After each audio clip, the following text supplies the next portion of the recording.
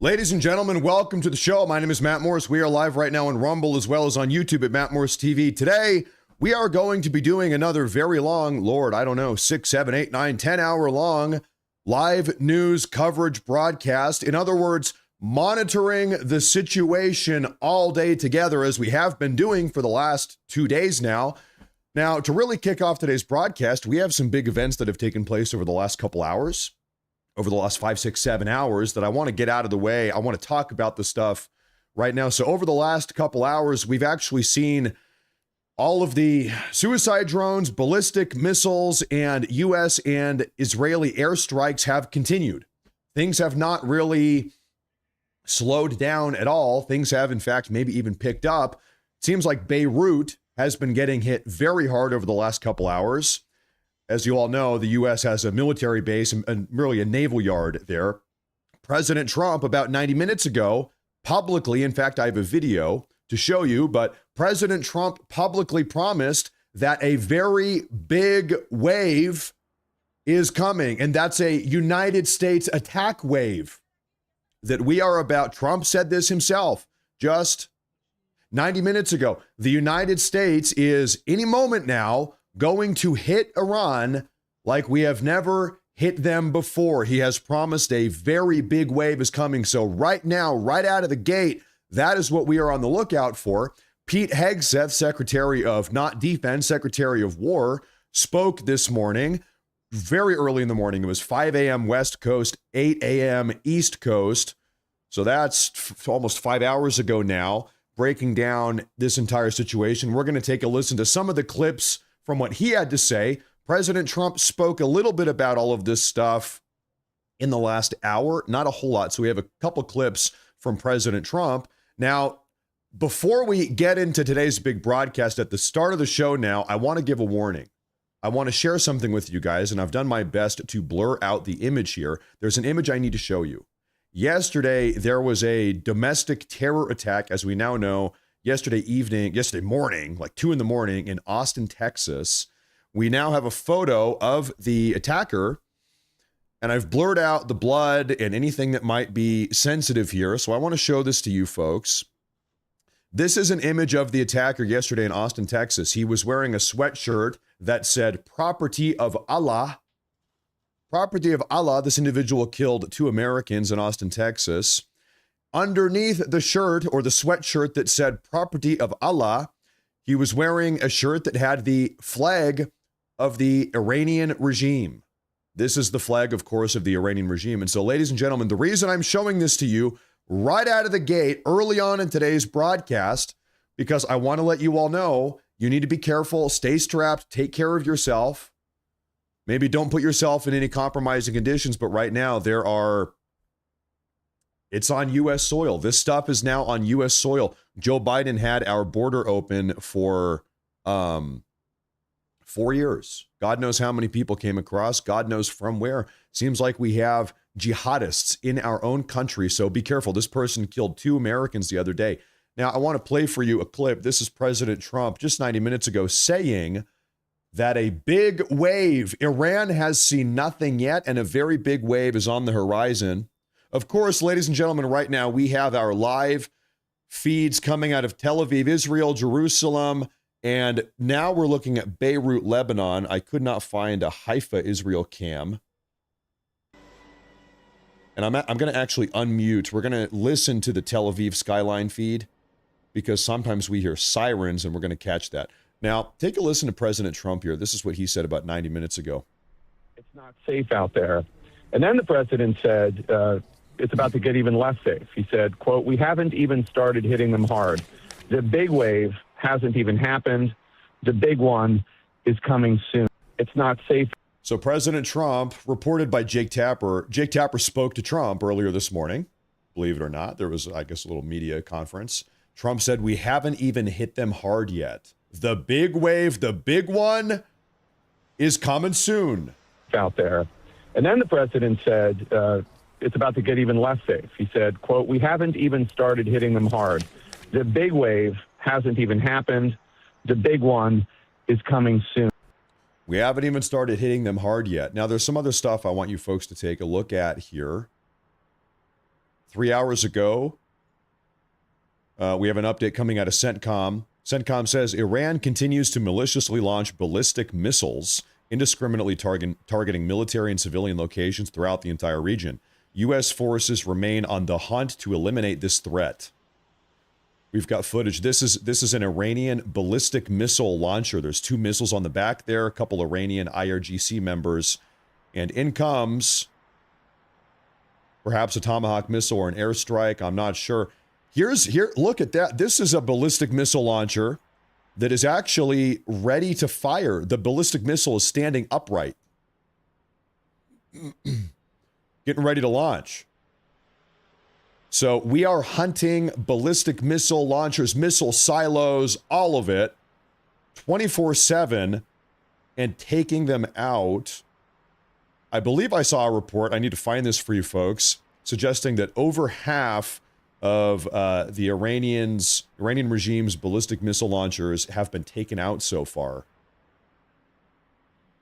Now, we also, this is astounding. This, take a look at this, coming from CENTCOM 2 minutes ago. Last night, U.S. B-1 bombers struck deep inside of Iran to degrade Iranian ballistic missile capabilities. As the president stated, we are going to destroy their missiles and raise their missile industry to the ground. Trump says we're going scorched earth on the Iranian ballistic missile program. Now, we all know that. We're hunting them right now, these ballistic missile launchers. What's this, though? Last night, we used B-1 bombers. Not B-2 stealth bombers. We used B-1 bombers. Why is that a big deal? Well, I'll tell you here in a minute. This is a B-1 bomber. Why is it very interesting, very curious update that now the U.S. is using B-1 bombers over the skies of Iran? Well, B-1 bombers are not stealth bombers. They're not stealth. B-1 bombers are not stealth bombers. And so if now, at this point, 2 days into the operation, if the U.S. is using B-1 bombers flying over the skies of Iran, what does that mean? That means that we have no worries at all. That means stealth is not needed. That means right now the United States is operating with complete and total impunity. We can do whatever we want over the skies of Iran. Testament by the fact we're using B-1 non-stealth bombers. So at this point, 3 days in, what are we, 3 days in? I don't even know. We have not just air superiority, we have air supremacy. We can do whatever we want. Trump, about an hour ago, spoke. Trump this morning, he was awarding, it was a Medal of Honor award ceremony, and he spoke a little bit, not too much, a little bit about Iran. One moment here. Already substantially ahead of our time projections, but whatever the time is, it's okay. Whatever it takes, we will always, and we have right from the beginning, we projected 4 to 5 weeks, but we have capability to go far longer than that. We'll do it. Whatever somebody said today, they said, oh, well, if the president wants to do it really quickly. After that, he'll get bored. I don't get bored. There's nothing boring about this. Do you agree with that, Pete? I don't think there's anything, Mr. General. I think there's nothing boring about it. Somebody actually said from the media, I think he'll get bored after about a week or two. No, we don't get bored. I never get bored. If I got bored, I wouldn't be standing here right now, I guess. So this is a little update from Trump this morning. He says, we are 1, ahead of schedule. 2, we think this will take maybe 4 to 5 weeks. That was the initial projection, 4 to 5 weeks to wrap this up. But we're ahead of schedule. I don't know. Maybe we're talking 3 weeks. Who knows? And then he also goes on to say that, however, if we fall behind schedule, if we need to go longer than 4 to 5 weeks, we can do that also. We don't have some urgent time constraint. If maybe this takes 5, 6, 7 weeks, we could do that also, God forbid. Trump stated he wants to destroy Iran's missile capabilities, annihilate the Iranian Navy, ensure Iran can never obtain a nuclear weapon, ensure Iran cannot operate external proxies. We do not want them to project power across the region. Now, this, I have some very, in fact, even I am a little bit mind blown about this. Very curious updates here, folks. So this is day one of the operation, okay? We saw this yesterday. Yesterday, it was a flash poll from Insider Advantage. Approval rating of Trump's actions, day one actions inside of Iran. So at this point, the Ayatollah Khamenei has been killed. We are 1 day into the operation, and there was a flash poll conducted. Approved, 54%. Disapproved, 37%. So day one, following the announcement of Khamenei's death, this so far had a 54% approval rating, which shocked me. That's high. We got another poll. This one is actually broken down by age demographic. This came out yesterday. So this is now 2 days in. We have another poll here. Approval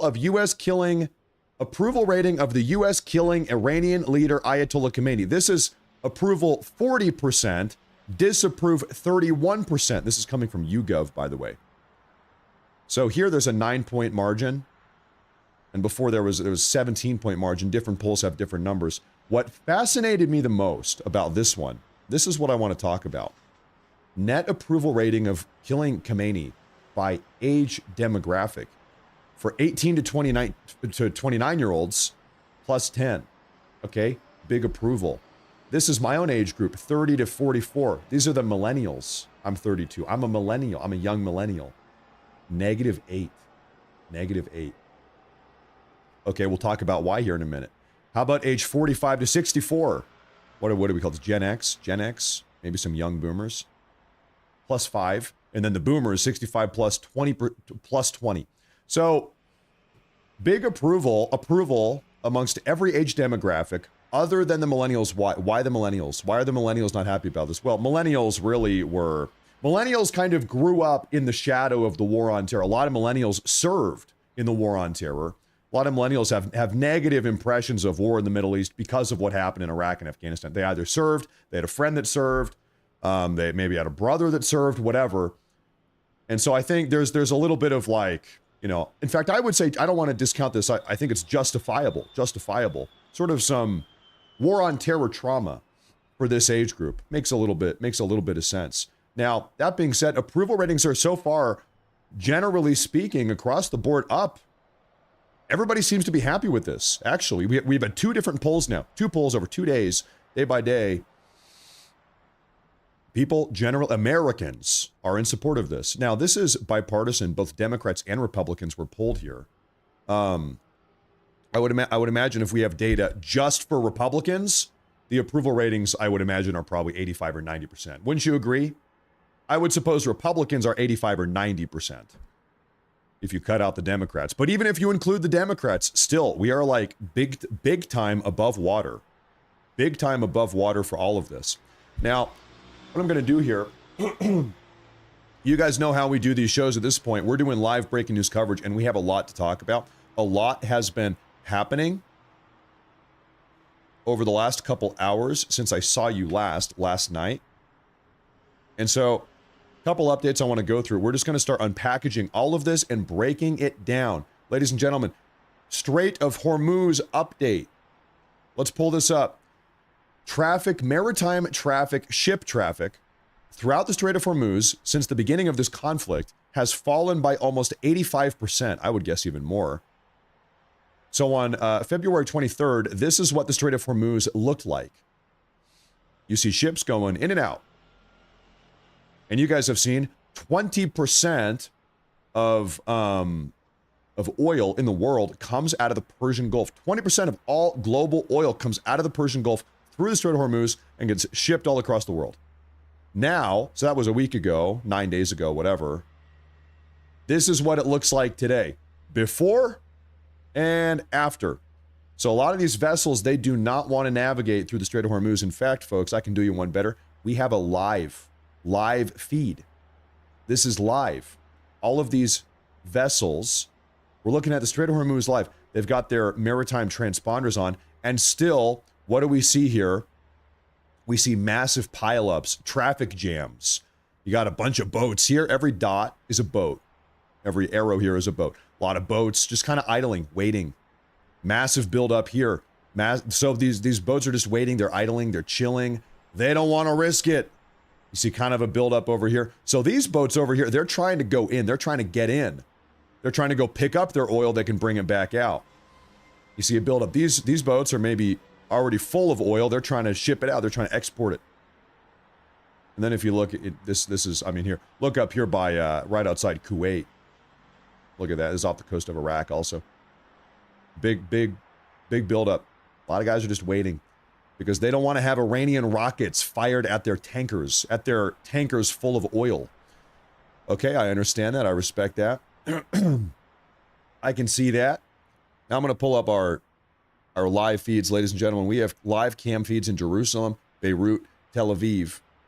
We're going to be here all day breaking it down. And to kick this off real quick, we have 10 gifted YouTube memberships from a lovely woman who goes by the name of Cassandra Hughes. Thank you, Cassandra. You know what? I need to today, I'm telling you, Cassandra, I need to simmer down my voice. I can't get too excited.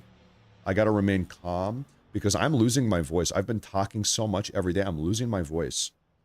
So I need to, okay, be calm, be mellow. I can't be yelling at you guys. I'm not going to yell at you, Cassandra. I'm not doing it. Thank you very much. Rick here, he says, Rick, thank you. When I teach active threat classes, I say if something makes the hair on the back of your neck stand up or get a gut feeling, don't ignore it. Trust your instincts. If you have legally carried, don't find yourself wishing you had it. Absolutely. And you know, I think this is a very fatherly, paternal thing. The second I'll tell you, I never really paid attention to what's going on until I had kids. Now I have kids. I'm walking through public. I'm walking through the shopping mall or whatever, wherever I am, and I'm.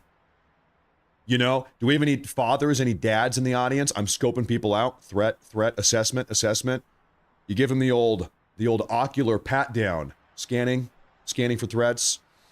Thank you very much. I appreciate that. And you're right, and you're very right about that too. Thank you very much. We have a massive $300 super chat. I think that's actually the biggest super chat ever that I've ever had in my life. This is from Raya. One of my favorites, Raya. She says, thank you for your dedication and hard work. We appreciate it. God bless you and your family. God bless patriots here. God bless President Trump and God bless America. From Finn and Raya, from Raya and her wonderful husband, Finn. They're both tuning in. Thank you very much. Raya, I appreciate that. And also, thank you for the good work moderating the chat. Every time there's a spammer popping up, you slice him down.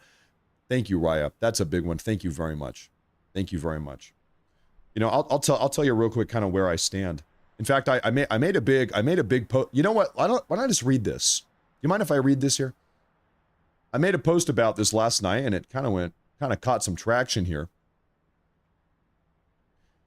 Something that everyone seems to be overlooking regarding this situation with Iran. The Trump administration's very clearly stated objective is to hand off operational control of the Middle East to our regional allies. To be clear, what is happening right now with Iran is President Trump's exit strategy. This is not Trump doubling down. Trump wants out. This is the exit strategy. Spread out amongst all of our U.S. military bases in the Middle East, we've maintained a constant on-the-ground presence of 45,000 U.S. military service members, costing us somewhere around $5 billion per year to maintain that presence. Trump wants this to come to an end. He wants to pull out. However, in order for this regional handoff and subsequent U.S. withdrawal to take place, the Iranian regime and its capacity to project military power, destabilize the region, and interfere with economic activity. You want to talk about interfering with economic activity? Here's an example. To the tune of tens of billions of dollars, perhaps hundreds of billions of dollars per day. Anyway, the Iranian regime's capacity to do these things must be shut down in order for us to pull out and hand off control. Step 1, cripple the Iranian regime. Step 2, hand off control to our allies in the region. Step 3, withdraw from the region. What you're looking at right now, what's happening, we're all tuning into this live. This is the final chapter of the Bush-Obama era war on terror. You all know that Trump has never been a fan of involvement in the Middle East really at all. In fact, in 2016, he campaigned against Jeb Bush, saying your brother got us into this stupid war. We never should have been there. So anybody here that's saying Trump is trying to get us involved in another war on terror 2.0, Trump, for really since 2005 that I've seen, Trump has always been anti-war on terror, boots on the ground, Middle East. This is Trump's exit plan. The reality is President Trump is the first president that we've had in over 2 decades that's actually taking steps towards concluding this never-ending Middle Eastern quagmire. This is the exit strategy. This is the exit plan. And so really that is what is guiding President Trump here. Oh, this is Beirut. Okay, we've got Beirut. Okay, I'm just making sure we have eyes on that. So I just want to put all this into context. I see some people, they're freaking out. War on terror 2.0. Trump is, it's actually the opposite. What we're witnessing right now, this is President Trump's exit plan, and he's the first president to ever actually put forth an exit plan. So thank God for that. And by the way, I'm not just making this up. It actually says all of this. Everything I have just told you, it says this in one, the Trump administration's national security strategy document. They released this 4 months ago. And also, not only does it say this in the Trump administration's national security strategy document released 4 months ago, but also it says it in the 2026 Department of War National Defense Strategy put out by the Department of War, I believe in January. So we've got 2 Trump administration documents breaking all of this down. This is what they want to do. This is what they're doing. This is their guiding principle, their credo to get us out of the Middle East. Trump wants us out. And so to that degree, I support what's going on right now because I agree we should not have 50,000 active duty service members in the Middle East. Trump has a plan to bring them home. We should stop spending money in the Middle East. Trump has a plan to bring them home. Okay, I agree. Let's get out. So anyway, on that note, I want to double back and say thank you one more time to the lovely Raya and her wonderful husband, Finn. Thank you very much. I appreciate that. Thank you very much. Massive amount of support. Now, okay, I need to get through the super chats because, folks, honestly, we have 10 million breaking news updates happening right now every single second. Suzanne says, well, I only have $10, but God bless you for covering this incredible time in history. Susanna, you never need to feel obligated to super chat. I am just blessed that you are here tuning in and sharing and being part of this history with us and with me and this community. Thank you very much. Susanna, thank you. Never feel bad. Patricia says, Raya and Finn are the supreme Morse force. That's true. Just a little super chat to remind you to calm your voice. You're right. You're right. I'm yelling at all of you. Thank you, Patricia. Thank you very much. Okay, you know what? I need to pause the super chats here. I need to pull up breaking news updates because I'm sorry, so much is happening right now that I need to get this stuff in front of you guys. It's all happening right now. Okay, first off, breaking news right now. Reports of air raid sirens and the activation of ground-based air defenses in Iraq's Balad Air Base to the north of Baghdad. Put the headset on. Okay, why would there be air raid sirens at this base in Baghdad? It's because Iran is attacking it. Either ballistic missiles or drones getting fired from Iran right now into an airbase north of Baghdad. So like I said, listen, the munitions continue to fly every single which way right now. There has been no reprieve. We have a massive super chat from Gigi's Got Your Back. Says, my daddy would never sit with his back to a door in a public place. I'm the same way, I know. Smart dad. He taught us that at a very young age. At 57, I still refuse to sit with my back to a door. Right? That's an old cowboy tip also, back in the old cowboy saloons. Take a couple teaspoons of honey for your voice. Yeah, I might need a cup of tea here with some honey. That's not a bad idea. Thank you very much. Thank you very much. Now, I do have an update. Breaking news right now. U.S. CENTCOM has just released... Okay, actually, we saw this. CENTCOM released footage, once again, taking out... These are Iranian ballistic missile launchers just in the last 90 minutes. footage coming out from CENTCOM. So these are U.S. airstrikes and potentially missile strikes also, like as in like Tomahawk cruise missiles. Now, something to show you. We also have another update here just now. The Israeli military said it has just concluded a series of strikes in Lebanon aimed at facilities linked to the Al-Qard Al-Hassan Association, a body it says bankrolls Hezbollah. Now, also, before we continue reading here, I want to tell you, we saw the Jordanian government come out and condemn Hezbollah. Hezbollah launched some rockets yesterday. We saw that together live. There's a very curious situation in Lebanon. Lebanon has an official, proper legislative government, but then also they have kind of a side government, and that is Hezbollah. So Hezbollah operates out of Lebanon, and they sort of co-lead the country, and they're not always in lockstep here. We saw Hezbollah launch some rockets. It was more symbolic or performative than anything else. They attempted to launch rockets into Haifa and North Israel. Didn't go well. We're going to talk about why here in a minute. But anyway, the official Lebanese government came out and said, we condemn Hezbollah. We do not want Hezbollah launching rockets from inside of Lebanon into Israel. Now, man, I need now that we're talking about this, I need to show you something. Operation Iron Laser, is that what people are calling this? Where's the foot? Here it is.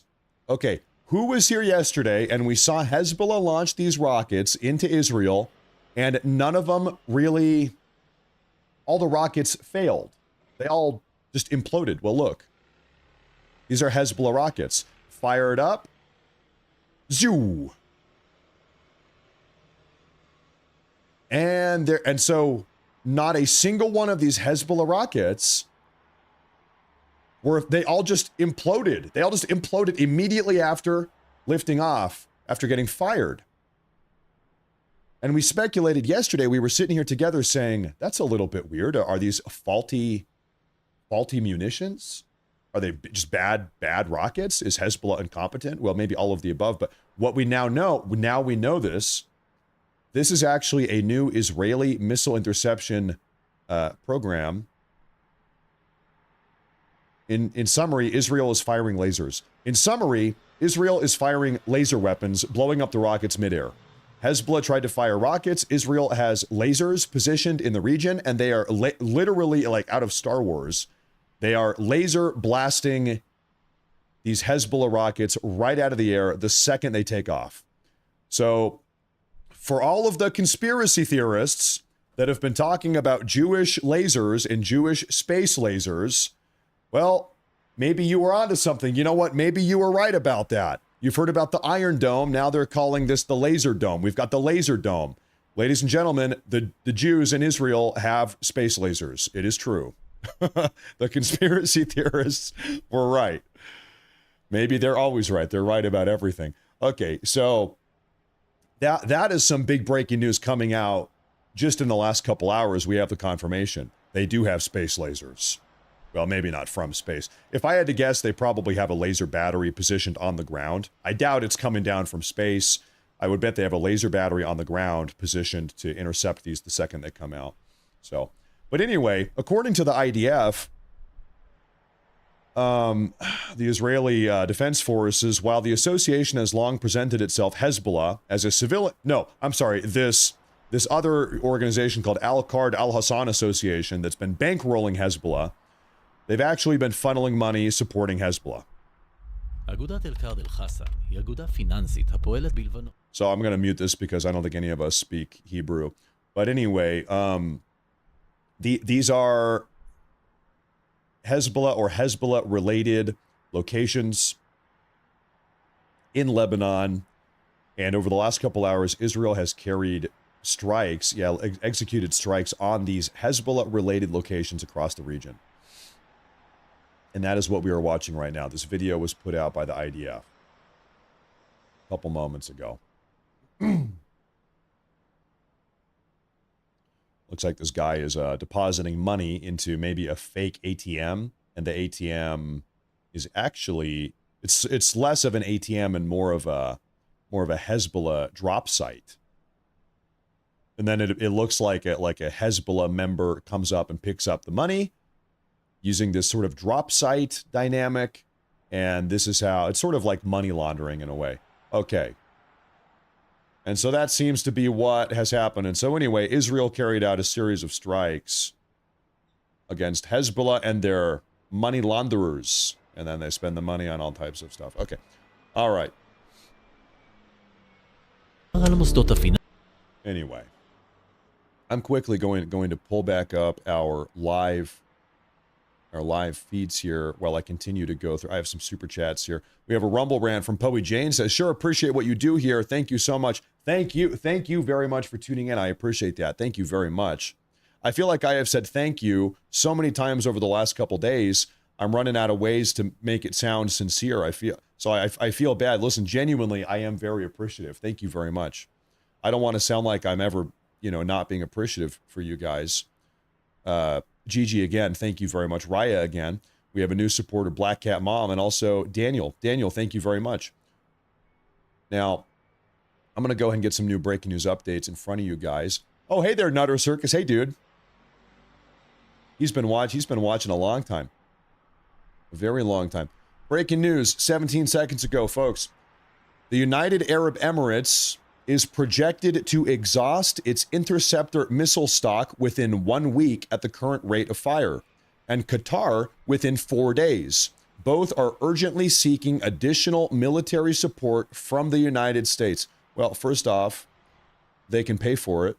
We're going to make them pay for it. That would be my first comment. Second off, is Iran even going to be successfully launching rockets 4 days from now? Okay, so we were it was Qatar, right? UAE has 7 days and Qatar has 4 days worth of supply.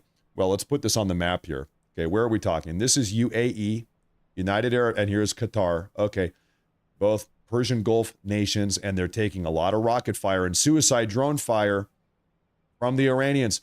Is Iran even going to be launching rockets and suicide drones 4 days from now? It seems like they have just had the living hell beat out of them, battered out of them over the last 2 days. 4 days from now, they might have nothing left. They might have nothing left. Time will tell. Time will tell. Also, another thing, we don't know how many more missiles or rockets or drones the Iranians have. They might be running out of equipment here pretty soon. Who knows? They've been letting them fly. Letting them fly. Willy-nilly. We have, okay, I have a report here. I think you guys will appreciate this.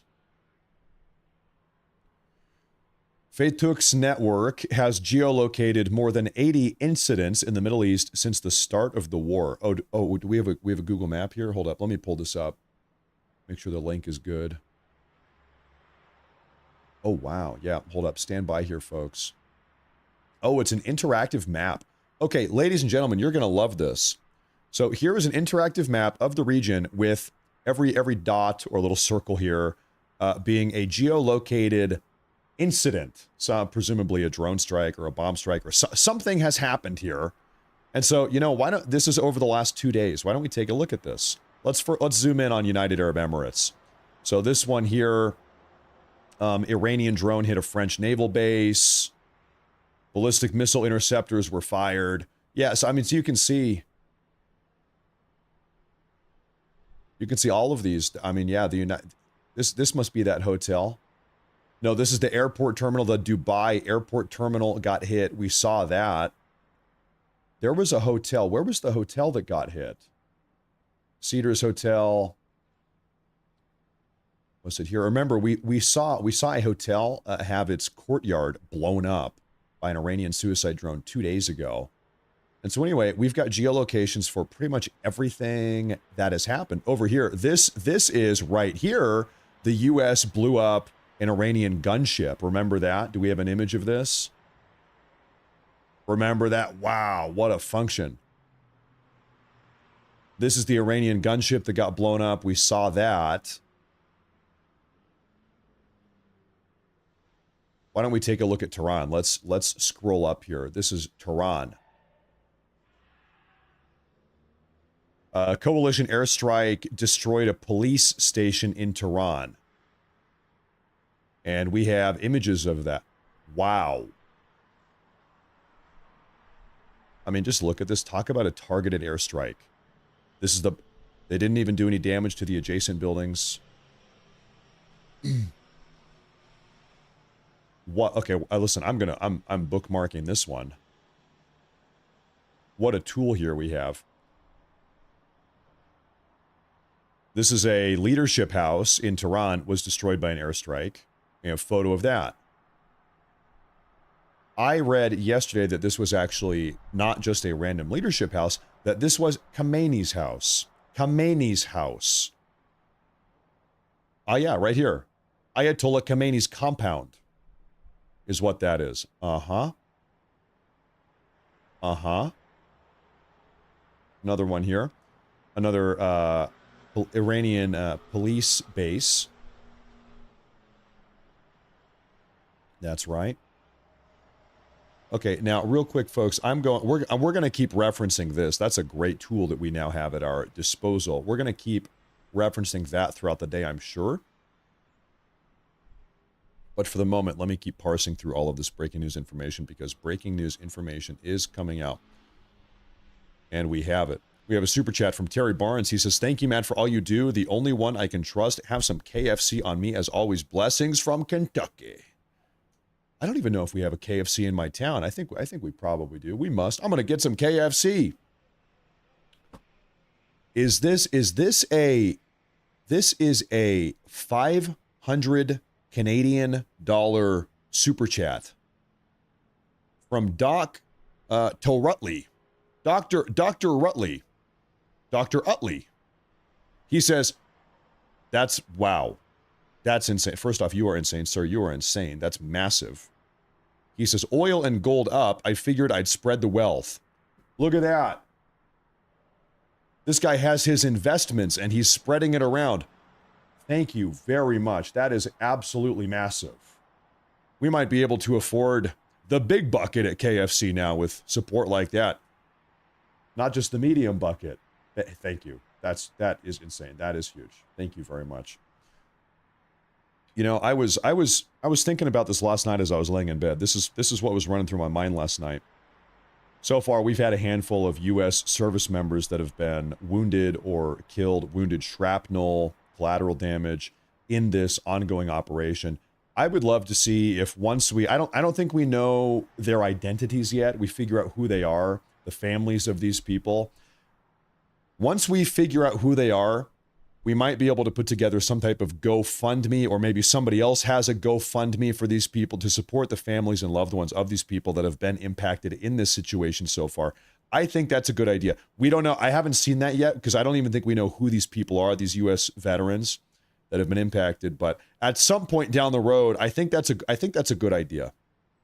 So I'm going to keep an eye out for that. That's something I was thinking about last night. Thank you very much. I appreciate that. Thank you very much. That's massive. Thank you very much. Thank you. Now I'm quickly going to do a quick scan here, ladies and gentlemen, because all of this is still happening moment by moment. So bear with me here. There's a story here that I need a moment to piece together for you guys. It's about these fighter jets. There was a friendly fire incident earlier today. And I want to show you what happened here.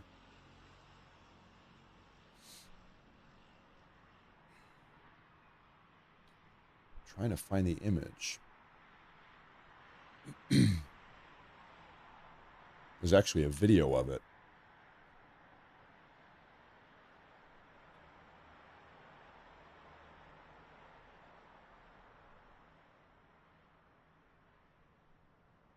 So, yeah, okay, I'm putting this together. It happened over the skies of Kuwait. I think I've got it all. Yeah, I think, okay.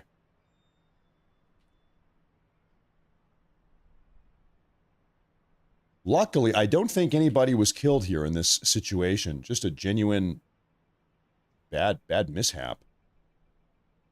So this is what happened here. Footage of an F-15 falling out of the sky, fighter jet falling out of the sky this morning over the skies of Kuwait in an apparent friendly fire incident.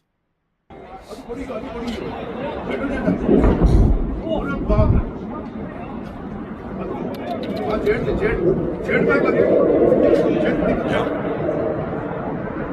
That is a fighter jet falling out of the sky.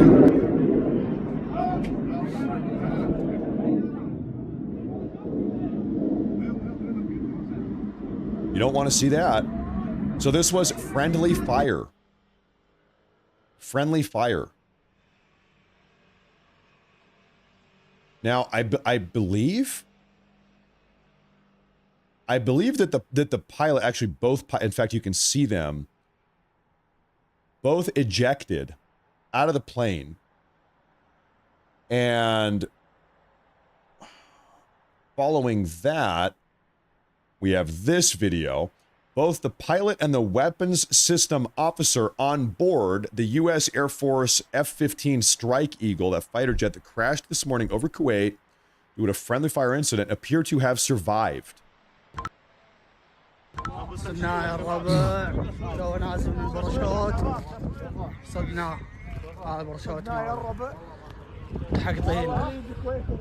So they ejected, they parachuted down. This is either the weapons system officer or the pilot, I'm not sure. One of the two guys inside the jet.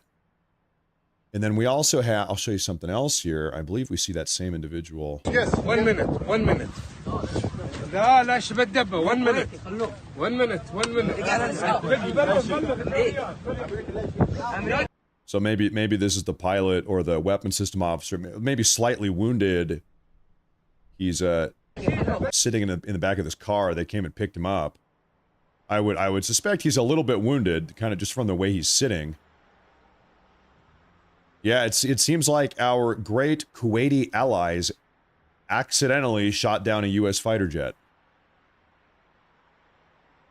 Our greatest allies over there in Kuwait. Someone said, where is Kuwait? Kuwait is right up over here. Right up over here.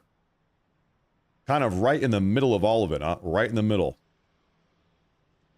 The omphalos, as maybe the Greeks would say. Anyway, right in the middle there.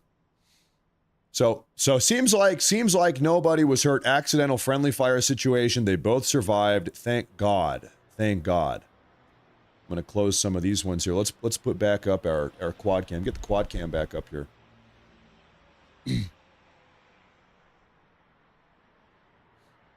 Oh, I'm seeing this. 3 jets. 3 jets were shot down. Is that right? 3 of them. They shot down 3 of them. That's what I'm seeing in the live chat. Okay, I have not seen that on the timeline here. Maybe I missed it. I'll take your word for it. And then all 6 pilots survived. Good.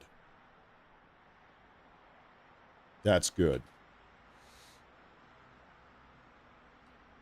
Now we have this here. Satellite imagery. Satellite imagery dated March 1st, obtained by Planet Labs, that's yesterday, and Airbus Defense Space, analyzed by the New York Times, shows extensive damage to naval support activity in Bahrain, the headquarters of the headquarters of the U.S. Navy's 5th Fleet, with several buildings being entirely destroyed. So, potentially here, the U.S. Naval Fleet Yard in Bahrain seems to have taken a lot of damage. Let's take a look at this. And there's after. And you know what? We actually have seen, we have the footage. We have seen this blast and one of these 2 blasts. I think this one here in the middle. We actually saw footage of that. Seems like it was a ballistic missile that hit this sort of storage facility, and then this was a radar tower or radar facility here that also got hit by a Shahed suicide drone. And we actually saw the footage of that. We saw that.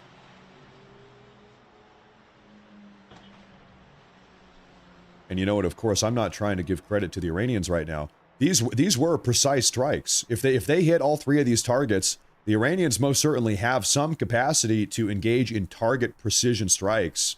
You can't deny that. These are target precision strikes that they carried out here. Hate to say it.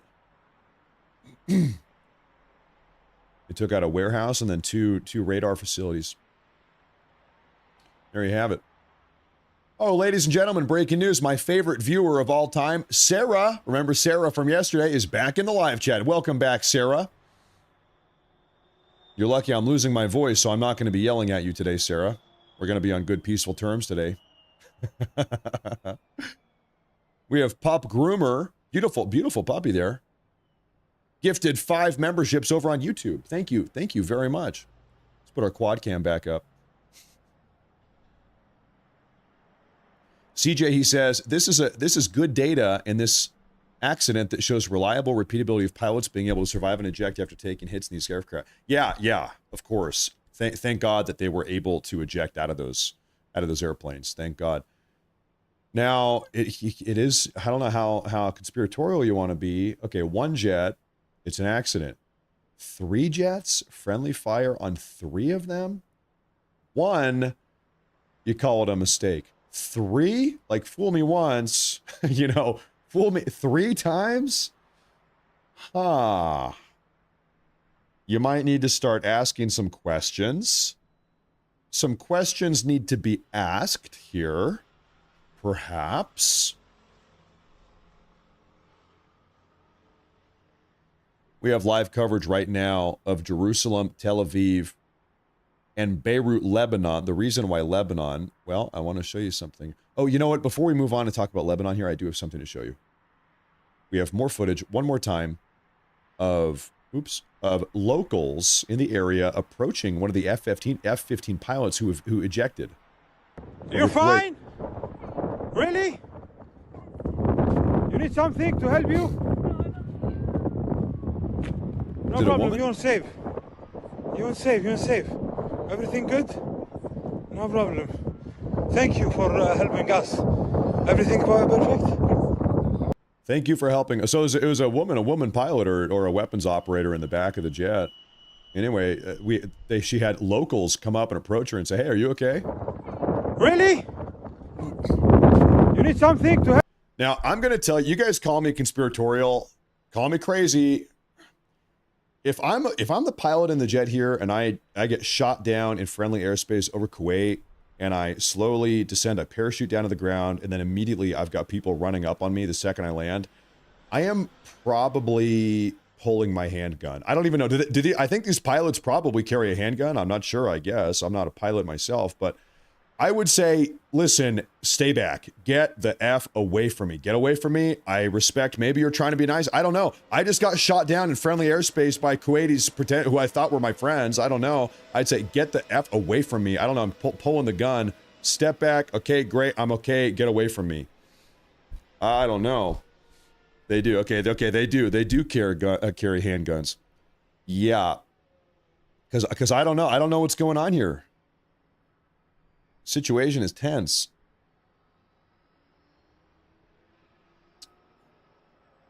That's what I'm thinking. That's a minimum. Hey, that's what I'm thinking right now. Respectfully, get away from me. Stay away from me. Now, we've got some news coming out of Northcom. This is actually last night, but I want to give you the update here.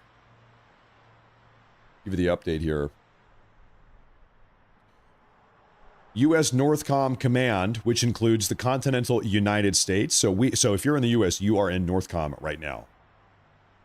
Continental U.S., Alaska, and Hawaii in the Northcom region has just instructed bases and other military facilities across the country to implement updated installation access procedures effective March 1st yesterday.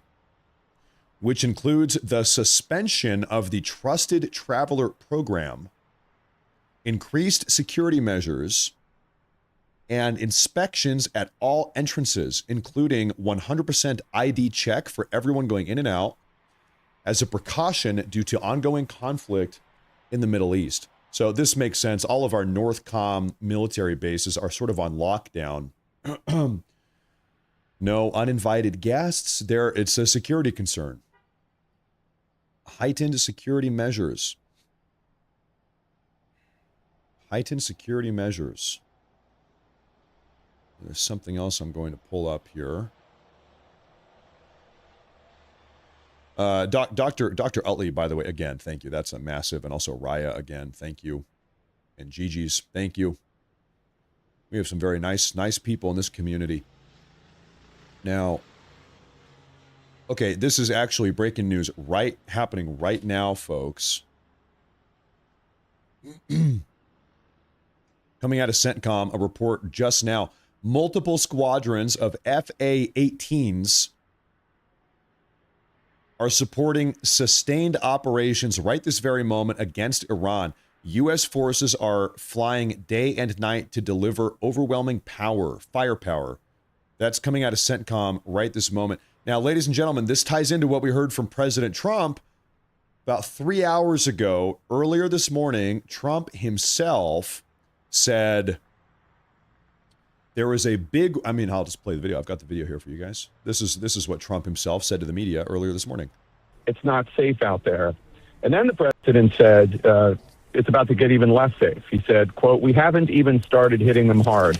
The big wave hasn't even happened. The big one is coming soon. So the big attack wave from the U.S. attacking Iran is coming soon. We haven't even started hitting them yet. We haven't even hit them hard yet. The big wave is coming soon. This is from President Trump 3 hours ago now, talking to the media earlier this morning. Trump says, we've barely even hit them yet. We've barely even started. That's coming from Trump. And so right now, everybody is on the edge of their seat. Everybody's on the edge of their seat waiting now to see what comes next. President Trump is alluding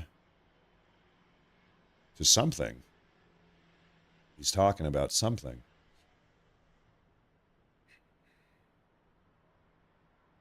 Now, exclusive footage just released 1 minute ago shows an IDF fighter pilot hitting targets in Iran while evading an Iranian missile. Oh my gosh.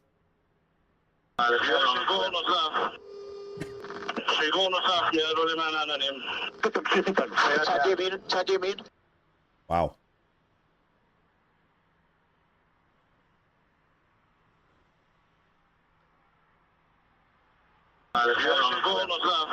So okay, we're making sense of this. This is an Israeli pilot flying right now over Iran, dodges an Iranian missile, surface-to-air missile. What is this here, man? I wish I could read Hebrew, whatever the hell this is here. I just don't know what we're looking at. Let me go to Grok. Maybe Grok can translate this for us. Grok, translate. Translate that for me, please. What does that say in English? This says, it says, I saw the pilot. Oh, no, it says the pilot. The pilot. Allegedly, the cockpit. Okay. So this is the cockpit, the pilot. Is what that is. Okay. And this is the Iranian missile. It's down. It says, oh shit. Well, hey, now I know we actually have some people in this community that are reading Hebrew. Astounding. We've got some Hebrew readers in this community today.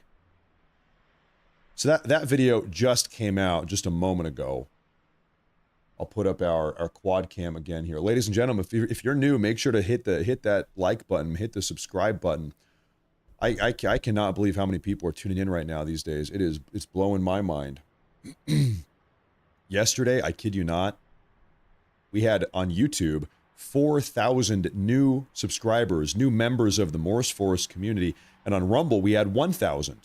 A little over 1,000 on Rumble.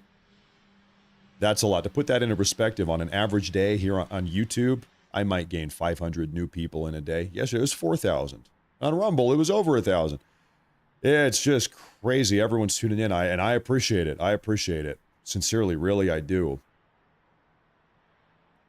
Oh, you know what we haven't done, folks? I said we had some statements from Pete Hegseth. We haven't even looked at them yet. We haven't even taken a look at them. Hegseth spoke very early this morning. I think everybody was asleep. We have a report here. Potentially, it's a little bit referential. After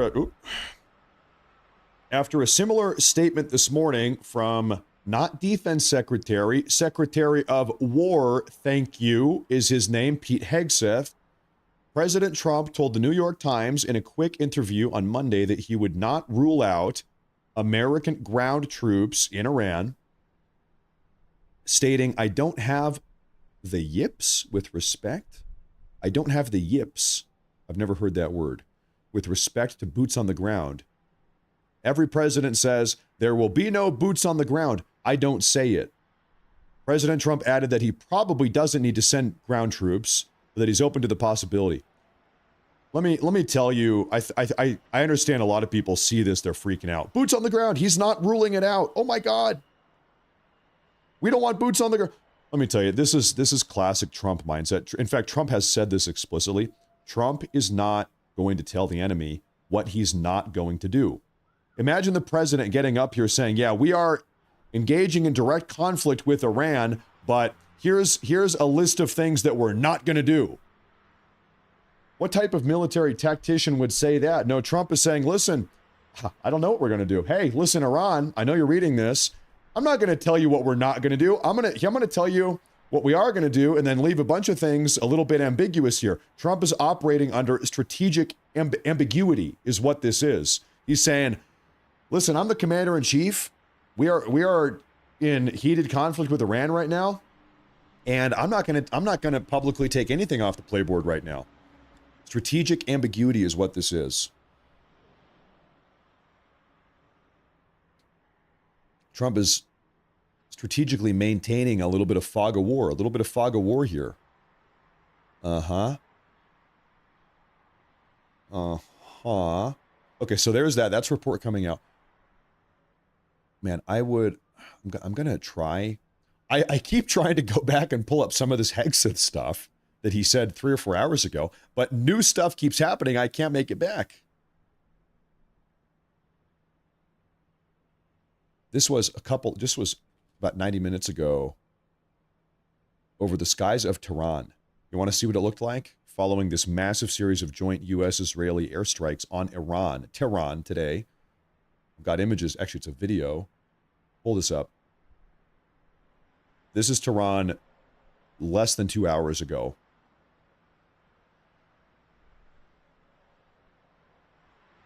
And you see a whole series of target precision airstrikes. I mean, count them up. So 1, 2, 3, 4, 5, 6, 7, 8. And that's just the ones that we can see.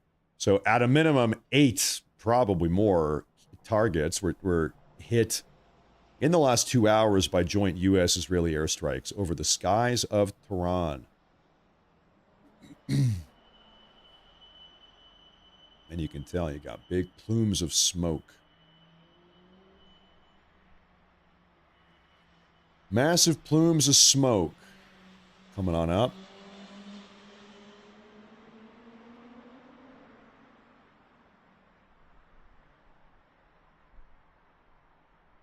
We also saw a couple hours ago more airstrikes over Lebanon. There's a reason why we have our Beirut, Lebanon cam right now. We're looking at Beirut, Jerusalem, and Tel Aviv.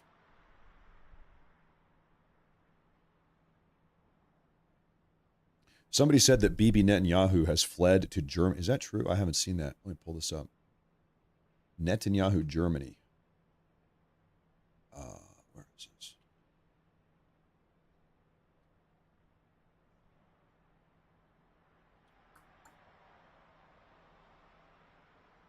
Well,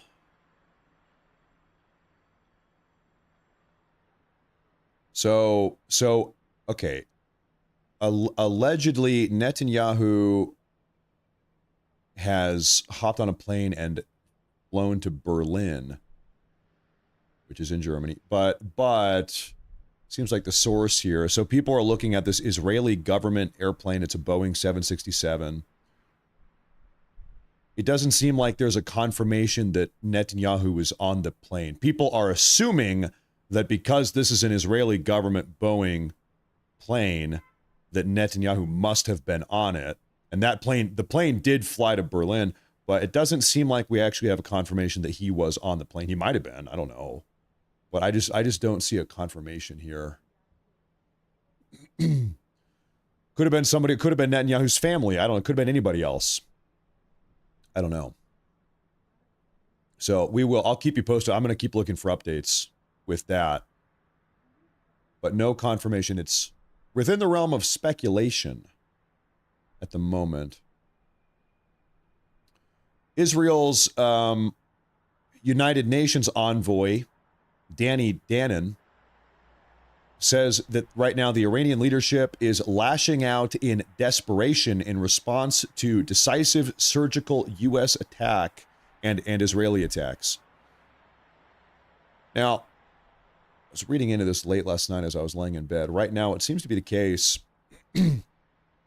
What seems to be the case is that the top-down hierarchical command structure of the IRGC has effectively been ripped to shreds, but that the Iranians, the Iranian regime, they have an emergency backup protocol. They have sort of distinct command. They've got a very decentralized, distinct command structure. So in the event that the head has been severed, and it seems like it has, you've got different autonomous, distinct sort of command points where now rather than a top-down command structure, now they have maybe 20 or 30 or 40, who knows how many, distinct sort of solo operator command points, and they're all now calling their own shots. They're all operating independently of one another because that central command has been taken out. You know, I don't know how many independent command points of command they have now. 20, 30, 40, 50, I don't know. But that seems to be the case. Yeah, and then also that all of these independent command points now that they have sort of preemptive orders. They all have an order of operations. They all got orders on what to do in this event, should it happen, and now it has happened.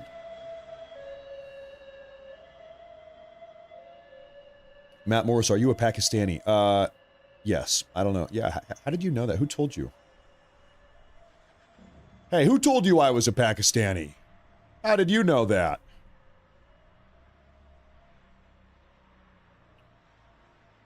An Iranian drone has just hit the city of Manama, the capital of Bahrain. Bahrain has just been having the living hell battered out. I've got a photo here for you. Stand by here. Am I inbred? Yeah, listen, so what? My mom and dad are brothers. Yeah, I'm Pakistani. Yeah, hey, I'm Pakistani. My mom and dad are brothers. Who cares? It's not even that big of a deal. My IQ is 53. It's not even that big of a deal. Coco the gorilla is smarter than me. A highly trained gorilla is smart. It's not that big of a deal. I don't know why everybody's freaking out about that. Here we have an update. An Iranian drone strike has just hit a hotel in the city of Manama, the capital of Bahrain. I'll show you on the map here in a minute. This drone strike injured 2 employees with the U.S. Department of Defense over the weekend, according to a diplomatic cable from the State Department. So here's a photo. Hotel, Bahrainian hotel. Now, Bahrain, of course. Here you go, ladies and gentlemen. Manama. Why don't we drop down on the street here? You know, speaking of wives, it sure would be great if my wife is tuning in, I could sure go for a little snack, a little breakfast. That sounds good. Ah, the Peacock Carpet Center. They spell it the British way. They spell it the stupid way. Okay. Well, so we're on the streets of Manama here in Bahrain, and Bahrain has just been having the living hell battered out of it. take a look at marine traffic off the coast of Israel right now. You see anything weird? No, not particularly. Yesterday, we saw a lot of strange behavior right off the coast of Cyprus. We saw Royal Air Force fighter jets swooping around between Cyprus and Lebanon, hunting Iranian drones, potentially even Hezbollah drones. I think they ended up being Iranian drones. We saw one drone from Iran actually did some damage at a Royal Air Force base on Cyprus, also air base.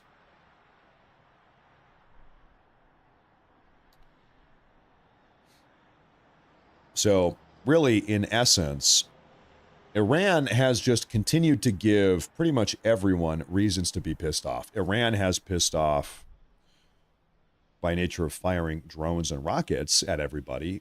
Iran has pissed off the United Arab Emirates, Qatar, Bahrain, Saudi Arabia, Kuwait, Jordan, maybe Jordan. I'm not sure how mad they are. Israel, obviously. The United Kingdom. Germany, France. The European Union, we saw that they are relocating 2 French naval vessels. Destroyers, maybe. I'm not sure. I have to double check. Relocating them to the Eastern Mediterranean. They're doing some repositioning. So Iran has done a very good job of pissing off everybody in the neighborhood, and then also people that don't even live in the neighborhood.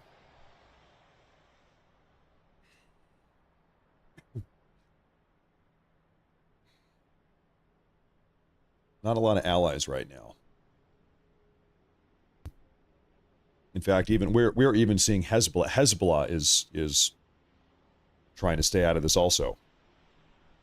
Yesterday they launched sort of a very symbolic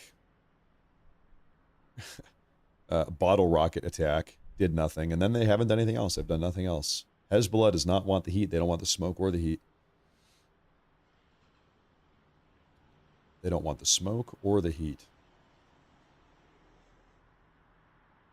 I've seen a lot of people say that Trump is not going to be able to establish any sort of new leadership or regime without boots on the ground. That the only way this goes the way Trump wants it to is to have boots on the ground. It's an inevitability. It's only a matter of time.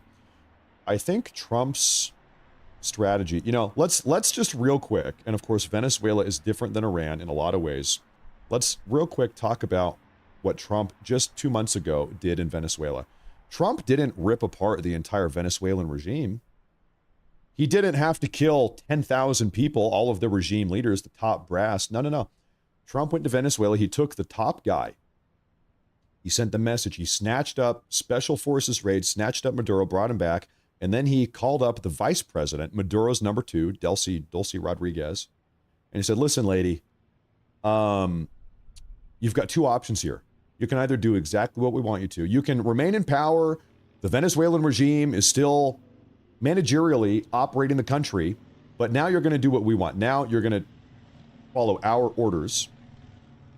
You're going to bend to the will of the American government.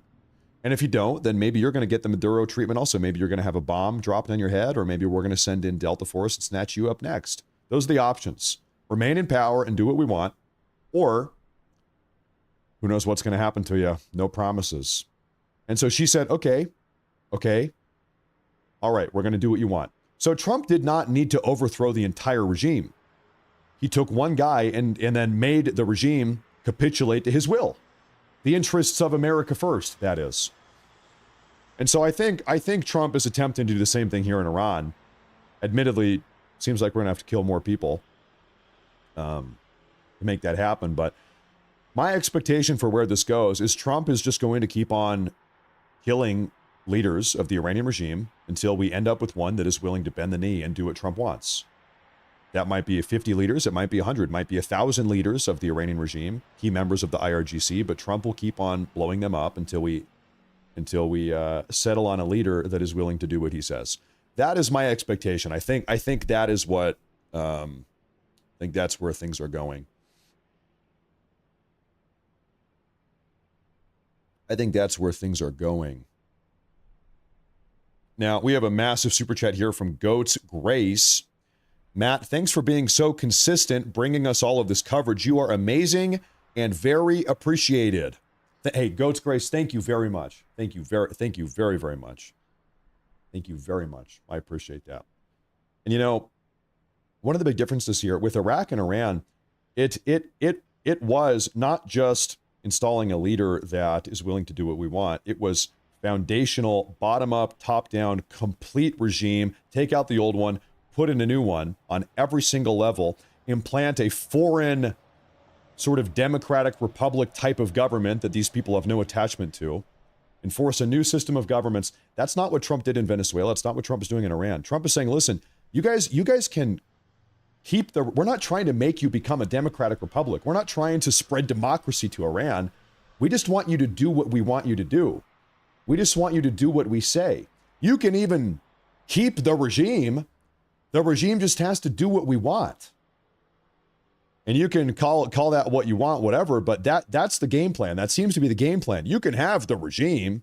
The IRGC maybe even can remain in power, but the IRGC has to do what we tell them to do. That's the deal. That seems to be the objective here. I don't really think Trump could give less of a crap whether or not there's a functioning democracy in Iran. I don't think he cares about that. I just think he wants Iran to do what we want them to do.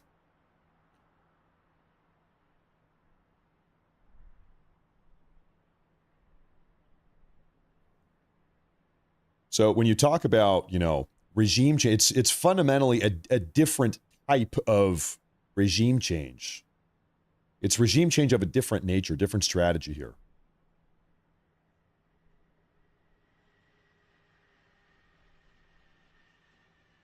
Okay, we have a breaking news update here. We have a breaking news update here.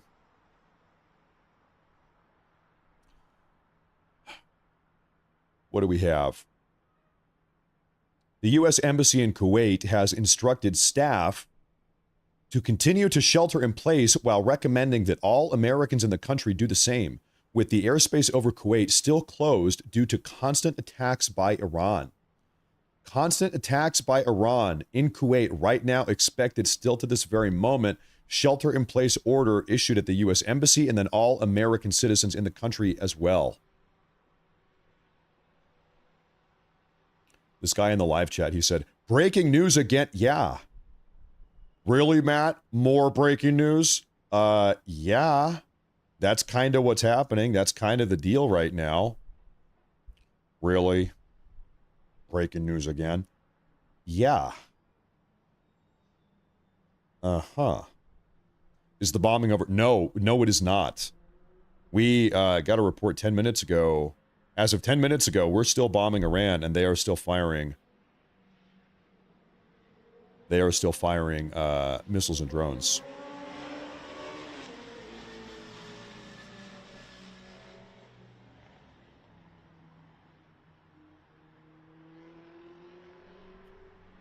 That's right.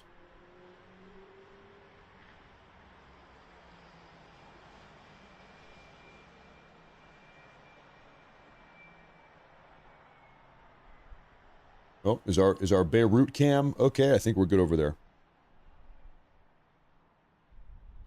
That is right. No, since going live with you folks today, what, 45 minutes ago, 1 hour ago, I have not heard any air raid sirens yet this evening. No, I have not. Not in the last hour.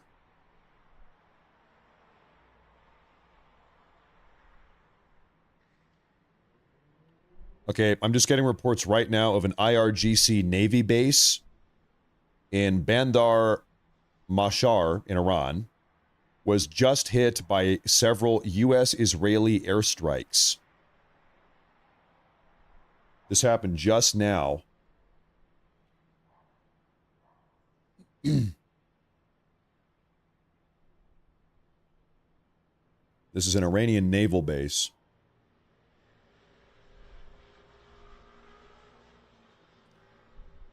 This appears to be in northwest Iran. Well, southwest, I guess, yeah. I'll pull this up for you. So somewhere, I'm not sure exactly where along the coastline this is, but we just struck an Iranian naval base. Could be anywhere, I'm not sure. It doesn't look like a naval base here. But anyway, the point stands, the strikes are still ongoing. Now we're over in Iraq. The strikes are still ongoing.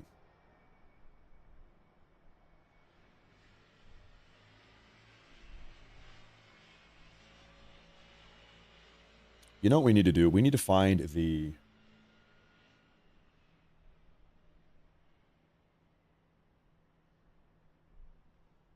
Yeah, this is probably a good idea. This is probably a good idea. What we need to do is find the closest living relative of this guy, the God King Xerxes. Xerxes.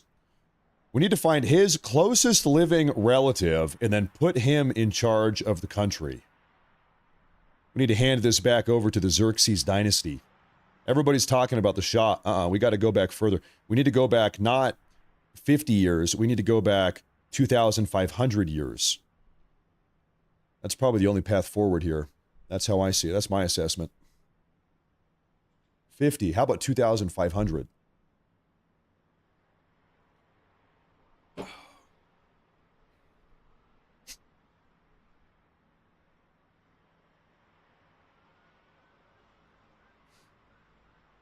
I'm doing a quick scan here.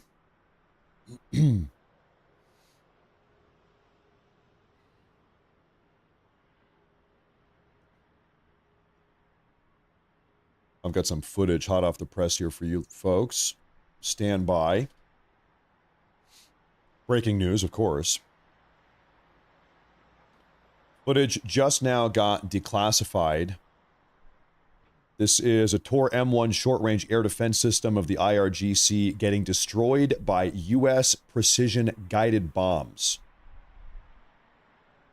And goodbye, and there goes your defense. So once again, this is an Iranian Tor M1 short-range air defense system. IRGC. Just got blown up by some guided bombs. And goodbye. Can I pull up an image of what this thing looks like? What does this thing look like before it got blown up?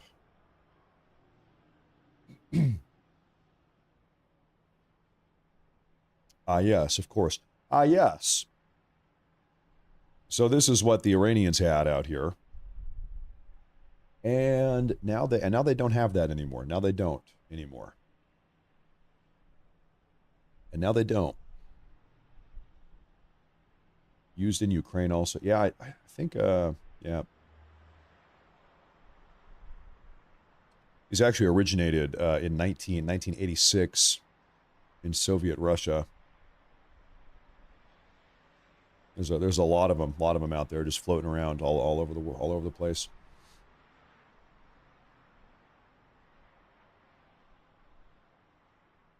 They've been selling them to everybody. Goodness gracious, good Lord. So, ladies and gentlemen, once again, right now, as a little reminder, really the big, like, kind of overarching theme of the day here is that 3 hours ago, President Trump promised that a big wave, a big attack on Iran is coming. He said, we've barely even started to hit Iran. We haven't even really touched them yet. He said the Iranians have seen nothing, and that very soon, he said this 3 hours ago, we're going to hit them harder than they've ever been hit before. So that is kind of the overarching situation, the dynamic. Of course, we have a bunch of little breaking news updates scattered along the way.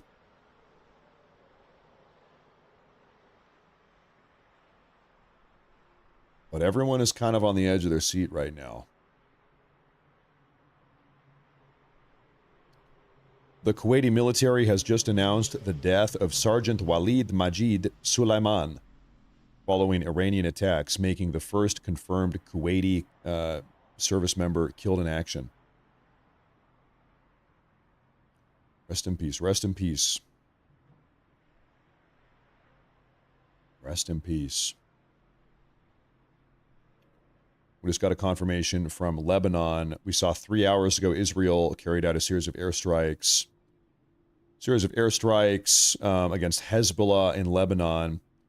Lebanon has now just confirmed that 52 Hezbollah combatants were killed a couple hours ago.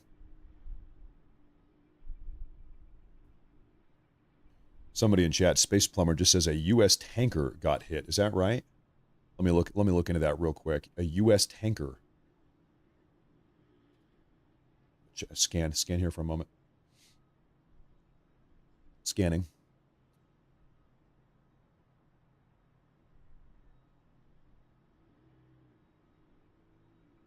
Can I tell you something terrible? Can I tell you folks something terrible? Totally unrelated to Iran, by the way. I am craving Panda Express. I know it's terrible. It's so bad for you. It's like the most unhealthy thing in the world. Man, I am craving Panda Express. It's bad. You ever have a craving like that?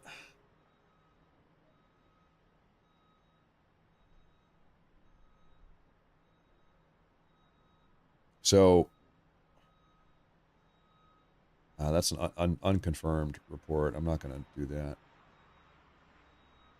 I'm looking into a tanker. Allegedly, a U.S. tanker got hit, but I'm just not I'm not seeing that yet. Maybe we'll see it soon.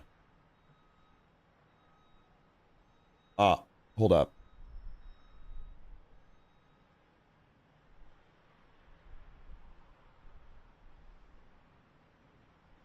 We might have a report coming out here.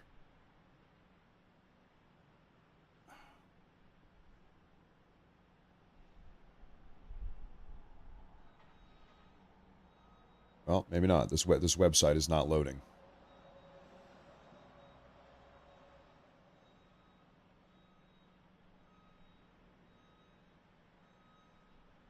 While we talk about maritime traffic, why don't we do this at least? Let's go up and pull up our maritime traffic tracker. We have a live feed of the Strait of Hormuz right now, ladies and gentlemen. You know what? Why don't I just do this? There you go. This is the Strait of Hormuz, ladies and gentlemen. That's a good one. That's a good view right there. Man, I don't know why we didn't think of that sooner. So, not a lot of traffic. In fact, it seems like a bit of a traffic jam in the Strait of Hormuz.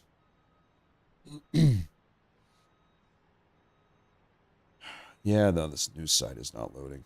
I'll tell you what, a lot of these news sites that are currently reporting on what's going on in the Middle East, they're getting so much traffic. So many people are doing what we're doing, looking up the news, that a lot of these websites are crashing. They're getting overloaded.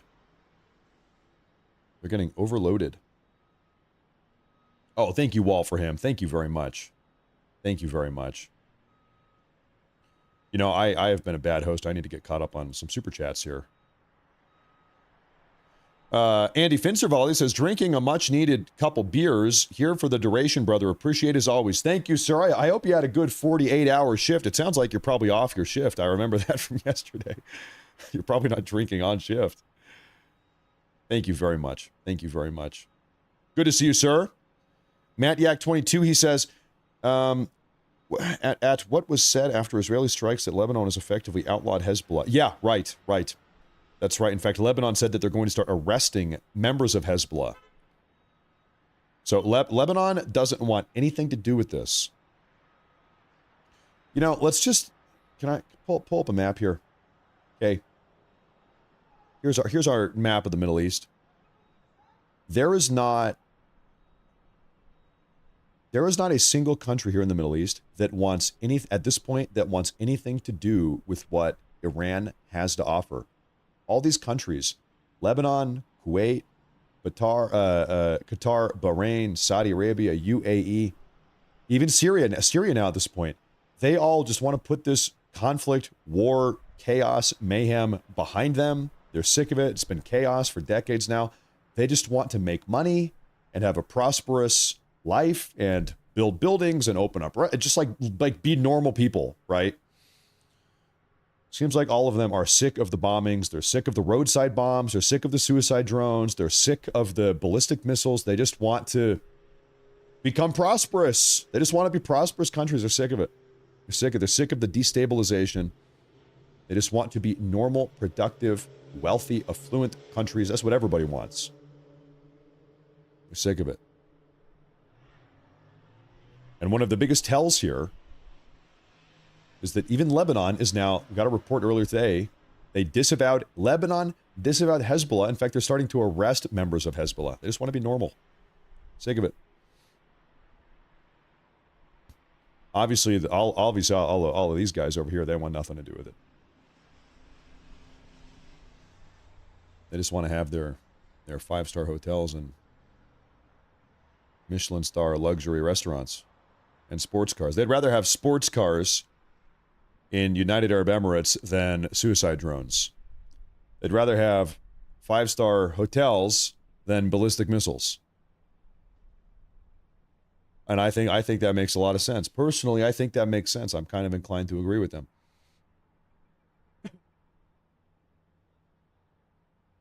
Show us the Tel Aviv cam. Here, we've got the Tel Aviv cam up right there. We've got it. And I'm just going to double check. All of these are live. Yep. Sometimes these broadcasts, they stutter and then you lose your live. But no, we're live on all of these. We're live.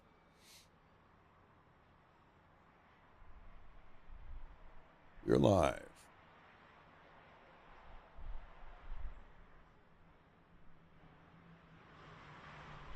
Oh, wow. Oh, my gosh. This is footage from about an hour ago here.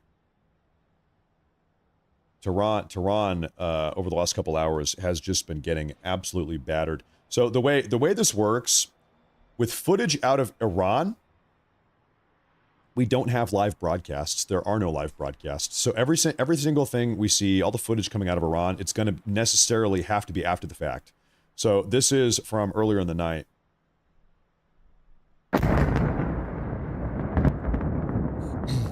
This is Tehran, a couple hours ago.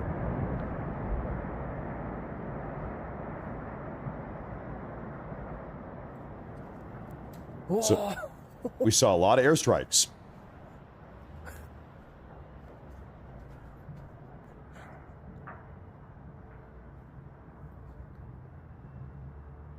That was a big one.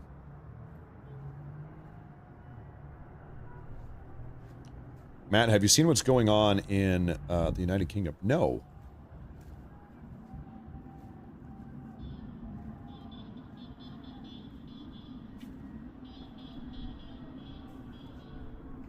One moment here.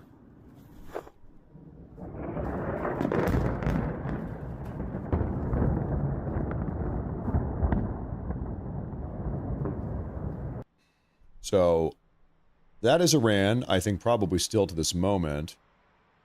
So with the United Kingdom, we saw, of course, Keir Starmer come out yesterday afternoon and effectively give his support to the Trump administration. He said that the United Kingdom is going to protect their assets, potentially even engage in preemptive defensive strikes attacking Iranian missile launchers.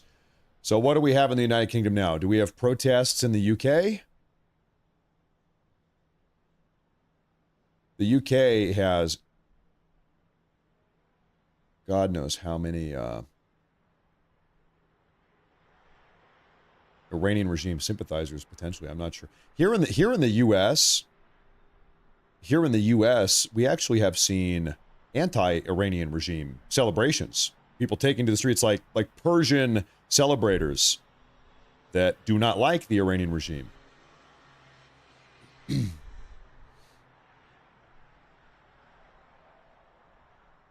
I want to show you something here.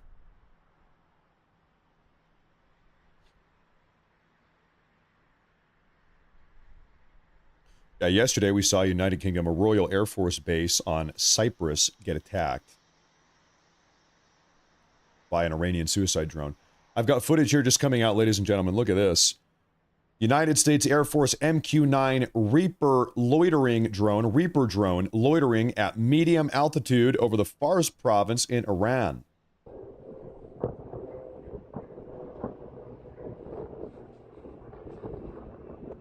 This is over Iran. You do not want to look up and see one of these, and you can tell this thing is loaded up. What are those things under the wings? I think we all know. He's just hanging out.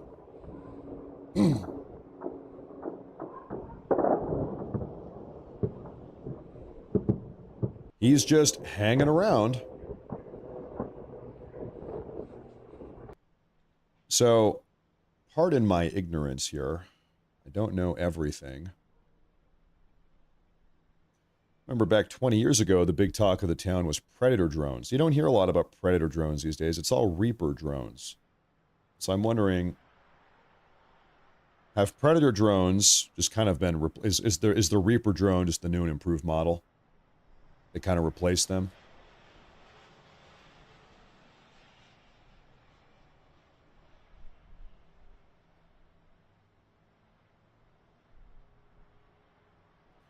Yeah.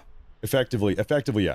The Reaper drone has effectively replaced the Predator drone in the U.S. Air Force. That's what I'm seeing. Okay. The Predator drone, which entered service in 1995, became iconic for its role in intelligence, surveillance, and reconnaissance, and armed strikes following 9/11, was officially retired by the U.S. Air Force in 2018. The retirement marked the transition to an all MQ-9 Reaper drone fleet for all of those same type of missions. Okay. Okay.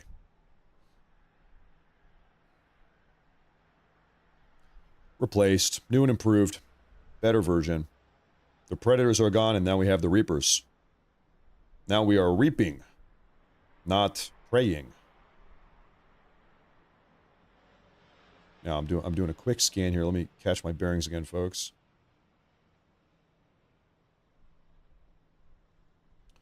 Okay, we have a new report coming out of the Iranian state media 2 minutes ago. The IRGC has just declared that those responsible for killing Ali Khamenei or threatening the Iranian security will not be safe even at home. Per Iranian state media, the IRGC has said, if you were responsible in some shape or form for killing Ali Khamenei or threatening Iranian national security, you are safe nowhere. You are safe nowhere. That's coming out of the Iranian propaganda media, okay? Thank you. Thank you. Okay.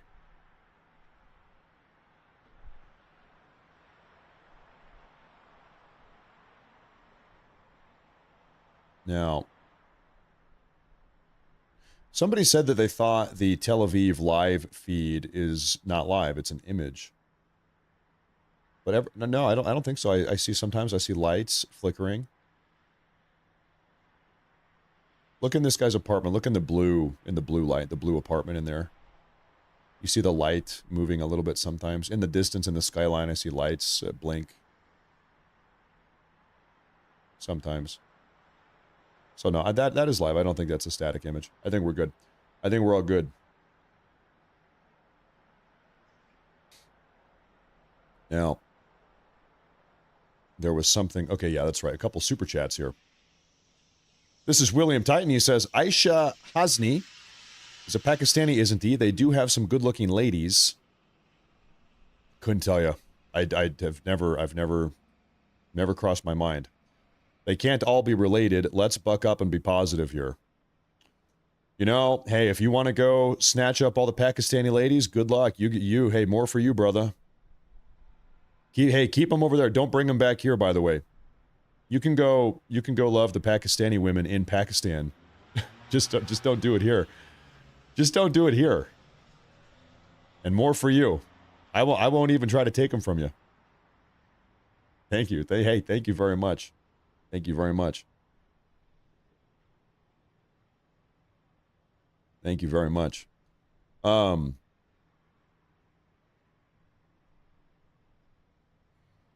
Just getting caught up here. Gurun. She says, 1 Stella. Hey, thank you very much. Hey, I appreciate that. I appreciate that. Thank you very much. Now, remind me, where is ISK? It's Kroner. Is that the Dutch Kroner? Where is that?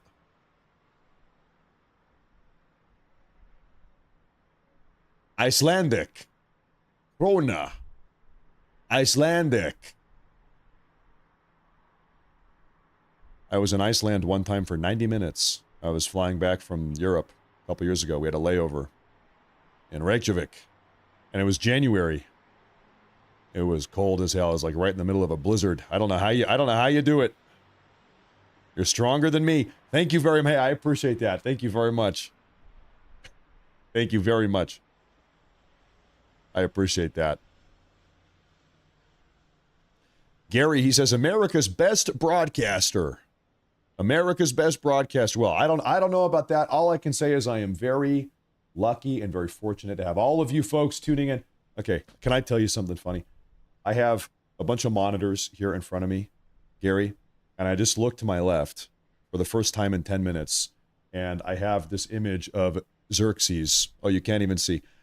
I looked over here to my left. I had a big image of Xerxes on my left monitor. I forgot I left that open. I pulled up Xerxes. I said, oh, hey, Xerxes. Hey there. Oh, hello. Thank you very much, sir. Oh, what's that? What is that? Oh, that looks good. Thank you. It's better than Panda. Thank you very much. Thank you very much, sweetheart. My wife, she heard that we were talking about Panda Express. I don't know, I can't even open it. She ordered some, I don't know, some Japanese, something Japanese. I don't know what it is. I don't know. It's a little bit healthier, I guess. Okay, let's get back to the show. That's enough silly business. We're back to the show. JRG Projects, he says the Iranian currency is in chaos at this point. The 12th Imam religion, yeah, they're 12ers, states that the more destruction and mayhem, the closer their savior appears. The supreme leader was like their pope. That's why their response was random. So for those of you that do not know, the Iranians, they follow a very special sect of Islam. They're called 12ers. As in the number, they're called 12ers. And what they believe is that there is it's sort of a doomsday, apocalyptic doomsday prophecy, that in the end times, there will be the hidden Imam. His name is the Mahdi. The Mahdi, I believe, is what they call him. The 12th Imam, the hidden Imam. He will reappear, sort of a prophetic character. He will reappear and he will smite the enemies. Cha-cha-cha. He will smite down all of the enemies of Islam and deliver his chosen people sort of into a new golden era. And so anyway, I think perhaps that's probably influencing some of the Iranian behavior. This very extreme denomination, I guess you could call it, of Islam. It's sort of almost like a doomsday cult. They're seeing the doomsday. Maybe they're trying to bring about the doomsday apocalypse. The Mahdi. Frank Herbert, the author of the Dune series, was actually influenced when writing Dune. For those of you that have read the books or seen the movies, maybe. He was influenced by this. He took inspiration from this sort of sect of Islam when he was writing the books. In the books, what are they? The Muad'Dib? Not the Mahdi, the Muad'Dib. Paul Atreides. He's this prophetic character, right? You remember that, yeah. Yeah. Frank Herbert, also the author of the Dune books. Fun fact, he wrote those books while he was in the Oregon dunes. My home state is Oregon. We have these dunes. They're big deserts. You wouldn't think they're there, but they're there. Anyway, I guess Frank Herbert was taking acid while living in the Oregon dunes. He'd go to the dunes, he would take acid, and then he would write his books. That's what I read, at least. That's what I heard. Hey, they're good books. It's a good book. I read 3 of them a long time ago.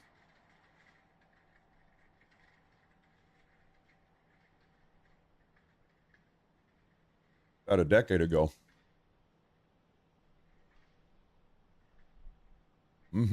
Oh, ladies and gentlemen, breaking news, breaking news. Breaking news here, stand by.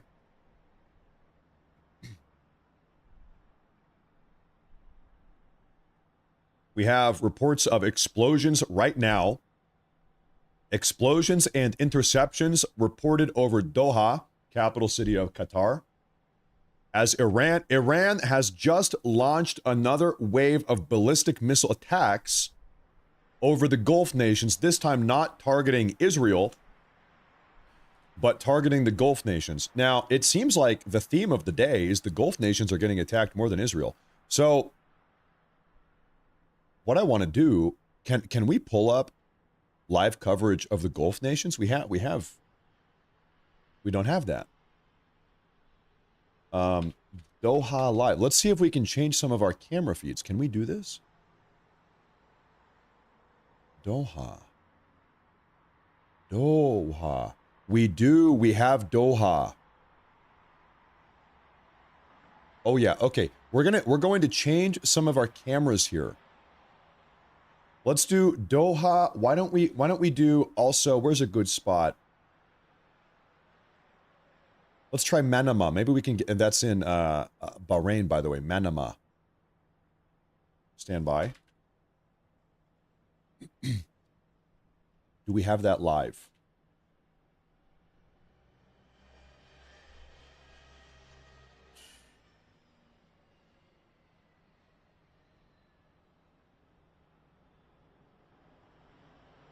Yeah, I think maybe nothing is going to happen in Beirut. I think you might.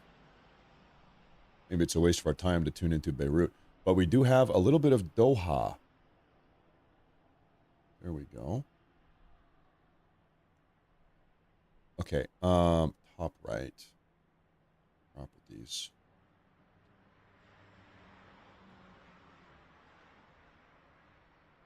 Doha, Qatar. We've got Doha. Allegedly ballistic missiles inbound.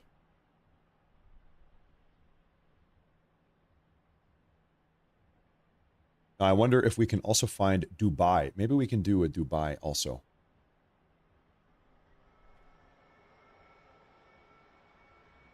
Dubai live.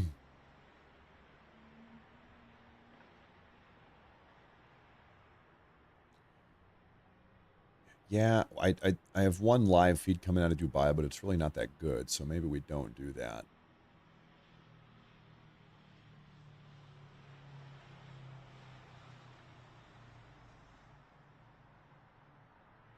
No, we could. Why don't we swap out our Jerusalem feed for now? We'll swap out Jerusalem. We'll just change up. We'll change up the feeds here. A little bit of change never hurt nobody. Okay, this is Dubai. Top left.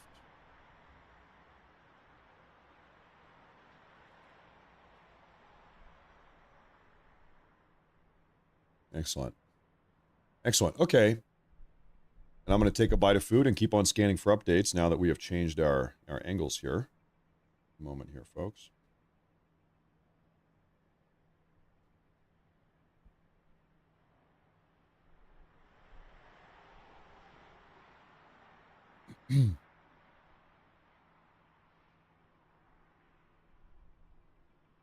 Yeah, allegedly missiles targeted at Doha. Allegedly Doha. Everybody look at the Doha feed, top right.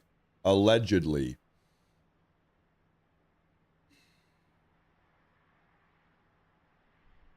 The news is swirling.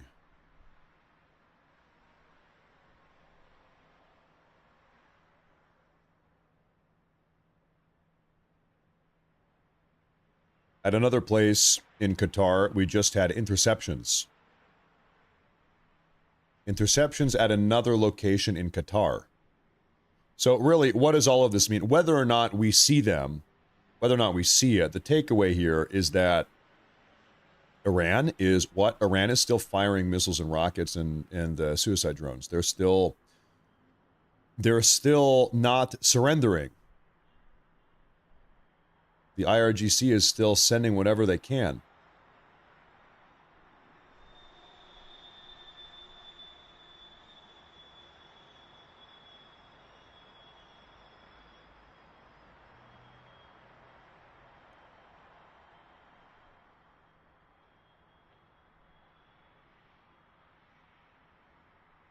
I'm going to broaden my scan here. Hey, Ahab's Bane, thank you. Thank you very much. Thank you very much. And also Whiskey Bones Jones, he says, Mega Ditos. Matt, you are the news now. Seems like the imams in Iran get changed out faster than you change your diapers. Yeah, probably. Yeah, maybe that's true. How do you sit for so long? Crouching Matt, hidden news. You guys forget a long time ago. Listen, I really shouldn't be bragging about this. I spent 10 years, almost 8 years. I spent 8 years of my life being a Twitch streamer, during which I would sit here for 12 hours a day playing World of Warcraft. So hey, you know, sitting here for 5 hours, that's nothing. We used to play World of Warcraft for 16 hours a day. You've seen nothing. You don't even know. Thank you. Hey, thank you very much. I appreciate that. Thank you very much. Okay, once again, reports of interceptions reported over Doha. Now, Doha is a big place. It might be to the left or to the right. But right now, explosions and interceptions reported over Doha. Well, we'll see. Keep your eyes peeled. Keep the eyes peeled here.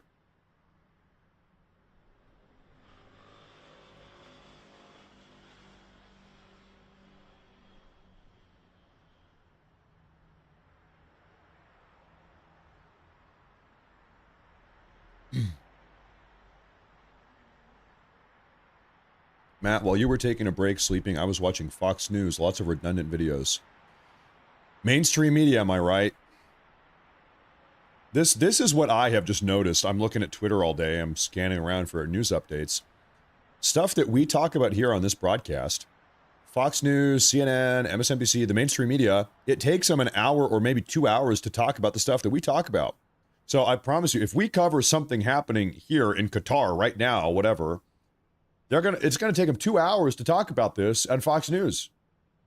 They are way behind. Mainstream media is big time behind. I'm going to flip back over to Flight Tracker here. I just want to see real quick. Oh, ladies and gentlemen. This is Doha, Qatar. And who are you, my little friend? This is a Boeing F-15QA Ababil. And this is a Qatari fighter jet. I want to pull up an image of what this looks like, so you guys can see exactly.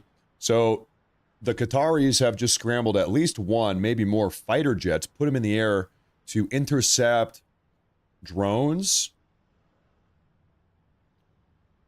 maybe ballistic missiles. What does it look like? Good question right here. This is what the Qataris are putting up in the air right now. Okay, they're scrambling. Get them up there. So I'm gonna leave that. You know what? Look, 2 of them. Oh, folks. You can't see that. I'm sorry. There. 2 of them now, ladies and gentlemen. Let's leave that there. We're going to watch these bad boys lift off. We can probably do that. Okay. Okay.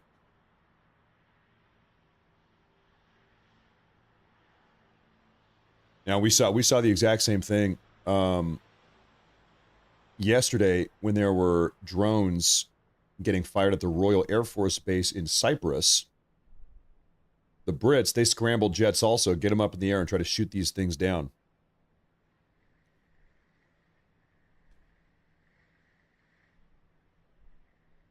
Yep, you can see that one's taken. That one's getting ready to take off.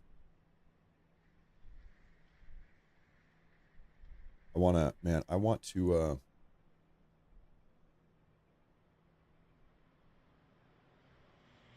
One of them just went dark.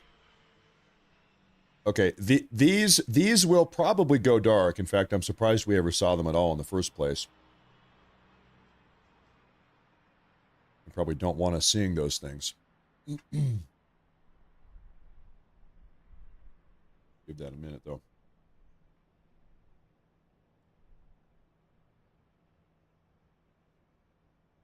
Drama over Qatar.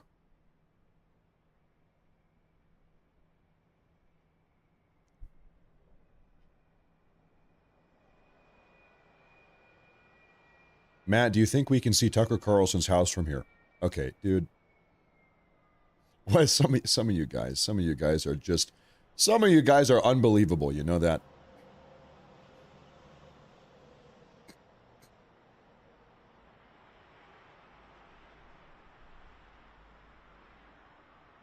Okay.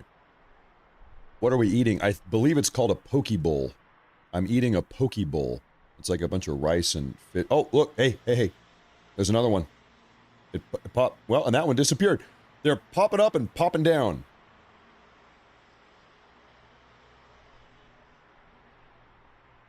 These Qatari jets are popping up and popping down. They're popping all around.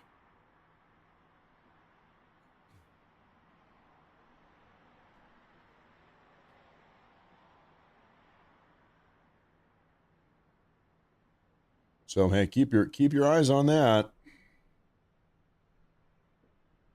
And I'm here.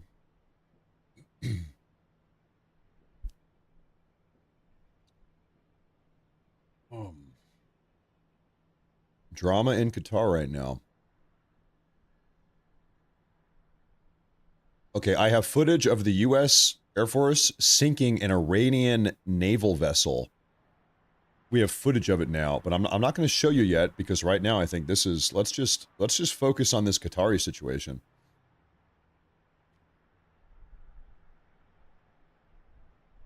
Let's just focus on the Qatari situation now for the time being. So is this jet taking off? What are you doing here, sir?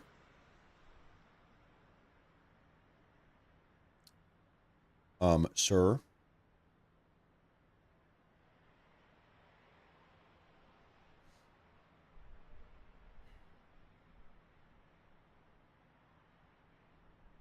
We have footage also coming out of the IRGC. Okay, whenever this Qatari thing simmers down, right now we're on a red alert in Qatar. We've got a lot to talk about, don't you worry. Let's get some information on this one here. This is, yeah, once again, F-15QA. Ah, hey, look at that, ladies and gentlemen. Look, they blocked out the Qatari feed. I wonder why they would do that. Well, I think we know why. It's because missiles are inbound. So now we know, unfortunately, we don't get a watch, but now we know something is going on here in Qatar. Yep, Let me see if I can find another one here. Maybe we can find another one.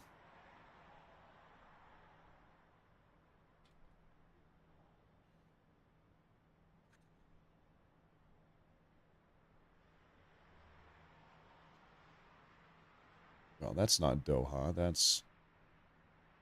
That's Beirut.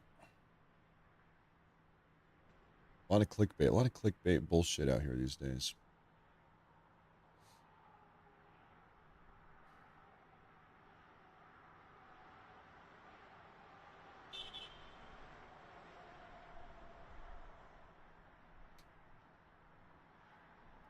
Can I tell? Well, we have a moment here. Can I tell you something? I'm in a pickle. I like to do a little travel sometimes. I think it'd be fun. It'd be interesting. Oh well, hold that thought. Gosh darn it.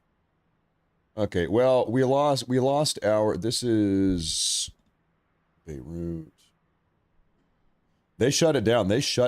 Okay, we're gonna, for now, we're gonna go back to Beirut, Lebanon, just because that's all we've got right now.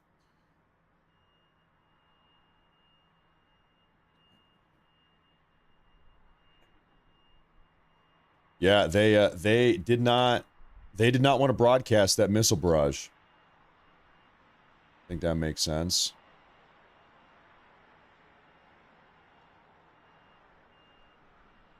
Well, that interactive map I have bookmarked, that doesn't live update. A human has to update that. And so that's really good for seeing what happened like 5 hours ago, but we're never going to see what happened right now immediately on that. That's a really good, more like a retrospective tool. And you know, while we are waiting here to see what ends up happening, we're not going to see live. But while we are waiting to see what happens here in Doha, Qatar, we do have some other updates. First off, once again, explosions and interceptions reported over Doha, the capital of Qatar, as Iran launches yet another wave of ballistic missiles against the Gulf nations. And that's why our camera just went dead. The IRGC has just released footage showing the launch of a bunch of Fateh 110 Ghadr ballistic missiles towards the Gulf states. So, by the way, this is Iranian propaganda that's being released by the IRGC, so you're about to see Iranian propaganda, of course. That is what this is. They're showing themselves launching ballistic missiles. This is what it looks like in Iran. They're blasting them up. And another one.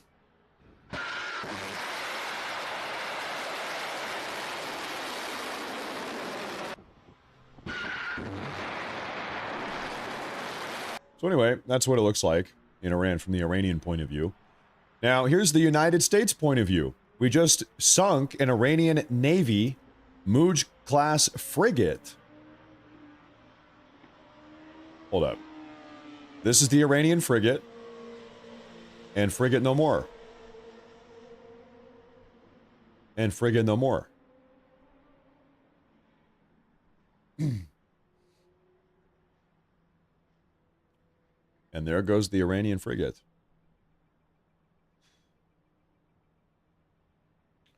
Astounding.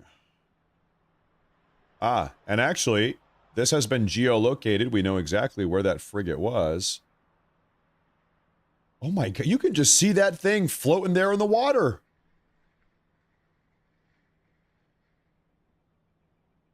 Wow, we blew the living hell. Oh my.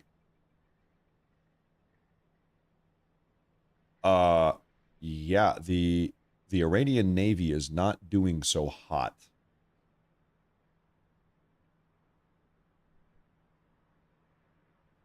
Oh my god, they just dropped Chris Christie and J.B. Pritzker on Iran and wiped out everyone in the country.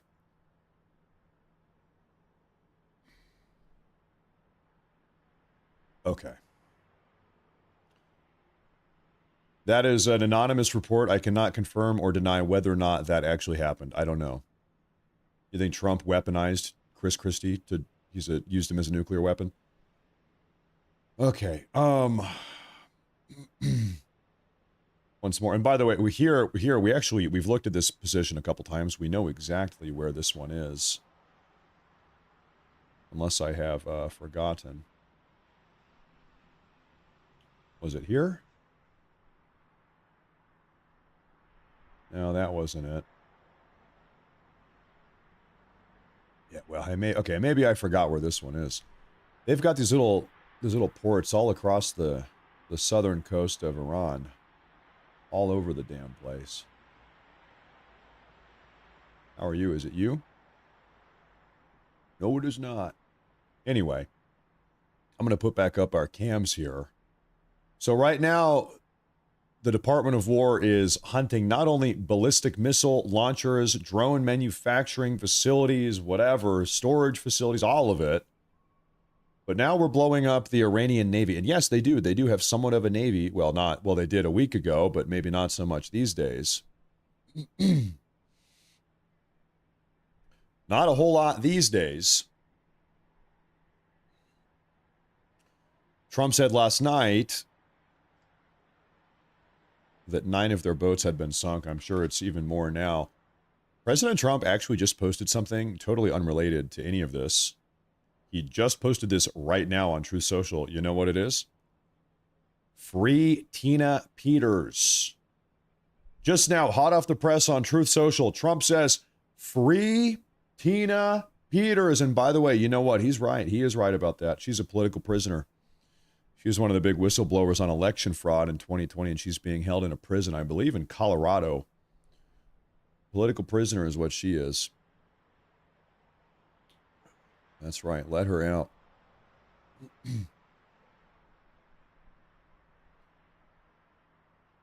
Okay, we have a new report here, ladies and gentlemen, from CENTCOM. They say 2 days ago, the Iranian regime had 11 ships in the Gulf of Oman.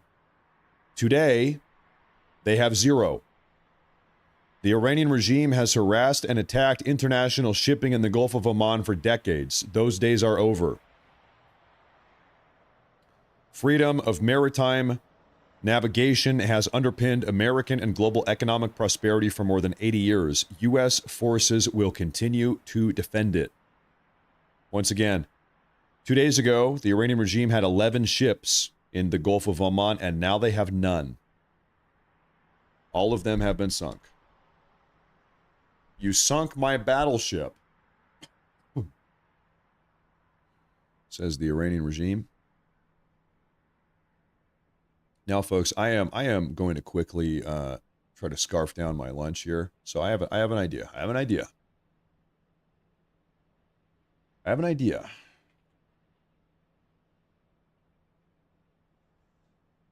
Maybe what we can do.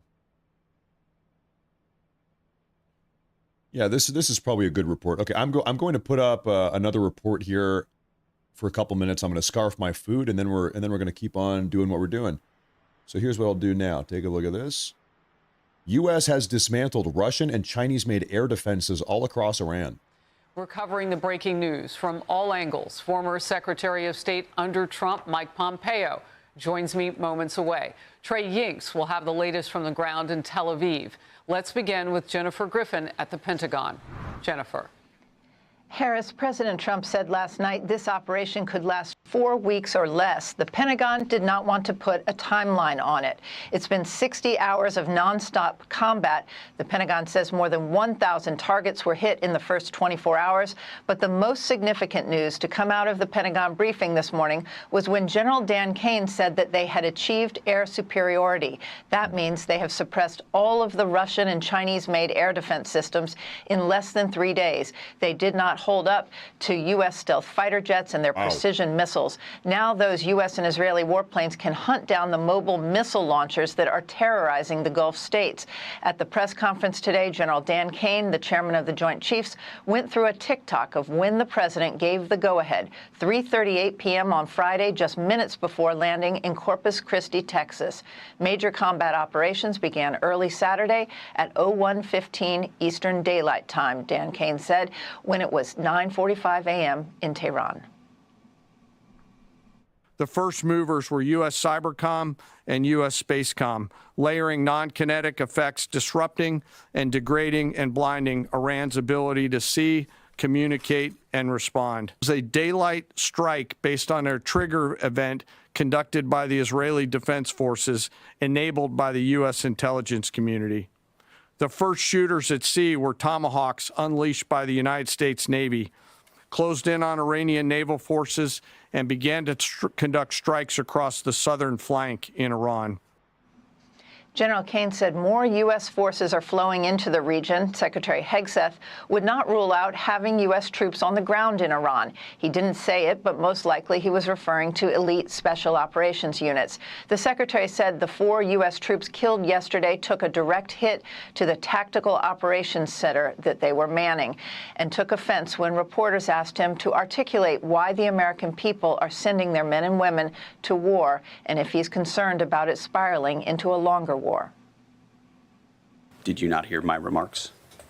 I mean, we're ensuring the mission gets accomplished, but we are very clear-eyed, as the president has been, unlike other presidents, about the foolish policies of the past that recklessly pulled us in to things that were not tethered to actual clear objectives. They gave few details about the 3 American F-15s and 6 pilots who were shot down by Kuwaiti friendly fire. All are safe. This is not Iraq. This is not endless. I was there for both. Our generation knows better, and so does this president. He called the last 20 years of nation-building wars dumb, and he's right. This is the opposite. This operation is a clear, devastating, decisive mission. Destroy the missile threat, destroy the Navy, no nukes. The secretary said this war is not about regime change, even though the president called on the Iranians to rise up and remove the regime, and has been very happy that 49 Iranian leaders were taken out in that first strike. The question is, how are unarmed Iranian civilians expected to overthrow Iran's vast security? Once again, this term regime change. This is my opinion. This is my outside observation. I don't think Trump cares if the current regime is in charge so long as they do what we tell them to do. If the current regime, if their apparatus, and they have a very big apparatus, 100 or 200,000 people deep, the IRGC, if the current regime is still in charge of the country, that's fine as long as they do what we tell them to do. And this is kind of the Venezuela approach. Trump did not rip apart the entire Venezuelan regime after taking away Maduro. He just said, listen, you need to do what we tell you to do. Period. That's it. You control your country, but in the way that we allow you to control your country. That means no enrichment, no nukes, no closing up the Strait of Hormuz, no funding terror proxies across the region, etc. Do what we tell you, and you can keep running your country. Security forces, and is this success if the same regime stays in place after this war ends? One question that was shouted at the end and left unanswered: how do you keep this from becoming an insurgency? Harris? Jennifer, real quickly before I let you go, also at that last news conference that we were watching, there was talk, and I don't know how firm this is, that perhaps Iran has some backup leadership in place now. It's not clear that hold that on, is really. I'm going to have to break away. We've got more breaking news. Hey, everyone. I'm Emily Campagno. Hey, Emily Campagno. Nice to meet you. Okay, gentlemen, ladies and gentlemen, I'm done with my lunch. And I also can't help but notice that we have, guess what? We are looking at yet another Boeing F-15 QA Ababil. This is a Qatari fighter jet. Now, what are you? This is, looks like a civilian. Anyway, so the Qataris, they're still worried about Iranian ballistic missiles coming on in. Let me clean up this mess I made here. Strait of Hormuz here, you can see, is still, wow, it's even more shut down than it was yesterday. Yesterday, it was shut down. Today, there is nothing. There's one boat out here. Sir, what are you doing? What are you? It's an Indian boat. I should have known. It's an Indian boat. The one boat that is currently traversing the Strait of Hormuz, in spite of the IRGC threatening to blow all of them up, is coming from India. It is an Indian boat. Hey, good luck. Good luck, Sar. Good luck. I'm gonna go ahead and leave that. We're gonna leave that looking there. I need to do another scan for updates here for you fine ladies and gentlemen, now that I'm not starving to death. Okay. All right. Now.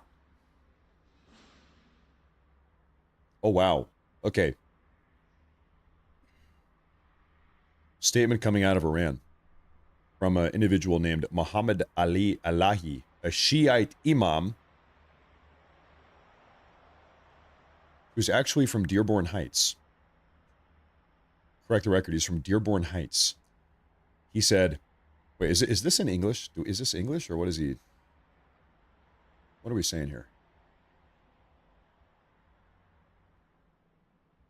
So starting the legal... It is not. He said, he would have loved to end his life this way. Being killed by the most wretched hands on earth is an honor. It's an honor. It's an honor.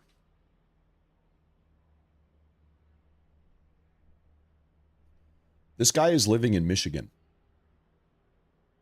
Ladies and gentlemen, this guy is living in Dearborn Heights in Michigan.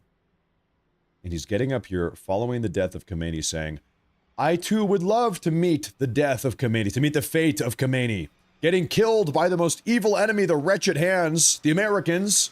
It is an honor. Dude, you live in America. You live in Michigan. This guy lives in Michigan. This is insanity. Nothing is greater than martyrdom after 86 years of service. So go home. So get out of my country. So get out of the country. Why are you here? Why are you living in the most evil country on earth? America. You don't have to be here. The Iranian Foreign Minister Araghchi says Tehran is not at war with regional countries and then he goes on to say that states in the region should pressure the U.S. over strikes on Iranian territory. Well, that's an interesting opinion there. So the Iranian Foreign Minister Araghchi, we've all seen him a lot. He just came out and said that Iran is not at war with all of the Persian Gulf nations. United Arab Emirates and Qatar and Bahrain and Kuwait and Saudi. Okay, so they're not at war, he says. And then he calls on these nations, the Persian Gulf nations, to push back on the Americans. Put pressure on them. Dude, you were firing rockets at them. You were firing suicide drones and rockets at all of these countries. We have had Emiratis, Qataris, Bahrainians, and Kuwaitis all die. All of these countries have had casualties as a consequence of the Iranian attacks.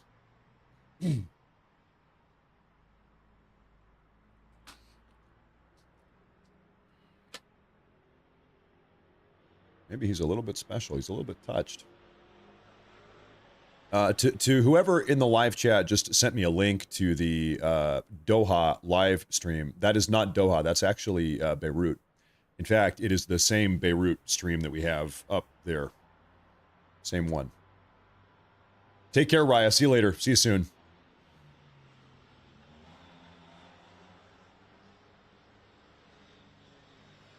Taking a look here. Now, hey, I am open. I'm open to a Doha stream. Let me see. We might have it back. Doha half hour ago was getting hit by ballistic missiles, so they actually shut it off. We had it in a Doha. Ah, okay. We've got Doha. We're back in Doha. Okay. So this is Doha. This is Beirut. Beirut, Doha. We can go back to Doha now for a minute. Doha is in Qatar. Doha, Qatar. So one moment here. In just a minute, I'll tell you guys something that's happening. There it is. Little update.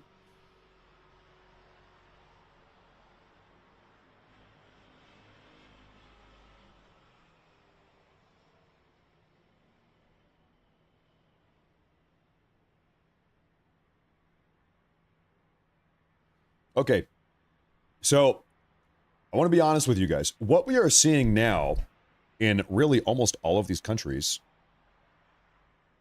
is that whenever there is a ballistic missile barrage or a series of suicide drones flying into the airspace, a lot of these countries, they will actually tilt the camera away. They don't want you to see it. They don't want to broadcast it, or they will flip the camera off altogether. And the reason why is because they don't want to give information to the Iranian regime. The Iranian regime, they can look at where those munitions landed, the damage they did, and they can recalibrate their coordinates and everything. They're learning from it. So they don't want to give the Iranian regime that knowledge. So, to be honest, anytime one of these attacks takes place, I think at this point we can expect to see the broadcast go dead, or they'll shift the camera at a minimum. And then we're just gonna have to wait for footage to come out on social media. Every time, even if we don't see it live, very shortly thereafter on X, people upload videos. And so we're keeping tabs on all of it, but I think that is kind of the way things are going here. OPSEC reasons. Yeah, that's right. That's right. That's right. So we just saw that statement a couple moments ago of the Iranian foreign minister, a guy named Aragchi, came out and said, no, we are not at war with all of our Persian Gulf neighbors. It's only the U.S. It's just the U.S. We're not mad at the Persian Gulf neighbors. I think he realized that Iran, by nature of firing out all these missiles and suicide bombers at all of these Persian Gulf nations, I think he realized Iran alienated and pissed off everybody in the region. Nobody is on Iran's side right now. Nobody. Not even the other Middle Eastern Islamic nations. Is Kuwait on Team Iran? Is Qatar? Is Bahrain? Is UAE? No, nobody is on the Iranian side right now. And so I think the Iranian foreign minister, with that statement we just read a couple minutes ago, he's trying to walk things back. He's trying to walk things back a little bit.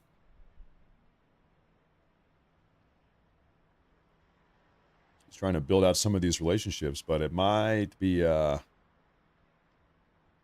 little bit too late. He's trying to salvage something that maybe can't be salvaged. Oh, another Qatari fighter jet here. Keep an eye on that one.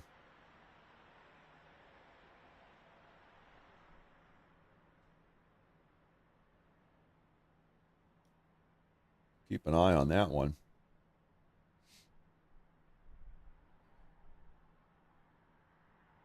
We just have photos coming out of recent Tomahawk missile launches off of a group of U.S. Destroyers, U.S. Navy destroyers. I have photos for you guys. Can't see. Okay, there's just a big pillar of smoke, and another one. So these are photos probably someone just randomly took off the side of one of these destroyers. Someone in the Navy. Anyway.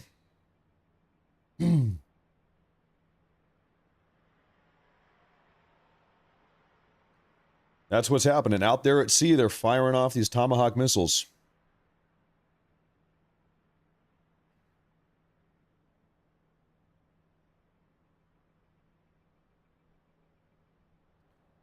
Iran turned this into a world war. You know, when you think of World War I and World War II, you have kind of a bipolar dynamic. Not bipolar, bipolar. In World War II, you had the Axis and the Allies. You know, Iran for a long time, actually, they've been calling themselves the Axis of Resistance. That's the term they've given themselves. We are leading the Axis of Resistance against America and Israel. It's not really an axis. It's just kind of one country that is maybe on the brink of civil war, civil unrest.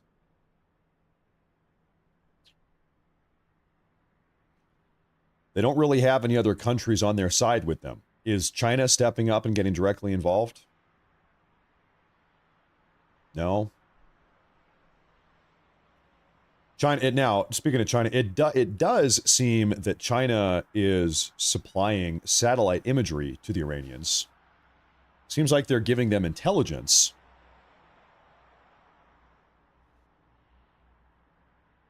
But is China firing missiles at U.S., at the United States, or anything like that? No.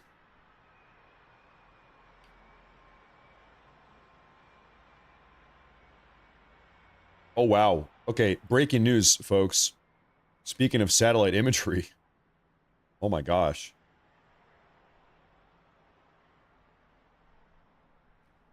Iran's largest naval vessel, the IRINS Makran, a former oil tanker converted into a forward flotilla base ship, is set ablaze in the Bandar Abbas naval base. Yeah, you can see that thing. Look at that. Can we zoom in here? So it's kind of funny. The Iranians effectively, they kind of attempted to turn this thing into kind of an aircraft carrier. You can have helicopters land on this thing. You can store a couple helicopters on this thing, presumably. It almost is like kind of a scuffed, low-budget aircraft carrier. And now it is gone. And now it's blown up. And now it is blown up.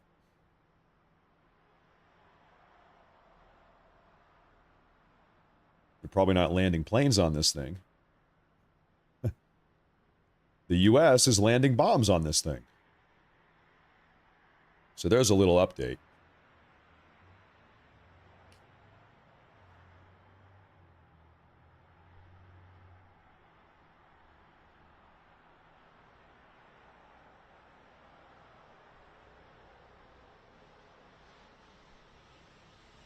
Allegedly, we've got sirens sounding in Bahrain. Allegedly, there's another attack, ballistic missile, drone, or otherwise, targeted at Bahrain, ladies and gentlemen. Now, regrettably, we do not have a Bahrainian live broadcast. We don't have live footage. So we will be on standby waiting for follow-up updates here. But there is no live footage coming out of Bahrain.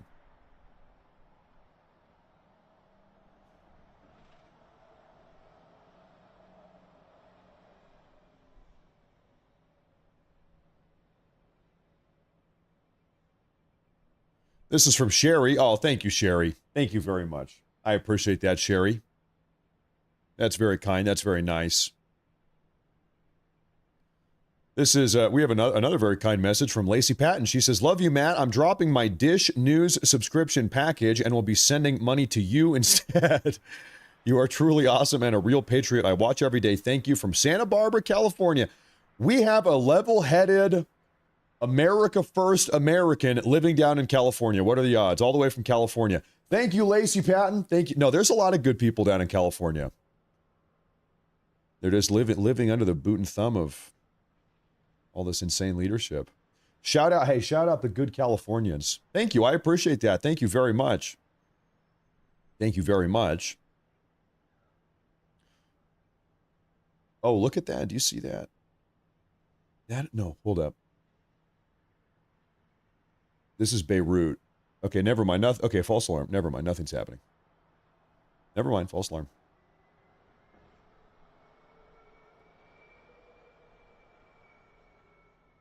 The Iranian Macron looks like an old-school Akagi glass Imperial Japanese carrier from World War II. Oh, yeah, maybe so.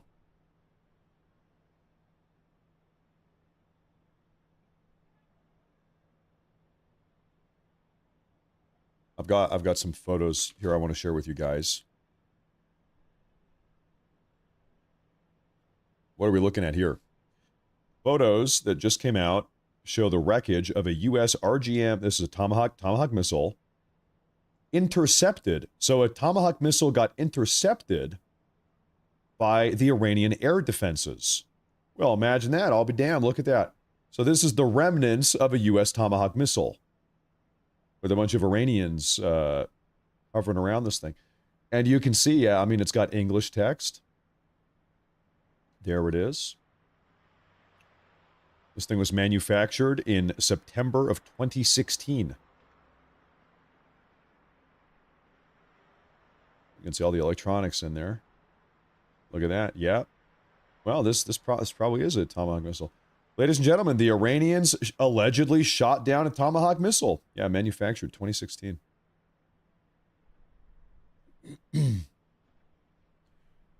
Perhaps they managed to shoot something down.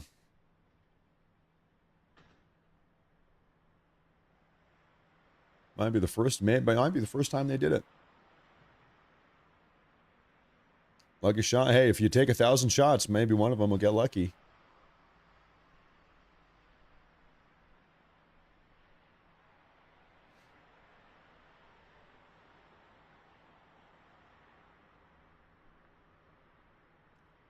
It's not out of the realm of reality. Okay, I'm doing a quick deep scan here, folks. But first, MN Froggy, Thank you for tuning in. Thank you, Mr. Froggy. Or was it Miss? It might have been Miss Froggy. I feel like you corrected me one time. It might be Mrs. Froggy. I think it's Mrs. Froggy. I do my best to remember. I do my best. I've got a little archive. Every single viewer in the live chat, I've got a little file. You guys all have a file in my brain. I'm going to memorize every single thing about all of you.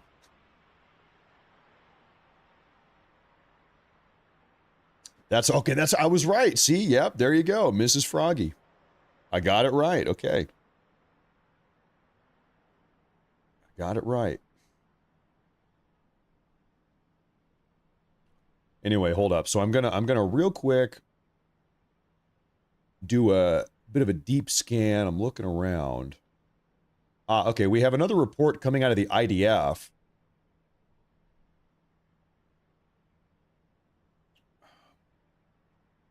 The IDF just said that it has struck Iran's internal security headquarters in Tehran in a targeted airstrike. Coming out of the IDF. This is Tehran. And this is allegedly the Iranian internal security headquarters, or whatever they called it. Maybe they've got numerous locations here.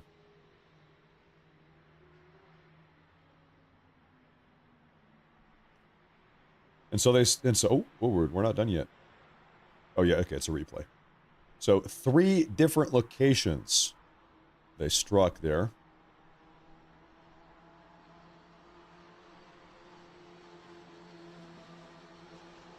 The firefight continues. Both ways, going both ways, mind you. Going both ways.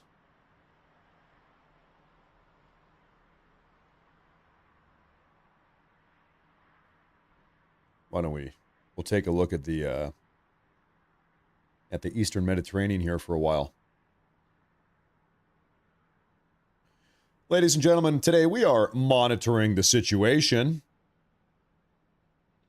Oh, wait, what am I seeing here? Okay, breaking news update coming out of the U.S. State Department. Out of an abundance of caution, all personnel at the U.S. Embassy in Jordan have temporarily departed the embassy compound due to a threat, according to a release by the U.S. State Department. The U.S. Embassy in Jordan, in the town is called Amman. Amman, Jordan, has been evacuated because of some threat. Now, I'm going to pull this up on the map here for you folks.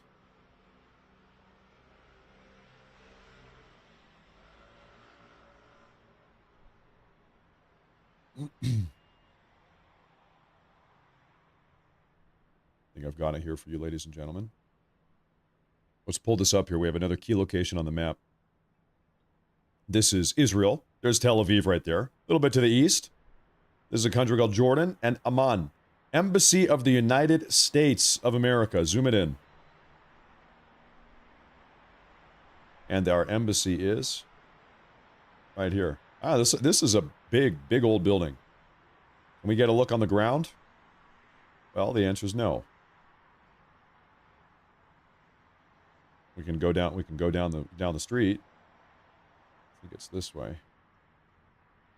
So, somewhere, no, it's north of us. So, somewhere down that road is the embassy. We can't get any closer than that. How is Amman looking in Jordan?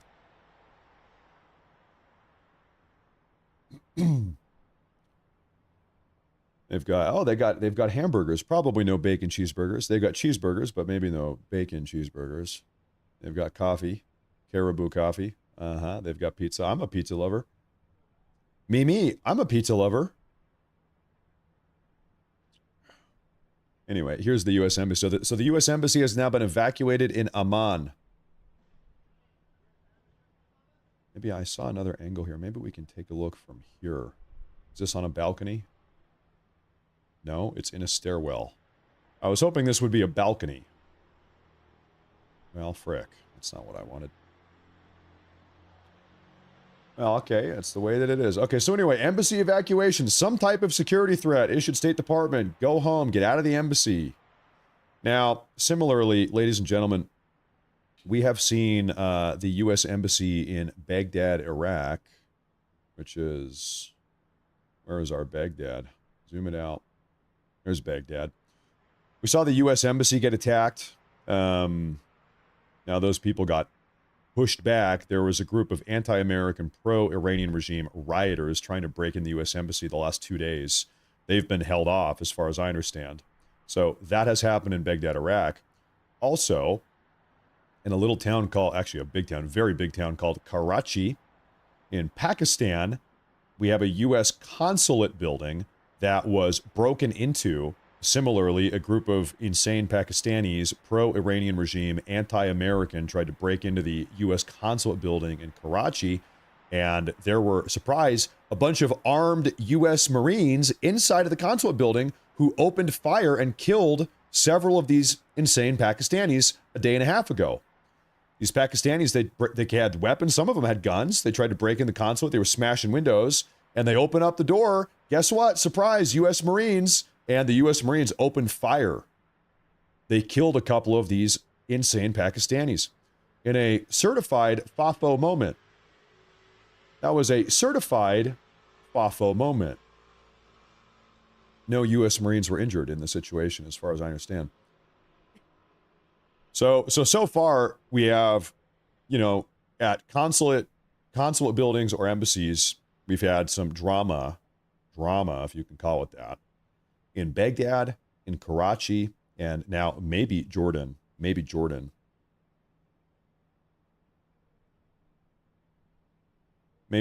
soon, God forbid. I mean, you don't want to see any of this stuff at any of our embassies or consulate buildings, of course. Of course.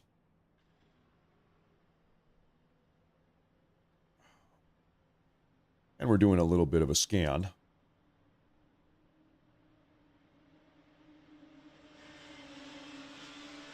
Yep. The U.S. Embassy in Amman, Jordan is being evacuated. There's some security threat. What is the security threat? I don't know.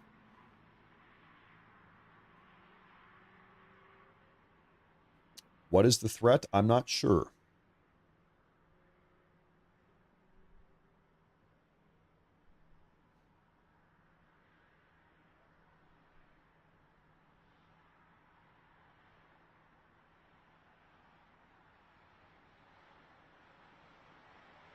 This is, oh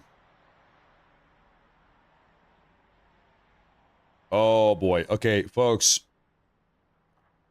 Breaking news update. Potentially bad news. I think you're not going to like this. I'll put it up on the big screen here. Just now, a spokesman for the Iranian armed forces has just said, and I quote, "The armed forces are becoming more assertive and ready to wage all-out war." Spokesman for the Iranian armed forces is saying, on the Iranian side of the equation, we're just getting started. We want all-out war. The Iranians are saying, we're getting ready for all-out war. That's coming from the Iranians right now. Okay. Okay.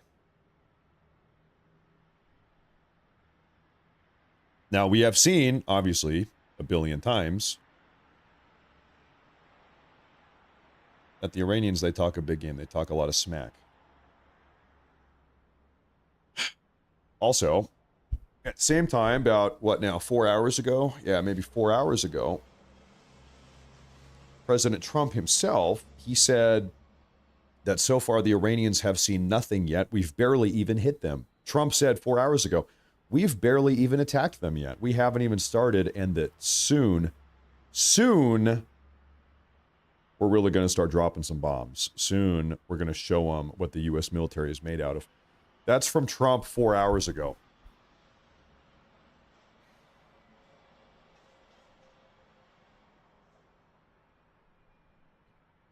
you can't help but be reminded of Joe Biden's foreign policy. Don't. Remember when he just said, don't. And then what happened? Everybody did. He said don't, and then they did. And then they did.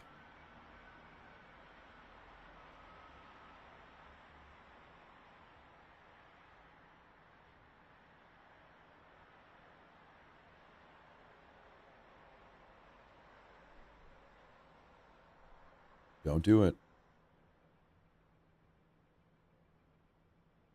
Now,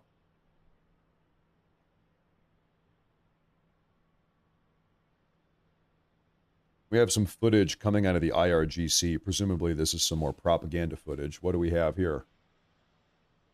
We have some fresh Iranian propaganda. Let me sit up for this one. Okay. Coming from the IRGC, they have just released footage of what they say is video of them downing an Israeli Tehran unmanned aerial vehicle. So the Iranians say that they just shot down an Israeli drone.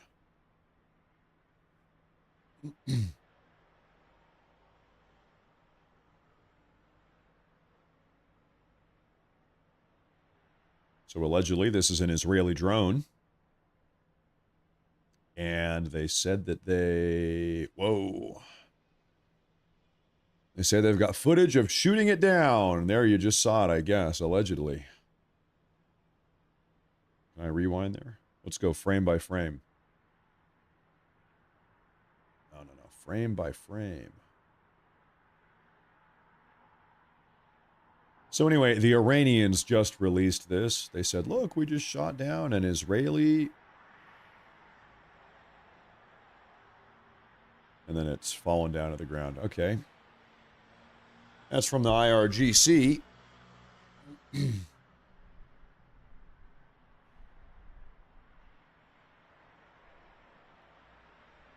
Put back up our quad cam here. Okay, another one. Folks, I don't know what happened. I don't know if all the members of the IRGC just woke up right now. They were taking a nap for the last couple hours. But now, like, out of nowhere... We're just getting statement after statement after statement from members of the IRGC. It's all happening right now. They say when it rains, it pours. So anyway, we have a statement right now. Top advisor to the commander of the IRGC has just said that the Strait of Hormuz is closed, and he issued another warning that any ship attempting to pass through the Strait of Hormuz will be targeted.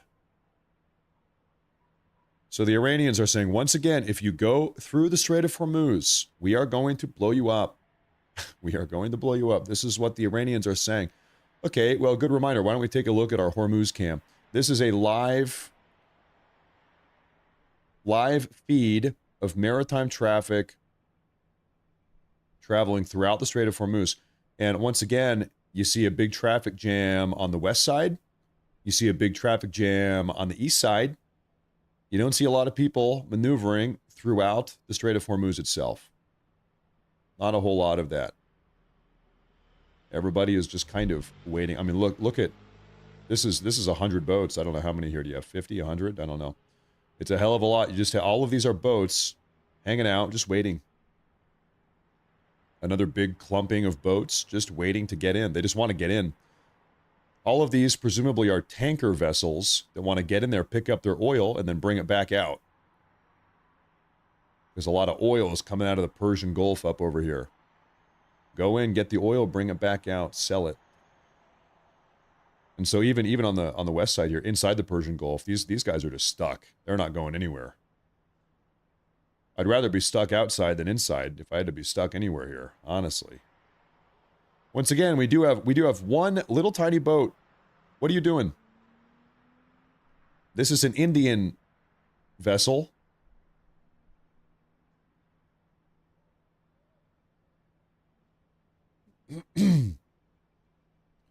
Seems like it's an oil. Well, what in the hell is this? Hold up here.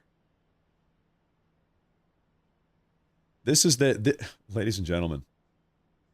This is the Indian vessel that is right this very moment traversing through the Strait of Hormuz. They are the only boat in the world to be navigating through the Strait of Hormuz. And the Iranians are saying that they're going to blow them up. No, please, no. No. So did they like not get the memo or what? Did they not get the memo?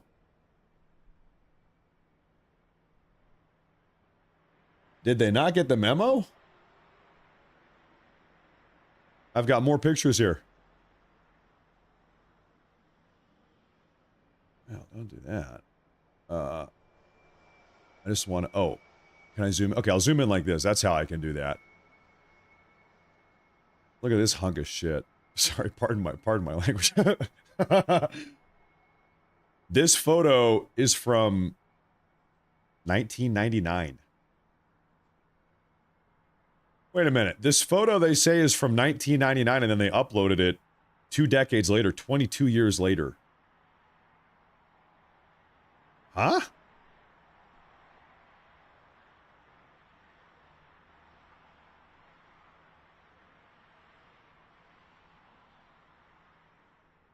This one they say they took in 2020. Okay, no, these were all taken on the same day. There's no way that's... There is no way. This photo is not from This one right here says 1999. This one, it's the same photo. This is from 2021. No. Hussein Sangar. Who are you? Photos taken by Hussein. So Hussein is just taking photos of all types of boats. He's just a boat enthusiast. He's a boat enthusiast. Hussein. Can I go back? Can I go back again? There we go. Anyway, pardon my language, but I'm going to say it again. Look at this hunk of shit. To be honest, it looks kind of cool. It's kind of a cool looking boat. It's a very unique looking boat. But anyway, listen, none of this matters. What is this boat doing sailing through the Strait of Hormuz right now? What are they doing? What is the game plan? They must have some special cargo. What do you think that boat is carrying? It must be urgent. What is aboard that boat? What is aboard that boat?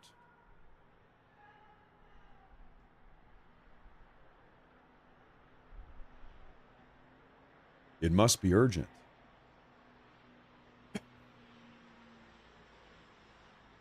There's one thing we can be sure of. There's no toilet paper on that boat. We don't know what's on it, but we do know what's not on it. A toilet. Here we go. We're back looking at that. What's going on here?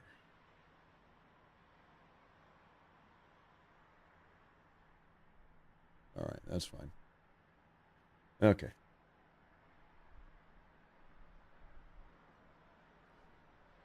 Okay, anyway.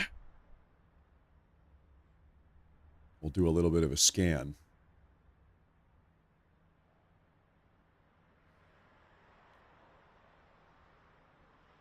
Yeah. Yep. Here's our confirmation.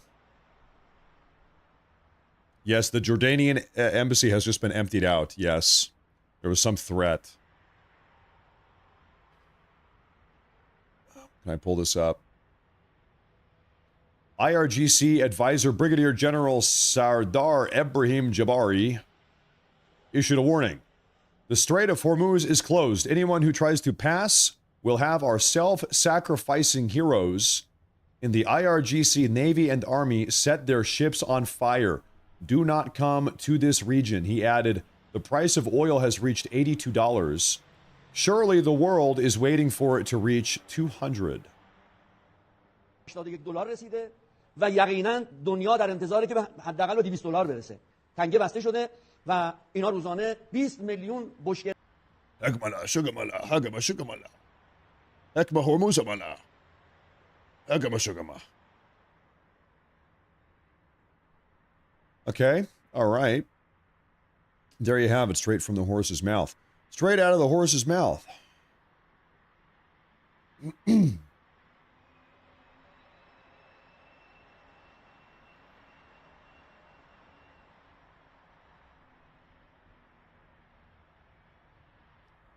So the Strait of Hormuz is shut down.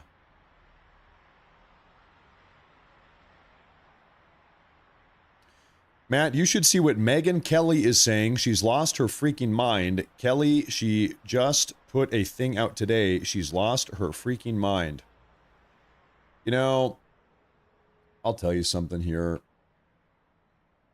I think one of the best decisions I have made in my time as a political commentator is, frankly, not concerning myself with the opinions of other political commentators. A lot of these other political commentary, they're news. Today we're going to talk about the news, except they don't talk about the news. It's just a bunch of, like, interpersonal drama. Today we're going to talk about what Tucker Carlson said, and then we're going to talk about why I'm mad at Candace Owens, and then we're going to talk about what Nick Fuentes said, and then I'm going to complain about Candace Owens. I just don't really do that. I just don't really care about that. Seems like pretty much everybody does that. That's like every show. Everybody else does that. I just kind of don't care about that, to be honest. It's not really my deal. It's not really my thing. Yeah.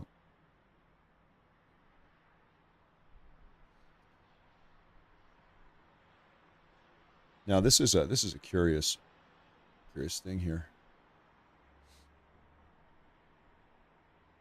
I'm gonna pull up. This is, ladies and gentlemen, this is an oil. This is a crude oil price chart. You want to take a look at this? We haven't done this yet today.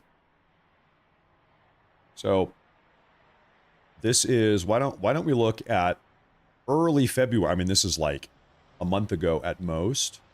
February, oh no, I'm sorry, this is February 26th. This is a week ago, 6 days ago. February 26th, oil was $64, crude oil.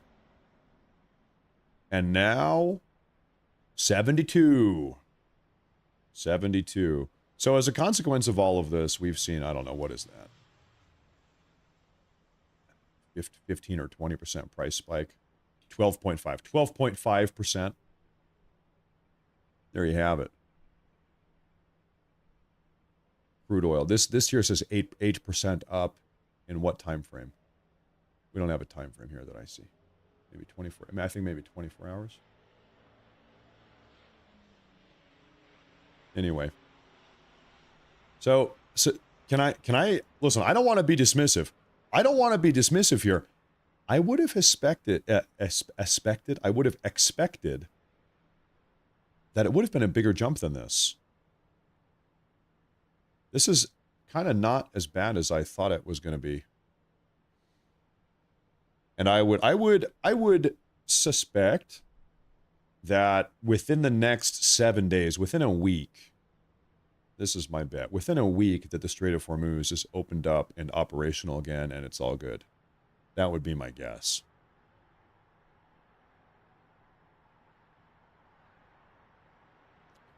That would be my guess. But hey, time will tell. It's a obviously ever-evolving, very complex situation here.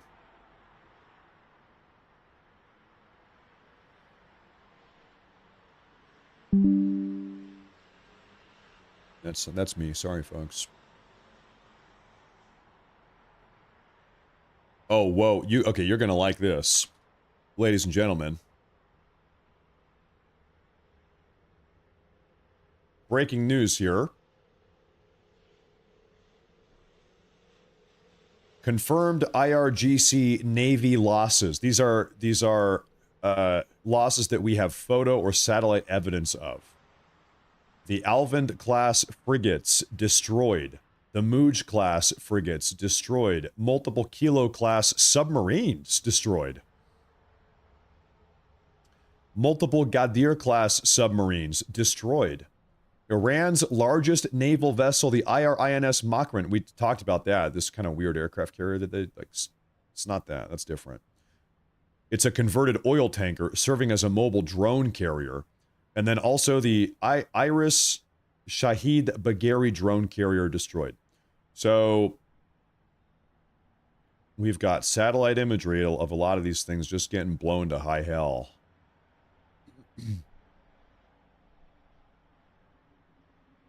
Blown to high hell. The Mooj class frigate. That's like a gunship, it looks like.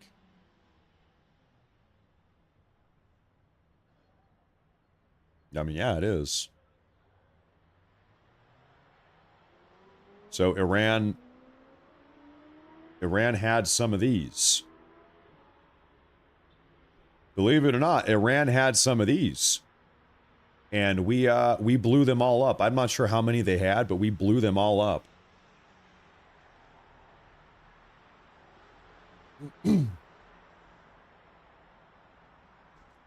How the F do you all not hear that road audio? I'm sorry. I live in an apartment right above the freeway. I'm surrounded by 4 freeways. I live right in the middle of an intersection, actually. I'm sorry about the noise. My house is right in the middle of a very busy intersection. Right in the middle. There's a red light right above my head right now. So there was a little bit of background audio sometimes.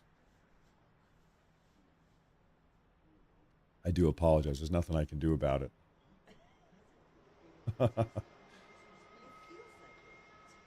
So anyway, the U.S., this has been the big news of the day. The U.S. is just blowing the living hell out of all this stuff. Okay. Listen, the traffic I can tolerate, but this woman yapping, that's the one I can't do. I've had enough of that. That's the one that I can't do. Hopefully. Yeah, you gotta get out of here. You gotta get out of here. Okay.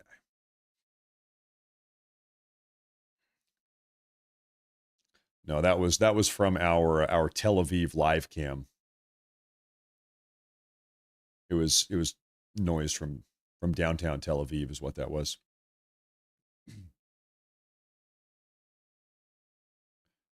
Now, there was something else I needed to pull up and show you folks.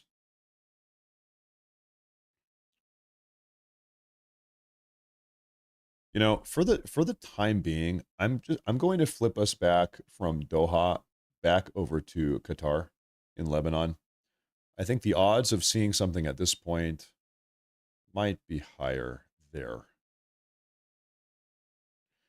So this is Beirut, Lebanon.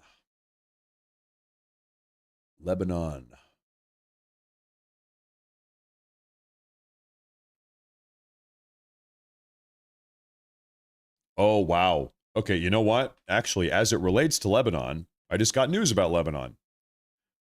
Breaking news. Take a look at this. AFP, citing a Cypriot government source, reports that the drones, which yesterday targeted a Royal Air Force, this is British Air Force base in Cyprus, were launched not from Iran, but that in fact they were launched from Lebanon. For the map here, we were speculating, we were talking about that yesterday. Here is Cyprus, and right here is a little Royal Air Force base on the southern tip. And just a hop, skip, and a jump is Beirut in Lebanon.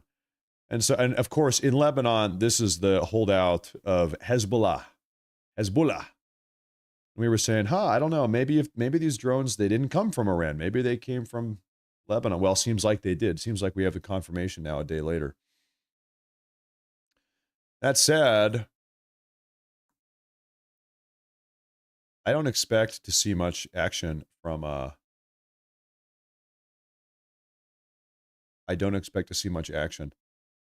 Hezbollah going forward.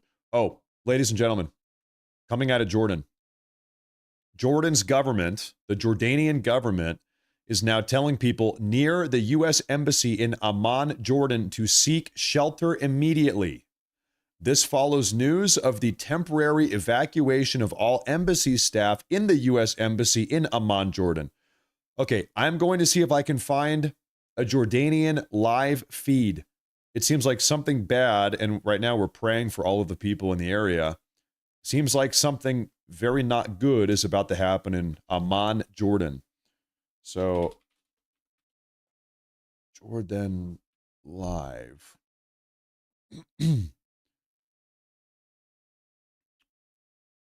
Do we have anything?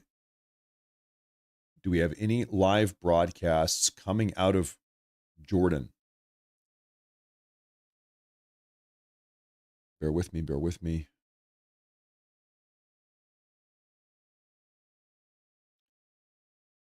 I do not see any live coverage coming out of Jordan.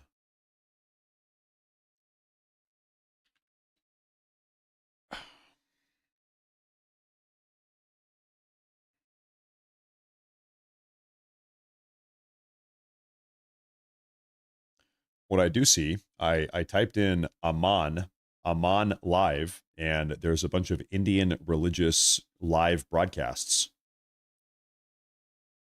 Imagine thinking that this is God.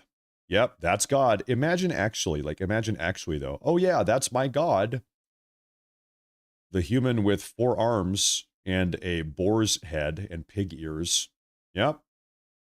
Yeah, that's my God. Aha. So anyway, that's a demon. So that's a demon. We call that a demon. Anyway, no, I don't think we have any Jordanian live broadcasts here. Yeah. That's just hog wild. That's just downright hog wild. Yeah. And now I'm craving a bacon cheeseburger. Now it's time for a bacon cheeseburger.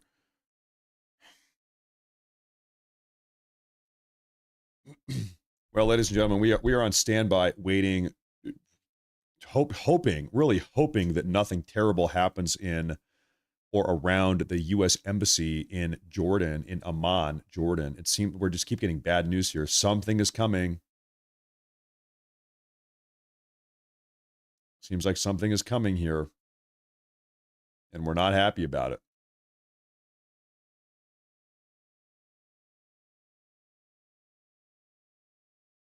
We are praying that it is nothing that bad.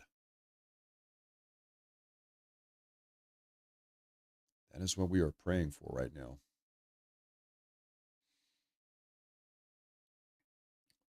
Good Lord, have mercy.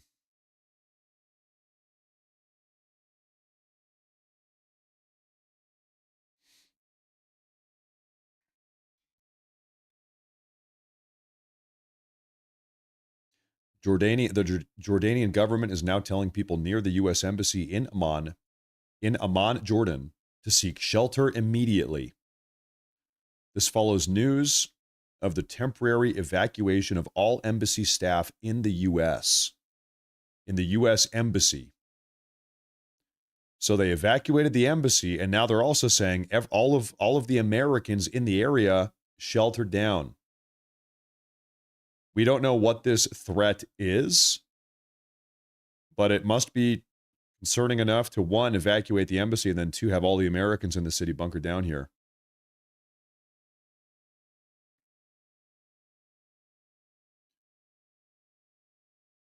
So we're hoping that everything is okay.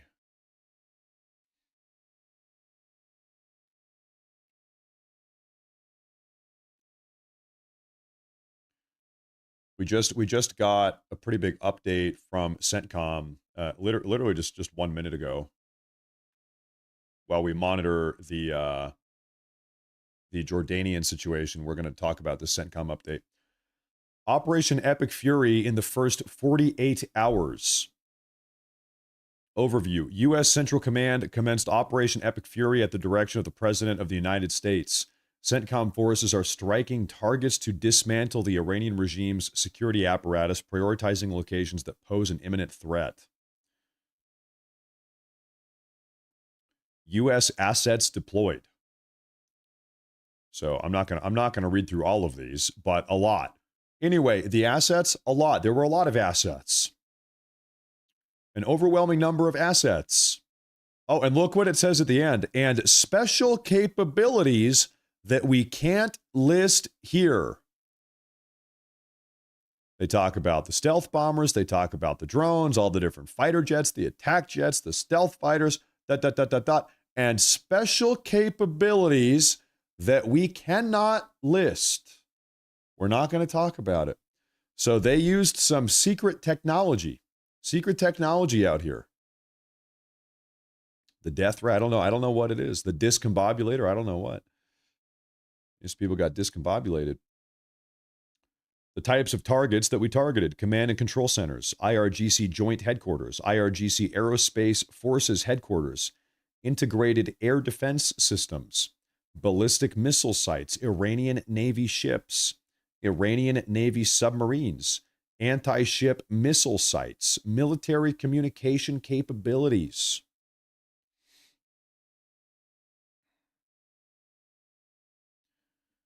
So they targeted all of it. This was designed to be, what do we have here? That's about right. Yeah, that's about right. You forgot to list the large MAGA cock that was deployed. This guy's name is Glenn Greenwald's dog. All right, I've seen enough. Okay. Anyway.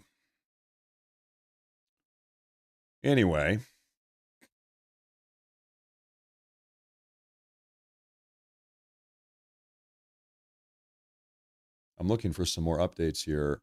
As of 20 seconds ago.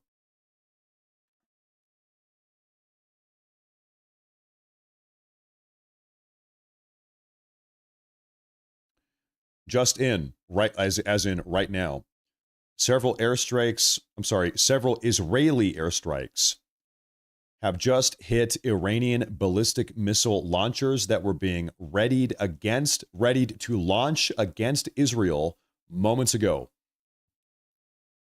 The Iranians were preparing to launch another ballistic missile barrage, and the Israelis took them out first.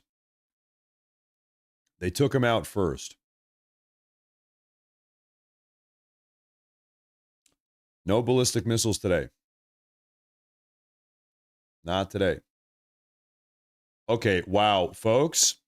Sirens across Jordan are blaring right now. Sirens are currently sounding across Jordan after the U.S. Embassy in Amman warned of an imminent threat. Sirens across Jordan. I wonder if this has something to do with the ballistic missiles that we just talked about that Israel shut down. They preemptively took them out.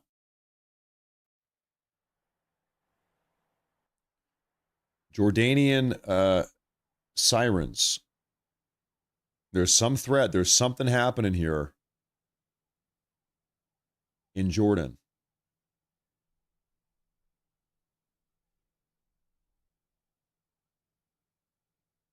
Sirens are currently sounding in several cities across Jordan.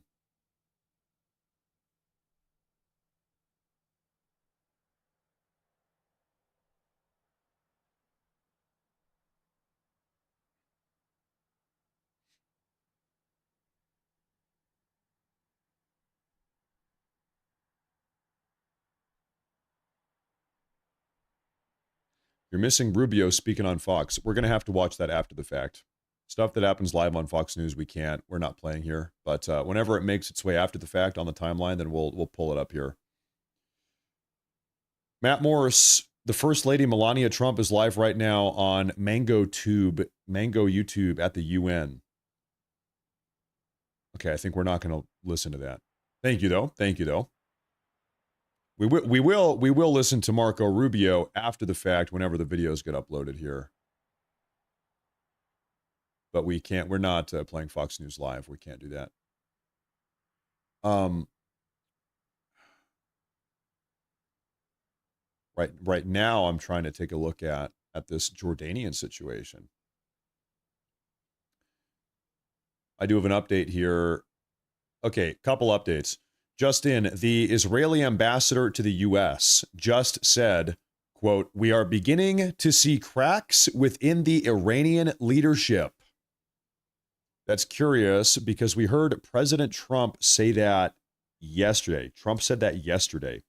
He said that members of the IRGC and the Iranian leadership structure are calling by the thousands. He said he's had thousands of phone calls. Members of Iranian leadership reach out because, remember, Trump has given them sort of an ultimatum. Surrender, we give you immunity, or we are just going to keep on bombing you, I guess. That's the ultimatum Trump has given them. And so now we're hearing the same thing from the Israeli ambassador to the U.S., that there are cracks within the Iranian leadership. Now, I am getting written updates about what Marco Rubio is saying right now.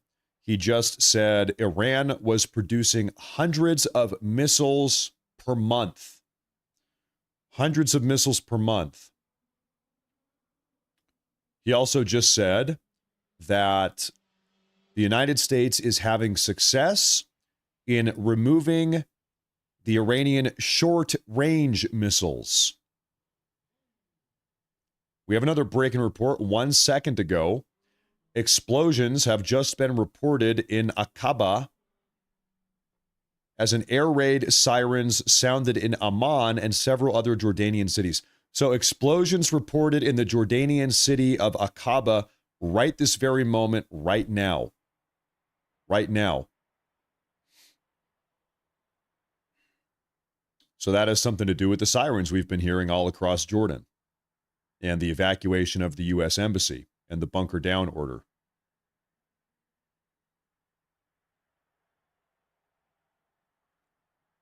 A lot is happening right now.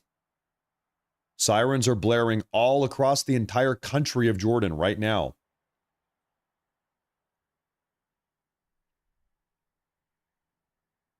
I have another report coming out.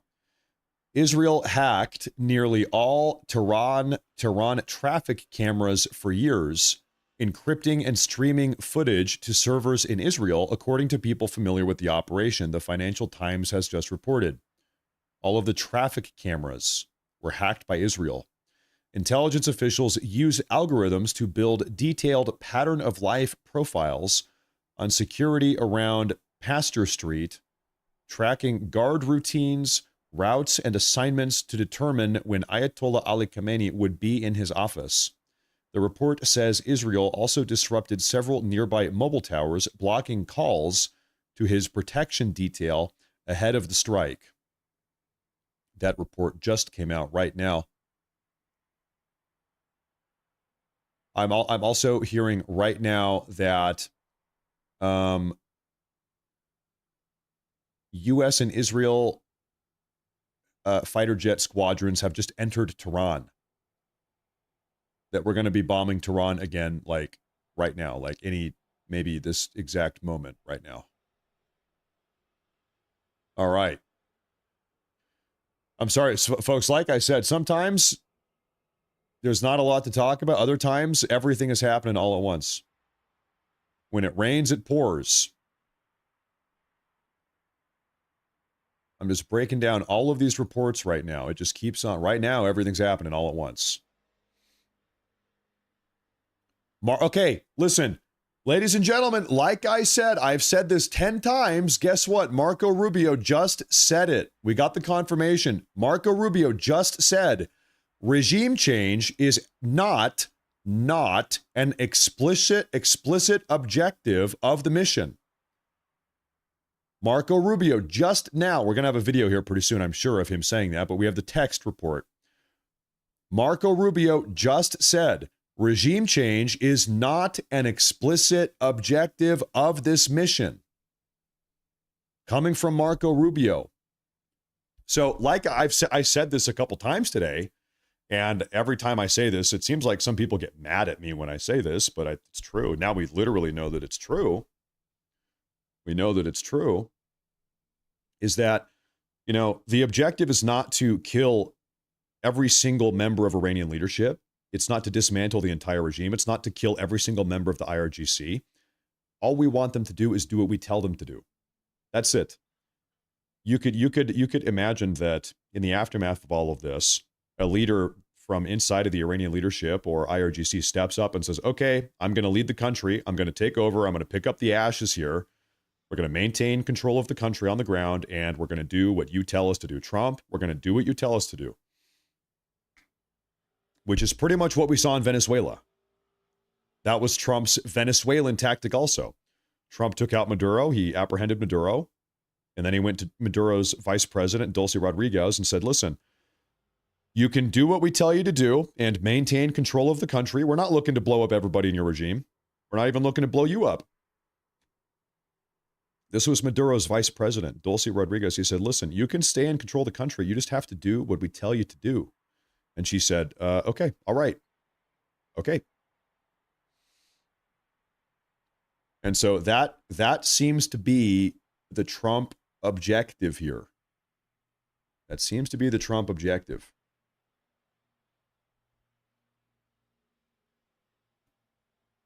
That at the end of all of this, Trump just wants to have somebody run in Iran that will operate in accordance with U.S. interests. That's what it's all about. That will operate in accordance with the America First agenda. That is the Trump objective. You play ball or you die. That pretty much is the ultimatum here. Yeah. Once again, Trump is not trying to turn Iran into a democratic republic. We're not trying to rebuild a democratic republic like we maybe tried to do in Iraq or Afghanistan. We're not trying to instill our Western values on them. No, we just want them to do what we want them to do.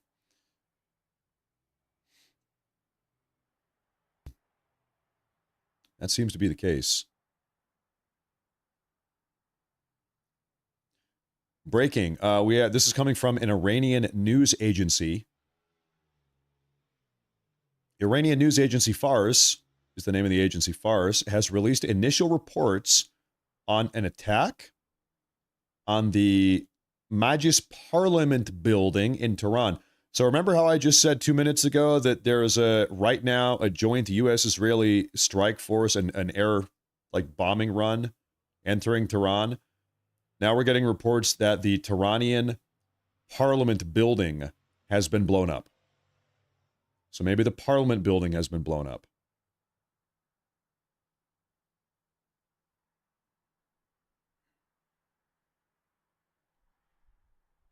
Okay, now we have the confirmation. The Islamic regime Parliament building has been struck. I apologize. I don't have any photos of this stuff. It's just nothing but reports coming out right now. So I'm breaking all of this down for you guys. Soon, I am sure, very soon, we're going to have photos and videos. Soon.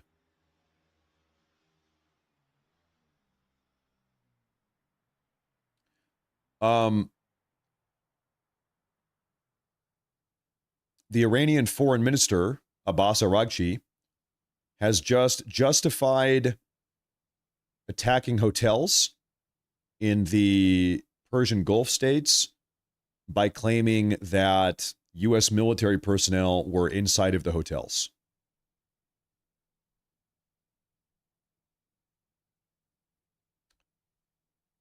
Probably shouldn't have said that. Iranian foreign minister, if I could give you some advice here, you probably shouldn't have said that. That was a very dumb thing to say. Nobody is going to like that. That is not an acceptable justification. Okay, we just heard from Marco Rubio just now.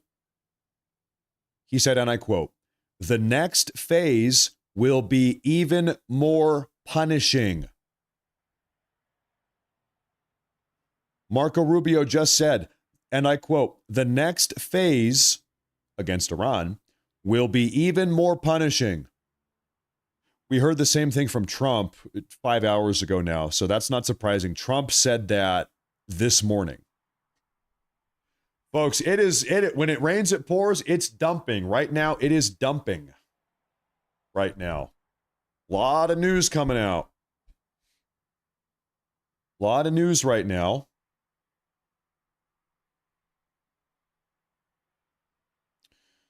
In fact, this here, I do have an image to show you. Right here, pause. The IDF has just issued evacuation warnings to 12 villages in southern Lebanon. What does this mean? The IDF is about to blow the living brick out of southern Lebanon. So this blue, this is Israel, this is Lebanon. Here's the kind of the shared border. So the IDF has said, if you are a civilian, a non-combatant living in southern Lebanon, you need to evacuate right now because we are going to blow up everything. Why? The question is why? Hezbollah operates out of this area right along the border. So presumably Israel has identified some Hezbollah-related threat. They're saying, civilians, you got to get out because we're about to blow up Hezbollah.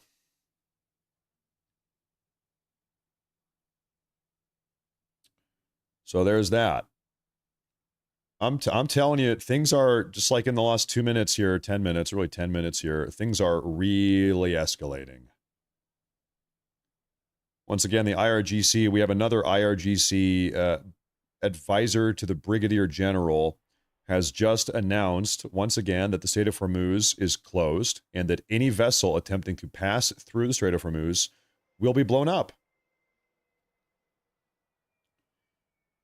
He also then stated that not a single oil export, no oil export will be permitted. Doesn't matter what type of boat you have or what you are trading. It doesn't matter what your cargo is. If you are traversing the Strait of Hormuz, which you are looking at right over here, folks, and as you can see, nobody is traversing. Not a lot of traffic. If you're going through Hormuz, we're going to blow you up. That's what the Iranians are saying.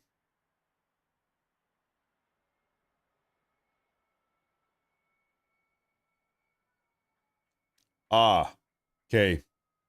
Ladies and gentlemen, terrible news. The worst news. Today, we just got the confirmation from CENTCOM. 6 more U.S. soldiers have lost their lives. Once again, CENTCOM just gave us the confirmation 6 U.S. service members have been killed today. That's on top of the 3 yesterday. Yesterday, there were 3. Today, there's 6. I believe that puts the total number at 9. We just got the CENTCOM confirmation. I don't have a cause of death. I'm not sure. I'm not sure how. I don't have that yet. I'll look into that. It's terrible news.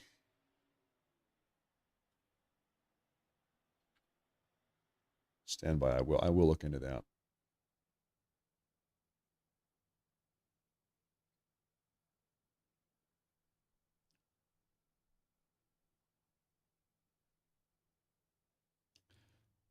Okay, actually, you know what?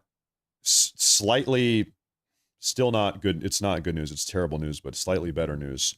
It's actually 6 total. I looked into this now. It is 6 total. That's including the 3 from yesterday. So it's not 9 in total. It is 6 in total. 3 yesterday, 3 today, for 6 in total, not 9. U.S. forces recently recovered the remains of 2 previously unaccounted for service members from a facility that was struck during Iran's initial attacks. Major combat operations continue. The identities of the fallen are being withheld until 24 hours after the next of kin has been notified. So it sounds like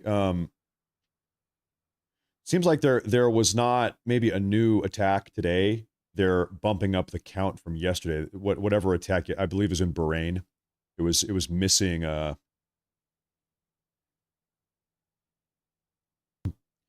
missing soldiers that have been found to be dead. from yesterday's attack to a certain degree. So there's the update from CENTCOM. They say major combat operations in the region continue. Continue.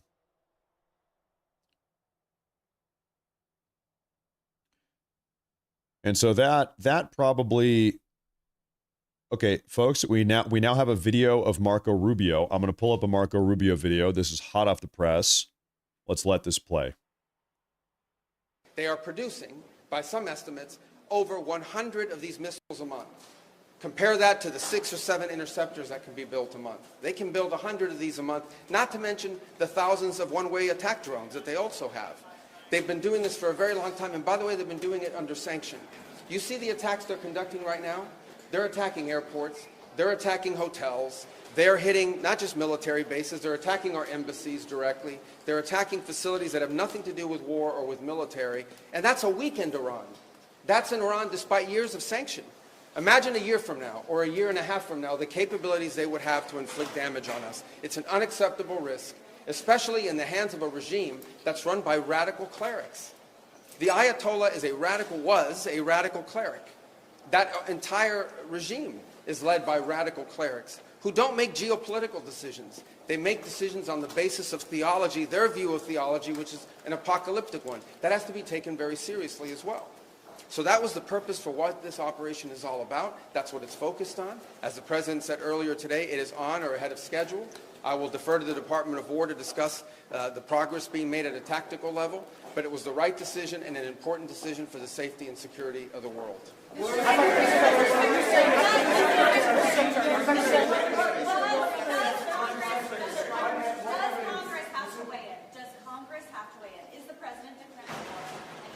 No. There absolutely was an imminent threat, and the imminent threat was that we knew that if Iran was attacked, and we believed they would be attacked, that they would immediately come after us. And we were not going to sit there and absorb a blow before we responded, because the Department of War assessed that if we did that, if we waited for them to hit us first after they were attacked, and by someone else, Israel attacked them, they hit us first, and we waited for them to hit us, we would suffer more casualties and more deaths. We went proactively in a defensive way to prevent them from inflicting higher damage. Had we not done so, there would have been hearings on Capitol Hill about how we knew that this was going to happen and we didn't act preemptively to prevent more casualties and more loss of life. So there's that. So according to Marco Rubio, we had reason to believe that Iran was on the cusp of attacking us and that we would have dead Americans. And so that's why we attacked preemptively. That is coming from Secretary of State Marco Rubio. 6 service members have been killed in action so far during Operation Epic Fury, the ongoing strike campaign against Iran, with the remains of 2 previously unaccounted for service members being recovered from a facility that was struck during Iran's initial attacks in the Middle East, according to U.S. Central Command. So it is 6 in total that have lost their lives so far, and all 6 of them were from the initial retaliatory attack from Iran. That happened yesterday. So today no casualties. They just bumped up the count from yesterday. This is terrible. 6 dead Americans. Rest in peace. I believe that took place in Bahrain. Now, I suppose something to say on the plus side. With every single, following every single U.S. or Israeli airstrike on Iran, we're blowing up their capacity to project power. We're blowing up their ballistic missile launchers. We're blowing up their drones. We're blowing up their stockpiles. Every single time we blow up an Iranian ballistic missile launcher, or every single time we blow up an Iranian drone storage facility, really it makes the region slightly safer because they've got less with which they can lash out and continue attacking. And so we just heard from Marco Rubio that the United States is ahead of schedule, on schedule, or slightly ahead of schedule. Justin, Israeli military issues urgent evacuation Evacuation warning for residents in Tehran's Evin neighborhood, particularly near the state radio and television headquarters. Urgent warning to those present in the Evin neighborhood in Tehran, especially in the area of the radio and television headquarters, according to what is displayed on the map. The defense forces will operate in the coming hours just as they did in recent days in various parts of Tehran to target military infrastructure belonging to the Iranian regime. Iranian citizens, for your safety and security, we urge you to immediately evacuate the specified area according to what is displayed on the map. Your presence in this area puts your lives at risk. So here's the IDF giving a heads up to the Iranian people. We are going to blow up these targets. If you're a civilian, get out of the way. Civilians, get out of the way. Now, ladies and gentlemen, we continue to hear from Rubio and also from Trump earlier this morning that there is going to be a massive strike against Iran very soon. A very big strike. We just heard that from Rubio, and we heard that from Trump this morning. That is kind of that's what's in the air today. Everybody still is on the edge of their seat. Of course, we have all these other little updates coming out as we wait for that. We see what happens with that story. But that is the big concern of the day.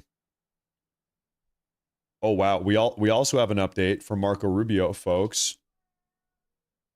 Marco Rubio just told lawmakers on Capitol Hill that there are currently no diplomatic exchanges ongoing with Iran. Diplomacy is over. They're not even talking anymore. Zero diplomatic exchanges. The time for debate and negotiation has come to an end, per Marco Rubio. Any update in Jordan? I'm looking now. No. I'm taking a look around.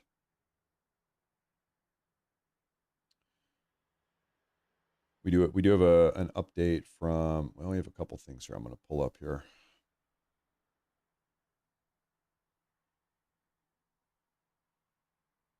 What do we have? The Ministry of Defense of the United Arab Emirates, the UAE, has said that they have successfully intercepted 161 ballistic missiles, 8 cruise missiles, and 645 unmanned aerial vehicles, suicide drones, since the start of the conflict in the Middle East. That's in the last 2 days. That's 2 days. A total of 174 ballistic missiles, 8 cruise missiles, 689 UAVs have been launched at the UAE in the same time period. Wow. This is, here's a visual. So we just heard from the Iranian Foreign Minister Abbas Araghchi 2 hours ago. He came out, he made a statement. He said, message PSA to all of the Arab Gulf nations. That's UAE, Qatar, Bahrain, all of them, Saudi. We are not at war with you. It's not about you. We're not at war with you. We want to be friends. This is about America. But at the same time, at the exact same time, Iran is flippantly, very willy-nilly launching hundreds of ballistic missiles, cruise missiles, over 600 suicide drones into UAE alone. Into UAE alone.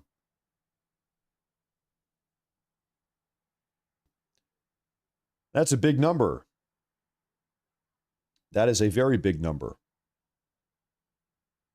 I'm going to flip back up our live cams here. Do we have any audio anywhere? What time is it in Israel? What is it, midnight?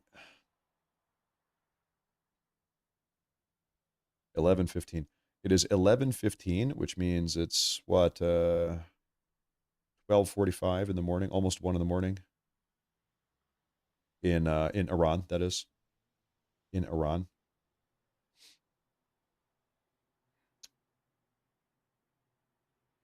in the dead of night. Now, as we have seen time and time and time again, it is always between 1 in the morning and 4 in the morning, 1 to 4 in the morning, in the Middle East, that is, when all hell breaks loose. Between 1 and 4 in the morning, that is when we always see the most action, and we're just right about on the cusp of that time frame here.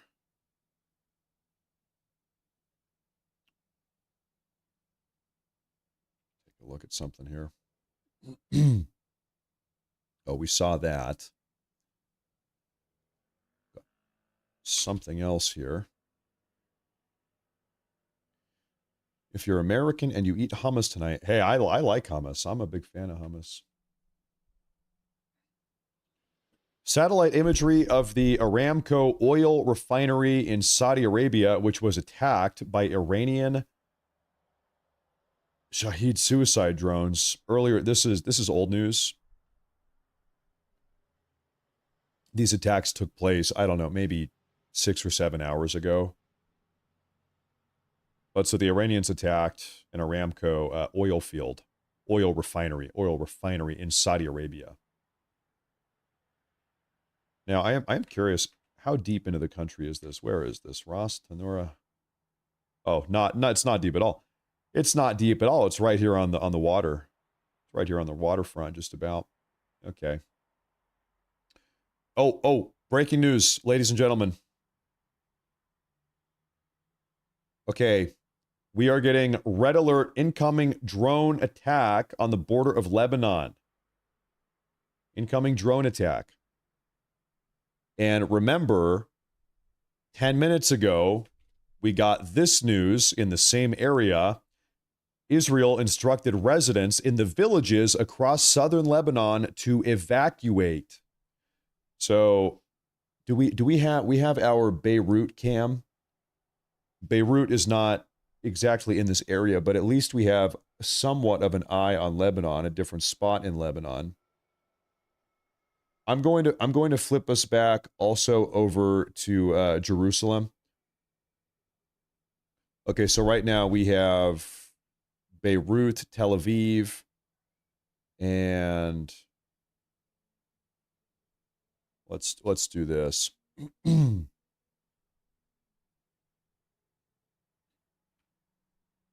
Jerusalem, Israel.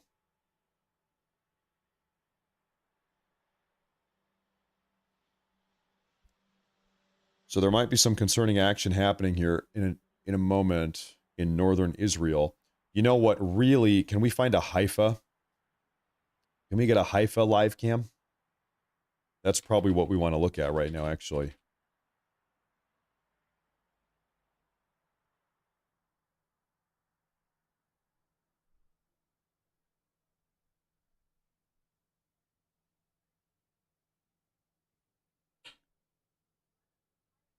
What? Won't you eat, Matt? I ate food probably 90 minutes ago. I just had a big meal. I just ate. You don't need to eat that much, do you? Yeah, I don't think we have any live footage in North Israel. We do not have a Haifa cam today.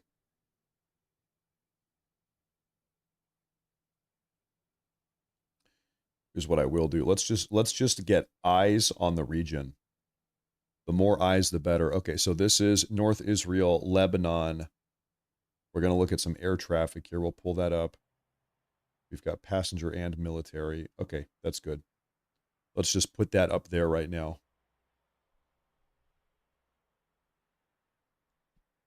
Okay.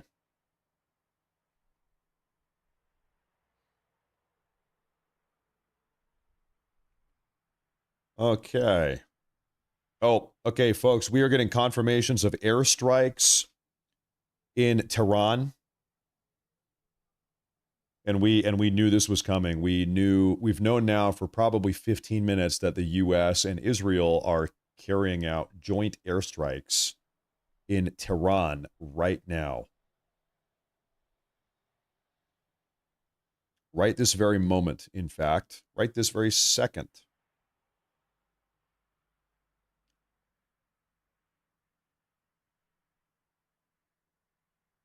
Matt, you need to drink more water. I don't know if you can believe this, but I have actually made it this far in my life. I know I'm not that old, I'm 32, but I actually am capable of managing my own food and liquid intake. I actually don't really need people telling me how much to eat and how much to drink. I've made it this far. I've been doing it for a long time. I think I've got it under control. I appreciate the concern, but believe it or not, I think I can manage it. I've got a firm grasp on it. It's going to be okay.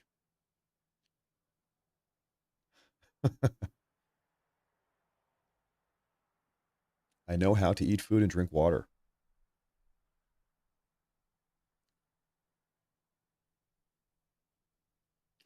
We've got new footage of an Iranian drone striking a base, U.S. base in Bahrain. Coming out right now. Take a look at this here, folks. I'm sorry. This is footage from yesterday. Why are we posting footage from yesterday? This is actually like 36 hours ago.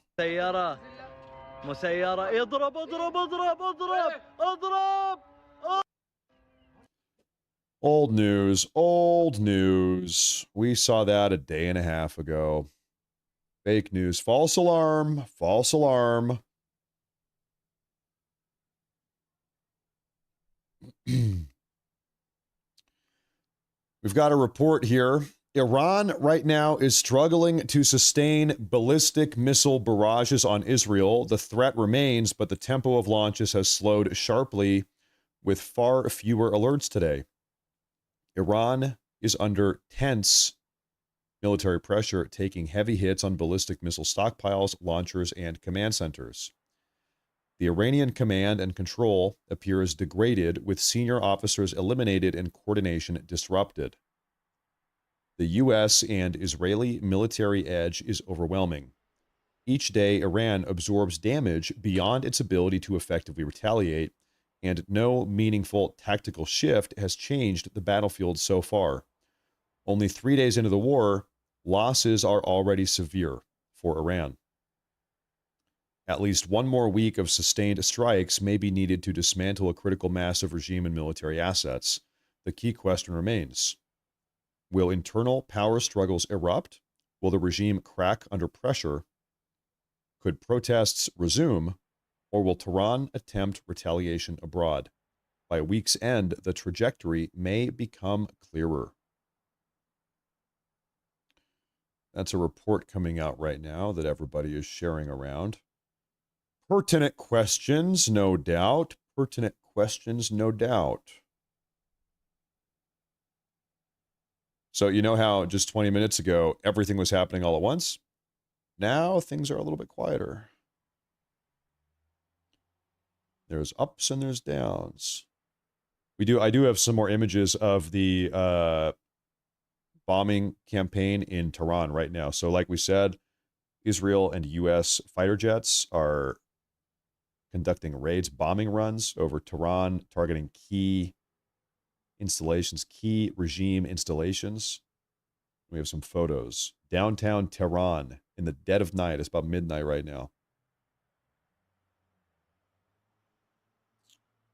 Right now. And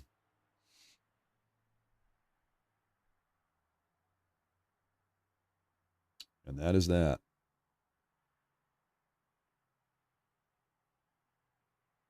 So I'll keep you posted on what is going on in downtown Tehran as the day unfolds. Now, hold up. Wait a minute. What are you doing, Mr. Airplane? Hey. Where are you going? San Marino. This is a commercial airplane going from Paris to Beirut, Lebanon. Country of origin, San Marino. Dude, did you not get the memo that this is like the most dangerous place in the world right now? Going from Paris. Huh? Is this guy stupid? Are you stupid? What are you doing? What are you doing? He can't read English. Maybe. I don't know. You should not be doing this, brother. Bad idea. Zoom in a little bit more. We'll just keep an eye on that guy. Leroy Jenkins. He's going in. That's right. He has a CDL from California. That probably is the best explanation. You're probably right about that.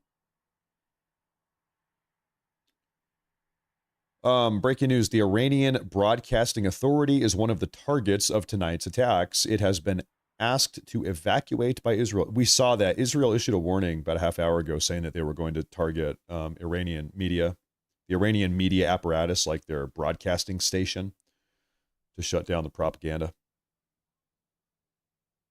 And it seems like they have blown up that broadcasting station. Now,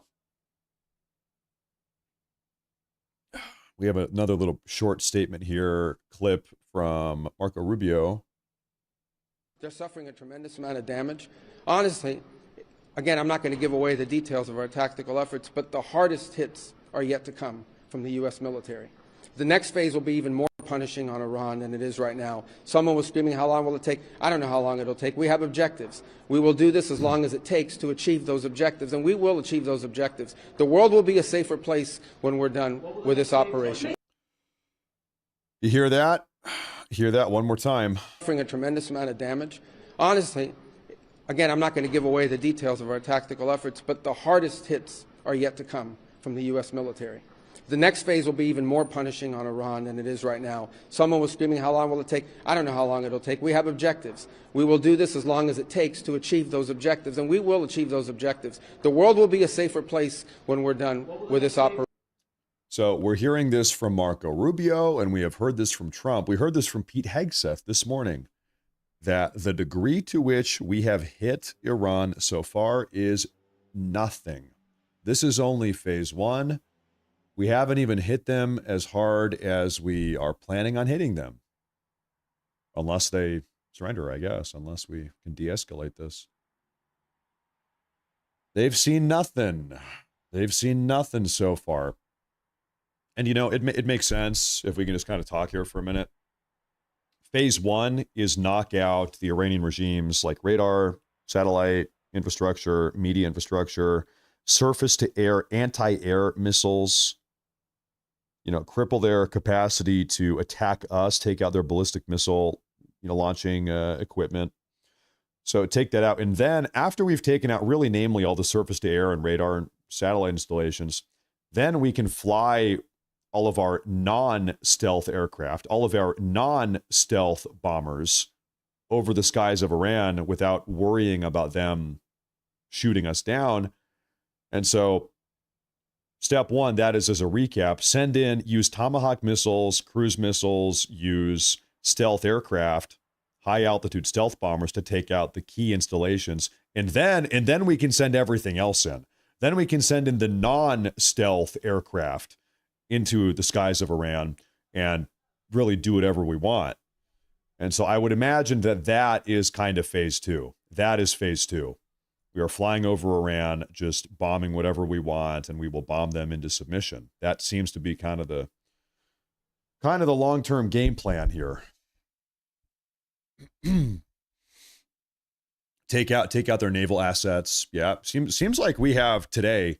That was the big breakthrough today. Seems like we have totally taken out the entire Iranian Navy.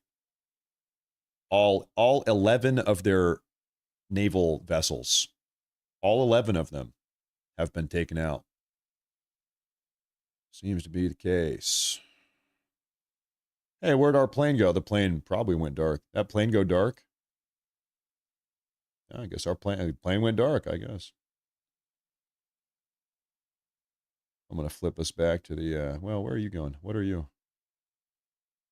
Austria. The Österreich. I'm going to flip us back to the Hormuz here. We're looking at the Hormuz. Okay.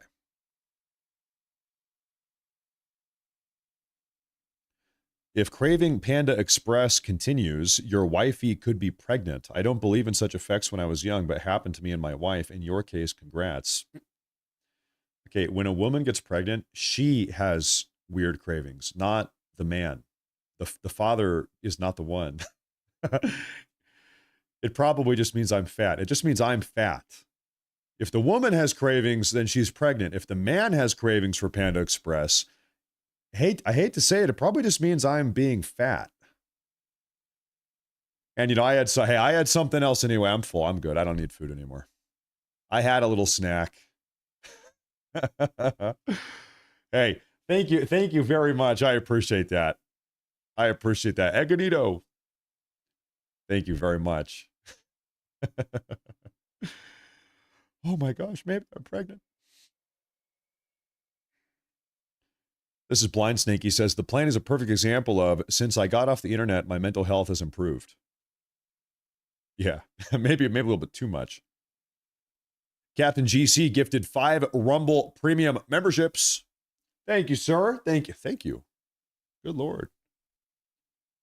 Good Lord.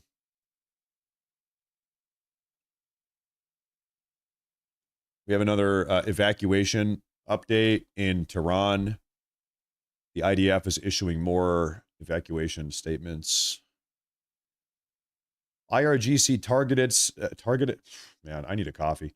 IRGC targets to be evacuated shortly in Tehran. The entire Evin neighborhood in downtown Tehran, the Islamic Republic of Iran broadcasting headquarters, the Masjid Bilal, bridges over Chamran. So the IDF put this statement out. So they're saying all of these locations we are going to bomb very soon. So if you're a civilian, you need to get out of the way because we are going to be bombing them.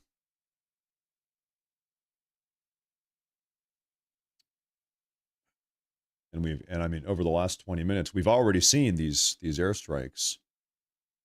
The airstrikes are already underway. Hold up. Wait a minute. Now, what am I seeing here?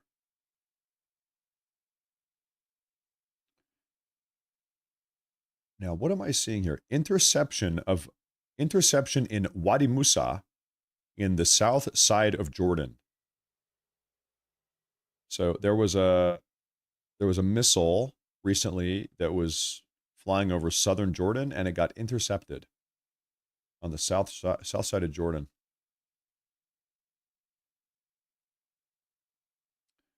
Where is our Wadi Musa?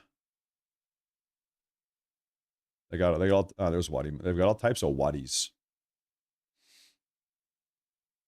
Wadi Musa. So right here, right along the hills, huh? There's just so much history in this part of the world. This here, yeah. Do we have any biblical scholars? Right here, the Sea of Galilee. This is where they say Christ walked on water. Can you imagine that? That's where it happened. Wow. There it is. Perform the miracle. They call it the Holy Land. Now, where was our... Oh, yeah, there we go. Okay. Now, I have a confirmation here. The Israeli Air Force has began a new wave of strikes against the Iranian capital of Tehran. Yeah, and we've been seeing that. We've seen that. The IDF says the Israeli Air Force has begun a new round of airstrikes targeting the Iranian regime in Tehran. That's right. And we have been seeing that. And it seems like it's ongoing.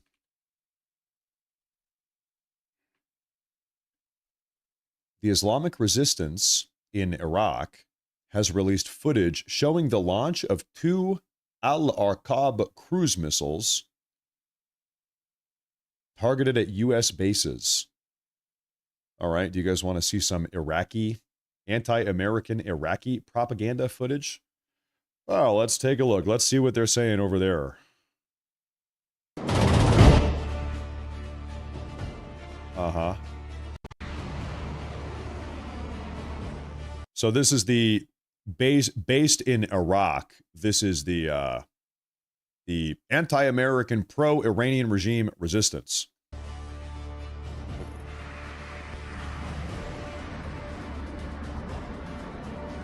In the Rumble chat, there is a guy who is absolutely crashing out and melting down because I was criticizing Panda Express, because I made jokes about Panda Express. This guy is super mad that I made jokes about Panda Express. He's super pissed off.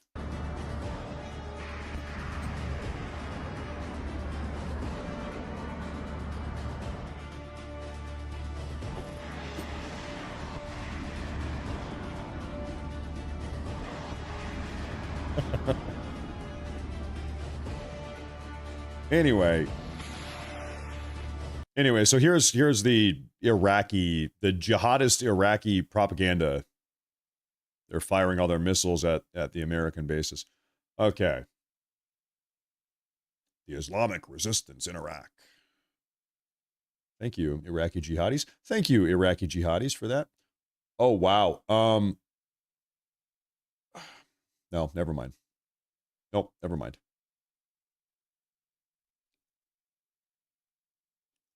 Wait a minute. If he was mad about what I said about Panda Express, maybe he's an agent of the CCP.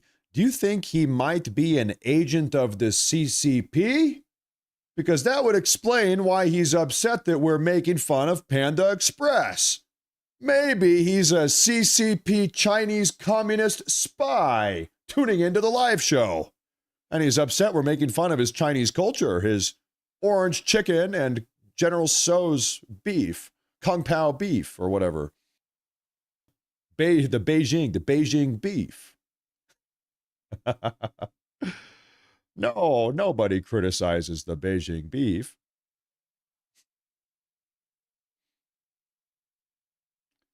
Now,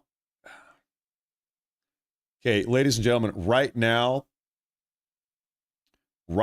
it seems as if the big news, it's these ongoing airstrikes. U.S. and Israel are taking out target locations in Tehran, Iran. Now, of course, we never have live footage. Oh my gosh. Oh, okay. It's about to go down in Beirut, ladies and gentlemen. It is about to go down in Beirut. And by the way, we have a Beirut live feed. So we might even be able to see this one.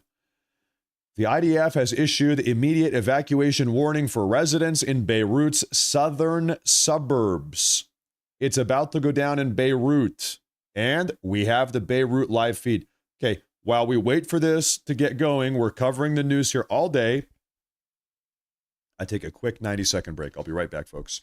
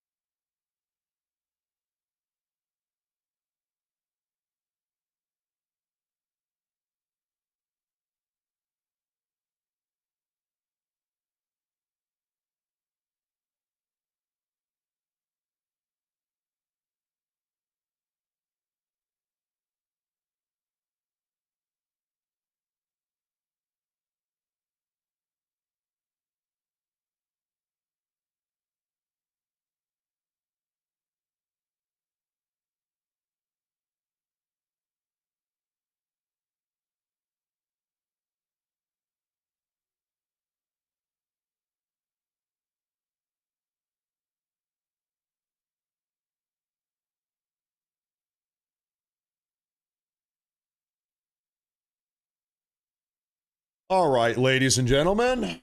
Okie dokie. Here we are. Yeah, sorry, folks. I decided to spend 30 seconds with my wife out there in the kitchen. It was very selfish of me. I do apologize for that.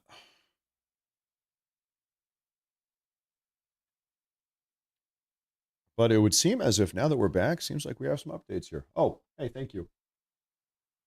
Thank you very much, dear. And I even got a cup of coffee out of it. All right.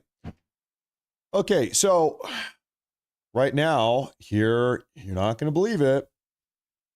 Sirens are blaring at the U.S. Embassy in Amman, Jordan. An announcement tells individuals to duck and cover, get away from the windows.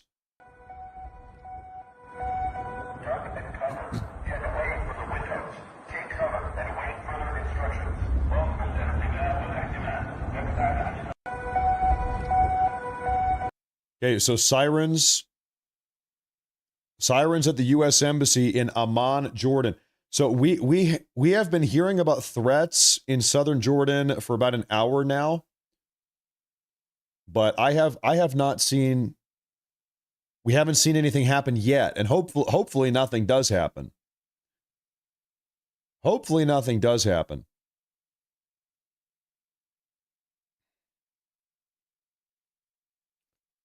Oh my gosh.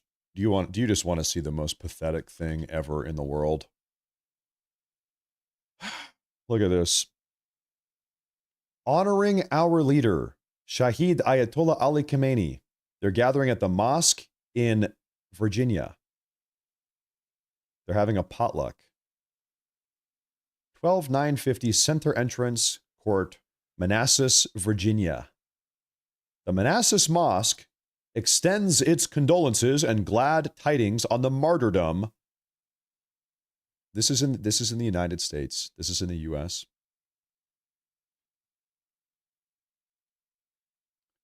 This is in the United States. Are we still looking? Do we still have Beirut? Is this still Beirut? Yeah, I think it is. I think so. This is just insane. This is just insane. The enemy is within us. The enemy has infiltrated. That's in the U.S. Our nation has been infiltrated. Oh, wow. Ladies and gentlemen, big time Truth Social post from the president himself. Here we go. U.S. President Donald Trump, he said, if I didn't terminate Obama's horrendous Iran nuclear deal, the JCPOA, Iran would have had a nuclear weapon 3 years ago. That was the most dangerous transaction we have ever entered into. And had it been allowed to stand, the world would be an entirely different place right now. You can blame Barack Hussein Obama and sleepy Joe Biden. Thank you, President Trump. The JCPOA, this is Barack Obama's 2015 nuclear deal. The JCPOA. You might remember the big stack of cash that was given to the Iranians. This was ultimately, I'm going to use a word I try not to use a whole lot. The JCPOA was retarded. Trump is right. This is one of the worst deals of all time. Anyone supporting the JCPOA is, in all likelihood, retarded.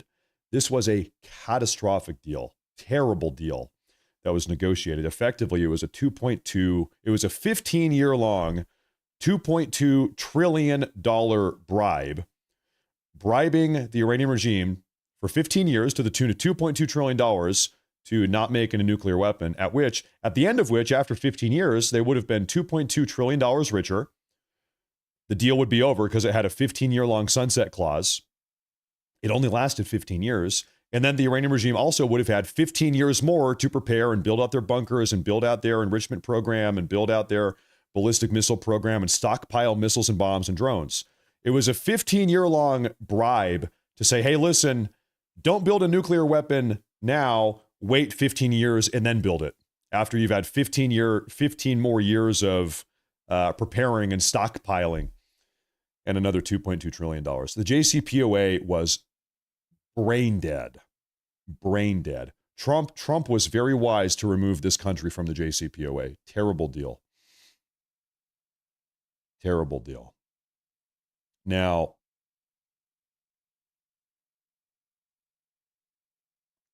got some updates here for you. I've got updates here.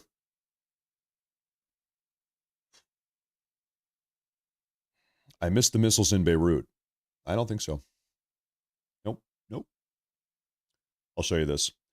Heavy, the unprecedented strikes are rocking Said Abad area in Tehran. Right now, the airstrikes, like we said, big topic right now. Israel and the U.S. are dropping bombs in Tehran, taking out target locations. Target locations. This has been going on for probably 30 minutes now. I'm going to flip back up our cam here. Okay. Hello there. We're taking a look. I mean, hey, we're taking a look at Beirut. I've got Beirut up. It's right there, yeah.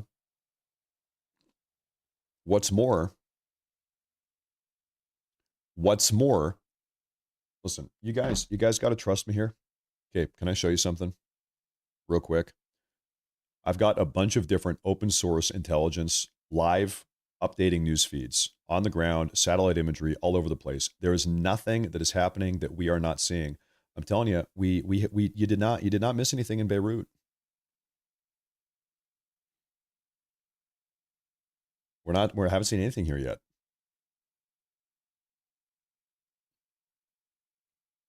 Let me see here.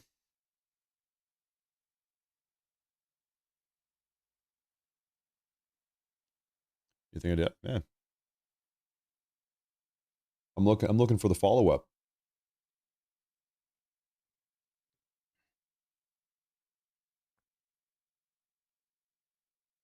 If I did, there is nothing posted about it anywhere.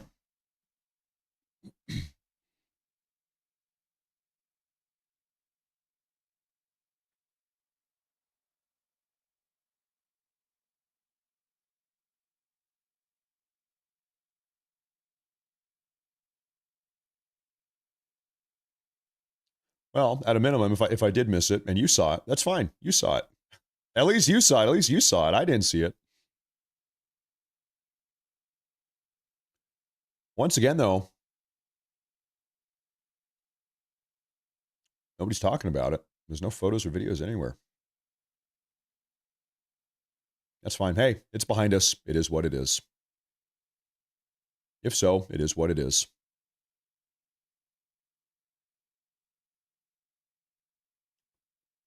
Check Beirut. That is what it is.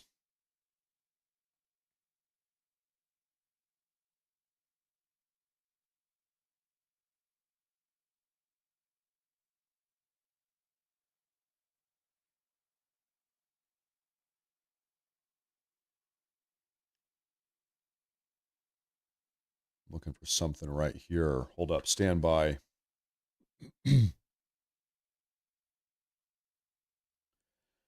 The first U.S. service members killed in the conflict with Iran died in a direct Iranian strike on a makeshift operations center at a civilian port in Kuwait on Sunday morning local time. The source said the strike hit just after 9 a.m., directly impacting a triple-wide trailer used as office space. There were no warning sirens. Parts of the building were still smoldering hours later. So it was a makeshift operations center at a civilian port that had a couple U.S. military members, and the strike just came out of nowhere. I guess nobody expected the Iranians to attack a civilian center, is what happened. That seems to be the case there.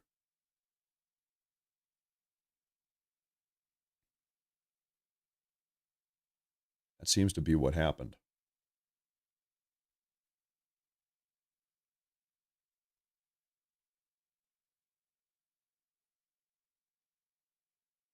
Looking on YouTube and wow, there's so much bullshit. Oh yeah.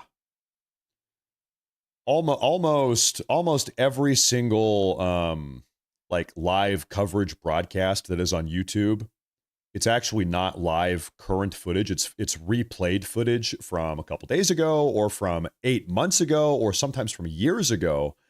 And they replay footage in order. It's all clickbait. It's all clickbait. In fact, what I have noticed personally is that a lot of the clickbait live footage on YouTube, there's a common denominator. It's all Indians. It's Indians. These are Indian accounts on YouTube. I hate to add on to the stereotype here, but a lot of these fake news, fake live stuff on YouTube, it's Indian scammers. That's what I've noticed. Literally every single time, it's always some Indian news source that's doing it, hoping that people click so they can make money. They're just trying to make some money. I kid you not. Indian scammers. By the way, okay, I need to get caught up here. Roger Davis Jr., thank you, sir. Thank you, sir. Thank you, sir. Kelly, another supporter, member of the community. Welcome to the show. Thank you very much. Matt Morris, feather or dot? Dot. Not feather. Dot. Good question. Shepherdess says, Matt, several live cams on YouTube at Intel Cams OSINT, in case you've not seen them, one of Beirut. Intel Cams OSINT. I'll take a look. It might be clickbait or it might not be a good cam here. I'll pull this up. I'll take a look.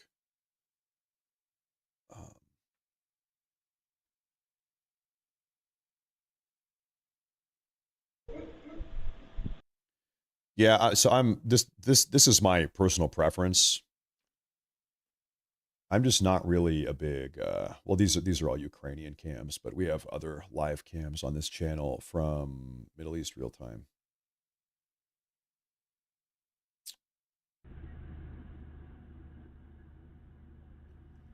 We could look at these. We could. Personally, I'm just not really a big fan of these cams. Honestly, they're very small and I think they don't look that good. They're not that high quality. That's my personal preference. So I'm just not going to have those up here. I'd rather just stick to the ones that we have, if I'm honest with you. Thank you though. Thank you though. Unless you guys really want those ones. Unless you love those ones. I'll pull them up if you like them.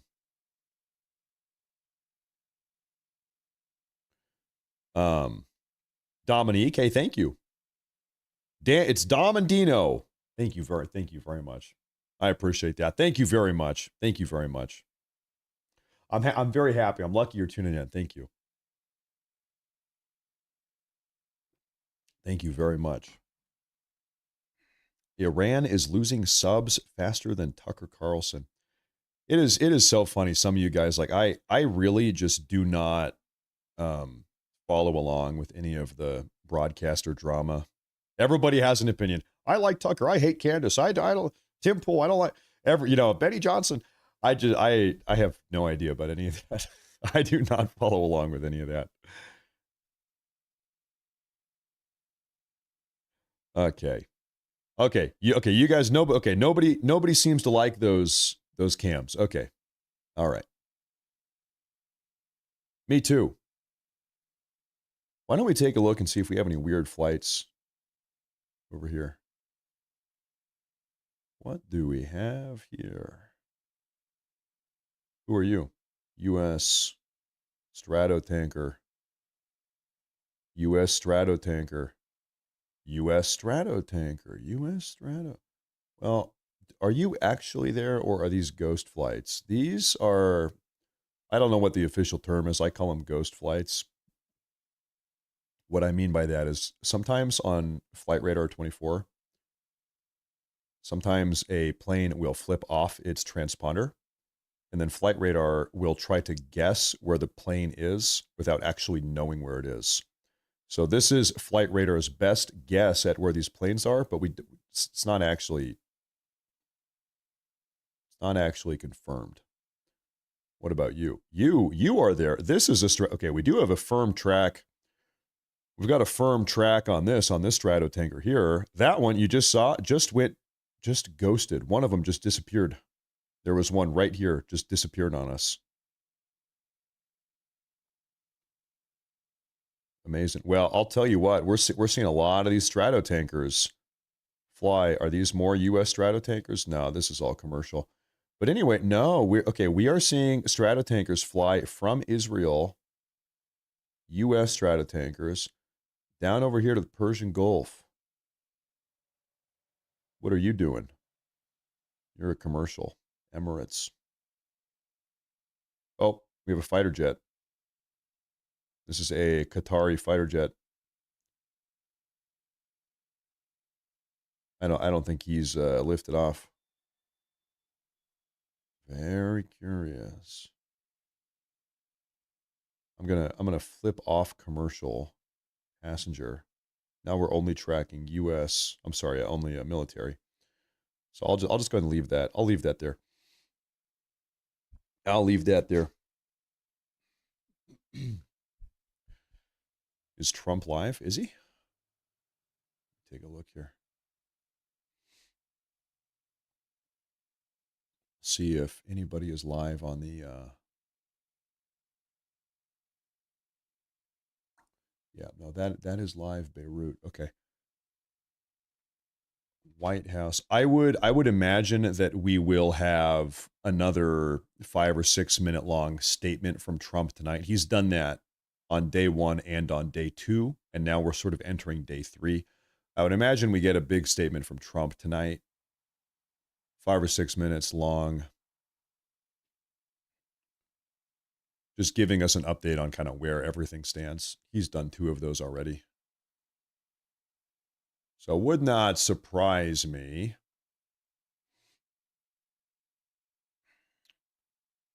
It would not shock me at all.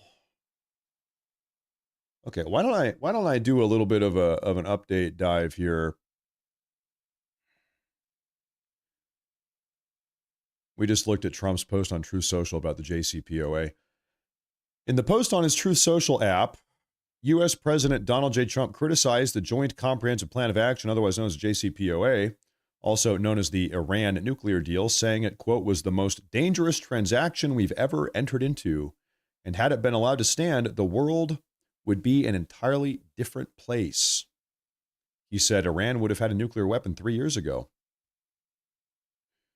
Yeah, well, okay, let's say Iran, let's say the JCPOA still stood. Trump did not get us out of it. And let's say Iran actually followed the terms of the JCPOA. What are those terms? The big terms of the JCPOA are that Iran was not able to enrich uranium beyond 3.67%, I believe. And also that they were not allowed to stockpile any of that 3.67% enriched uranium beyond 350 kilograms or 300 kilograms of that enriched uranium. So it was enrichment limitations and it was stockpile limitations of enriched uranium. So let's say that Iran followed the rules. They followed the agreements of the JCPOA. The JCPOA had a sunset clause. It only lasted 15 years, and it was signed into effect in 2015. So in 2030, would have been over with, would have been done. Iran then would be 15 years more entrenched, more bunkers, more ballistic missiles, deeper bunkers, more powerful, suicide drones, etc., larger stockpile. They would be $2.2 trillion richer by nature of the sanction reductions that were a part of the JCPOA deal. And then also, at the very end of that JCPOA in the year 2030, Iran would have been free to continue on stockpiling and enriching uranium to their heart's content, as they had been doing prior to the JCPOA. So it didn't really accomplish anything other than just give Iran a 15-year window to save up money and entrench themselves and build up a stockpile. It didn't do anything. It didn't actually help. It just it was effectively kicking the can down the road, is what it was. It's kicking the can down the road.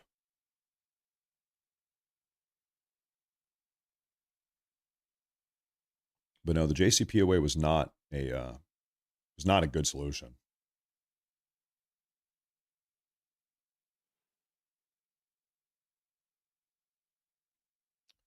I think in a lot of ways it was kind of just like a 15-year-long bribe.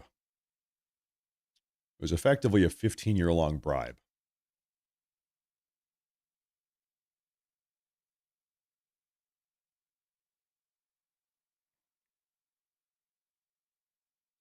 Marco Rubio spoke to the media for 12 minutes. We've seen a couple clips from that, from this Marco Rubio speech. And we have a big list of takeaways. I'm going to read through the list here. From Secretary Rubio, key takeaways on the Iran operation. Iran is producing 100 ballistic missiles per month and thousands of one-way attack drones aimed to build a retaliatory shield that would make its nuclear program untouchable. This is all coming from Rubio, by the way. Iran is approaching a, quote, point of immunity within 1 to 1.5 years, where its missile and drone stockpiles would deter any strike. Sanctions have failed to stop the weapons buildup. The operation was timed while Iran is weakened and before it reaches that immunity threshold. U.S. intelligence assessed Iran would immediately retaliate against U.S. forces, so preemptive action reduced potential American casualties. Mission focus is destroying ballistic missile launchers, stockpiles, drone capabilities, and naval assets threatening global shipping. No ground invasion planned. Air and missile strikes are sufficient for objectives. There's Marco Rubio. He just said no ground invasion is planned. We're just going to keep on bombing them. Regime change is not the official goal, but the U.S. would welcome the Iranian people replacing the current leadership. Congress was notified through the Gang of Eight and in compliance within the 48-hour war powers reporting requirement. We saw Marco Rubio talk to the Gang of Eight on Tuesday. It was actually a couple hours before the State of the Union address. So what is that? 6 days ago. The U.S. denies targeting civilians and says any alleged incidents are under investigation. There was a story that came out yesterday, I believe, about how Israel dropped a bomb on an Iranian school and killed like 50 Iranian schoolgirls. And then it came out it's all fog of war, but allegedly that was actually an Iranian missile that launched up and then misfired and crashed back down and blew up their own school or something like that. I don't know. I wasn't there. Terrible. I don't even know if the story is real at all. If anybody died. You know, in situations like this, you have to understand every single side of the equation, Iran, Israel, US, everyone has a vested interest in trying to control the narrative. Everybody is battling to control the narrative. Everyone.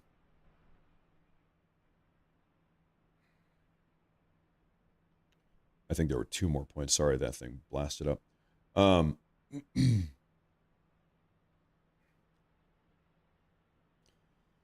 Iran controls roughly 20% of global energy flows via the Strait of Hormuz. Mitigation plans are being prepared to stabilize markets. Seems like it's a key component of U.S. policy to reopen the strait. Get the strait back open and keep it open. We don't want any economic turbulence. The final point here is no active diplomacy is underway between the U.S. and Iran. There's no diplomatic conversations going on right now. It's over. Operations will continue as long as necessary with no fixed end date. They've been floating 4 to 5 weeks. 4 to 5 weeks is what Rubio said, Trump said, Hegseth said, 4 to 5 weeks. But also all of them have said that we are ahead of schedule. So the initial estimation for how long this would take, 4 to 5 weeks, but that we are ahead of schedule. Whatever that means. Could be a couple days or a week ahead. I don't know.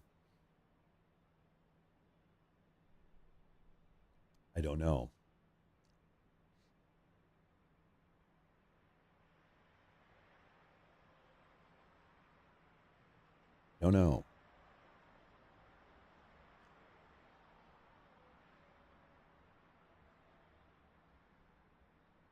Iraqi Prime Minister al-Sudani, as commander-in-chief, has personally taken over all military and security operations in Iraq. Once again, the current Iraqi Prime Minister has personally taken over all military and security operations in Iraq.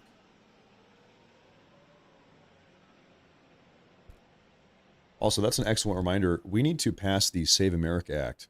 We cannot let all of these Middle Eastern shenanigans distract us from the Save America Act, which must be passed. Very true. That's a good reminder. Very true. I have some footage here for you folks.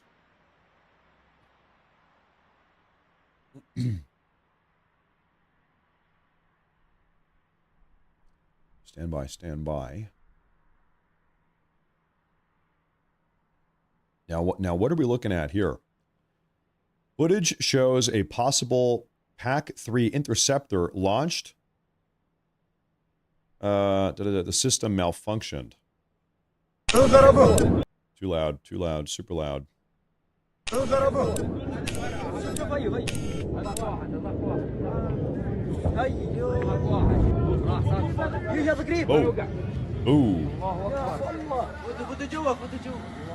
So they're saying Allahu Akbar. So where is this? Jordan?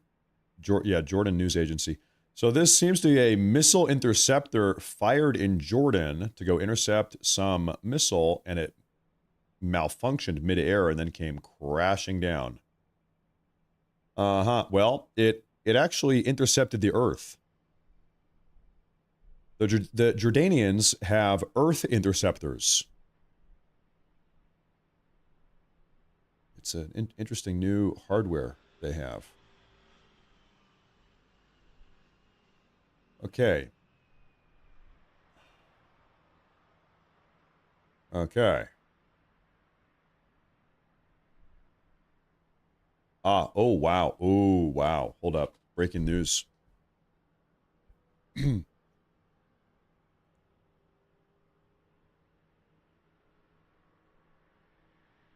Oh, boy.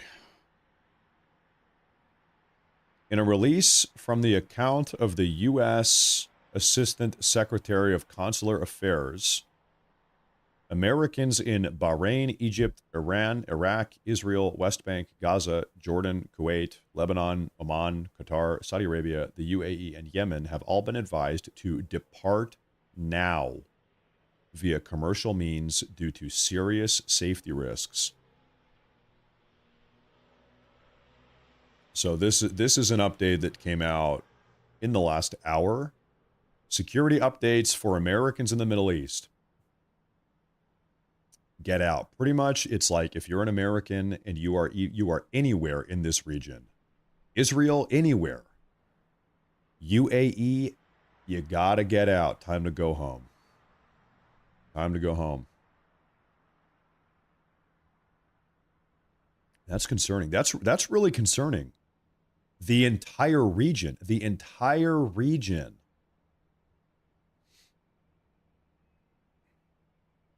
That is concerning.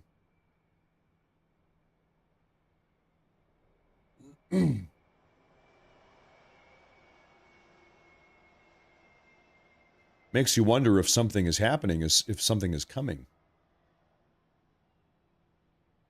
Makes you wonder if something is on the horizon here.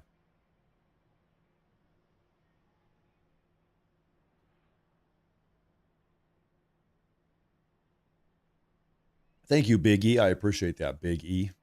Thank you very much.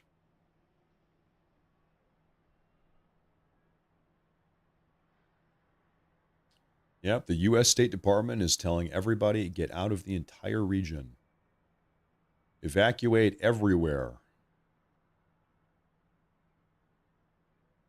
Oh, ladies and gentlemen, we are having reports of explosions in Larnaca, Cyprus.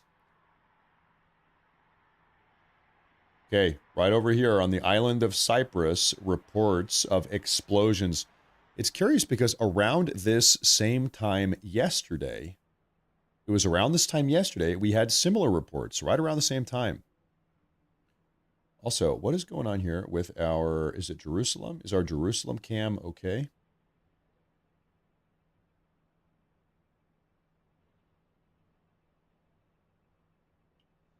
What's going on here?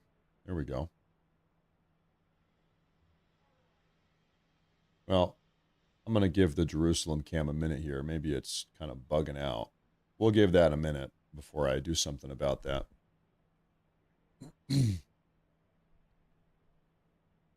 That might just work itself out here in a minute, so we'll just wait.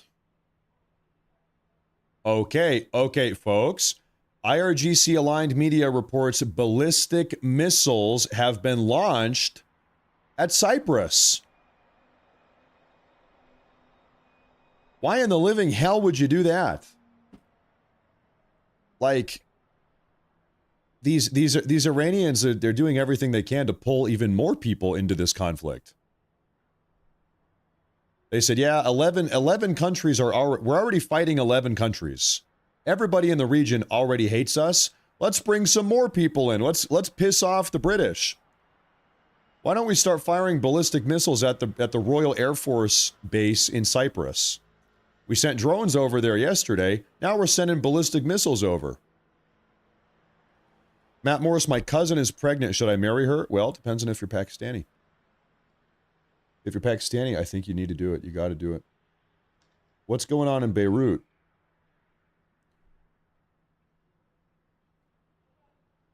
I'm going to try to find a Cyprus live cam. Stand by here, folks.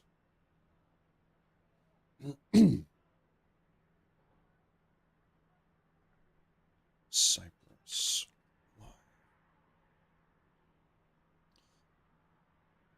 Oh. Do we have a Cyprus live cam? That is not Cyprus. I'm just sifting through clickbait bullshit channels on YouTube right now. Any Cyprus live cams? Maybe not. I'm telling you, man, firing ballistic missiles at the Royal Air Force Base on Cyprus is probably the single stupidest thing that the IRGC could do right now.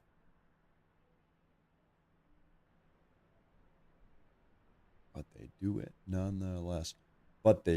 nonetheless. Okay. Fasoila. Where is Fasoila?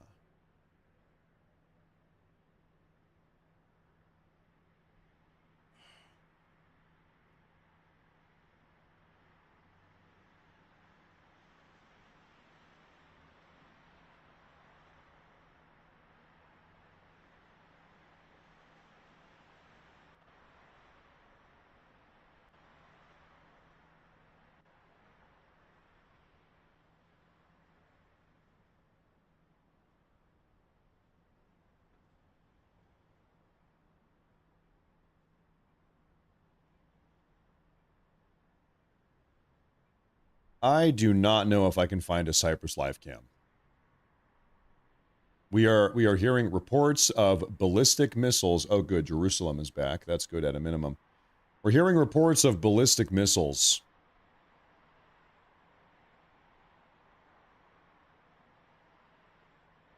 Sarah says, get real, Matt. Iran is going to fire a shitload of ballistic missiles and hypersonic missiles at all U.S. and their allies. Why do you think the government told all gringos to leave? Sarah, you are my most special. I'm going to put you in a special Leering Center. Sarah, I'm going to give you the Morse Scholarship to the Leering Center. I will personally pay for your tuition every single year to the Morse Leering Center for special adults, for special education adults, the Morse Leering Center. For only the most special adults. We will see.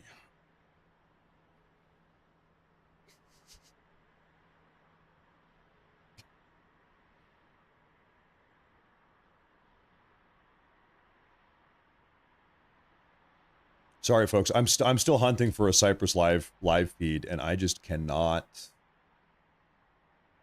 Just can't find one.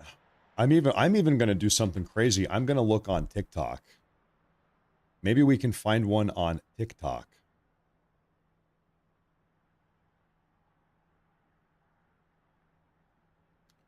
Can I tell you something crazy? There is a fake Matt Morris. This is not me. I do not own this. This is some person pretending to be me, and they've been re-uploading my footage on TikTok for like a year now, and I've never done anything about it. This is not me. They recently started uploading videos of like black people eating food or something. I don't know. I don't even know. They pivoted from Matt Morris videos to black people eating food videos. Astounding. I don't know. I don't know what to tell. I don't know what to tell you about that. I don't know. Anyway, Cyprus.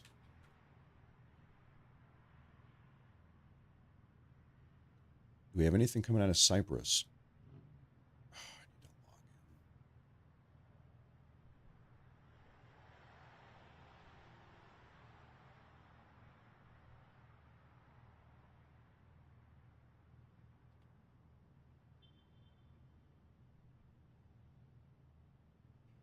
I'm doing my best. I'm scraping the depths of the internet to see if we can do this.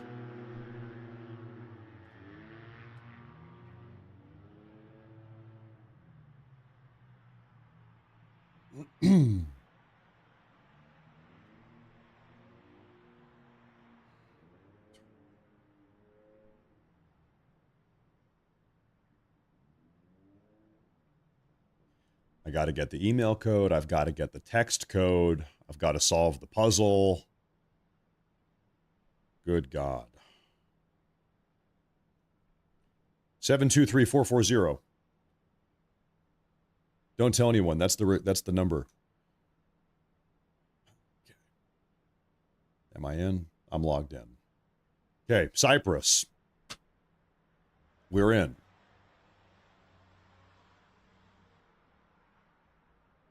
And there's nothing. All right, there's nothing. That was all waste. Darn it.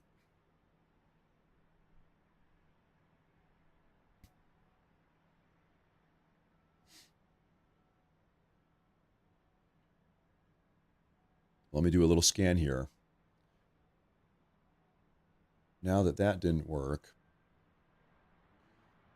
Coming out of the IDF, the Israeli Air Force has just launched additional strikes in Tehran based on intelligence directorate guidance targeting regime infrastructure. Just now, hot off the press.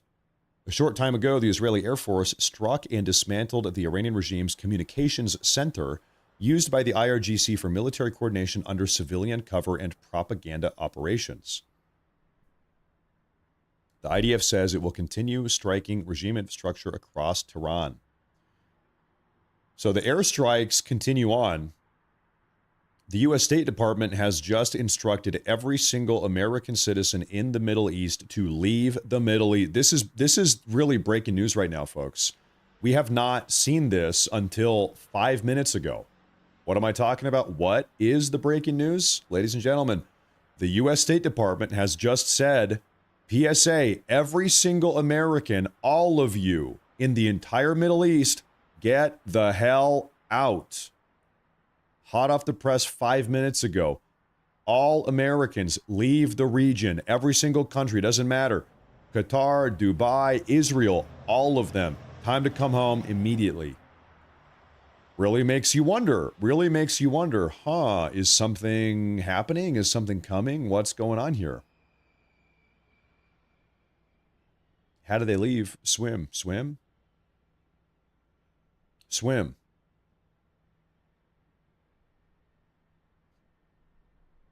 So, makes you wonder if there has been some escalation. Hop on a boat, hop on an airplane. You got to get out.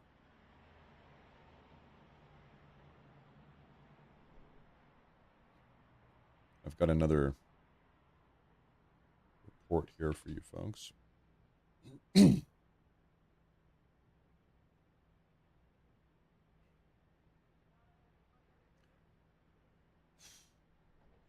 According to the White House memo to congressional Republicans, 49 Iranian regime decision makers, including Khamenei, were killed in the opening joint U.S.-Israeli strikes on Iran. So within the first 5 minutes of this conflict, 2.5 days ago, 49 of the top Iranian regime decision makers, top levels of the leadership structure,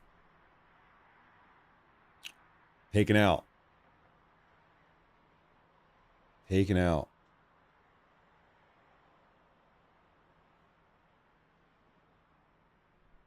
Now, what is going on down here? What are you guys doing? That ship is ghosting. That plane is ghosting. You are a very curious guy. Okay. You flew from a base in Jordan.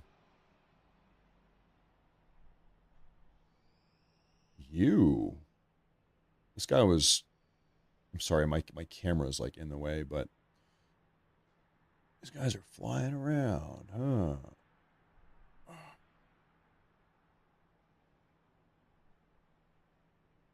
These are all U.S. tankers flying off the coast of Israel right now.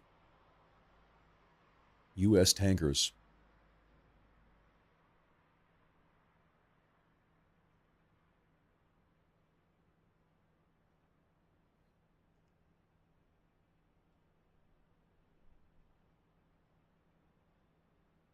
You can't help but feel like something is coming. Does anybody else have the same kind of heebie-jeebies feeling right now? You can't help but feel like something bad is about to happen.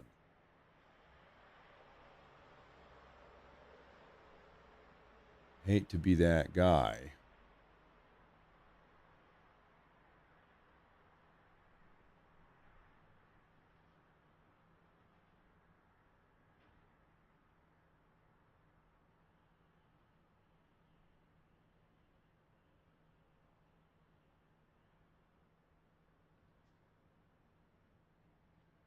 There we go. We got zoomed out a little bit. I wonder what that was. Okay.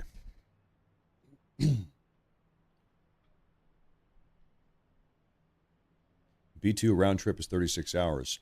True, from Whiteman Air Base in what? Missouri or Arkansas? Where's Whiteman Air Base? Missouri, in Missouri. 36 hours from Whiteman Air Base in Missouri. We got some curious news, though. We got some curious news. This is Whiteman Air Base. This is where a lot of the B-2 Spirit stealth bombers have been flying in and out of. Right, central smack dab, just about in the middle of the U.S. However, we got the go-ahead from the Royal Air Force, the British Royal Air Force, that going forward in this operation against the Iranian regime, the British gave us permission about a day and a half ago to make use of a little thing called Diego Garcia. So we might not have to be flying bombing runs out of Whiteman Air Base. We might be flying B-2 Spirit stealth bombing runs out of Diego Garcia. That might be what's going on here. Very soon. Very soon. The British, they gave us the green light. So, okay, a little bit different. It's a little bit closer. It's a little bit closer.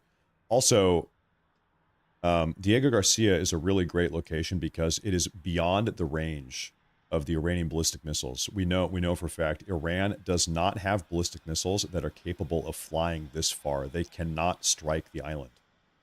You know, you don't want to land a B-2 Spirit stealth bomber at an air base in Greece or Qatar or Bahrain, because that's within striking distance of Iran. You don't want to risk it. You don't want to risk it.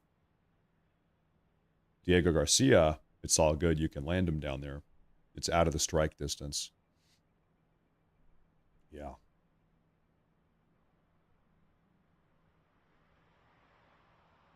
It's just a little bit too far. It's a little bit too far. Now, there's something I wanted to show you. I just saw this pop up here. Satellite imagery shows the utter destruction of a drone base operated by the IRGC in the Kermanshah province of western Iran. Oh, wow. Okay, folks, before, this is a drone manufacturing facility in Iran. Before,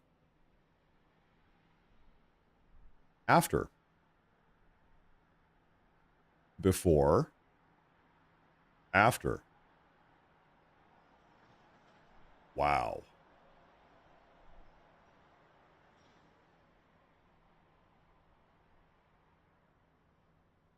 Any other footage here? No. Okay. There's the before now. It was a drone manufacturing facility. Drone base. It's a drone base. And now it is not.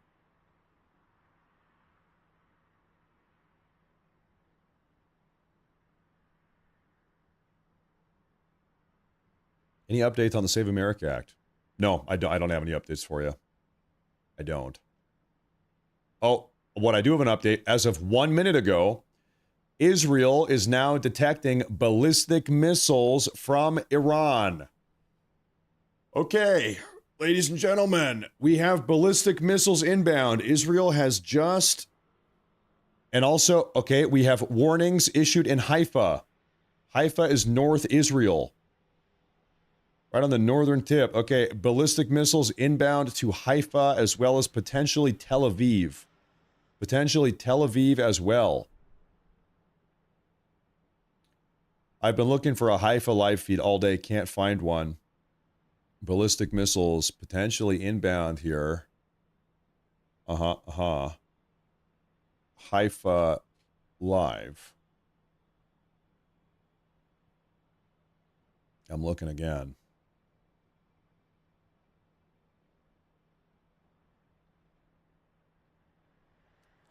So that was our early warning. That means that... Does anybody have Haifa? Nobody has Haifa. Ain't nobody got nothing on Haifa. So, yeah, that means that ballistic missiles potentially are going to be making their way to Israel in the next 10 minutes. We have probably 10-minute timeline here. I wonder if that AWACS circling in Turkey to provide early warning of the launch of another... Maybe, yeah, maybe, could be. Hold up, red alert here. Real quick, you want to see what this looks like? This is what it looks like. Ladies and gentlemen, this is the Haifa area. This is all over northern Israel. We have expected collisions. I've never seen this before. Normally we have like maybe 10 of these at most. This, we might be looking at 100 of them. So I would suspect that things are about to get very bad. Things are probably about to get very bad. I'm going to,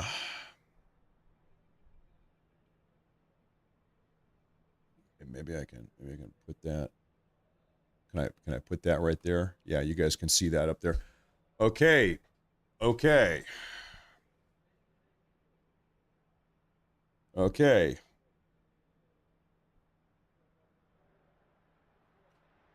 Do we hear sirens? Tel Aviv.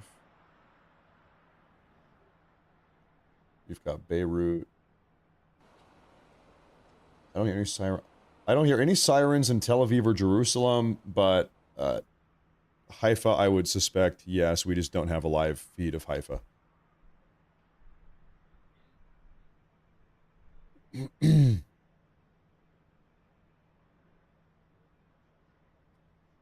We will see. This is I'll tell you, this is looking pretty bad.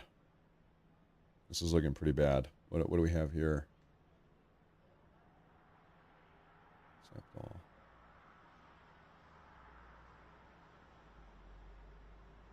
Coordinates.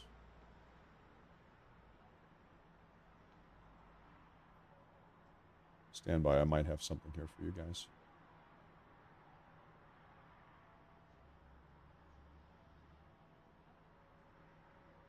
Well, okay, that's on Cyprus. Okay, so we have do we?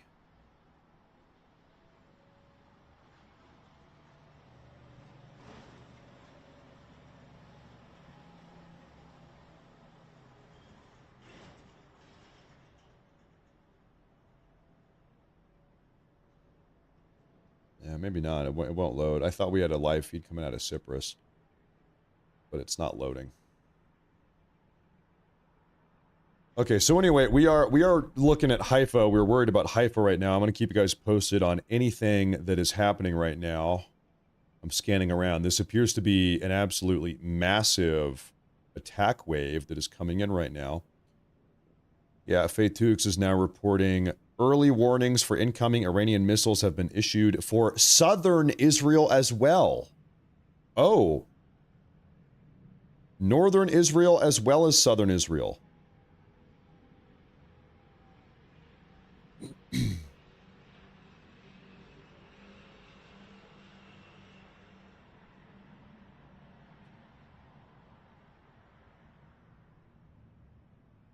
Northern Israel and southern Israel.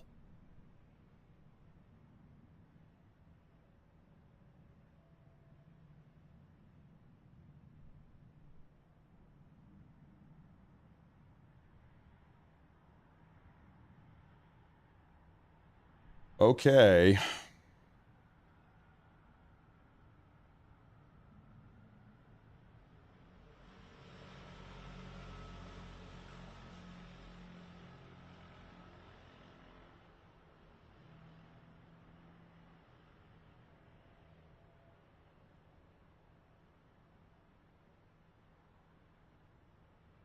One moment here, folks.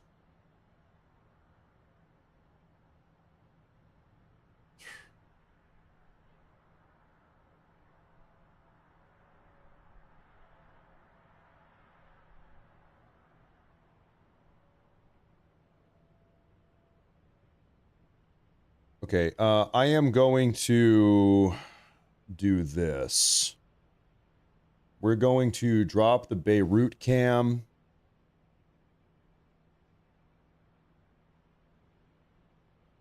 We have a bunch of cameras up here.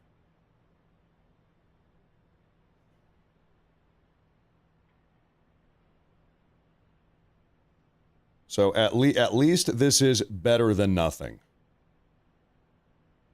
At least this will give you a little bit of an idea here of what maybe we're working with.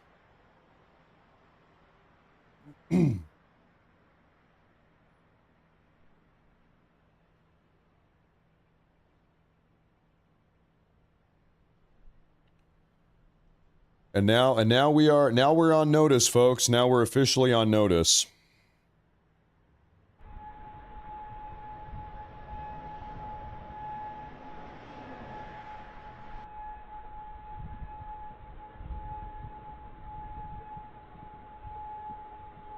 Seems like we do have some sirens in a couple different places in Israel. Potentially even Beirut as well, actually. All right.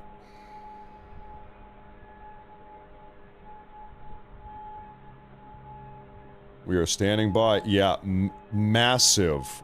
I'm hearing that in Haifa there are explosions overhead. I haven't heard that yet, though. I don't think we've seen that either.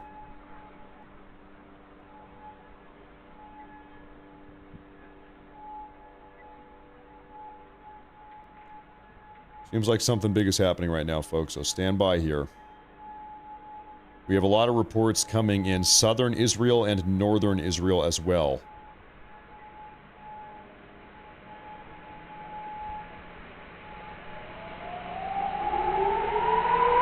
Sirens.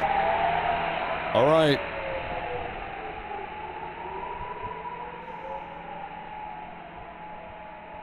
I'm hearing reports also of sirens in Kuwait.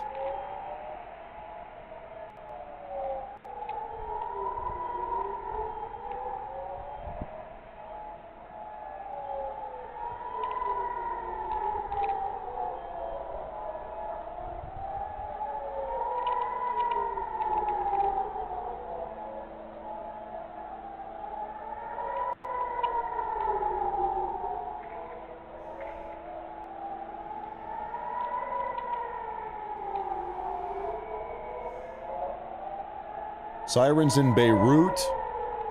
Sirens in Kuwait. Sirens in Haifa. I don't hear sirens in Tel Aviv. I don't think we have Tel Aviv sirens. I just checked.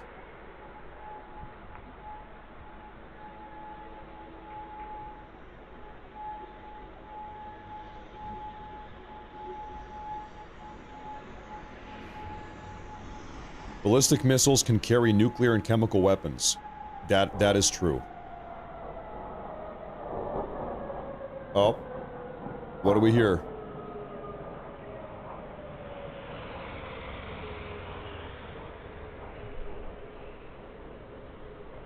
Dog Mama says New York, Dog Mama New York says dangerous conditions cited, Americans told to leave. Well, there goes my spontaneous Tehran vacation. Hate it when that happens. Yeah, if you had vacation scheduled for Tehran, you probably need to cancel. Or anywhere in the Middle East. Thank you, Dog Mama. Thank you very much. We are hoping that everybody here. Oh, good Lord. We're hoping that everybody here stays safe. Genuinely, everybody.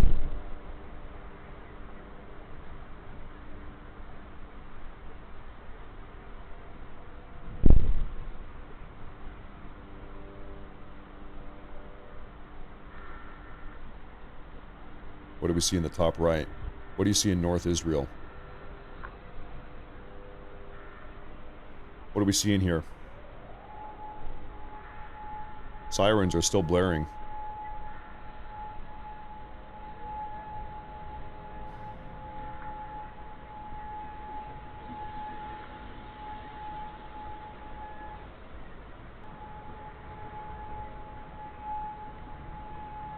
You see that little light in the sky up top.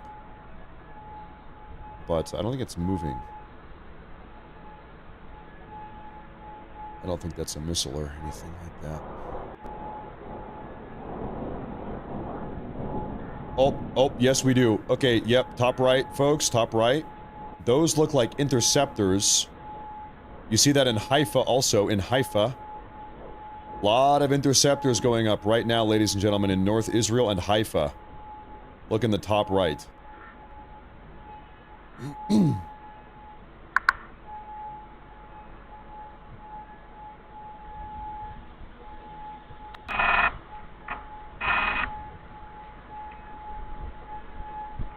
Sorry, that's my faxing machine. I was faxing something. My bad, everyone.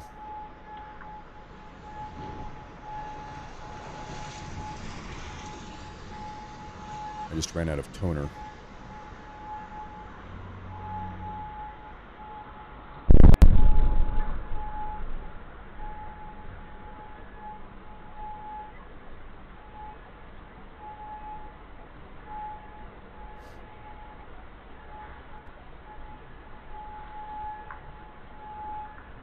We are having reports like everywhere. Central, north, south, everywhere in Israel. Everywhere.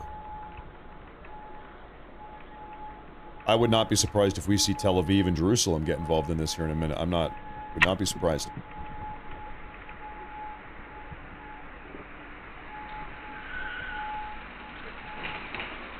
Saw an explosion on 5. Oh wow, yeah. Oh, right there. Another one. In Haifa, we're seeing more interceptors go up on Cam 7.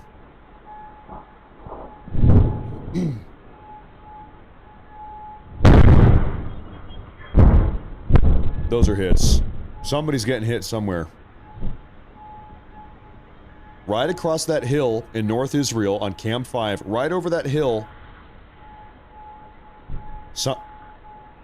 That's an interception right there. Just over the ridgeline.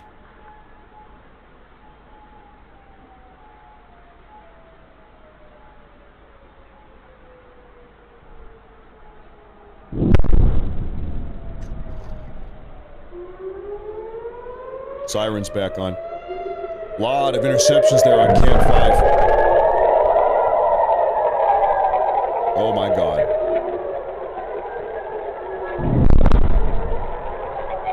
Oh my God.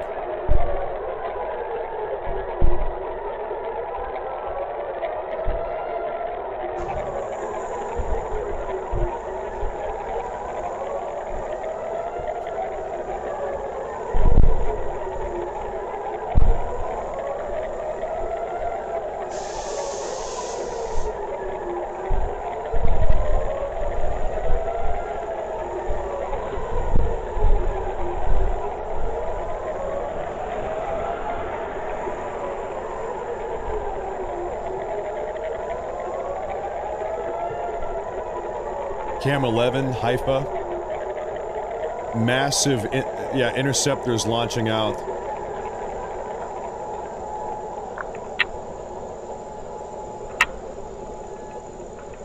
So a little reminder, we have been hearing rumors for years, actually, that Iran has hypersonic missiles that they have never used. Hypersonic, that are too fast the Iron Dome to successfully intercept.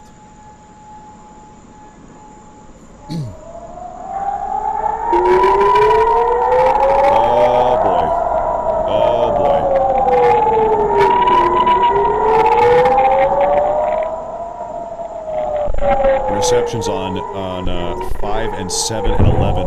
That's a hit.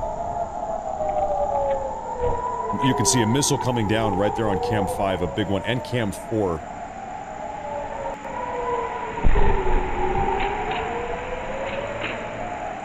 A lot of successful interceptions up there. Holy fuck. Sorry, I'm sorry.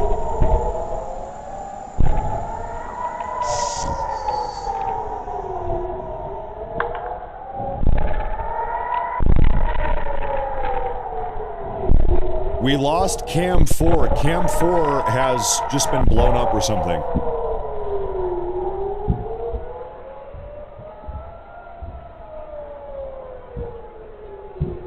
Red alerts all across Israel. Iran has mounted a large-scale ballistic missile attack. The Israeli Home Front Command issues an early warning for incoming Iranian missiles. Israel, Tel Aviv, West Bank, everywhere. They're hitting everywhere at the same time.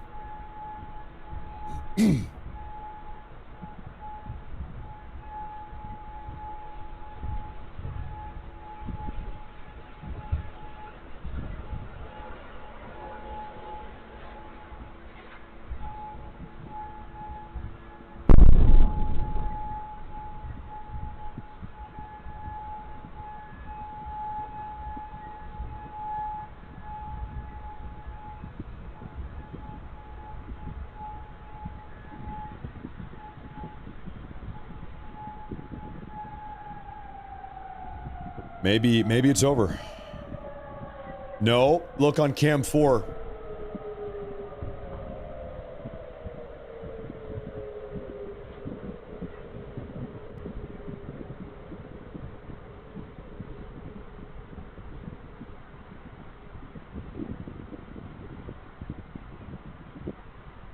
I'm trying to fix this damn thing.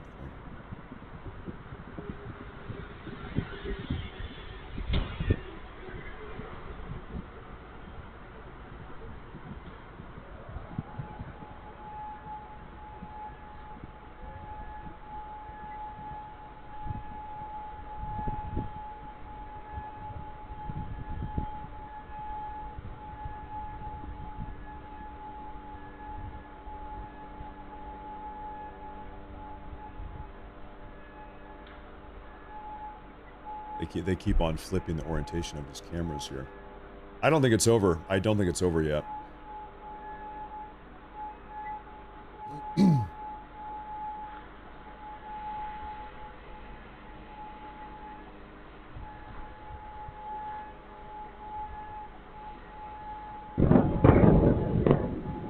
As I was saying...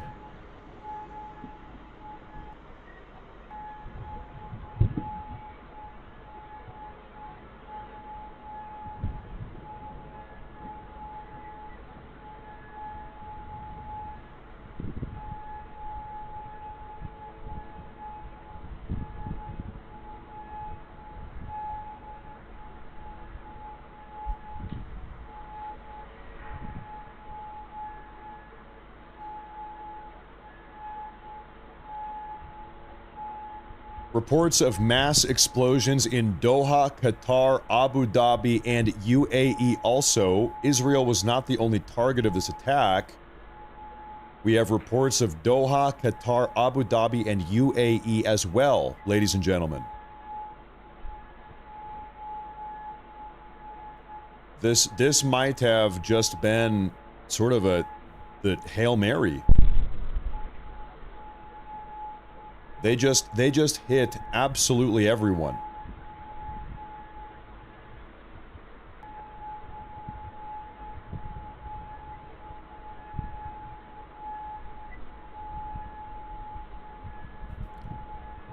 So keep in mind, you know what happens after an attack like this? You see a massive retaliation.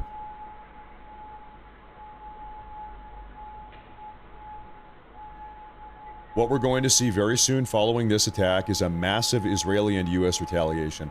We've seen Trump, Marco Rubio, and Secretary of War Pete Hegseth. They've been saying publicly all day that we haven't even really hit Iran yet. We've barely even hit them.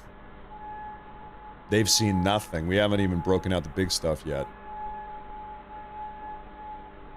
Yep.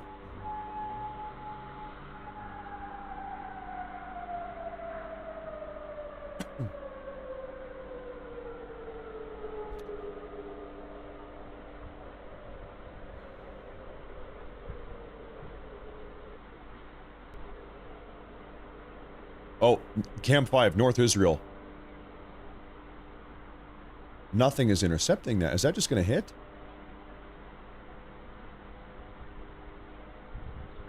I think that just kind of walked right on in there.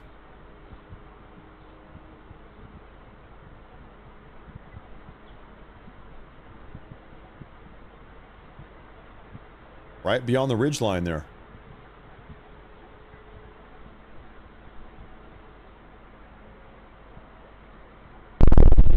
And there's the noise. Yep, that was a hit. That was another hit right there. Yep.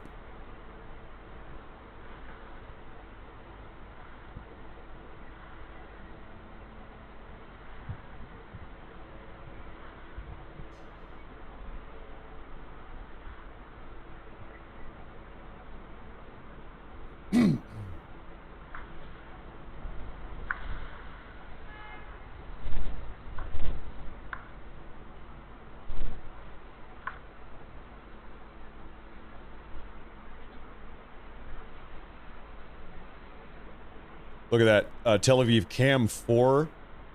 I'm not sure if that's an interceptor or a ballistic missile coming in over the skies of Tel Aviv on Cam 4.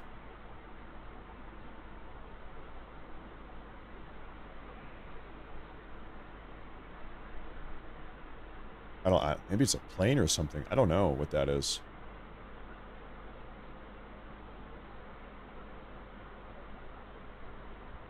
Doesn't really have the usual ballistic missile trajectory on it, does it?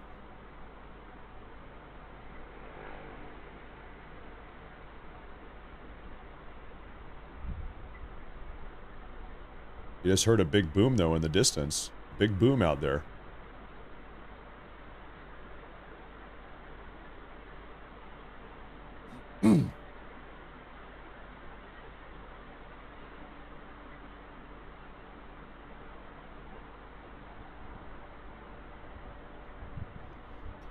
Okay, I'm getting an unconfirmed report right now, folks, that Iranian ballistic missiles, they are now being equipped with cluster warheads. We saw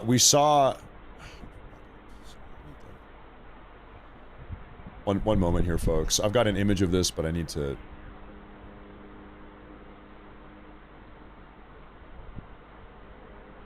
Hey, I'm a one-man show.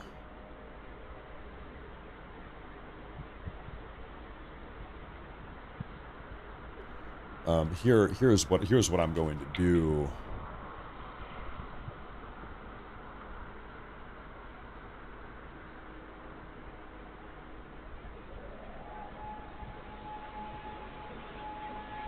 So, okay, sirens again. Sirens again. And real quick, I want to show you. We saw this yesterday, and now that we're seeing it again today, I think it's not coincidental. I think this is what they're doing. They're using cluster munitions. Allegedly, the Iranians have cluster munitions that branch off of the main ballistic missile to act as distractions for the Iron Dome interceptors. We saw this yesterday, and people said, did it get intercepted? Maybe this is debris. We're seeing it again today. in the same spread pattern, I think they've got cluster ballistic missiles now. Is what they have. That seems to be the case. We're seeing it again today.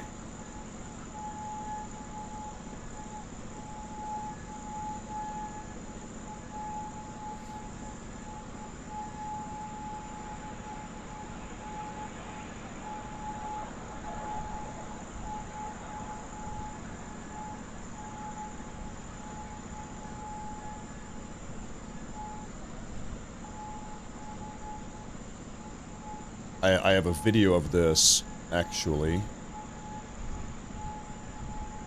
Hold up, Cam 4, Tel Aviv. Okay, you know what these are? We're seeing the exact same movement here. I think these must be planes, like fighter planes taking off. I think that, Israel might be scrambling jets. Because it's we've seen that exact same trajectory twice now, flying above the city line. Yeah.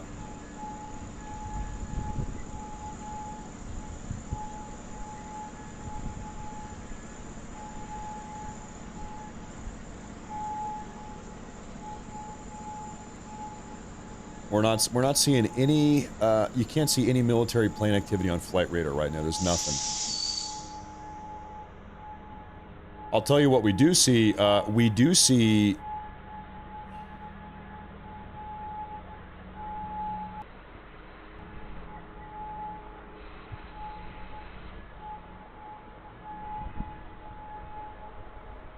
over Qatar, real fast.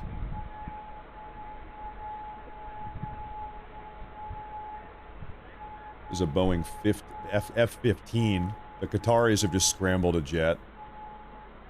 In the past, they've used these to shoot down drones.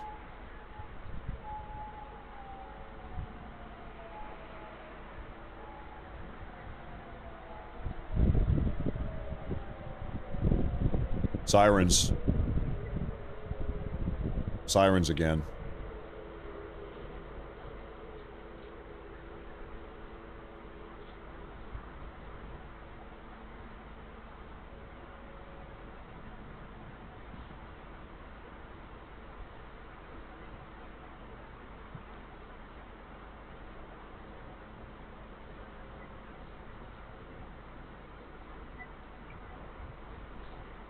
Okay, I'm gonna show you. I want you guys to decide, because I can't tell you. I'll give you my opinion, but for whatever that's worth.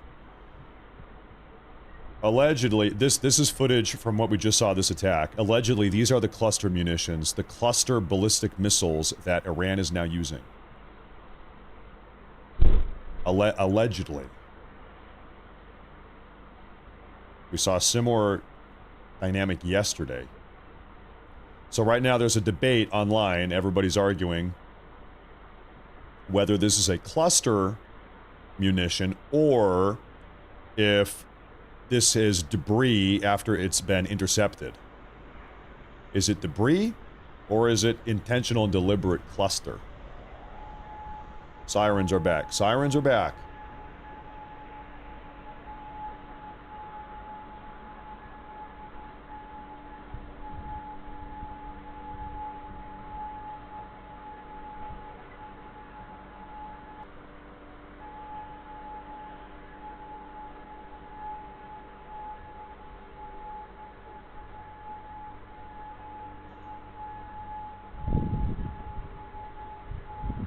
So in this attack, we also saw Kuwait. I can confirm Kuwait and the United Arab Emirates.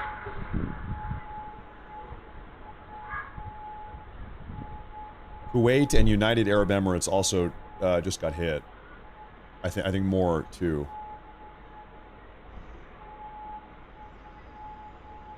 But those are the ones I have confirmations for.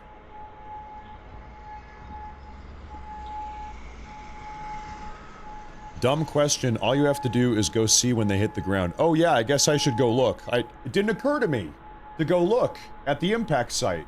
I guess I'll hop on an airplane and go take a look, huh? Foolish me. I should just go take a look.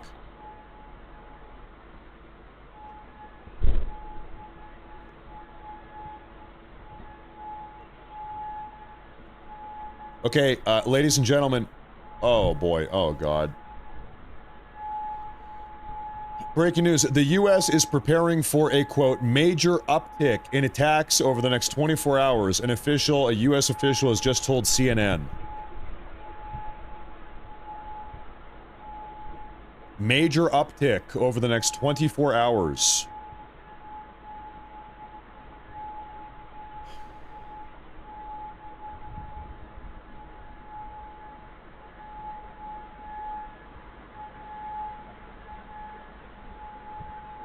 Okay, I'm now seeing Israeli. I'm seeing Israeli news sources say that cluster munitions are being used. Israel is saying these are cluster munitions.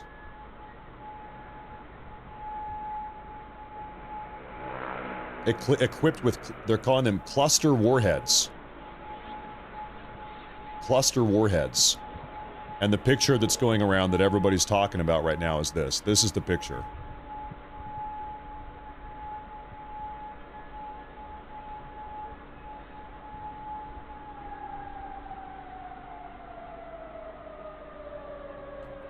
The notion, the idea, whether or not it's true, I'll tell you the idea.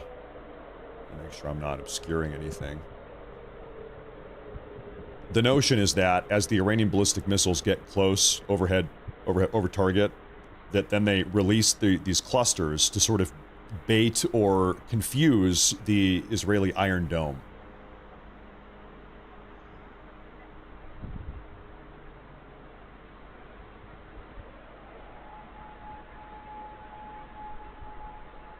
That's the general idea.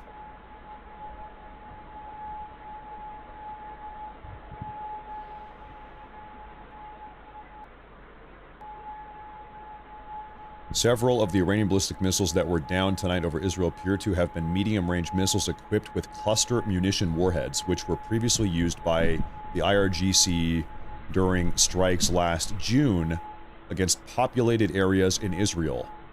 Okay, I think the debate is over. I'm just seeing post after post about this. Oh.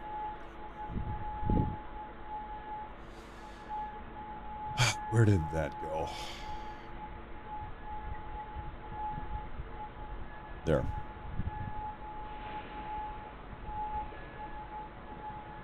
That's what that looks like overhead.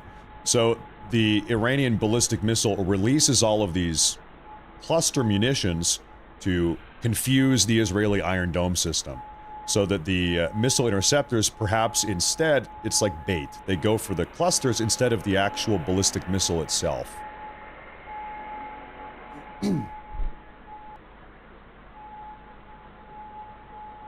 So there's that. So this seems to be what's happening.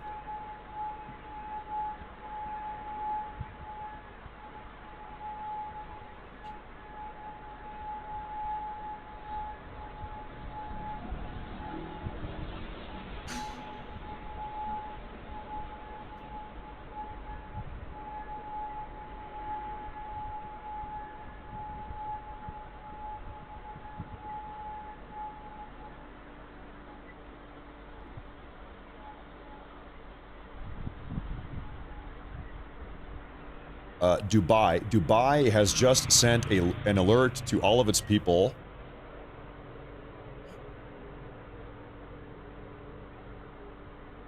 Pull this up.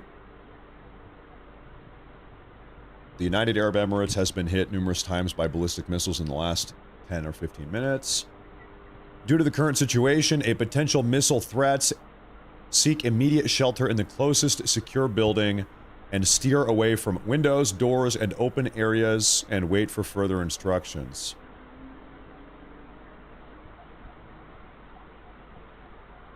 Do we see something on cam 11? Is there 11?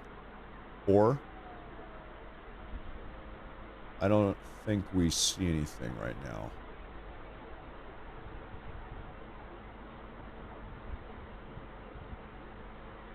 Maybe not.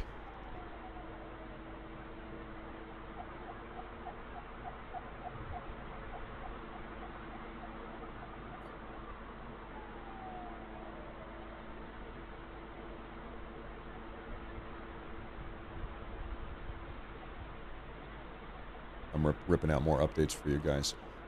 Okay, I will say a little humble reminder here. Do not spam the chat. You can hang out. It's all good. In fact, you can kind of say whatever you want. I'm pretty laissez-faire with my rules around here, but just do not spam the chat. No chat. Do not spam-arino in the chat-arino. No spam-arino in the chat-arino. Okay,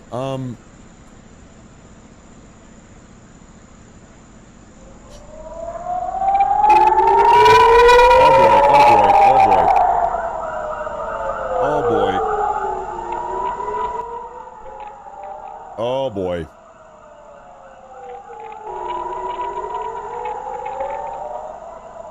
Here we go.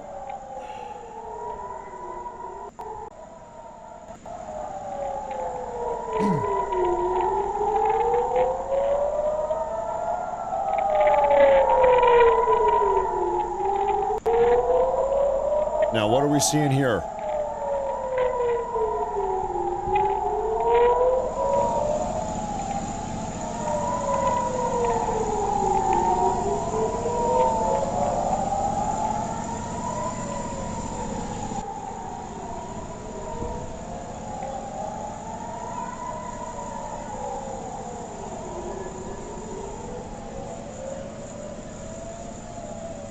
The U.S. is now expecting an uptick in attacks, allegedly. That's coming at a source from CNN. The next 24 hours will have an uptick in attacks from Iran. Per CNN.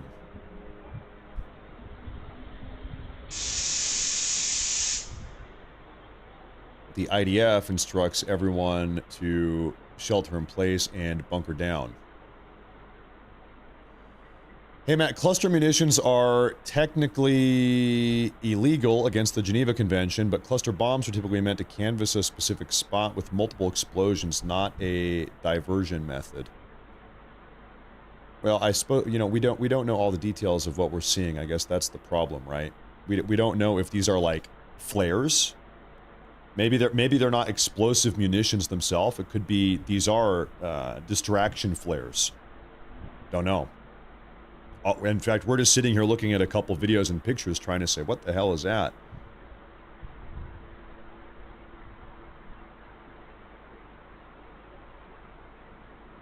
But, you know, at like a foundational level, perhaps Iran maybe doesn't really give a shit what the Geneva Convention has to say. Maybe not. Maybe they do, maybe they don't. I don't know.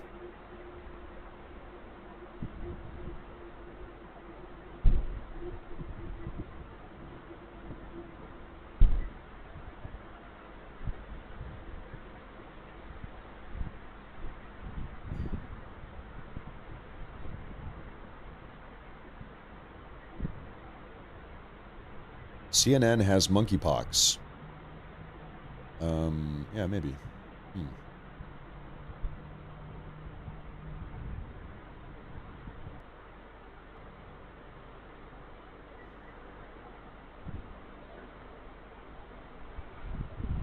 I'm checking my sources here. Okay, more ballistic missiles have been fired again at northern Israel by Iran. Ladies and gentlemen, another mass wave. Another mass wave just now has been fired.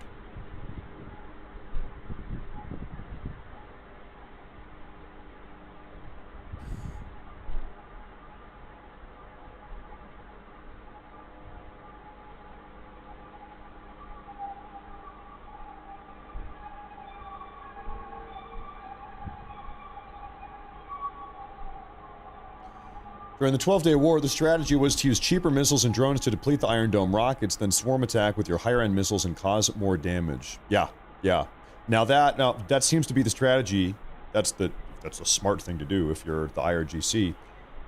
That said, as time goes on, every single day, every single hour, Israel and the U.S. are continuing to carry out airstrikes and Tomahawk missile strikes and whatever else, blowing up all of the Iranian regime's ballistic missile launchers and storage facilities, etc.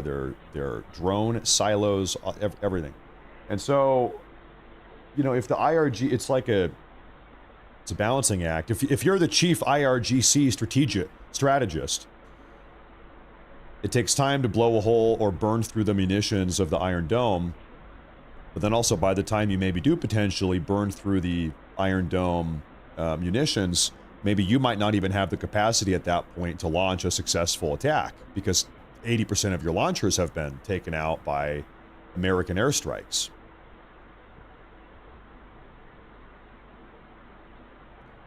It's an evolving situation.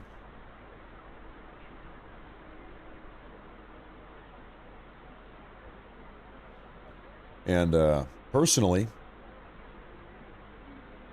I couldn't tell you what percent. Oh, North Israel.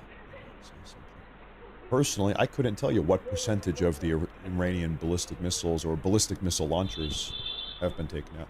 You know, keep in mind something to make note of with the Iranian ballistic missiles. Let's say you've got 1,000 ballistic missiles, but only 10 ballistic missile launchers. Well, can't do a whole lot. You know, a ballistic missile is nothing without a ballistic missile launcher. They got to haul these things out on the back of a pickup truck or a semi truck and take them out into a field and launch them off. Every single time these ballistic missile launch pad semi trucks haul a missile out, we've got state-of-the-art satellite imagery that is scanning every single square inch of the entire country of Iran, and then relaying that over to a bunch of fighter jets and Tomahawk missile. So we're effectively hunting them at all times. We're playing a big game of whack-a-mole. We're hunting all of them. Anytime they poke their head out of the hole, we're trying to blow them up. Did I say missile? Missile? How many missiles? How many missiles do you think they have? I don't know. Maybe 1,000th. Maybe 10,000th. Maybe they have 100,000 missiles. Nobody knows.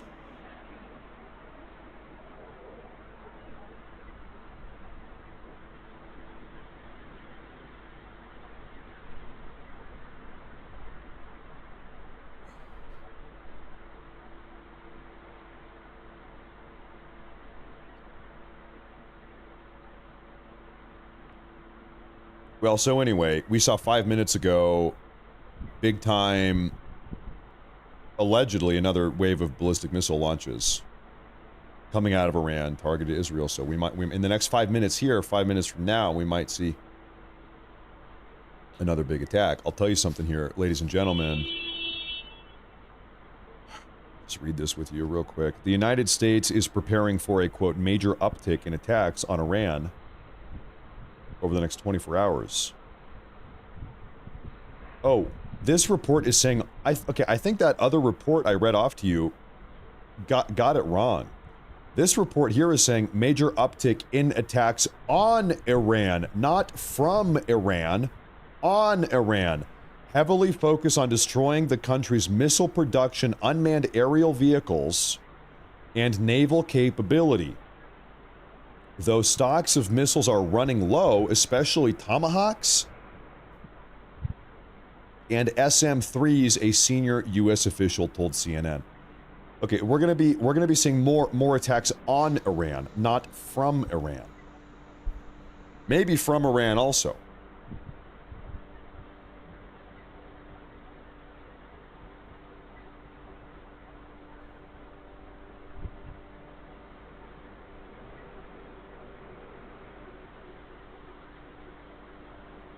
Okay. Gertrude says, I have you playing in the nursing home while I play cribbage. Cutie. You have a calm and deep voice. Shout out everyone in the nursing home. Hey, we love our nursing home viewers. If you are in the nursing home, we love you. We care about you. We love our elderly community. We love our assisted living community. We love our nursing home community. Let's go. Shout out everyone in the nursing homes. Let's go. Thank you very much. Thank you, Gertrude. Hey, Matt, as of yesterday, 50% of the Iranian regime's missile launchers have been destroyed. I saw that report also.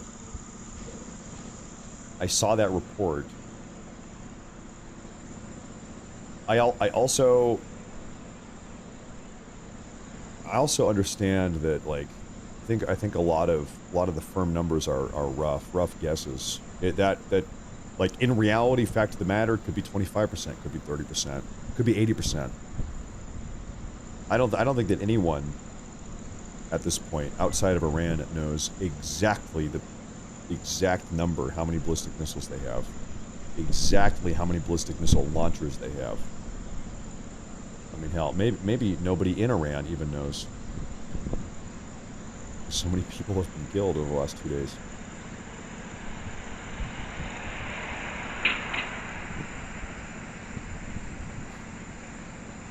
I'm old, but I'm in a Nigerian nursing home. Do you love me too?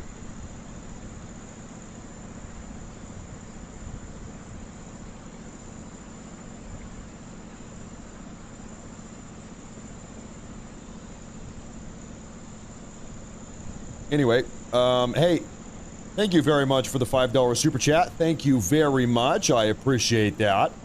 Thank you very much. Well, wait a minute. Oh, okay, no, we're good. We're back. Okay. Okay.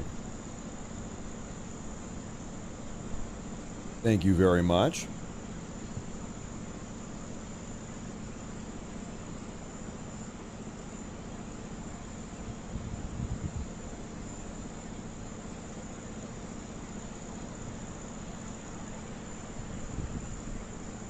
Yeah, Lebanon has outlawed Hezbollah effectively. Thank you, Matt Yak. Thank you. That's true. They're talking about arresting members of Hezbollah now. That is right. We are on standby. Once again, the United States is planning a major uptick, a quote, major uptick in attacks against Iran over the next 24 hours. It's going to be a very eventful 24 hours. Now, I'll tell you what is very curious here is that we actually, I have not seen any footage of any of these attacks. We know that North Israel just got the living hell battered out of it. We know. We saw all of these collide or make contact. We saw it. I haven't seen any video footage of this, however. I've seen no video footage. There's my map.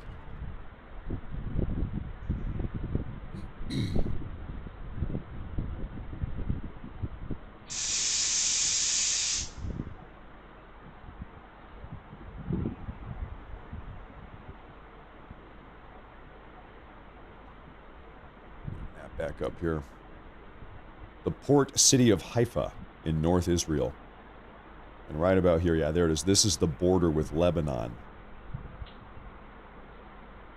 So, somewhere in this area, we just had a bunch of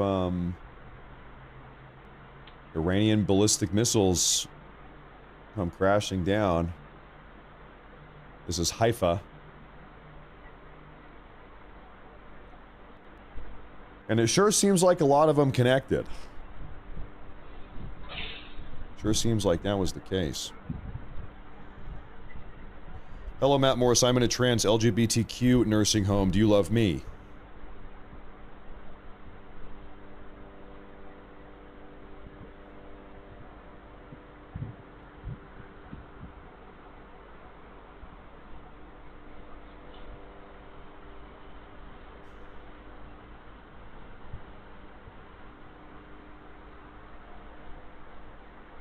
Anyway, thank you for the $5 super chat. I appreciate that $5 super chat. Thank you very much. I appreciate that $5 super chat big time. Thank you. AK says, I have spent 3 full days with you, Matt. You are my favorite. Thank you. Thank you very much. You're my favorite. Thank you very much.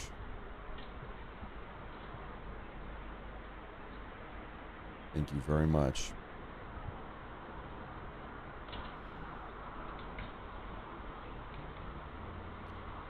Okay, like we said, during this recent attack on northern Israel, we also had a simultaneous attack in some of the Persian Gulf states. Footage of a major ballistic missile engagement over Qatar just a little while ago. Okay, now some of the footage is finally coming out here, folks, of what we just saw 10 minutes ago.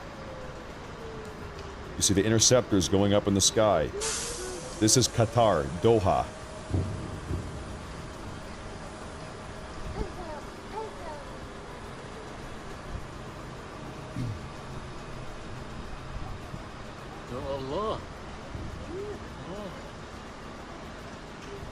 Look at this.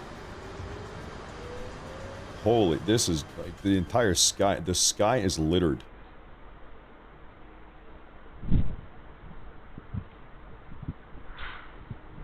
What does that look like right there? Right here, what does that one look like? Now I feel like I'm becoming a conspiracy theorist here. What does that look like right there? That looks like, to me, one of these cluster munitions. You can see it kind of spread out. Yeah, I'll just play the video. Down there on the bottom left. Uh-huh, uh-huh. Mm-hmm. Looks like that to me.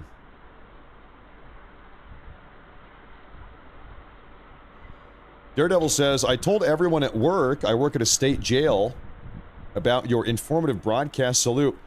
Shout out all of our viewers who are in federal or state custody. If you are a federal or state prison, if you're in a prison right now, shout out. We support the Morris Forest prisoner community. No, hey, I'm joking. I appreciate that. I appreciate that. Thank you very much. Shout out all of the people who are incarcerated tuning into the show. Thank you very much. No, I'm joking. Hey, thank you very much. Thank you very much. It's the word of mouth. It's a big deal. It does help a lot. I appreciate that. Thank you. Special thank you to the nursing home and incarceration communities tuning in today. The foundation, the bedrock of this community.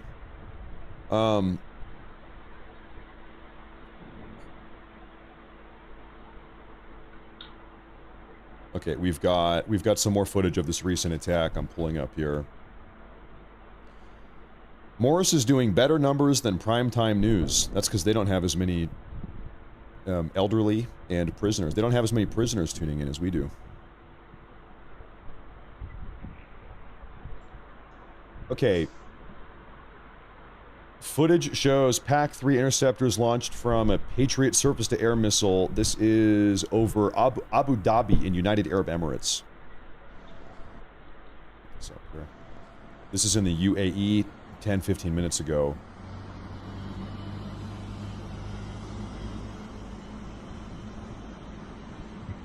Well, hold up. Did that even hit anything? Oh, yeah, I missed it. There it is.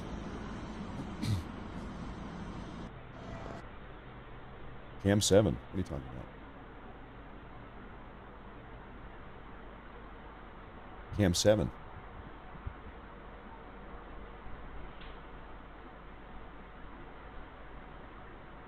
I don't think anything is happening. Is anything happening here?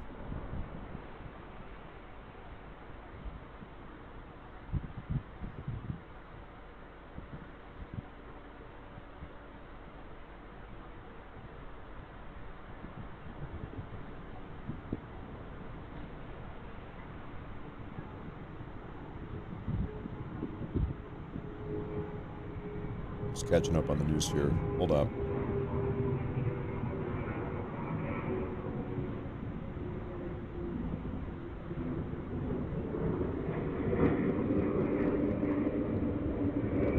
Okay, there was another interception video here over the UAE just a moment ago.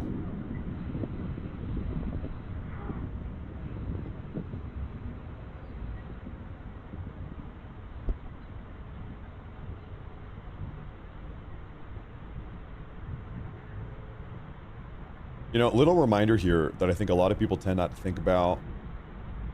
Every single time one of these missiles is intercepted over the skies, there's debris and it falls down. We've seen, I don't know, maybe half a dozen people now over the last 2 days that have died. Innocent, random people that have died because ballistic missile or drone debris is falling out of the sky, and it lands on their house or it lands on their car right on top of their head, and then they get crushed. We've seen several people all across the Middle East, innocent random people just going about their day. You look up and there's a ballistic missile, a heaping wreckage of a ballistic missile crashing on top of your house. So we are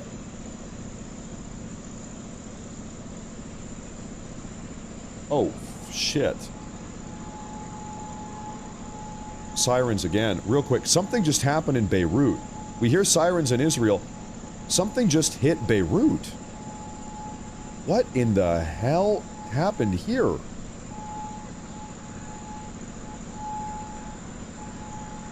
There's too many things going on right now.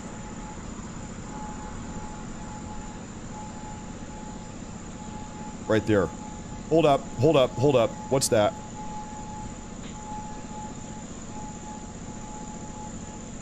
Something big just hit Beirut, and I don't know what.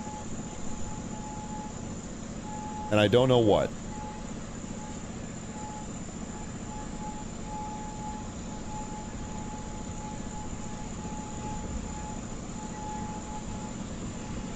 Are we gonna see, is this gonna happen? Are we gonna see this or what?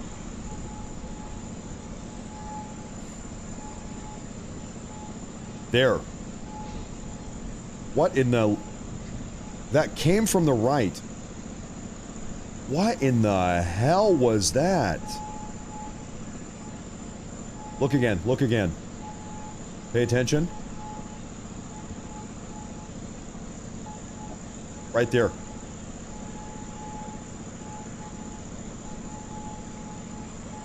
What in the living hell was that?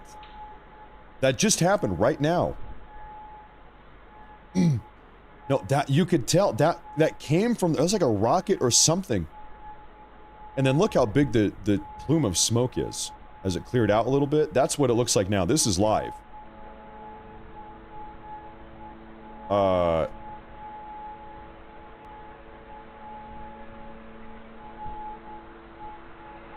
I don't think that was a car bomb. I don't think so. You could see something fly in there.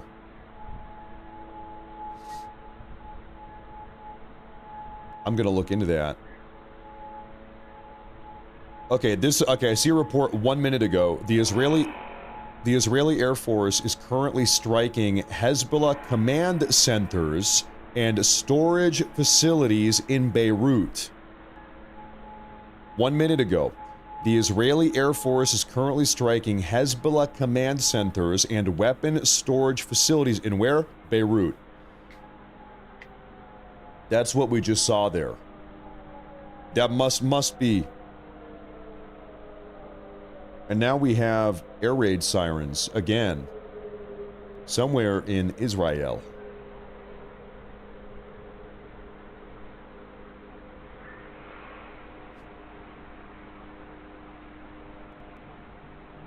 Wells DNC, hey, thank you very much.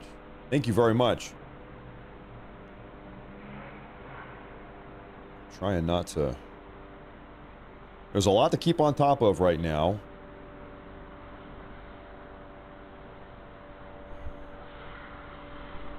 Seems like things are escalating. Remember how I said every night, it's always between 1 a.m. and 4 a.m. Middle Eastern time, that is. Which is about what it is now. There's a little window, 1 to 4 in the morning in the Middle East. That's when everything crazy happens. Well, here we are. It is that time of night. Okay, real quick. What do we... During Iran's latest round of strikes against the Gulf state neighbors, footage shows a Patriot battery engaging incoming missiles. Okay, this is the one that we saw. I'll play it again.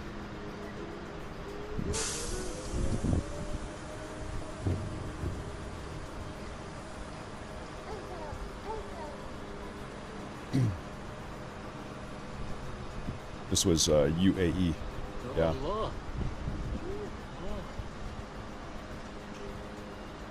Uh-huh.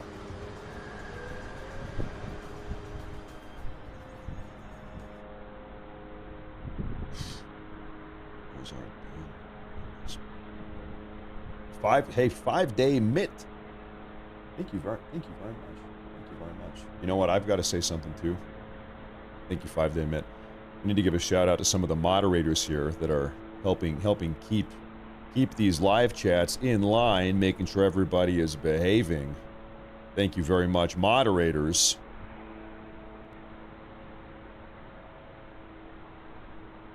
Cam 4. Oh, look at this. Right there. I think that's a plane. I think that's an airplane. That's got to be an airplane. Flying over Tel Aviv.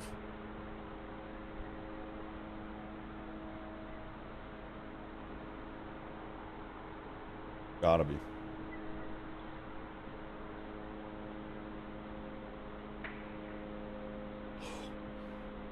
Man, what a day. Man.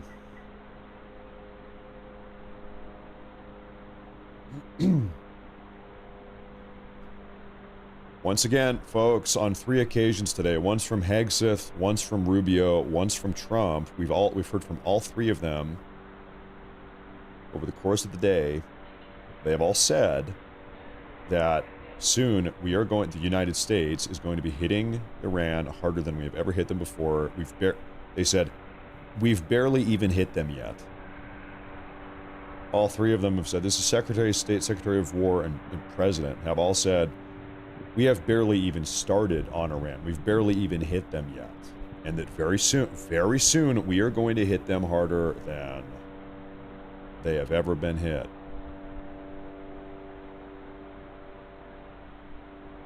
So that might be happening soonish. I don't know, especially after the type of stuff we just saw here in the last half hour.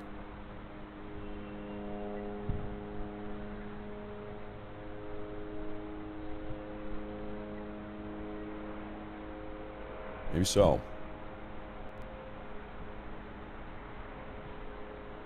The U.S. Senate is set to get briefed on the ongoing situation with Iran at 3:30 p.m. Eastern Time tomorrow.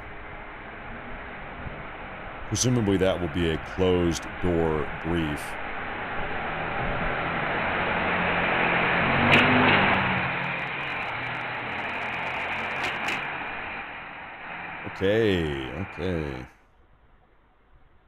Okay.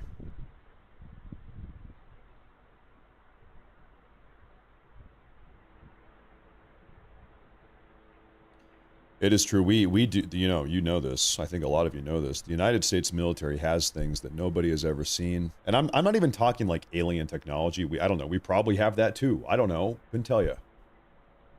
But, for instance, everybody's familiar with the 50,000-pound GBU bunker buster bomb. We talked a lot about that 8 months ago during Operation Midnight Hammer. You have these big B-2 Spirit stealth bombers. They're flying 50,000 feet up in the sky. You can't even see them from the ground. They drop these 50,000-pound bunker buster bombs, the biggest ones in the world. That's what we use to blow up Fordow and Natanz nuclear enrichment facilities. Actually, wait a minute though. The 50,000-pound bunker buster bomb is actually not the biggest bunker buster bomb we have. We have nuclear bunker buster bombs that make the GBU bunker buster bomb look like nothing. The U.S. has nuclear bunker buster bombs. So this is what I'm saying. We have stuff. I'm not even talking about alien technology. We have like conventional stuff that is just nuts. That is just nuts. That is just nuts.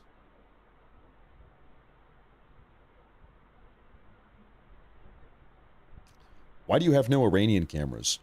Well, because there really aren't a whole lot of good Iranian cameras. That's pretty much. Huh? Huh.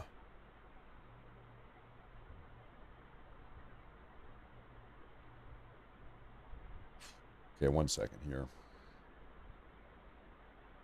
Little man, hey, thank you. Thank you, little man, 0079. Thank you very much.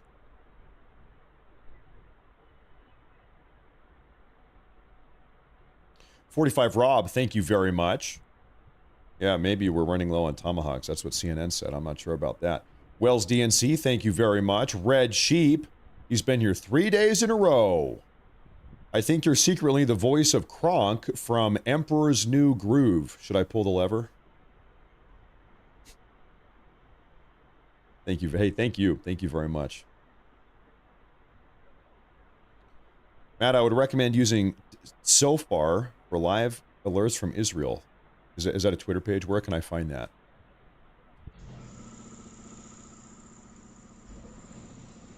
I'm not even kidding. You're gonna think I'm joking here, but I'm not. During the 12-day war, there was an app I tried to download. It was like an Israeli app, letting Israelis living in Israel know when there was a strike coming. They have like a safety mobile app they download. And I tried to download this app during the 12-day war 8 months ago, and I happened to be trying to download this app on a Saturday, and it wouldn't let me download the app because it was Shabbat. And I said, all right. I said, okay. And then I forgot about it, I tried to download some Israeli app to get all the alerts, and I couldn't do it because it was Shabbat. It wasn't allowed. I forget the name of the app, though. What is this here?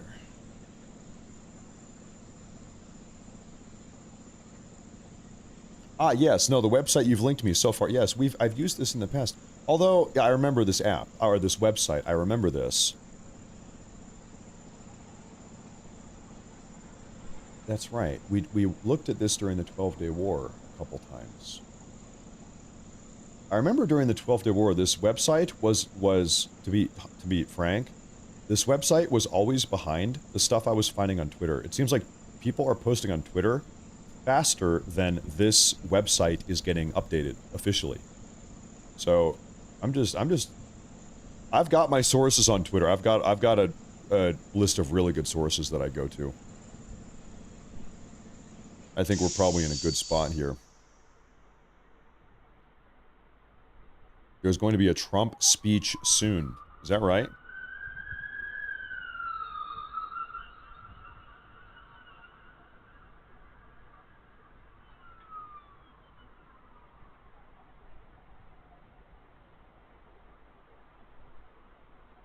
Where do you see that there's going to be a Trump speech?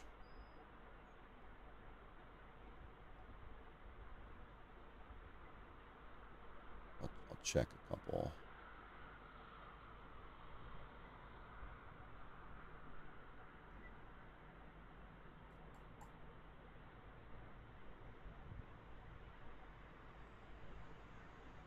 I don't see that.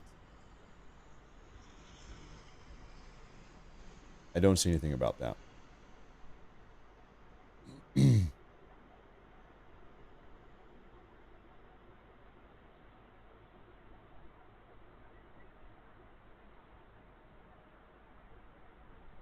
Kathy Baker. Thank you very much, Kathy Baker. Thank you very much. Thank you very much.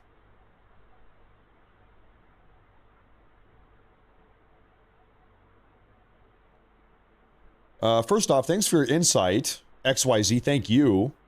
In coverage of the conflict, as we all know, Iran is totally cut off from the web. Do you think the IRGC is doing this for negotiations' sake or fear of uprising? I think when we're talking about the IRGC, which these people have been vetted, they are extreme diehard party ideological loyalists. They are religious zealots. These people have been vetted. They've been raised. Like, imagine you're a young man and you're 35 years old and your entire life you've been raised in this very specific radical sect of Islam. It's all you've ever known. I think these people have been propagandized. A lot of them, these diehard party loyalists in Iran, have been propagandized effectively or conditioned to think this way since day one of their life, every single second of every single day.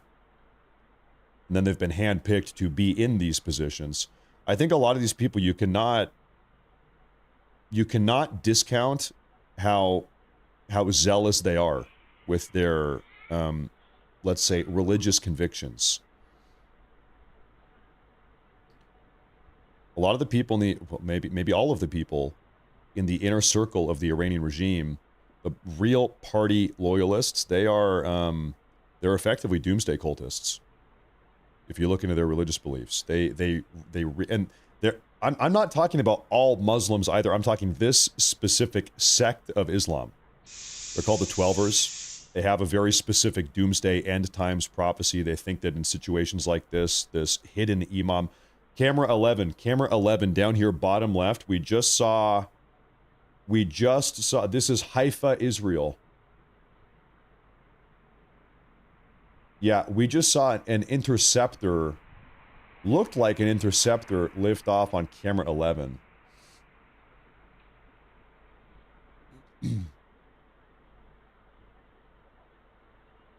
Sorry, I totally lost my train of thought there. I don't know what I was talking about. Anyway, maybe things are still happening here.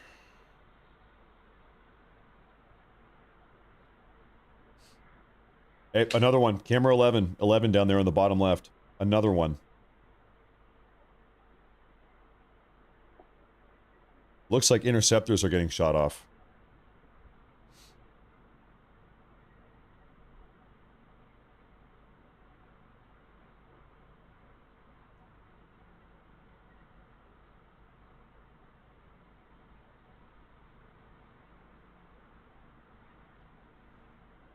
The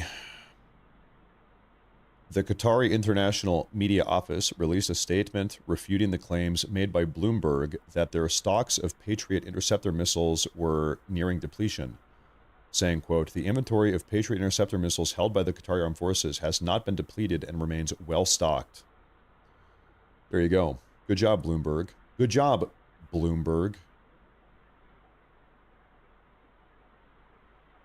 Okay, remember that missile strike or whatever strike we were trying to take a look at in Beirut? Well, dude, this is the aftermath. You don't even show the strike. They don't even show the strike. Okay, I'm trying to find the strike itself. We already saw it briefly here on this show, but I'm looking for another angle. What do we have here?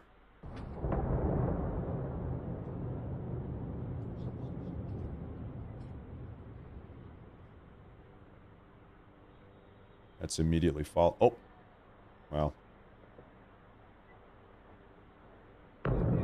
So this is in Beirut, and likely this is the Israeli Air Force hitting a Hezbollah storage facility or something like that. The IAF is currently carrying out, or they were carrying out airstrikes in Beirut.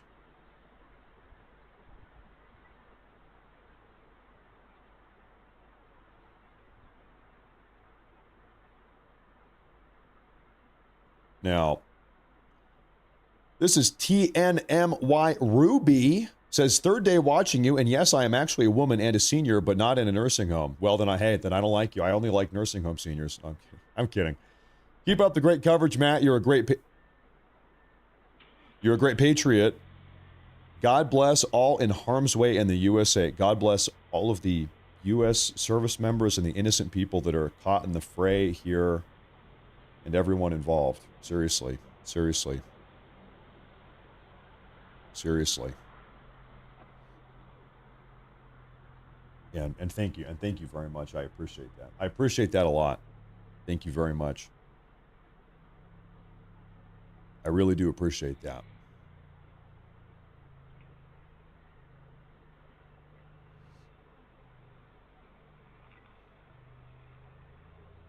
We had heard, now it's been probably 15 minutes, we had heard about another massive wave of Iranian ballistic missiles.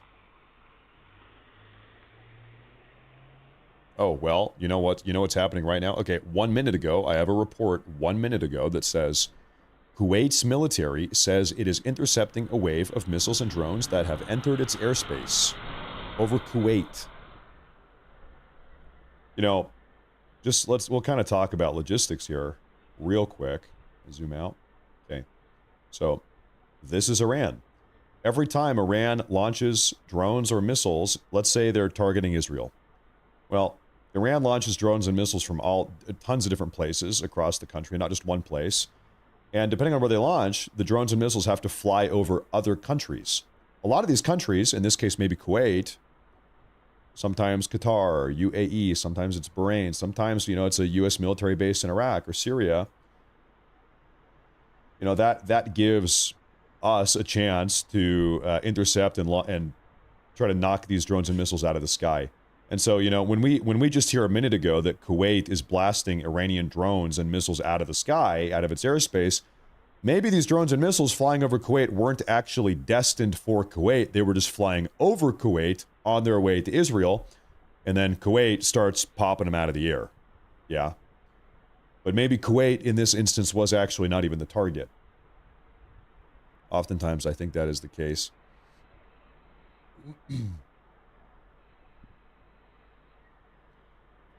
We have a super chat from Drew Jenkins. He says, thanks for all you do, Matt. We watch your show all the time. Your dry sense of humor is critical in these crazy times. My wife says you need hot tea with lemon and honey to save your voice. I think you're right. You know what? I think you're right. I think your wife is right about that. I would take some hot tea with lemon and honey. That sounds good to me. Thank you very much. No, I appreciate you guys tuning in. Thank you very much. Thank you very much. Do you ever read the YouTube comments? Yes, but you're on Rumble, and I'm reading your comment right now on Rumble. I read them all.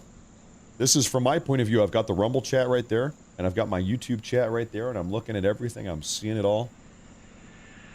And then I've got, right on top of you guys, I've got all of our breaking news sources. And I've got, I mean, you wouldn't even, I've got another 5 live broadcasts over there on another monitor I have over there. We've got all, what is this?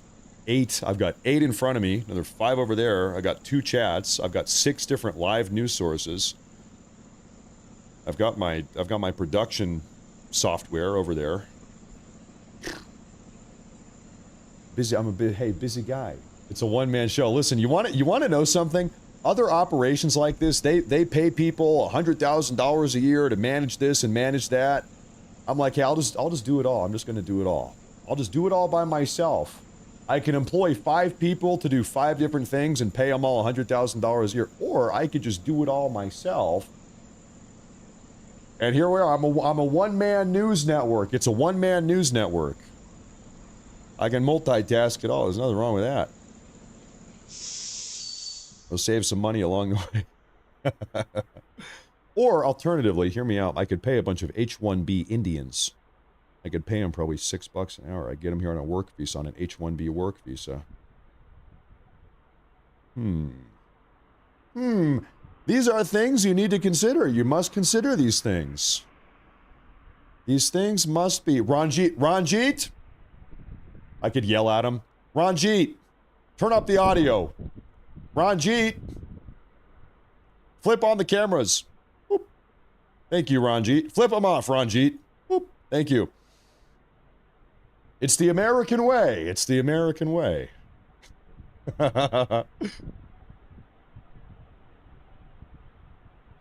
Okay, anyway. Let me get back on top of this.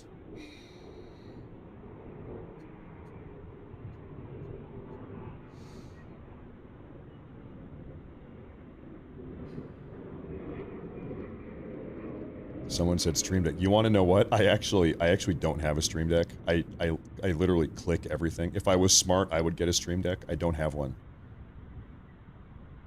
I click all of it with my mouse, like some type of primitive caveman, like some type of I don't know, Homo erectus. I'm a Homo erectus, in the least gay way possible. We have a big Japanese super chat. No, Korean. Look at this. Good morning, Matt and friends. Salute from South Korea. Kim Jong-un, you next. Thank USA, thank Trump. Korea, US, Japan together. Hey, annyeonghaseyo. Hey, annyeonghaseyo. What's up? Shout out to all the South Koreans. Shout out to all the South Koreans. I was in South Korea 12 years ago. For a little while, for a short little while. I was in Seoul and a little bit in Busan. Annyeonghaseyo, they say. They used to say. Thank you very much. Little Rocket Man. Little Rocket Man. Let me do some update scanning here.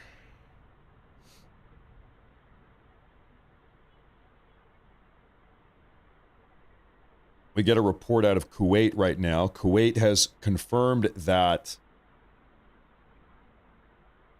27 Kuwaiti military personnel have been injured since the start of the Iranian attacks, according to a government statement. 27 Iranian military personnel.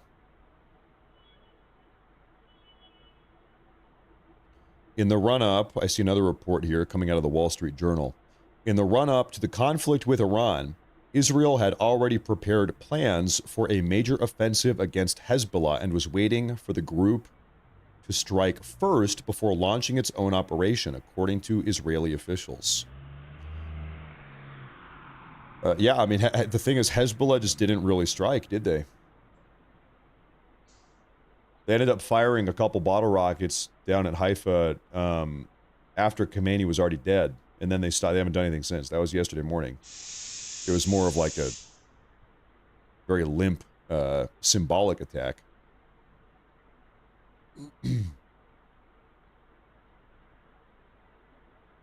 I can't believe what we just saw, 20 minutes ago now? That was a massive attack. I can't believe that the Iranians actually pulled that off, to be honest with you. That was a big attack.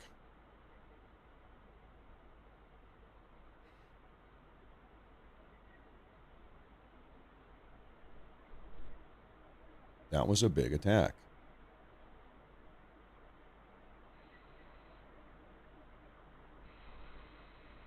Out here scanning real quick. I've got something here, ladies and gentlemen.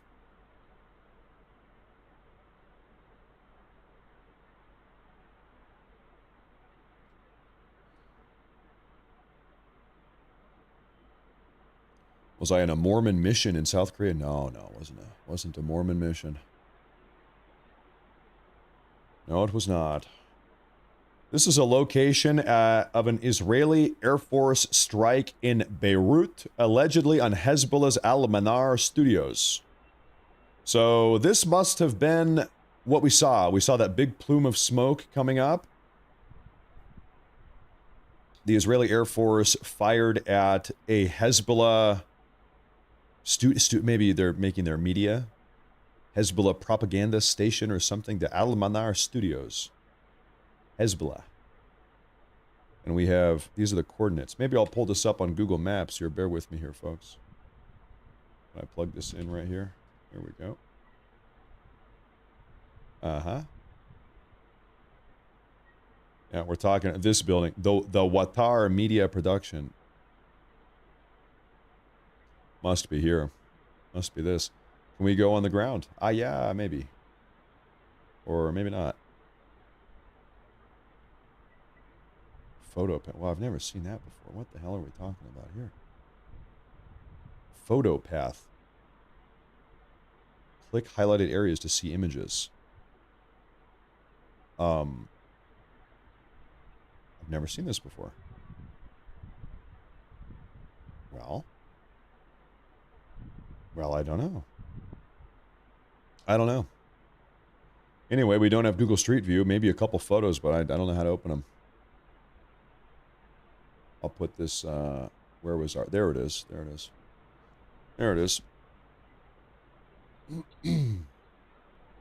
There it is.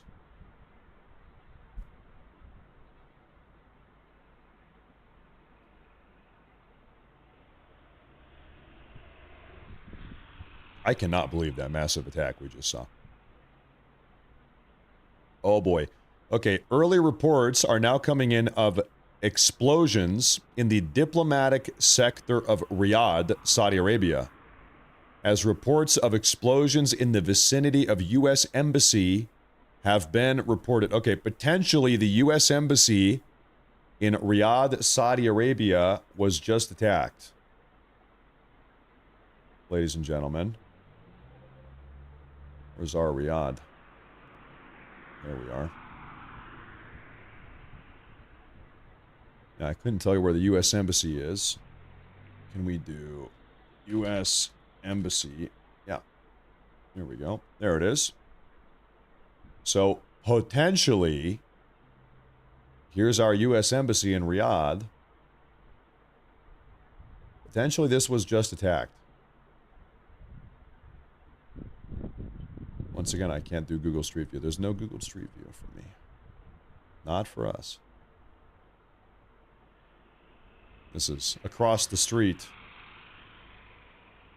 Well, sir, you are looking very gay. Well, you're having a very gay day there, sir.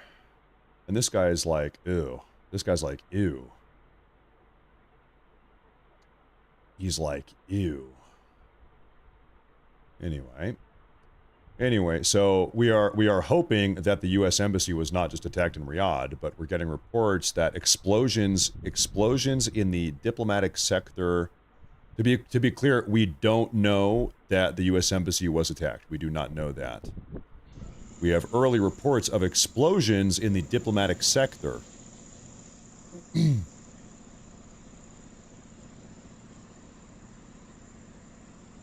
Perhaps in the vicinity of the U.S. Embassy.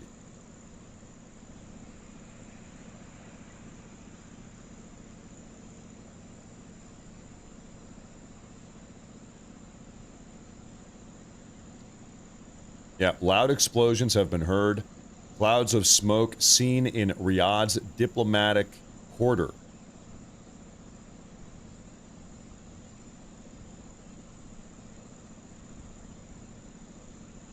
Oh my God. Oh boy.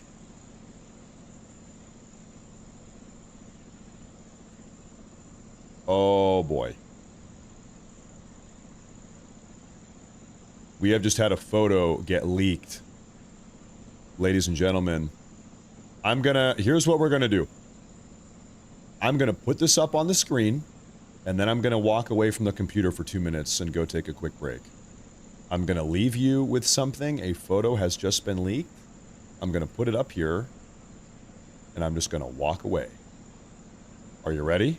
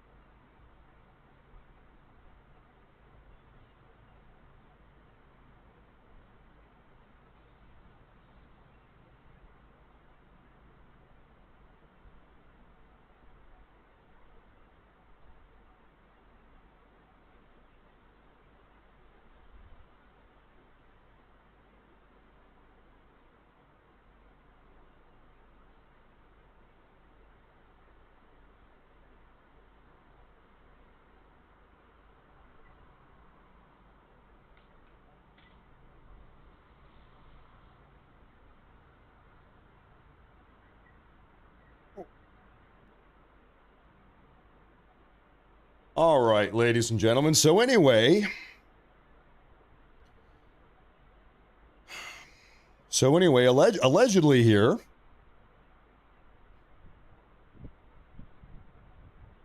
a United States Air Force B-2 Spirit stealth bomber is en route to Iran. Allegedly.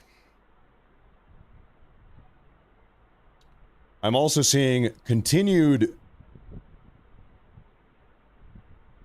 Pardon me. I'm seeing continued reports of fire and explosions at the U.S. Embassy in Riyadh, Saudi Arabia. Early reports are now coming in of explosions in the diplomatic sector of Riyadh at the U.S. Embassy. That's bad. That's not good. That's actually very bad.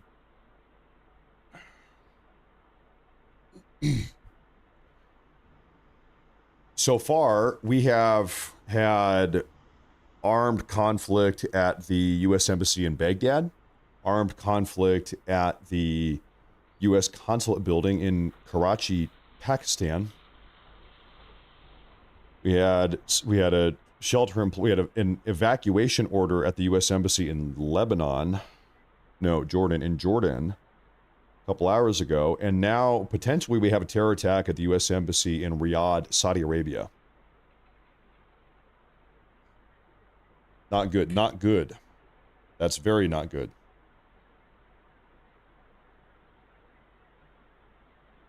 That's very not good.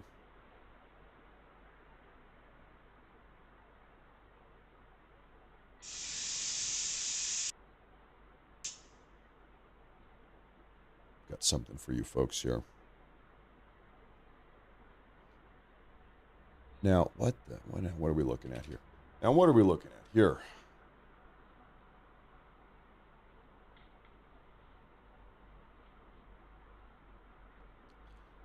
Peninsula Shield forces entered Bahrain from Saudi Arabia and deployed on the streets amid fears of unrest among Shiite majority population.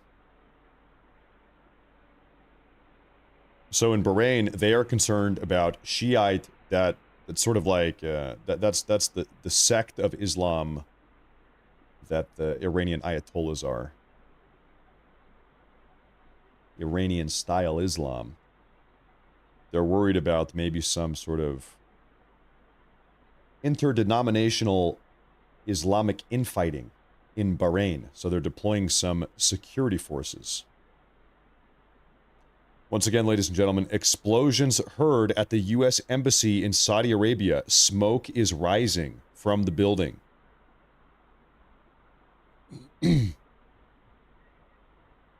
Fire is reported at the U.S. Embassy in Riyadh. Okay, we are still waiting for footage here to come out. We've got an overwhelming number of reports, though.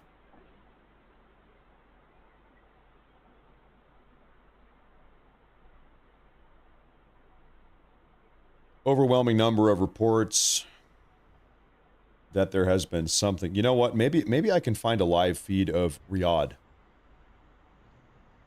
Take a look.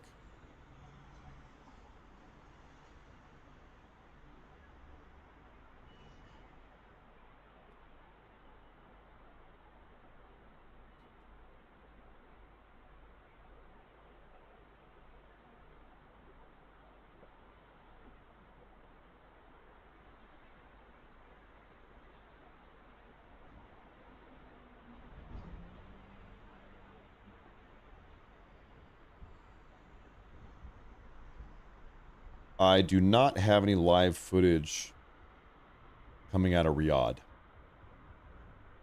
Don't think I can find that. Faith says, thank you, Matt, and tell your wife thank you for her patience. I have a wonderful husband with patience of gold. Oh, well, that's very kind. That's very sweet. Thank you very much, Faith. Thank you very much. You know, I think she's upstairs probably watching the show right now. Oh. Thank you very much. I am seeing it is by the embassy, not the embassy itself. Is that right? Okay. I'm still looking for a confirmation here. Lacking some information.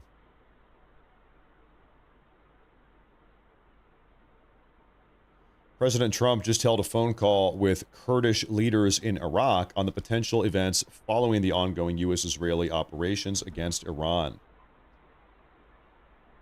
He's talking to the locals.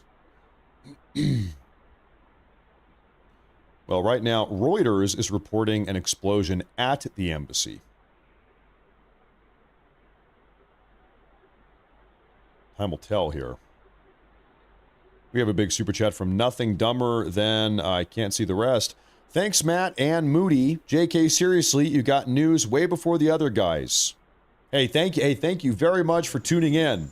That's a huge amount of support also. Thank you very much. Thank you very much. Thank you very much. Man, I really wish I could find on-the-ground coverage of what's going on here at the U.S. Embassy. This is sort of the embassy complex here. It's this big old building. That's the UNHCR, United Nations building, Embassy of Turkey.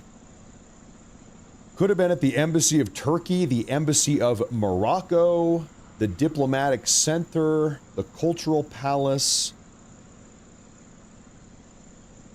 the U.S. Embassy. So this is the diplomatic section of the town.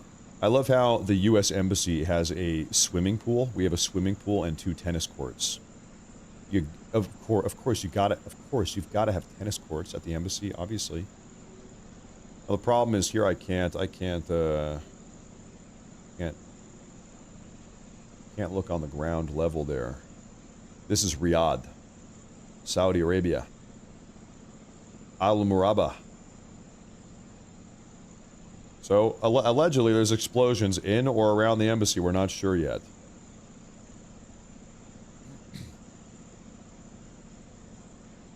We're not sure yet. Thank you very much, Nothing Dumber. I appreciate that a lot. Thank you very much. Thank you very much.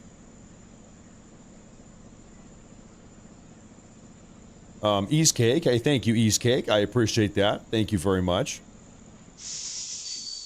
Magnus, he says, we have mosques in Australia mourning the Supreme Leader's death. I'm worried for all of us in the coming months. Yeah, we saw one of those here in the U.S. in Virginia also. Have you guys seen that? There are mosques in the U.S. as well as Australia that are having vigils, that are mourning. They're having special services, effectively, to mourn the death of the Ayatollah Khomeini. We have that here in the U.S. also. It really is something else. It's almost like we shouldn't let these people in our country. Don't you think? It's almost like these people should never have been allowed inside of our countries. Almost. It's almost like that. It's almost like that.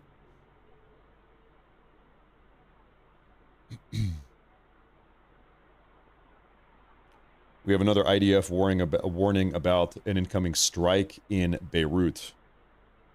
IDF is going to carry out another strike in Beirut. We just saw them carry out a previous strike in Beirut about an hour ago, maybe last 45 minutes. So, okay, this building is going to get blown up. Yes, it is. I'm not sure exactly what's in the building. I'd probably have to translate this text. You know what? I'll do it. You know what? I'm going to do it.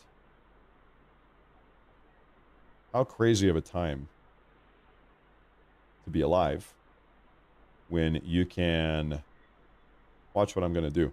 I can take a screenshot of this text, I can drop it into Grok, and I can say translate. And then we're going to see what this thing has to say. Take a look at this. Urgent warning to those present in the southern suburb. To everyone present in the building marked in red. Everyone who is present in the specified building in red and the adjacent external buildings and streets in accordance with that, with what is exposed outside. You are located very close to Hezbollah-affiliated facilities belonging to the Party of God. For your safety and safety of your families, sons of your nation, you are expected to be harmed. Evacuate these buildings immediately and stay away from them forthwith. in accordance with a distance of more than 300 meters. The Al-Qaim Mosque and the OMT building. There you go. There you go. Impressive. How wild is that? What a time. What a time to be alive. What a time to be alive. Yeah, of course, perhaps not a perfect translation, but it's probably close enough.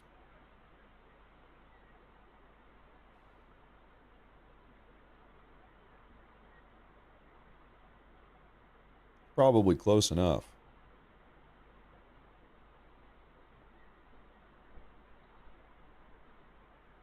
Oh boy. Okay, well, we're talking about this U.S. embassy here. Okay, folks, I've gotten some more news. After reports of explosions in the diplomatic quarter of Riyadh, Saudi Arabia, Reuters and the AFP are now saying that fire and smoke can be seen rising from the U.S. embassy in Riyadh. From the embassy. Fire and smoke can be seen rising from the embassy. That's bad. I see another one. Fires reported at the U.S. embassy. At the U.S. embassy. You know what? This might be a good idea, considering that. Let me do this. We have Beirut, Lebanon. Why don't we go ahead and leave our Beirut camera over there? In fact, you know what? We see that? Is that smoke in the distance? Real quick. It is. There was just a strike. That is smoke. There was just a strike in Beirut. I'm going to let that replay. We got the news from Israel. They said that they were going to strike, carry out a strike here.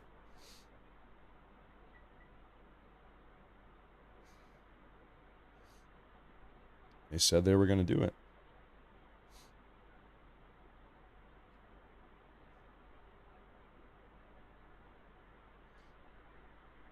And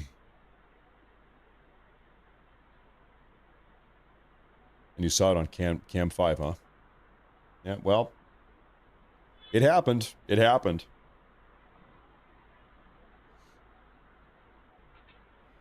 It sure happened. I'm going to put this back on live. It's you can look at the smoke rising up. I will leave that up here for a minute now. Okay, so anyway, they said they were going to do it.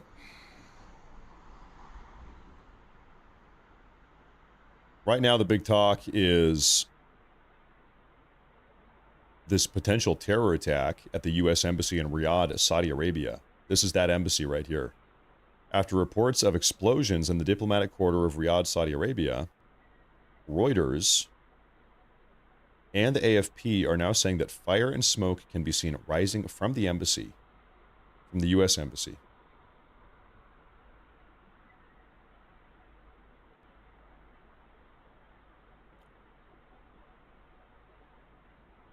So, seems as if there was a terror attack at this U.S. Embassy in Riyadh. Oh, okay, I have another report here. Breaking news, a senior U.S. official confirms the U.S. Embassy in Saudi Arabia was hit in an attack, likely carried out by a UAV, like a suicide drone. So there seems to have been an Iranian suicide drone that crashed into the U.S. Embassy. You're looking at it right now in Riyadh.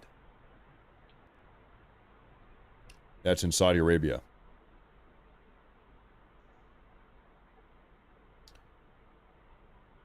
It is possible that the embassy was evacuated before all of this broke out. One moment here. I'll look into the evacuation status.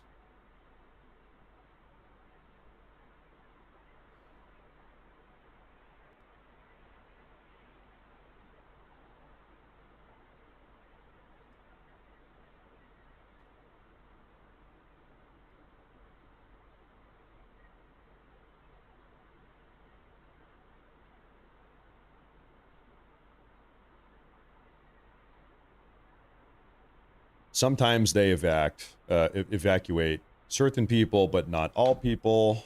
Non-essential personnel, they have leave, but essential, they stay. Okay, so was the U.S. Embassy in Riyadh evacuated before the recent operation against Iran? No, there was no evidence that the U.S. Embassy in Riyadh was evacuated before the recent U.S.-Israeli military operation against Iran.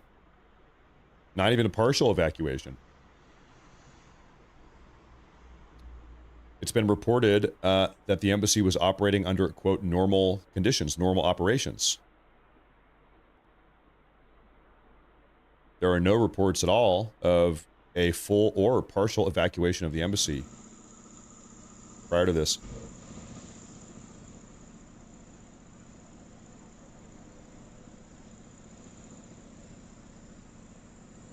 And, you know, when you consider where this embassy is, I'll zoom out here.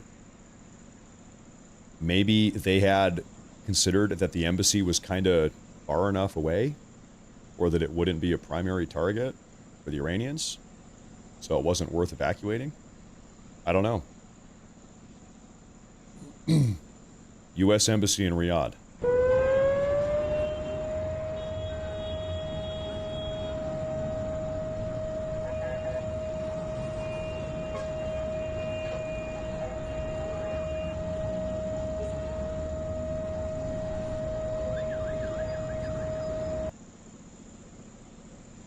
Does this look right? Okay, you've got this really wide freeway going both ways, and you've got a big blue sign. I just want to figure out exactly where on the map. Yeah, I mean, there's your big freeway, and your, I suppose your big blue sign. I wish we had street view here. But I'll tell you what, we just don't. So, I guess it makes sense that totally could be the place. This is your big 2-lane, well, maybe. And you have a divider down the middle. Although it looks like there's trees. Maybe it doesn't look the same.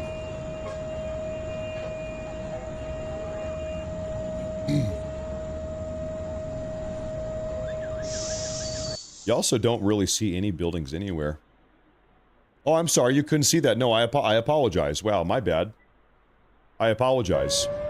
So this is allegedly what we're talking about.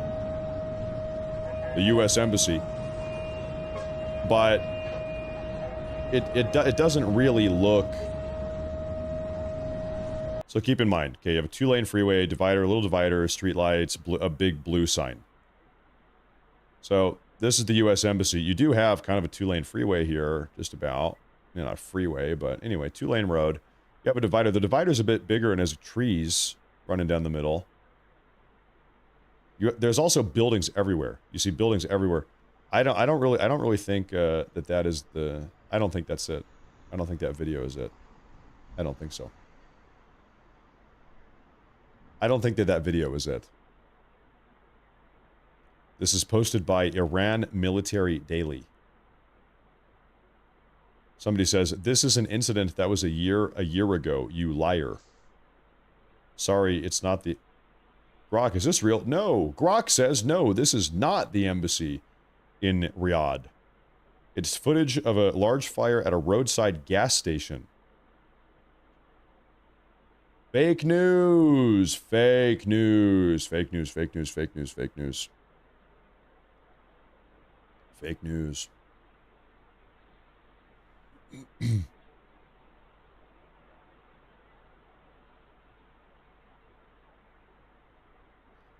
According to Barak Ravid of N12 News, a senior U.S. official has said that the U.S. Embassy in Riyadh, Saudi Arabia, has been hit by a drone.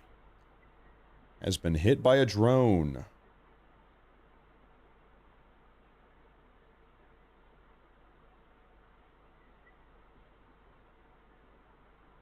Which seems to be pretty well substantiated at this point. We just don't have footage of it. We just don't have any footage or pictures.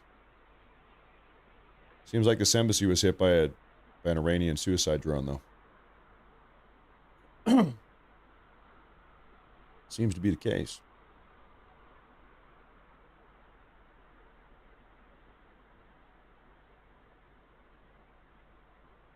Sure seems like it.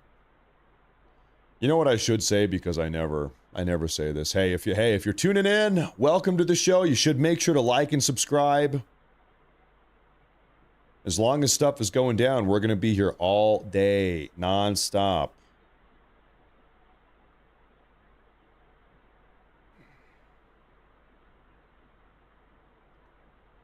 We're going to keep on monitoring the situation. You know how we do it around here.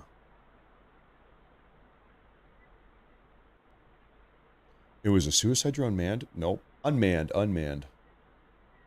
One of the Iranian Shahed suicide drones. They've got a lot of them.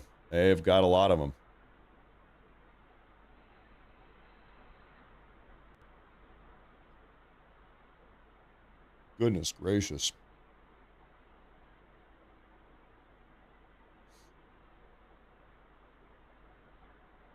So right now we're kind of waiting. There's a couple things that are potentially coming through the pipeline right now, folks.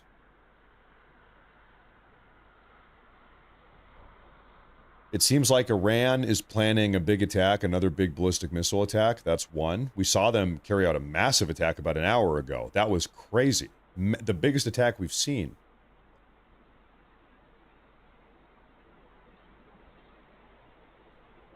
We are also kind of waiting to see if the United States and Israel carry out a massive attack. Trump and Hegseth and Rubio have all talked about carrying out a massive attack today. Haven't seen it yet. A lot of talk about it.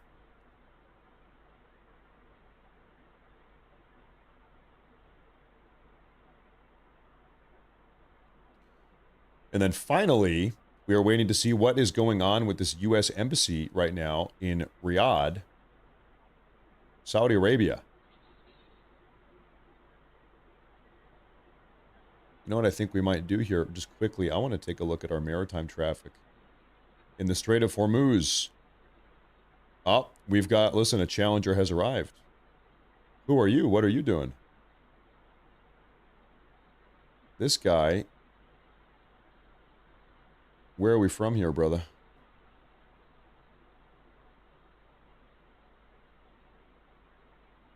Liberia. He's a Liberian. We have a Liberian oil tanker that is attempting to sail through the Strait of Hormuz right now, despite the Iranian regime promising to blow anyone up. If you sail through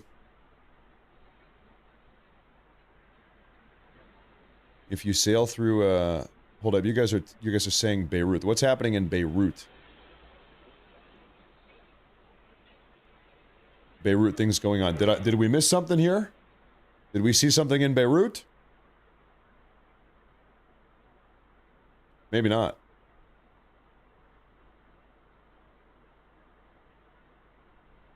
I'll focus up here. I was looking at my Liberian shipping boat. My Liberian tanker.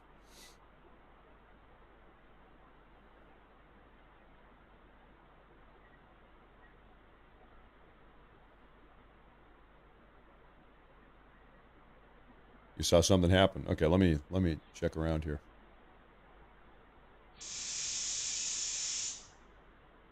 Okay, I just got a report.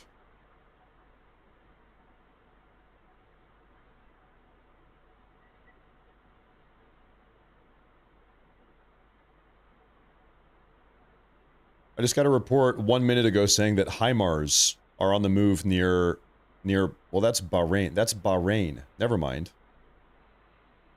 Different country. HIMARS, rocket launchers, are moving around in Bahrain. But what about Beirut? You guys said you saw action in Beirut.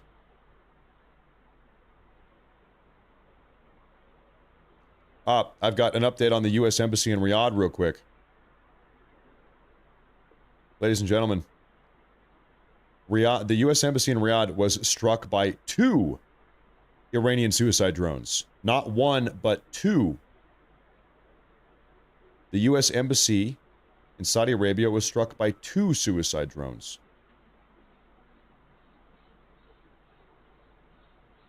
Yet to see any photos or videos of that, though. We have a massive super chat from Alan Mann, 270. Thank you, sir. Thank you very much. That is a big one. That's a big one. Thank you very much. Thank you very much. Jodine says, Matt, I have adopted you as my son, and you are referred to as Uncle Matt in my house. My kids are jealous. Thank you for your coverage. You are not to be disrespected here. Hey, listen, kids. Listen, okay? It's Uncle Matt here. You got to eat your vegetables. You need to take your multivitamin. Church every Sunday. At a minimum, you need to give a little prayer before you eat your food. At the dinner table, listen to your mom. You got to listen to your mom and dad.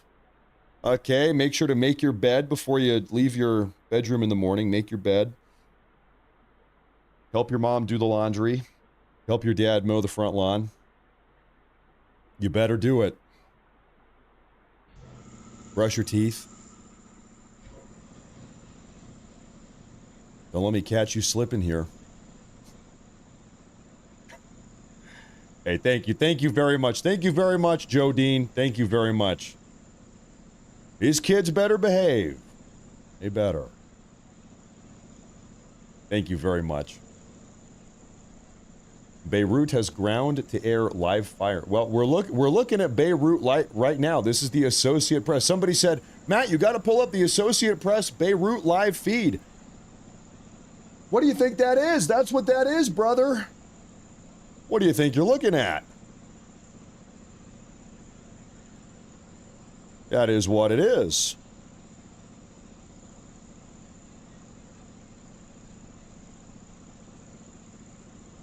Okay, dude, are you stupid? Are you stupid? Who posted this? Somebody said, Matt, you gotta look at this. This is the U.S. Embassy in Saudi Arabia. Dude, are you stupid? Sorry, hey kids, mute your ears or whatever. Cut your ears off or whatever. Don't listen to this. Dude, are you stupid? You saw this, you said, Matt, it's the embassy. Dude, are you stupid? This is AI. This is AI generated. This is not real. This is not real. This is AI bullcrap, is what this is. That is not the U.S. Embassy. Let me see. Hey, no offense. Sorry, I don't mean to be rude. I don't mean to be rude.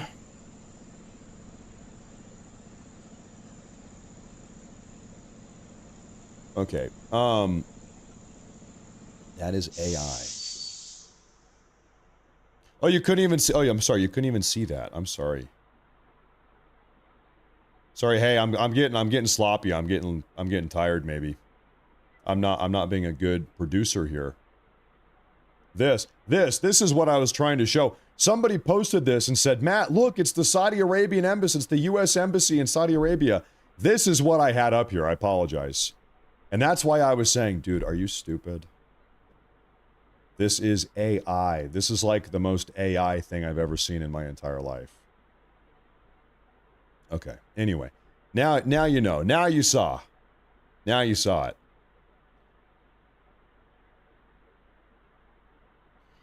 Sorry, folks. I'm getting slow. I'm getting sloppy.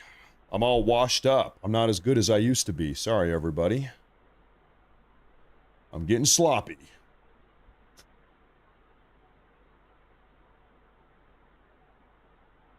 I need to get a grip. Get a grip on the situation. It's actually real. No, it's not. No, it's not.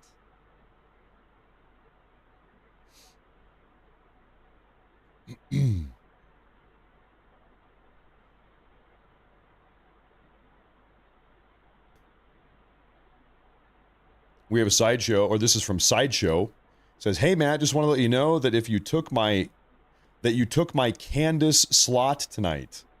I've been watching for a few months and love the content. Keep doing that thing, brother. Maga.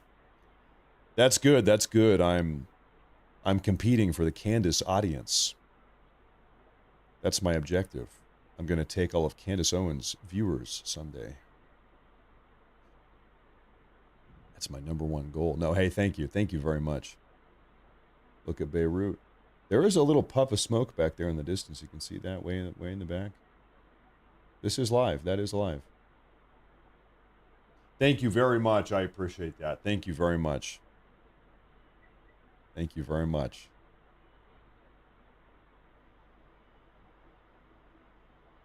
Candace Owens. Candace Owens. Candace Owens. Patriotic Angel. Thank you, ma'am. Thank you, ma'am. I'm trying to get caught up. Thank you very much. Joe Hill with the not 1, 2, 3, 4, 5 gifted memberships here on YouTube. We have a couple Rumble rants from Chen Mastery, who says, "Hey Matt, it's me again. The so far site's pretty accurate with my experience." Yeah, I'm just gonna keep on doing what I'm doing. I appreciate that though. Thank you very much. I think we've got a good grip on the situation. Thank you very much.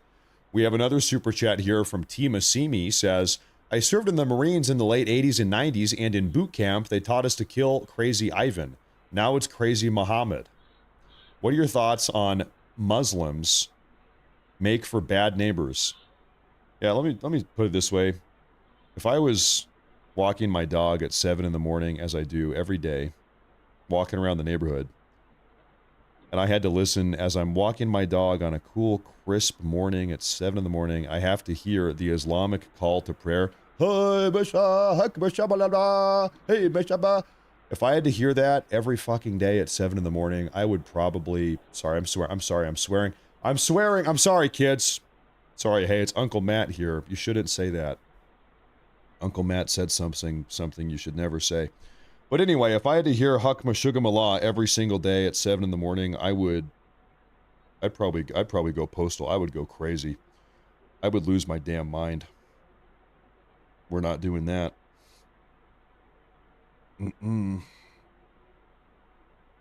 Anyway, hey, thank you very much. Yeah, there you have it. Thank you very much.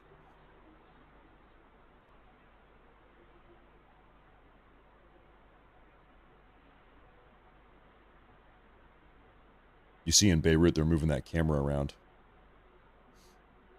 We're moving that camera around.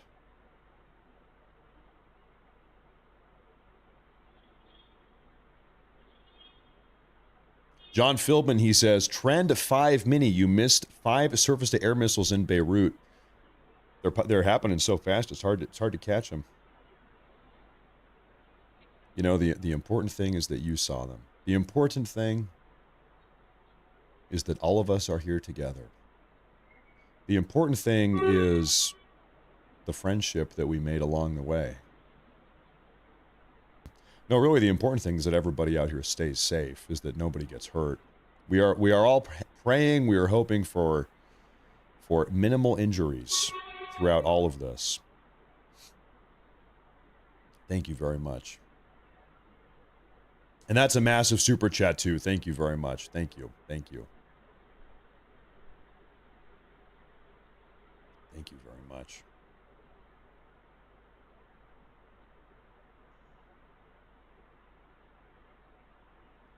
I wonder if I can quickly... Can I find a photo to show you guys? Maybe I have something to show you guys here. I might have a little surprise for you if you give me a minute here. Where might I have this?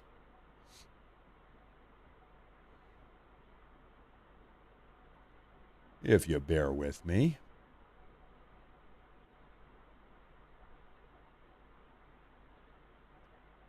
I'm looking to see if I have a photo of my office setup here.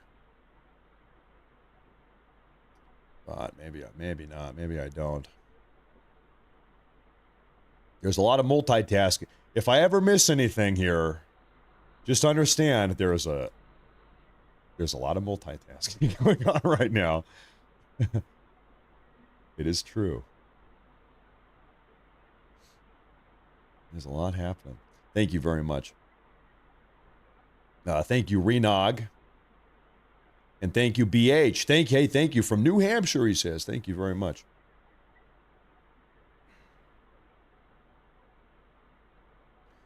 Breaking news, the Iran-aligned Islamic resistance in Iraq faction says they carried out a drone strike on a hotel in Erbil in northern Iraq, claiming to target American soldiers. It does seem to be the case. There is somewhat of a pro-Iranian regime presence in Iraq. Still. And they've been somewhat active. They've been doing stuff in Iraq. Breaking news right now, hot off the press. The U.S. Embassy in Saudi Arabia has issued a shelter-in-place warning for all American citizens in Jeddah, Tehran, and Riyadh, the country's capital. So pretty much every American in Saudi Arabia right now, shelter in place. Also, right now, a third drone is currently en route to the U.S. Embassy in Riyadh as we speak.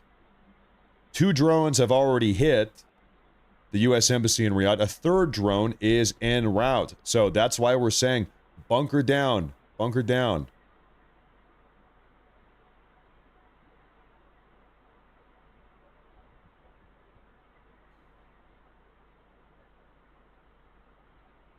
Matt Morris, what do you think about the Horus heresy? That's wow. Excellent question. I was hoping someone would ask. We stand with the God Emperor. Here in this community, we support the God Emperor. We don't like Horus. No. A third drone is en route. Be careful.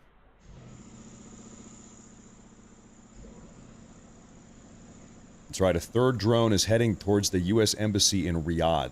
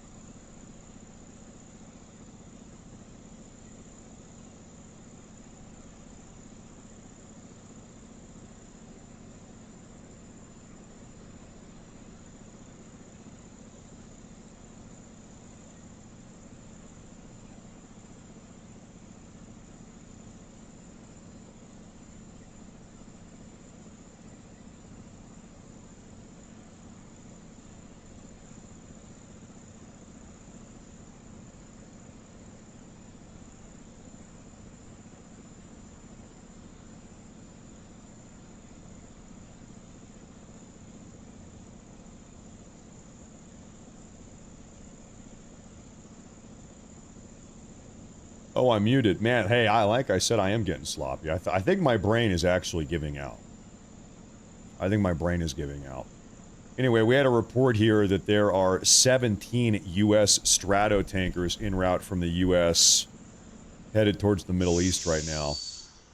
And so I pulled that up. We can actually take a look at that firsthand. You can kind of see a pattern. These are, all of these in the sky, these are military planes over the skies of the U.S., over the skies of the world.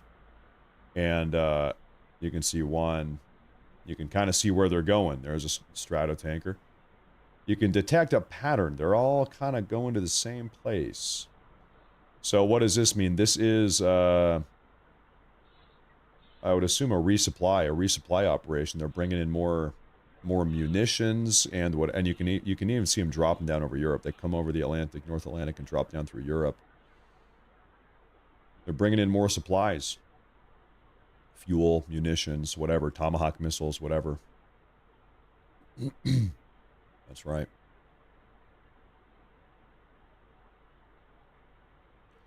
Spike a drink with 10 milligrams of creatine. You want to know something? I think you actually are on the ball here. Every day I take a nootropic stack. I take like lion's mane mushroom and creatine and a bunch of other stuff that I forget. It's all over-the-counter supplements. But I haven't taken it today. The point is, I haven't taken my nootropics today. That's probably why I'm so stupid right now. That's probably why my brain is giving out. Oh, hey, Beirut. Look at Beirut. Oh my God, wow. Did you see that? They're firing off in the sky. That must be Hezbollah firing at Israeli jets. Wow. Good Lord, you saw that. And they had firing tracer rounds up there. Yep, that's right. Into the night sky.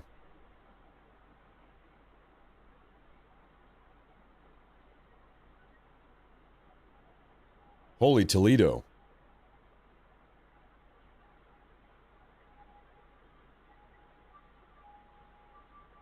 It is chaos over the skies of Beirut.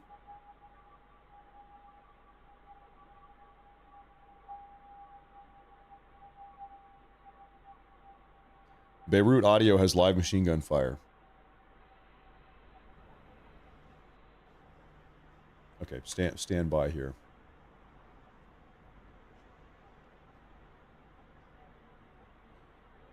Oh, there we go.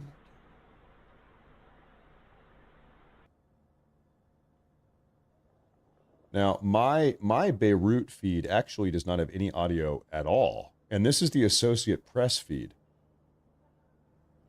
Okay, so where are you? Which Beirut feed are you watching that has audio? Because mine through the Associate Press does not have any at all. If I can get one with audio, then I would love to use it, because then we can listen to it.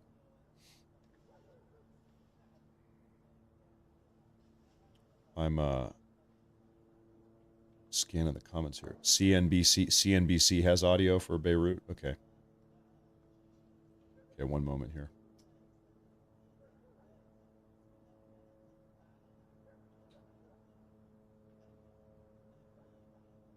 Associate Press. Well. All right, excellent. Okay, we got it. We're good, folks. Thank you for that. CNBC is gonna work out just fine. Gonna work out just fine for us now. That's it. Doha. We don't need that.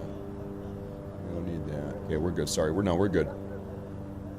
All right, no, thank you, ladies and gentlemen. Thank you, ladies and gentlemen. Been at work all day. Could you give a 2-minute breakdown of today's events? Yes. Okay. We have been hearing from both the IRGC and the Trump administration all day now for 12 hours that both of them are going to be launching a massive attack that is never before seen. I kid you not. The Trump, Rubio, and Hegseth have been talking about that today. They said, we've barely even hit the Iranians yet. We're going to hit them with something you've never seen before. It's coming up soon. That's from the Trump administration side of the equation. The Iranians have been saying the same thing, reciprocating the message there. You hear that in the distance there. Now, about 90 minutes ago, the Iranians actually did conduct an absolutely massive ballistic missile barrage against some of the Gulf nations, as well as northern Israel, and that was something to watch. That was crazy. Maybe 90 minutes ago. Who was here for that? And during that barrage, we actually had a couple serious collisions. It also seems as if the Iranians now... In fact, by the way, that was probably the biggest barrage that we have seen so far in the entire 3-day war now that we've been in. This entire conflict. That was the biggest one that I've seen.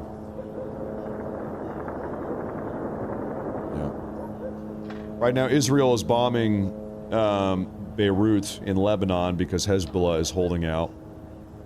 Hezbollah is firing anti-air cannons up at the Israeli fighter jets, like right this very moment. That's what you're listening to. You're hearing Beirut. Also, right now, we are all tuning in. There's an embassy, the U.S. Embassy in Saudi Arabia in Riyadh, that has been hit by 2 suicide drones. And we're trying to figure out what's going on. It seems like more of them might be coming in. So a lot of stories are unfolding right now. Did I miss anything here?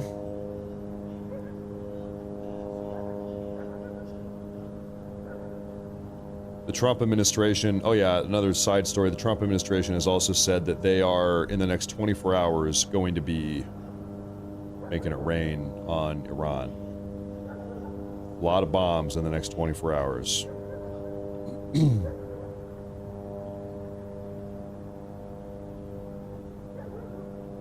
We have a massive super chat from Donna Dallas. She says, I'm praying for the safety of our entire Morse Force community as well as Israel and surrounding areas. Thank you for being here for us. Everyone, I hope everyone here in the community and all the U.S. soldiers, all the innocent civilian people in the region, no doubt, 100%. Everyone involved. Thank you very much. Thank you very much, Donna Dallas. Donna, all the way from Dallas. Thank you very much. Good to see you. Good evening. You're right. You're right about that. Nothing dumber with the USA flag. With the USA flag. That's right. No, thank you again. Nothing dumber. We have a confirmation now that in total over the last 3 days, 6 American service members have lost their lives in the initial Iranian attack on Beirut 2.5 or 3 days ago. 6. Rest in peace.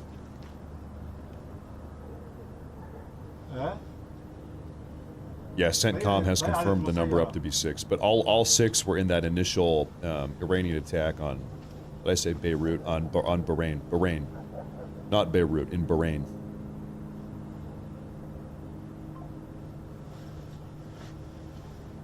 Thank you very much. Thank you very much.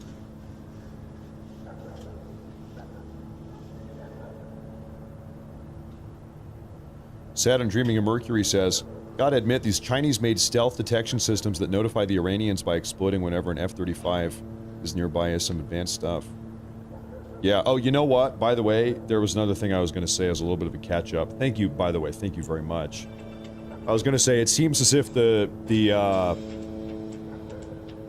Iranians are now using cluster munitions in their ballistic missiles. They fire a ballistic missile, and when the ballistic missile gets close, overhead over target, it releases a series of, like, cluster of maybe flares or, I don't know, designed to sort of distract the Iron Dome missile interceptors.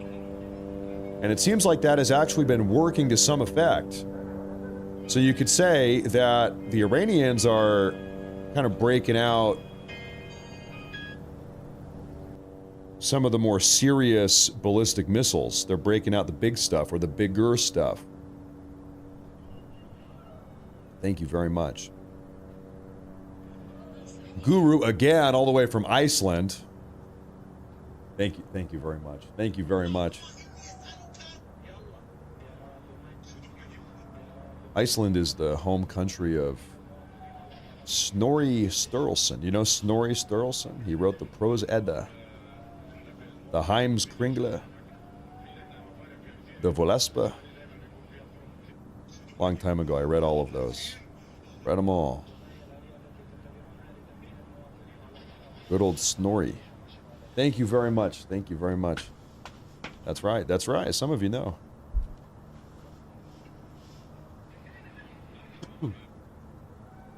That's right.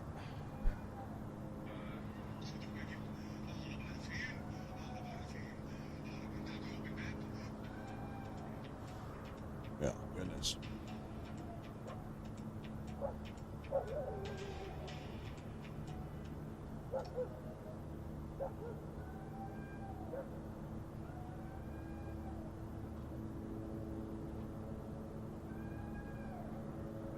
I might have something here to share with you folks.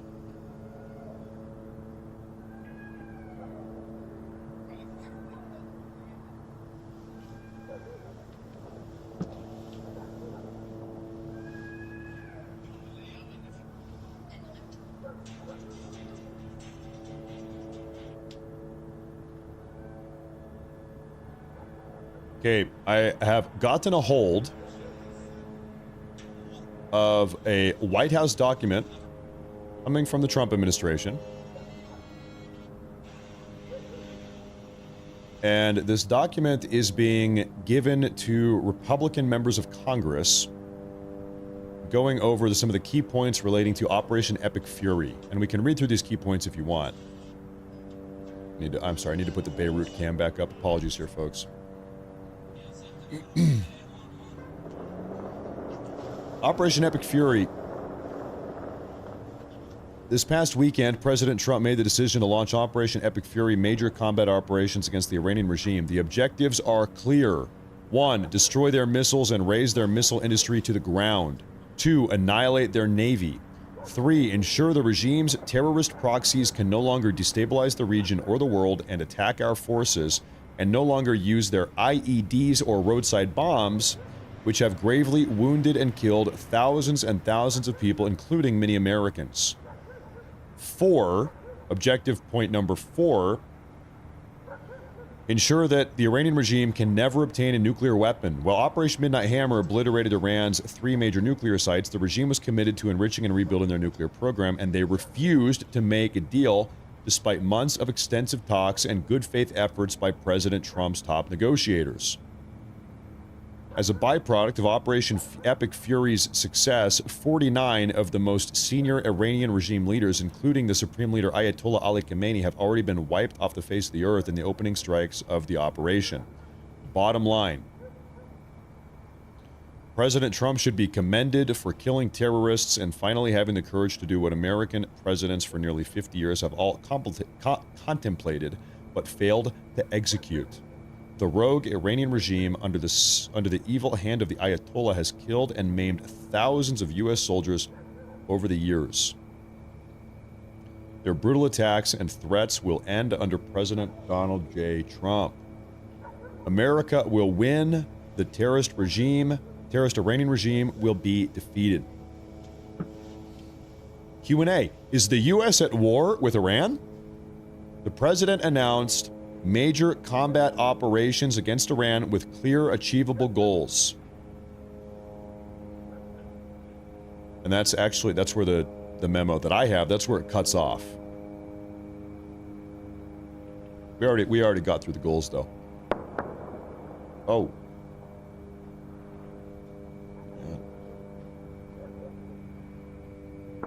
So anyway, this memo is being circulated amongst Republican members of Congress right now.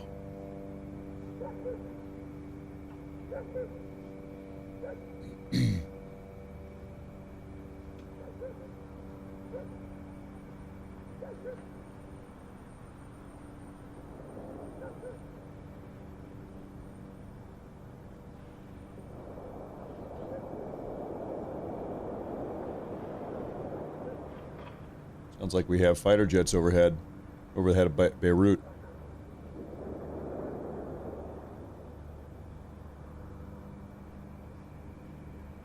That's what it sounds like to me. No longer says regime change. Well, we've been hearing that for days. Regime change was never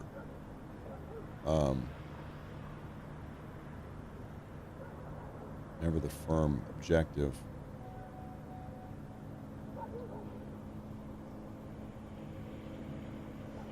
What does seem to be the case is not eradicating the entire Iranian regime. Trump just wants the current Iranian regime to sort of bend the knee and capitulate to his demands. What are those big demands? No more ballistic missiles, no more funding terror proxy networks, and no more enriching uranium. So, you know, in theory, this seems to be the goal. In theory, if the current regime would just give up on those 3 big objectives, then they can remain in power. Seems to be the dynamic. In fact, that was the request for the last 6 months was, hey, you guys can stay in power if you just stop funding terror networks, making ballistic missiles, and enriching uranium. And so I think where we're going here is the Trump administration is just going to keep on killing members of this regime until one of them steps up and says, okay, I'll do it. Okay, I'll be the leader. I'll be the leader of the Iranian regime, and I will stop funding terror networks, I will stop enriching uranium, and I will see to it that we stop making ballistic missiles. And the second somebody steps up in this regime and says, okay, I'm going to do that, I will meet your demands, Trump, then we're done. Then it's done. But until we get to that point, I think we're just going to keep on blowing up IRGC locations and working down the chain of command.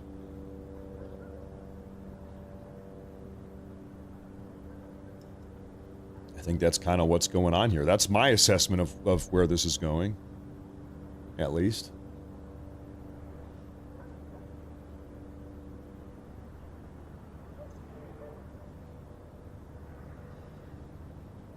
Hero Dante, 86, with the 5 gifted Rumble premiums. Thank you. Thank you very much. Thank you very much. I appreciate that. Thank you very much. You know, Trump is wise to realize something. I just want to kind of put everything, the bigger picture here, put some perspective on all this. The IRGC is a diehard, loyal, religiously fanatic organization. They've been conditioned for 45 years to believe the stuff they believe. Their entire organization is 200,000 people deep. They have a very big leadership structure. They've got contingency plans. They have a very firm grip on this country. Let's say Trump could snap his fingers and delete all 200,000 of them. Boom, they're gone. Well, the country is not perfect immediately after that. You have a massive power vacuum. The country would collapse. You'd have a refugee crisis. You'd have a lot of problems as a consequence of that. Refugees come pouring out of the country. You'd have a power vacuum. You'd have, God knows, civil war. It would be chaos. It'd be chaos. And so Trump is determined, I think rightfully so. Listen, rather than spend 5 years trying to kill all 200, that's 250,000 people just about in the Iranian regime, why don't we just try to force the Iranian regime to capitulate to our demands? Okay? Batter them, beat the shit out of them until they agree to do what we say. We're not trying to remove the entire power structure. That would also be chaos. Chaos would ensue.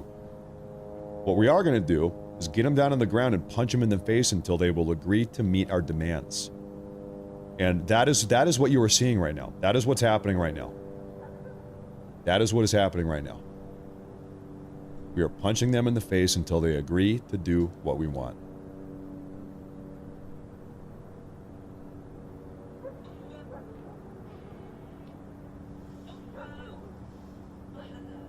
And so we'll see. The future is unclear, right? How many bombs need to be dropped? How many people need to be killed before we arrive at that destination? I don't know. Time will tell. Time will tell.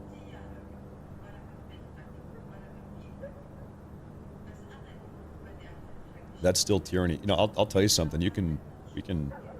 We can not like this. We can be mad about this.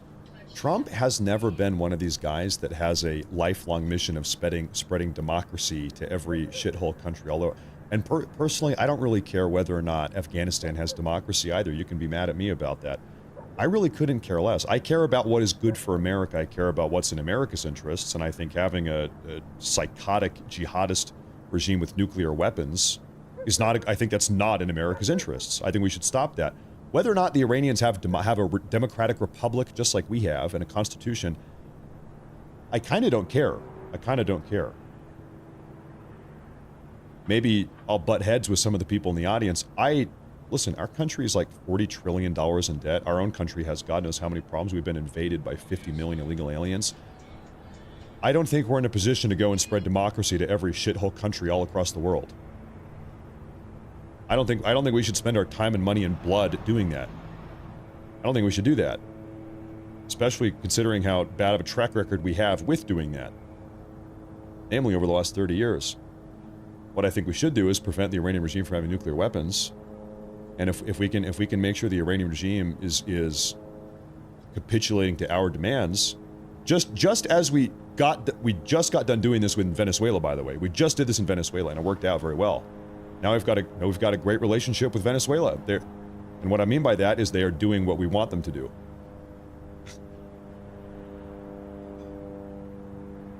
America, we're the top dog. We are the global hegemon. We call the shots. And if a country does not do what we want, it undermines our global dominance. Trump has, you know, you've all heard of the Monroe Doctrine. which is America controls the Western Hemisphere. And this has been our foreign policy since 1823. What seems to be the case, what I have observed here, this is my own opinion, Trump has taken the Monroe Doctrine, which is very focused on the Western Hemisphere. He said, this is the Donroe Doctrine. Imagine the Monroe Doctrine, but instead of just the Western Hemisphere, it's for the entire world. And that seems to be what's going on here. The Donroe Doctrine is like the Monroe Doctrine, but instead of just Western Hemisphere, it's every hemisphere. Okay, well, is it in our interest to have a psychotic, radically jihadist regime with nuclear weapons undermining American interest? No, that's not in our interest, so we're going to stop that from happening. Trump is saying, we own the world, nothing happens on this planet without our say-so. You don't get to be a jihadist, violent, terroristic regime and have nuclear weapons. Sorry, we're not going to let you do that.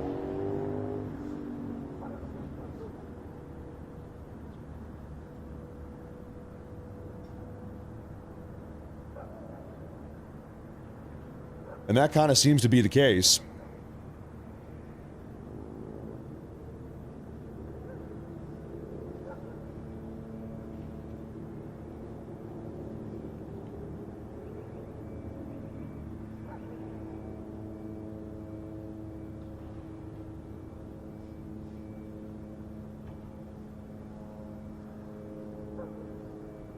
Anyway, that's enough of my rambling. Okay, actually, tune in, folks. Look alive here, ladies and gentlemen. We officially have footage. Footage from near the U.S. Embassy in Riyadh, Saudi Arabia, shows smoke rising and flames visible through the trees after 2 Iranian drones struck the compound.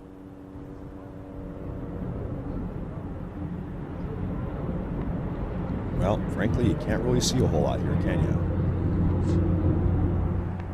No. You do see smoke, but you don't really see the...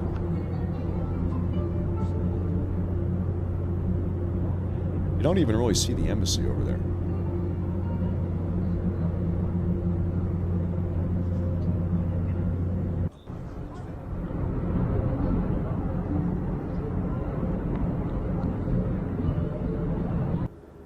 So that is the first little tiny bit of video footage we've seen coming out of this, following this attack in Riyadh. There was a terror attack against the U.S. Embassy in Riyadh about an hour ago.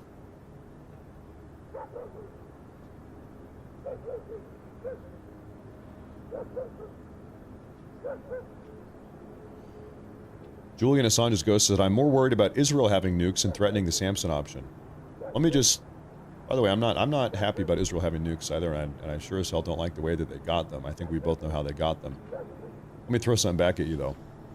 If you think that Israel is a crazy regime with nuclear weapons, with ill-gotten nuclear weapons, why then would you say, okay, let's allow another crazy regime to get nuclear weapons? Just because crazy regime 1 has nuclear weapons does not mean that we should allow crazy regime 2 to also have nuclear weapons. That seems like a really bad idea. That seems like not a good plan. Well, we already have one regime that we don't like that has nuclear weapons, so therefore I guess we should just let another one have nuclear weapons? Like, that does not seem smart. If that's the logic there.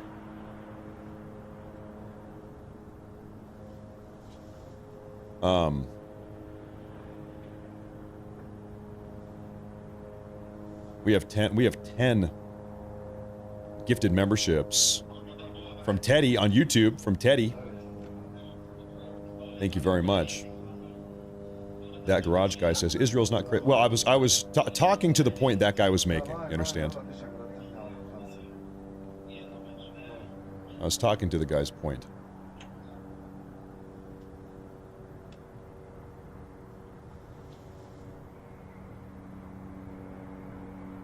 Thank you very much, Teddy. I appreciate that. That's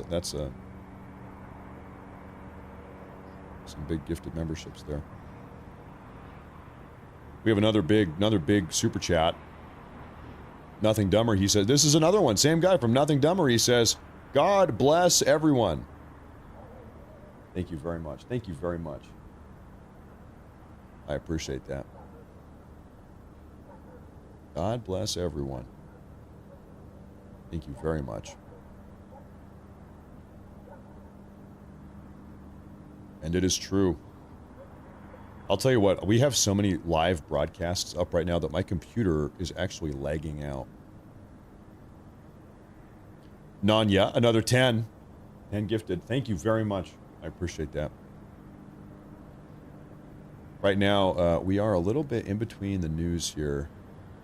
Oh my gosh. Never mind. No, we're not. We've got news. Never mind. Ladies and gentlemen, are you ready? Are you ready? President Donald Trump just said, quote, "You'll find out soon what the retaliation will be for the attack on the U.S. Embassy in Riyadh and for the U.S. service members that were killed."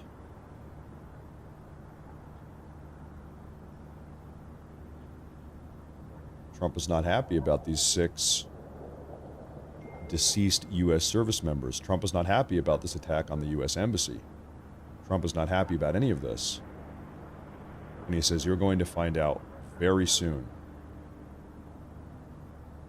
Very soon.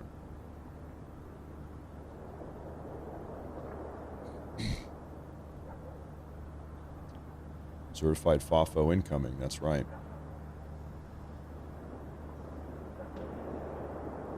My computer is like overheating right now.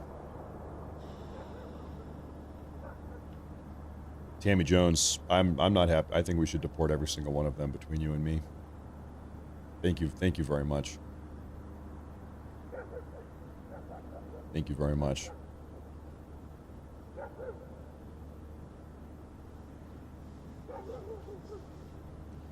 Matt, I believe there's a very good reason why you should take over the most of the world map. Obviously, Israel-China relations thoughts. We've talked a lot about that. Yeah. I think this is good U.S. foreign policy. What's happening right now? I think so for 10 different reasons. I think so. Thank you, Renbro. Thank you very much. And thank you, Alaric the Barbarian. Thank you. Itty Bell says, thank you for the coverage, Matt. This is a Rumble rant. Thank you very much. I appreciate that. That's a massive one. We might have a FAFO moment here, Itty Bell. I'm telling you here, my computer is lagging. I can barely do anything right now. I need to clean up a little bit, I think, here, ladies and gentlemen. Let me close some of our tabs. We've got too much going on.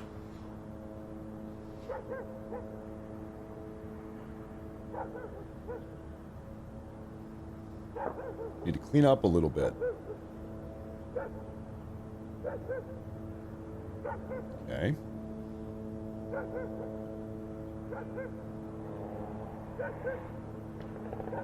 Maybe this will help. Maybe this will help a little bit. I think so.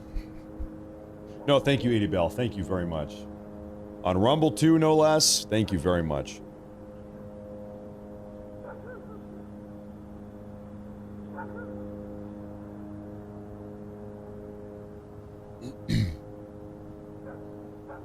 I'm quickly doing a little scan here. Yeah. Okay, right now, folks, everybody is talking about Trump's retaliation for the embassy attack and for the 6 dead Americans.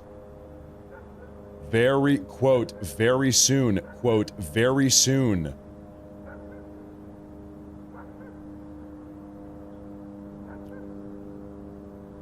I'll be honest with you, I was considering wrapping up the show here in the next hour. And now I think I ought not do that. Now I think we stay here. Because, quote, very soon. That's what I'm reading everywhere. How soon is soon? All I know is, quote, very soon.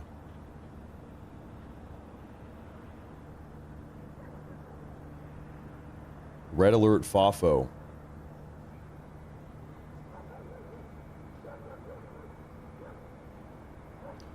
Hey, Ami says, Shalom from Israel. Just wanted to say thank you for your support. It is kind of look crazy from y'all perspective, and I get that, but we really okay here in Israel somehow. Haha, God bless. What I've seen, you guys have a great system where anytime there's a missile or drone alert, you guys seem to have your big bunker complexes. You're living up in the apartment building. Oh, drone inbound, missile inbound, back down in the bunkers. Back down in the bunkers. You gotta have them when people are launching ballistic missiles at your apartment complex. We want everybody to stay safe. We want everybody staying safe. Hey, thank you very much also. Thank you very much.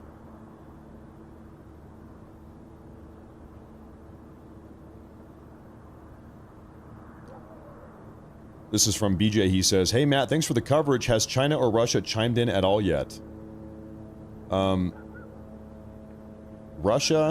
China seems to be giving satellite intelligence to the Iranians. Both of them have asked for de-escalations, but neither of them are going to be getting directly involved. Russia, I think both Trump's timing is very curious with what's going on here. This did not get talked a whole lot about in the Western media, but China recently had a crisis with their leadership structure in the last 2 months. They had some traitors actually working for the U.S., relaying information to the U.S. Senior ranking members of the CCP betrayed the CCP and were relaying information, sensitive information, to the U.S. And so there was a leadership crisis in China about 2 months ago. They were panicking, freaking out. Who has flipped and is now working for the U.S.? Massive crisis. There's also seems to be some concerns about whether or not Xi Jinping is able to maintain control of the party right now. So anyway, the CCP is kind of in chaos right now. They have been for 2 months. They are in no position to do any, even if they wanted to try to step in and help protect Iran, they're not in the position to do so right now. And of course, Russia's been in a war for 4 years. They're not either in a position to do anything. What Trump has been doing now for the last couple months is could be described as asymmetric warfare against China and Russia a little bit too.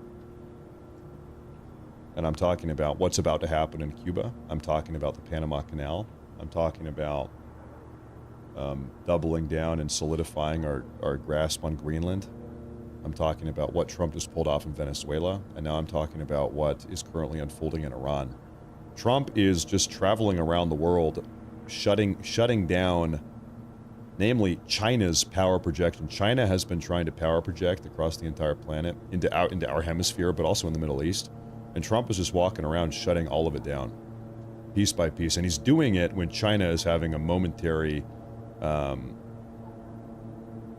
some momentary weaknesses, internal strife inside of the Chinese regime.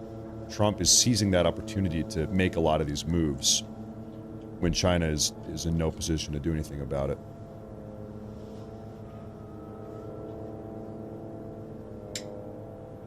This all gets a little bit more complex, and so we don't talk about it a whole lot, but the timing, the geopolitical impacts here and the timing of all of this, it's not accidental.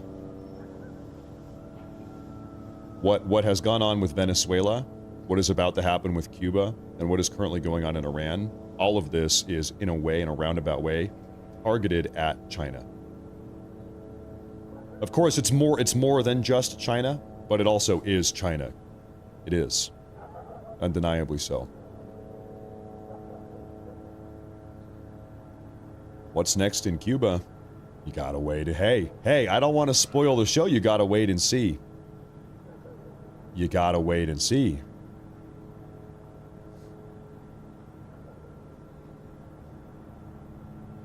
You're just gonna have to find out. Amy says, for the next hour's coffee fund, thank you for the excellent coverage. Thank you, Amy. Thank you.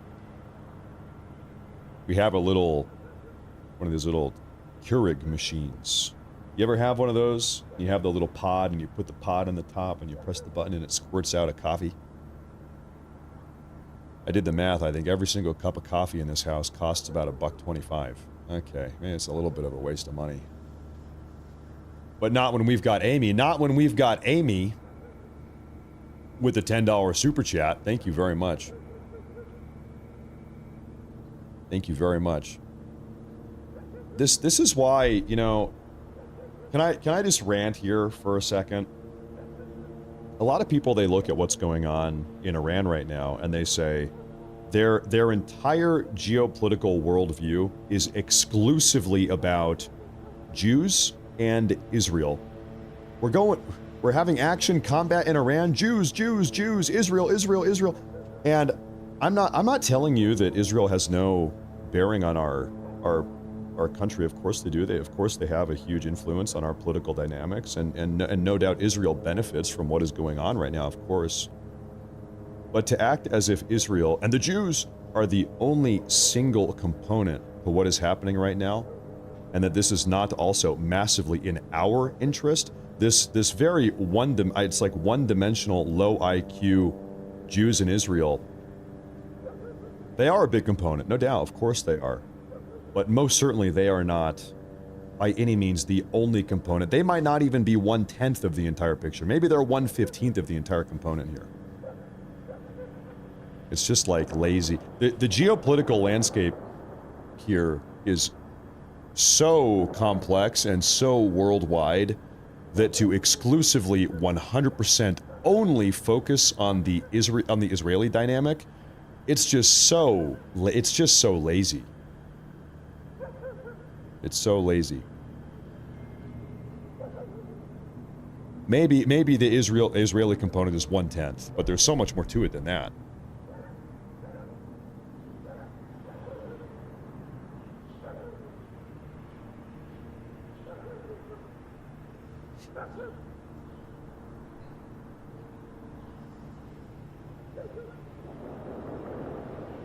I think I do need a cup of coffee, though. We might need to have another $1.25 cup of coffee. And the Finsterwald, he says, Trump is the greatest president of our lifetime and one of the greatest in history. We should all be plotting out his spot on Mount Rushmore. Drink a noch beer. Hopefully that translates. Listen, I'm already brain dead. Have you guys noticed I'm functionally brain dead right now? And we're hearing big explosions in Beirut. If I had a beer, Andy, you might think I was Pakistani. I might start acting like a Pakistani if I had a beer right now. I couldn't even handle it. Thank you very much. Thank you very much. It'd be bad. Southern Chick, North Carolina says she says 47 years of the regime gone by number 4. Oh yeah, I didn't realize that. 47. Yeah, I never thought about that. Thank you very much. Thank you very much.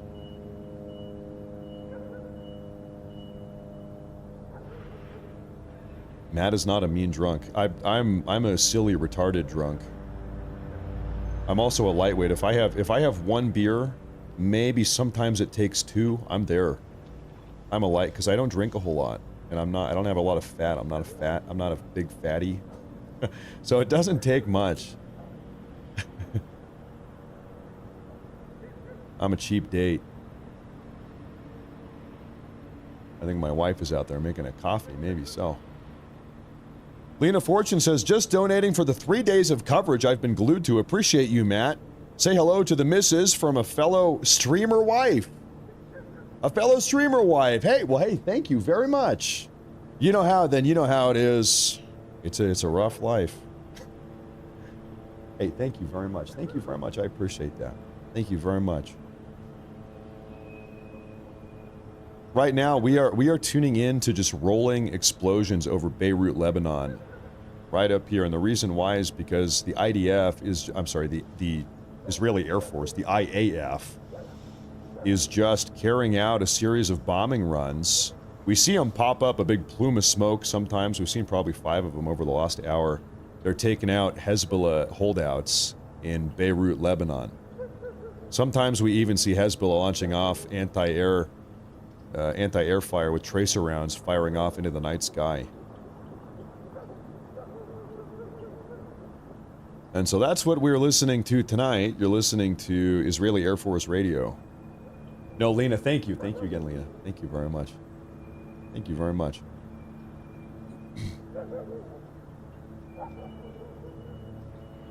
Cammy. Likewise, Cammy. Thank you. Thank you for tuning in. Thank you for tuning in. Thank you, Cammy. Can we all bribe you to stay on longer?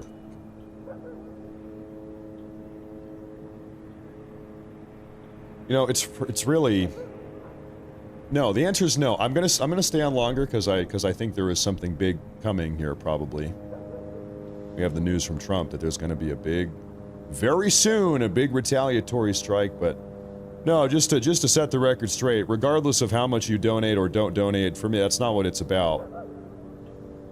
I do appreciate it. I do appreciate it. Of course I do. But it doesn't have any bearing on how long we're here. I hate to break it to you. I do appreciate it a whole lot, though.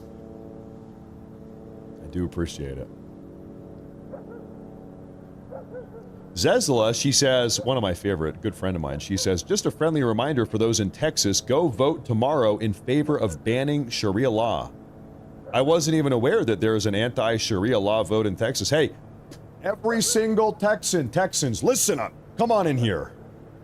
You gotta vote. Hey, Texans, you gotta vote on this. You gotta vote on. You guys like to say, "Don't mess with Texas." You always say this, "Don't mess with Texas." Okay, listen. Then you better get off the couch tomorrow and go vote. Ban. You gotta put a ban on this. Texans, wake up. Let's go. There. Okay. You gotta let them know. Don't mess with Texas. All right, then. Hey, go vote for it. You gotta go shut them down. Shut them down. Vote to ban it. We love our Texans. Am I still going strong?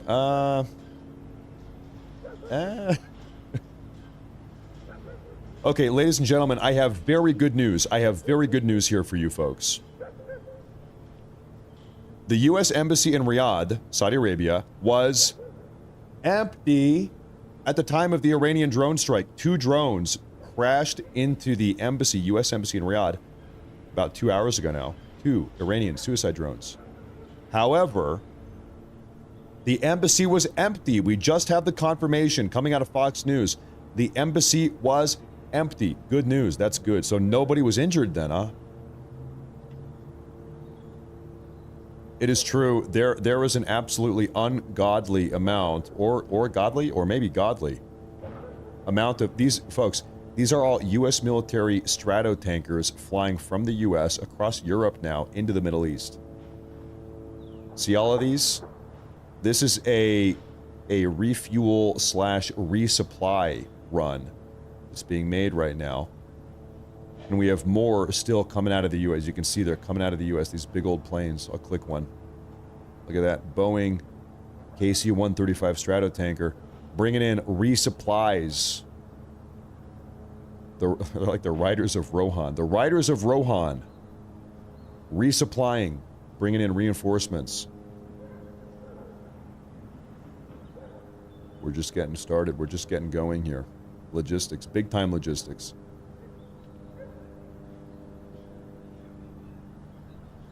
Big time logistics.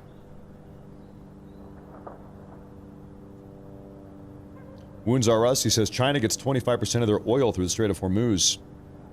Do you think we couldn't stop Iran from closing it? China's only option, Venezuelan oil via U.S. at market price via discount of sanctioned oil. Well, keep in mind, we have allies that get a lot of their oil. Europe, if you are European allies, they get a lot of their oil through the Strait of Hormuz also. I think it is good to have the Strait of Hormuz open. We want it to be open, but also I think it's probably good if we are in control of that strait. We and our Persian Gulf allies are in control of that strait, and it's not partially under the control of a psychotic regime like the Iranian regime.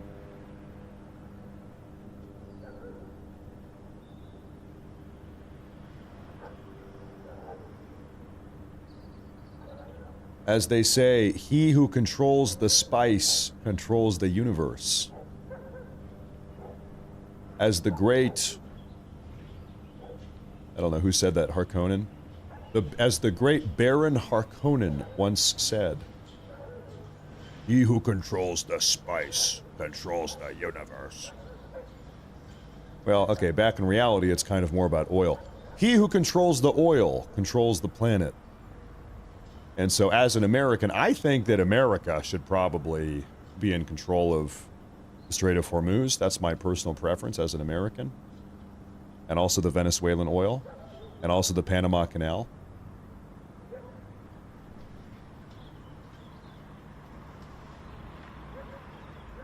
Rather than China or the Iranian shadow fleet and their terror proxies.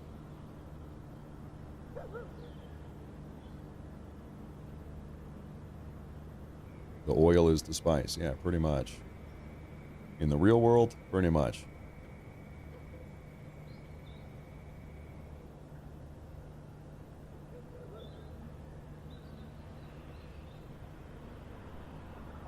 I am, like unapologetically in favor of America being the global hegemon. What does that mean? I am in favor of America running the world. And I mean running the world not in an incompetent way where we are slowly getting bled dry and we are losing our grip on the world, which is how it's been for a long time. I am in favor of America productively, lucratively, efficiently running the world in a way that is beneficial to us. Running the world has been not beneficial to us for a very long time. We've been running it, and we've been getting destroyed. We've been hemorrhaging as a consequence. Seems like Trump's plan here is, listen, yeah, we are in charge of the world. We are running the world, and we're going to run the world in a way that is good for America now and good for the Americans therein. I don't really have a problem with that. I can get on board with that. I don't have a problem with us calling the shots on the entire world as long as we actually get something out of it. As long as we benefit from this arrangement and American sovereignty is restored and respected, I don't have a problem with that at all, frankly.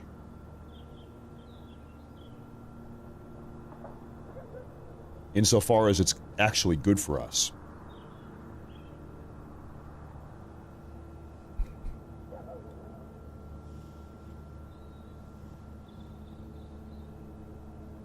The problem here for a long time now is that we've been like running the world, but it's been costing us everything. We've been losing everything in the process. We've gotten nothing out of the arrangement.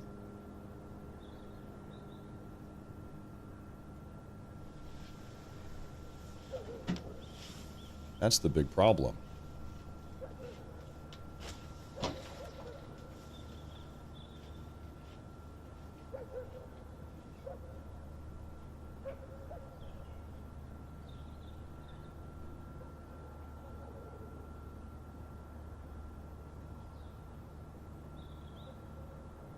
Now I'm quickly doing a scan here.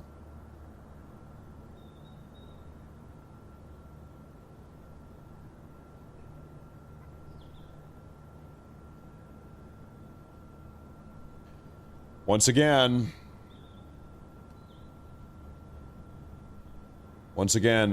this is a direct quote from President Trump about 45 minutes ago.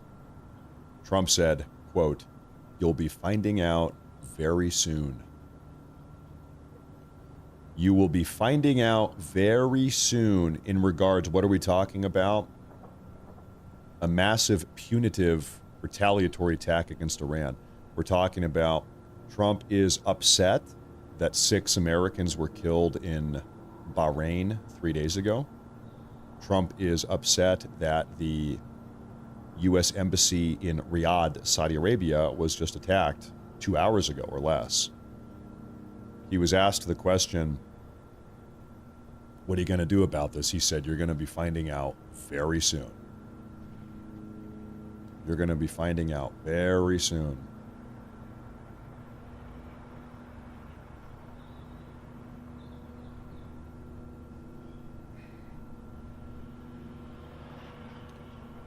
Yeah, in Iran it is it 5:30 in the morning? 5 in the morning. 5 in the morning. 5 in the morning. What do you think is going to be targeted? That's a really good question. It's a really good question. What are we going to be targeting in Iran that we have not already strategically targeted?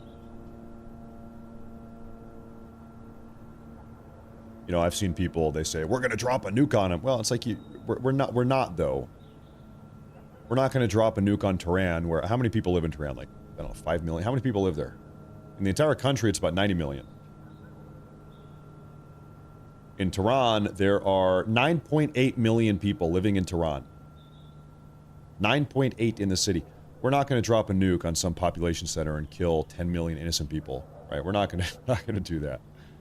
We would lose everything. We would lose the moral battle. We'd lose the moral high ground. We would not be the moral actor at that point. And that really is very important, yeah? We're gonna punish them by dropping a nuke. We're not gonna do that.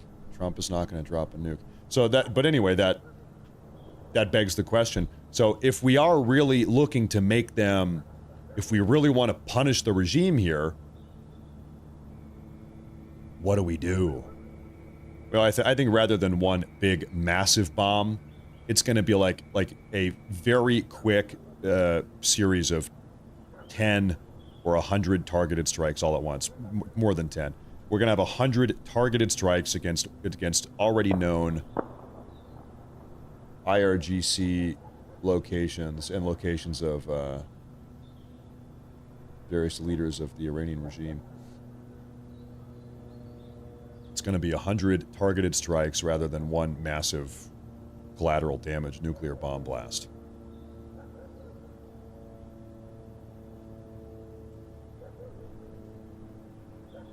Matt, check out the song by Vince Vance.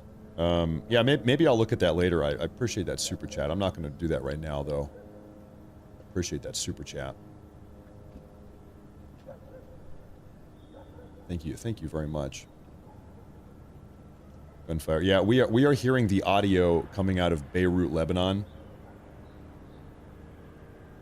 which right now is a big hotbed for Hezbollah activity.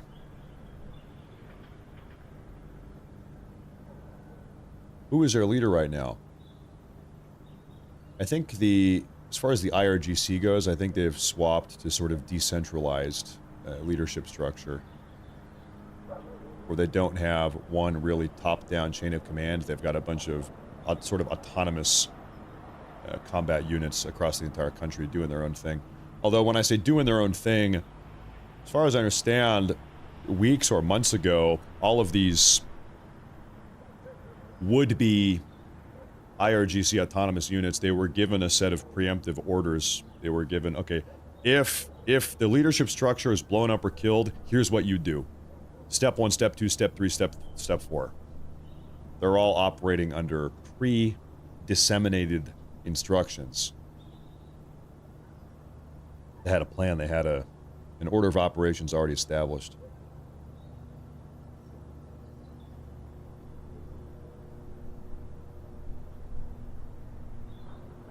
I have 42 dislikes. People disliked my show. 42 people. Not cool. That's totally not cool.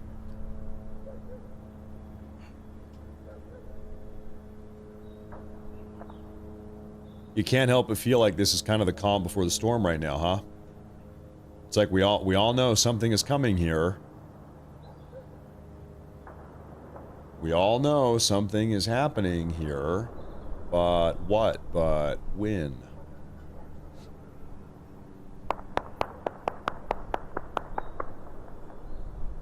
Those are gunshots in Beirut. Gunshots in Beirut.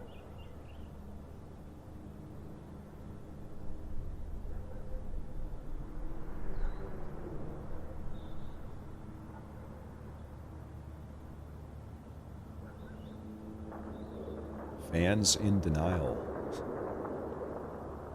We call them future fans. They're future fans. Future members of the Morse Force, yet to be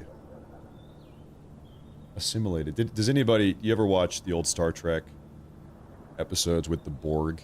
Remember the Borg? You will be assimilated into the Borg.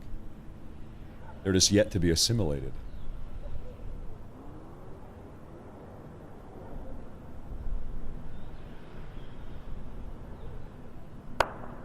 Ooh. There's gunshots out there. We're hearing gunshots.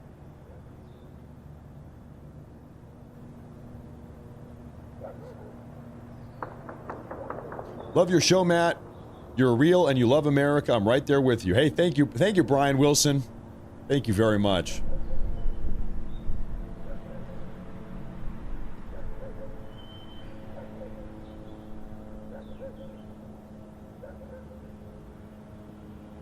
You do have a lot of political commentators, just really like, just online personalities, just like, even outside of the realm of politics.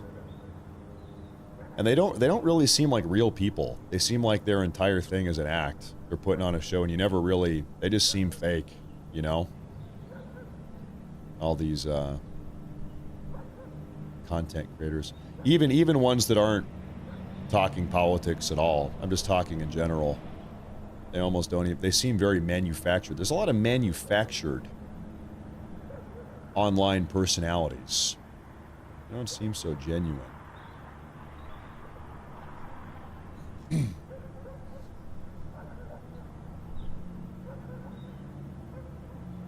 I've got a little video coming out of CENTCOM I want to share with you.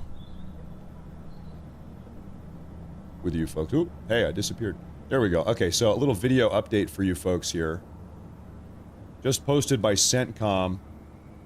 As the Secretary of War stated this morning, U.S. forces are hitting Iran surgically, overwhelmingly, and unapologetically. Operation Epic Fury is laser-focused on destroying Iranian offensive missiles. Yeah, they sure blew that thing up. Yes, they did. Ooh, that's a ballistic missile launcher right there.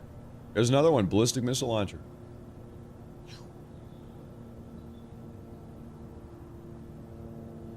Look at that.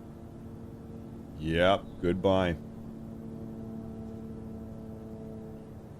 Looks like this guy was having some engine difficulties. Look, he's got his lid popped up. Look at that. Oh man, I gotta change my oil. Oh, I forgot to change my oil. I know I need to go launch this ballistic missile at Israel, but real quick, I need to check my oil. I gotta do an oil check. There's not a Jiffy Lube in sight. I gotta do it myself. And...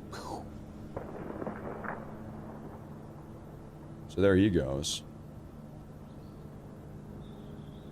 This is a ballistic missile launcher right here. It's like a ballistic missile shell casing or something. I don't even know what that is. And you are done, and you're getting blown up also. There's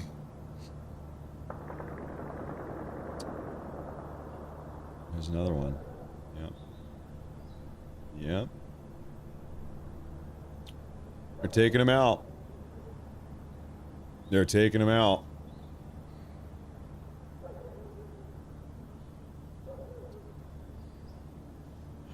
Do we have any other recent updates from CENTCOM here? Operation Epic Fury involves the largest regional concentration of American military firepower in a generation. Oh, there's the B-2. Yeah, yeah.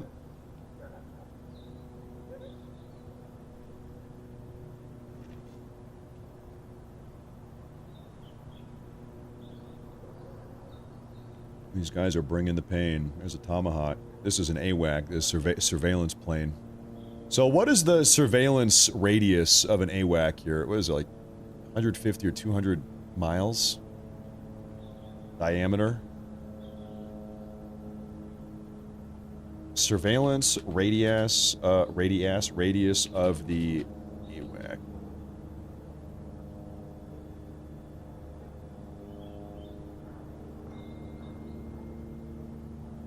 Somebody knows. 250.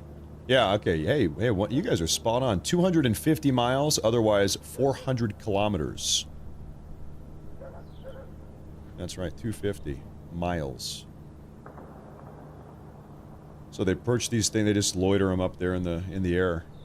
And you can do aerial refueling. You guys can sit up there as long as they want. And they're just scanning everything. And so, you know, you can imagine.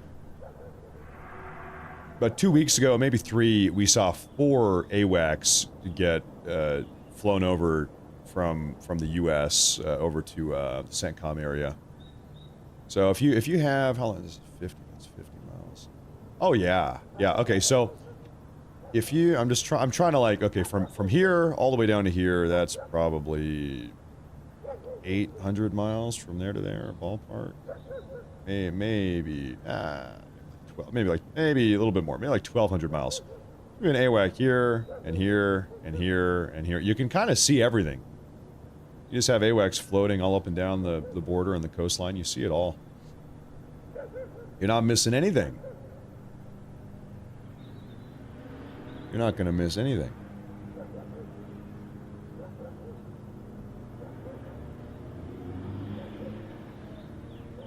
Where's the tool here?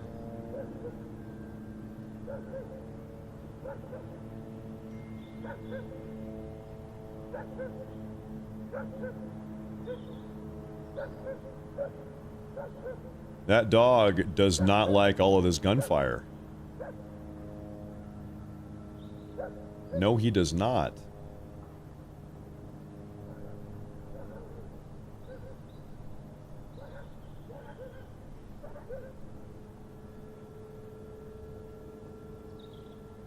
I mean, you kind of have to ask the question, why is there a dog in Beirut? I thought everybody is, well, most people are. I guess they've got Christians in Beirut, you know. Anyway, the point is, these Muslims are not liking dogs so much. They're not the biggest fan of the dogs.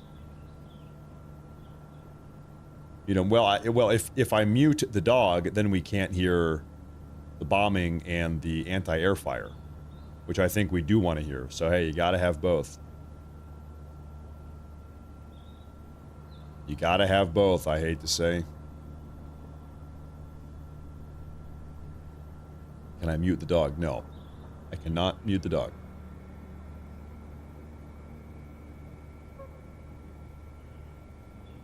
Right now, in fact, you guys are looking at this actually. You're seeing it live, some of it right there.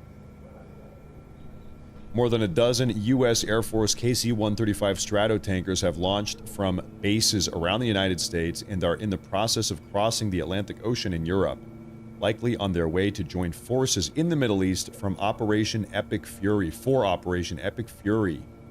Some of them appear to be stopping in Bangor, Middle East, to rest and refuel before pressing onward.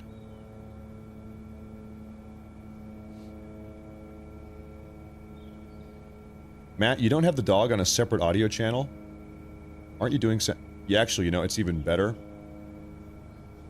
I'm going to put a mic on the dog. I'm going to fly to the Middle East. I'm going to fly to Beirut, give the dog a microphone so we can make the barking even louder. I'm going to put a microphone right on the dog's collar, so every time he barks, it'll be 100 times louder. I can turn it up. I'll be right back. I'm going to go do that. I'm going to hop on a Stratotanker and fly over there.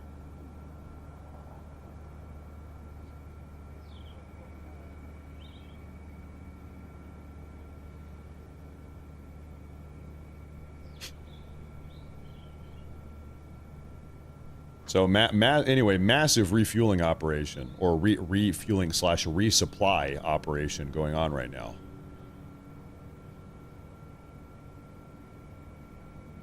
Massive resupply. You heard from Marco Rubio earlier today that the Iranians were capable, they were not capable, they were actively making 100 ballistic missiles a month. So they're making about 3 ballistic missiles a day. That's impressive. You're making 3 ballistic missiles a day. That is impressive. really is. That's a lot of ballistic missiles. That's a lot of ballistic missiles they were pumping out. And so rightfully so, the Trump administration wanted to shut them down. One of the things that Marco Rubio said was that within a year, within 12 to 18 months, the Iranians were going to reach a critical mass of ballistic missiles and ballistic missile launchers, such that they would have so many of them that we would not be able to do anything at that point. If we ever tried to stop them or shut them down, they would have so many missiles and so many launchers that their response, their retaliation response, would be so powerful that it would be catastrophic. So that's one of the reasons why we had to kind of go in now.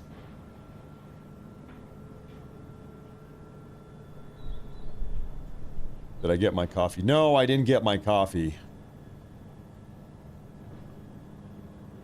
I think my wife was busy watching The Burnt Peanut on Twitch. Has anybody watched this Peanut on Twitch? He's a video game peanut.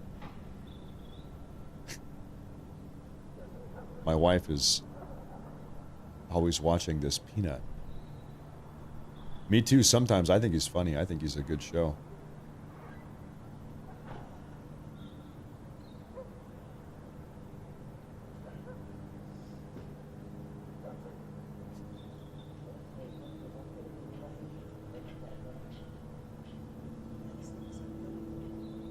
Oh, ladies and gentlemen, breaking news right now. Air raid sirens are ringing out in Bahrain. And of course, we have never actually had live footage on Bahrain. But right now, keep an eye on Bahrain. Air raids in Bahrain. Right here. I'm going to actually put us over here.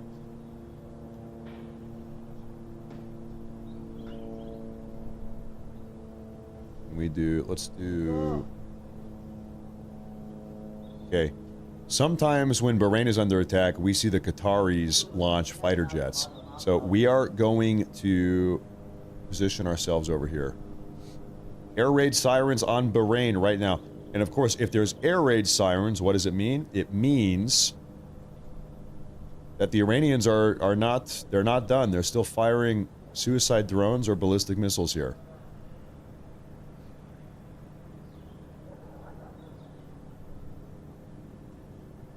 Arlene, she says, I'm 82, I'm a widow. I've been glued here for 3 days. You're doing an awesome job. God bless America, our military, and you for caring. Carlene, you are so nice. Hey, thank you very much. I'm lucky to have you here. I'm very lucky to have you tuning in. Thank you for being here. And we are praying that everybody here stays safe and is taken care of. That's right. And that this can resolve itself in, we'll say, the most peaceful way possible. Thank you, Carlene. Thank you very much. Thank you very much.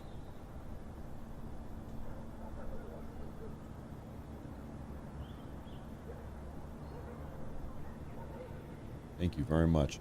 Is Bahrain just a little island? Yeah, effectively, yeah, I'm heroes. Oh, here, I think my... Are we back? I think I just had an internet problem. No, we're back. I think we're good here. Okay. Take care of yourself, Carlene.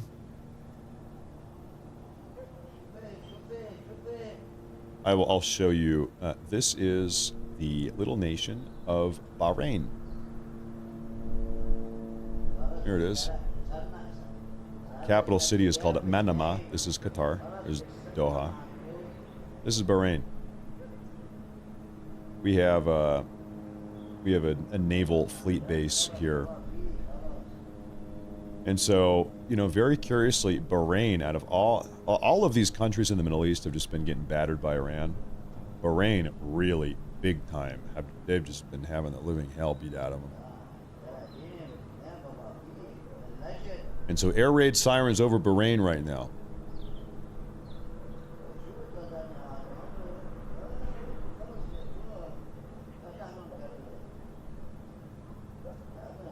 We have a super chat here from Don't Tread on Me 137. He said, hey brother, 17-year Army veteran. You were in there for a while. Good Lord, good for you. Thank you. Goal 4, Afghanistan, Bosnia, DMZ. Sir, is there anything that you did not do when you... You gotta take a rest. The DMZ, the reason for the hood up on the truck was to hide the windshield glare from the aircraft. We have an okay. See there you. See, I told you guys he wasn't looking for a Jiffy Lube. You guys said he's probably looking for a Jiffy Lube or an oil can Henry's, and I said no. There's got to be something else. You guys were trying to tell me he was lost. He was looking for a Jiffy Lube. Thankfully, luckily, we have an expert here. He was trying to hide the windshield glare. That makes a lot of sense. See, that's something I never would have said. That makes a lot of sense. That's very smart. This guy knows his stuff.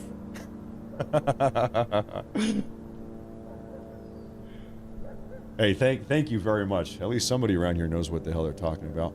Thank you very much. Thank you very much. That's awesome. That's awesome.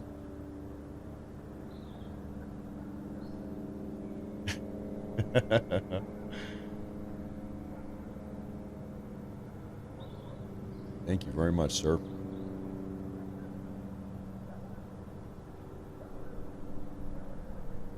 Right now, all eyes are on Bahrain. We got reports that air raid sirens were blasting over Bahrain, and right now we're waiting to see updates here. Do we have any updates? The last thing I see here is 5 minutes ago. Air raid sirens now in Bahrain. Bahrain is one of these countries, though, we've never had any live footage from the ground. We never know exactly what's going on now. So we need to wait.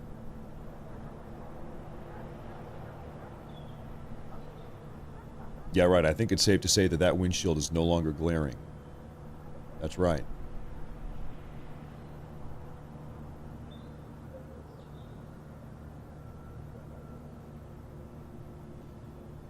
Crying out loud, free Tina Peters. We're taking over countries, but we can't free a Gold Star mom from a corrupt state. What the hell's going on? Isn't that just... I was going to say funny, but it's not. It's almost depressing. That Trump has, as president of the United States, Trump has more power outside of this country than he does inside of this country because of congressional gridlock that does not need to be there, self-imposed congressional gridlock, and a radically progressive, hijacked, subversive federal judiciary. Trump has more power outside of our borders than he does inside of our borders. How insane is that? And you know what? You can't, for anyone here that is historically aware, you can't help but think back to Julius Caesar and the Romans. They had the Rubicon. If you're a general of one of the Roman armies, you're not allowed to bring your army south of the Rubicon. You can, you're doing your thing out on the frontier, but you're not allowed to bring them back home. And so this is where the phrase comes from, cross the Rubicon. What is that, dear? Scallop, macaroni, and cheese. Sweetheart, can I have a cup of tea, please? Chamomile tea. How about that? That sounds good. Maybe coffee's a little bit too much. It's too much for me. And she just got done. What did she cook? She did some homemade salad with some macaroni and cheese with scallops. Scallop macaroni and cheese with some salad on the side. Seems good to me. They named something after the Jeep? Yeah, right. The Rubicon, that's right.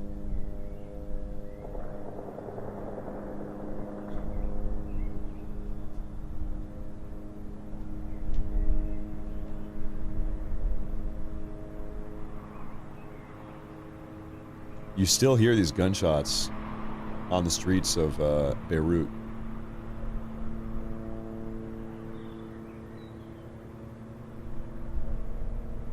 So once again, if you're tuning in and you're like, hey, what's going on right now? Trump, about 2 hours ago, has said that he's going to launch a massive attack against Iran in retaliation for the 6 dead Americans 3 days ago. At the base in Bahrain, incidentally, and for this recent attack on the U.S. Embassy in Saudi Arabia. President Trump was asked by News Nation on if he's worried about other potential attacks on U.S. sites. just now. His response was, quote, "It's part of war. It's part of war, whether people like it or not. That's the way it is."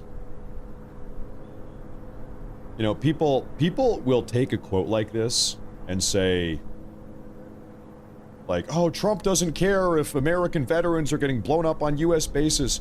That's not what he's saying.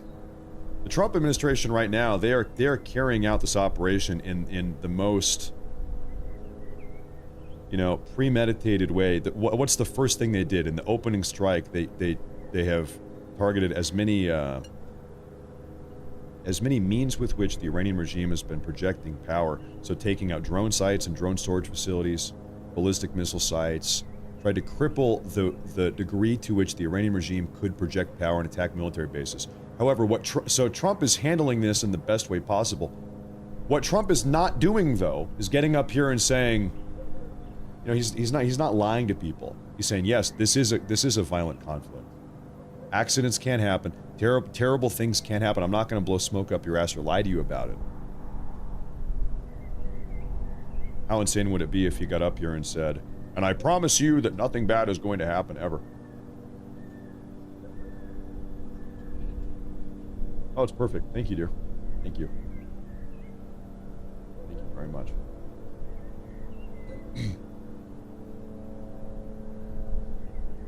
This is one of my sayings.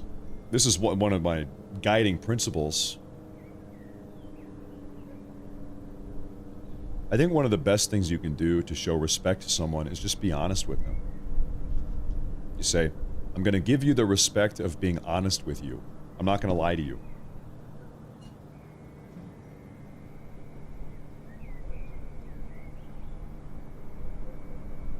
And that's what Trump is doing here.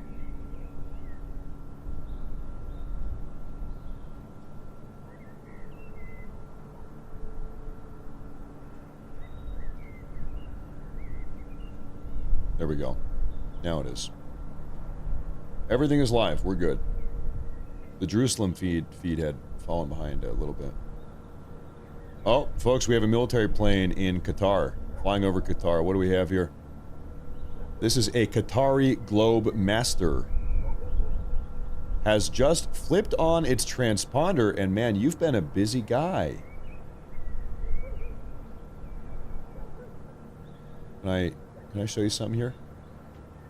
So this Qatari Globemaster has just flipped on the transponder over the skies of Qatar, and it has been flying all over here. It looks like it took a trip up here somewhere.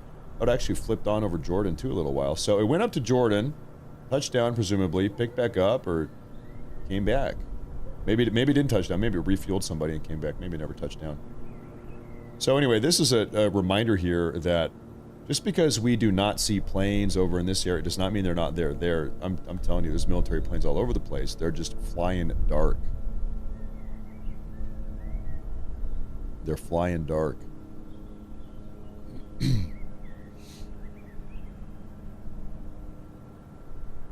that back over there.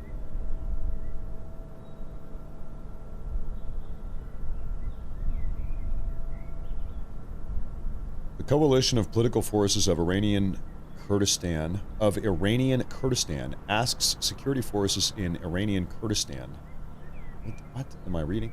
The coalition of political forces of Iranian Kurdistan asks security forces in Iranian Kurdistan to defect from the, quote, remnants of the Islamic Republic, and is asking citizens in the region to stay away from the military sites and security sites for your own safety. So, okay, it seems like there were some anti-Iranian regime defectors, and they're now trying to get other people to do it too. BB's going live on Hannity on Fox News. Yeah, I can't watch that live. You guys know how it is. We cannot watch Fox News live on the show, but when clips come out after the fact, we can listen to it. Can't have Fox News live though. So once he's done, whenever it makes its way onto Twitter or YouTube, we'll pull it up. We'll pull that up.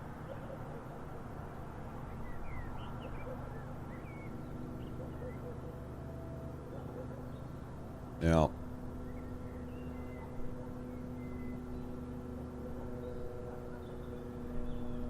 "15 minutes ago, we had air raid sirens in Bahrain, but oh, more gunshots in Beirut.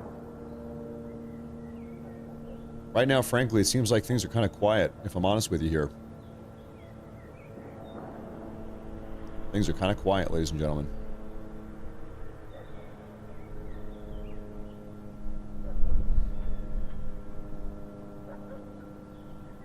Not a lot is happening.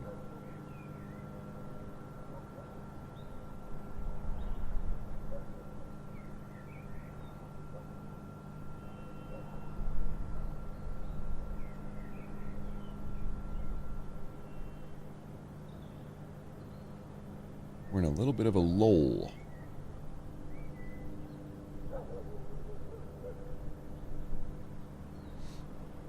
I saw that even though there's all of this chaos unfolding in the Middle East right now, still President Trump on Truth Social today has been making posts about the Save America Act. People are still talking about the Save America Act.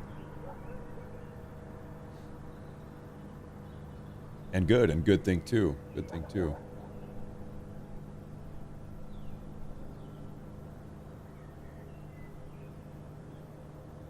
You know what's funny? I'll tell you something here. We have a new poll coming out 3 hours ago from Harvard and Harris. It's a Harvard-Harris poll on Trump's approval rating. They have his approval rating +1 over the last. So he's gained. It's at 46%. Harvard-Harris has him at 46% and rising. It's gone up 1% in the last week. So whether or not you believe he's actually at 46%,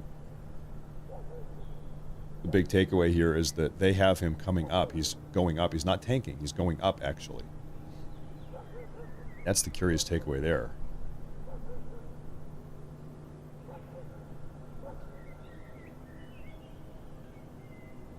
Okay, while I'm going to try to eat my dinner here, folks, because I do have this wonderful dinner in front of me, I am going to attempt to pull up a news report for you all to take a look at, and I'll scarf my food down.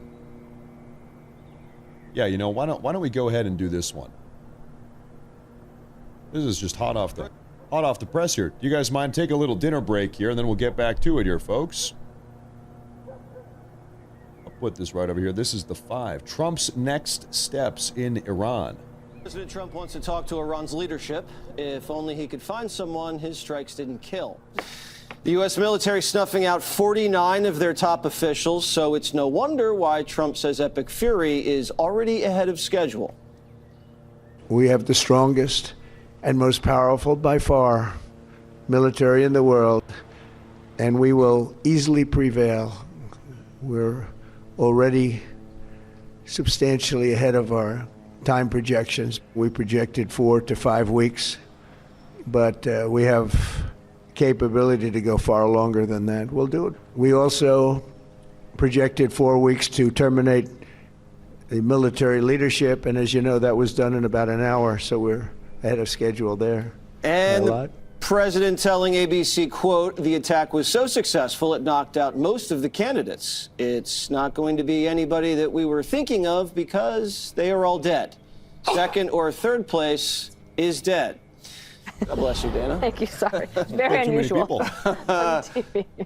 So the president speaking to reporters today, Yes. What did you think of that? So I think he is the most transparent president, right? He's willing to talk to just about everybody. And every hour you could refresh the news, maybe even half an hour, and go, now he said this, now he said that. So if you put it all together, you think, okay, so one of the things that he is definitely saying is that he is trying to give the people an idea for when it might end. So the first questions from the press is, how long is this going to go on? Right. Okay, you know what? We're 58 hours into this. Can we just take a minute, take a beat? And what he's trying to say is, I think he's actually probably doing too much and trying to say, well, we're ahead of schedule here, but you know, how long will that last? I don't know. But he's trying about a month. We'll see a few weeks. I don't know. It's not going to be in the next day. Okay. And I think one of the things that happened, listening to Call Me Back this morning, was amazing. They had a military expert on. And he said that one of the things that the Israelis had learned to do, and possibly our intelligence as well, is they were following the bodyguards of each of the members that were meeting there. So that's how they knew where they were. And the decision to just always underestimate the enemy. So that's what Iran constantly underestimates their adversaries. So they never thought they would strike in the daytime. They never thought they would strike on the Sabbath. They had all of their things in their minds saying, we'll be safe if we all get together for brunch. And they all went. Now, was there a Delcy Rodriguez, like in Venezuela, in that group of 49? That's what the president's indicating, that there might have been 2 or 3, but now that's not an option. So I think that the next points for him would be outline the history. Okay, so Charlie and I, again, we're like the oldest ones here. It's like, I remember the Ayatollah, when right during the Reagan administration, I was terrified of this guy. And I thought, Ronald Reagan will protect me. Why? And then walk people through it. Take time. People will listen to the president. So he has time to explain the history, and I think that's really important. And that includes more recent history, like, for example, roadside bombs that were material that was purchased from Iran and ended up in the Gulf War. I think he has to outline the threats as they are coming, but also show our new allies and how Iran decided to turn on all of its neighbors at once and destroy beautiful hotels that the Emirates. Little very curious update here while we're talking about this. There's a very interesting poll that came out earlier today, conducted. U.S. national approval of the U.S. killing Iranian leader Ayatollah Khamenei. So we see 40% approve, 31% disapprove. This is coming out this morning. 40% approve, 31% disapprove. The other percent, they don't know. I don't know. I'm undecided.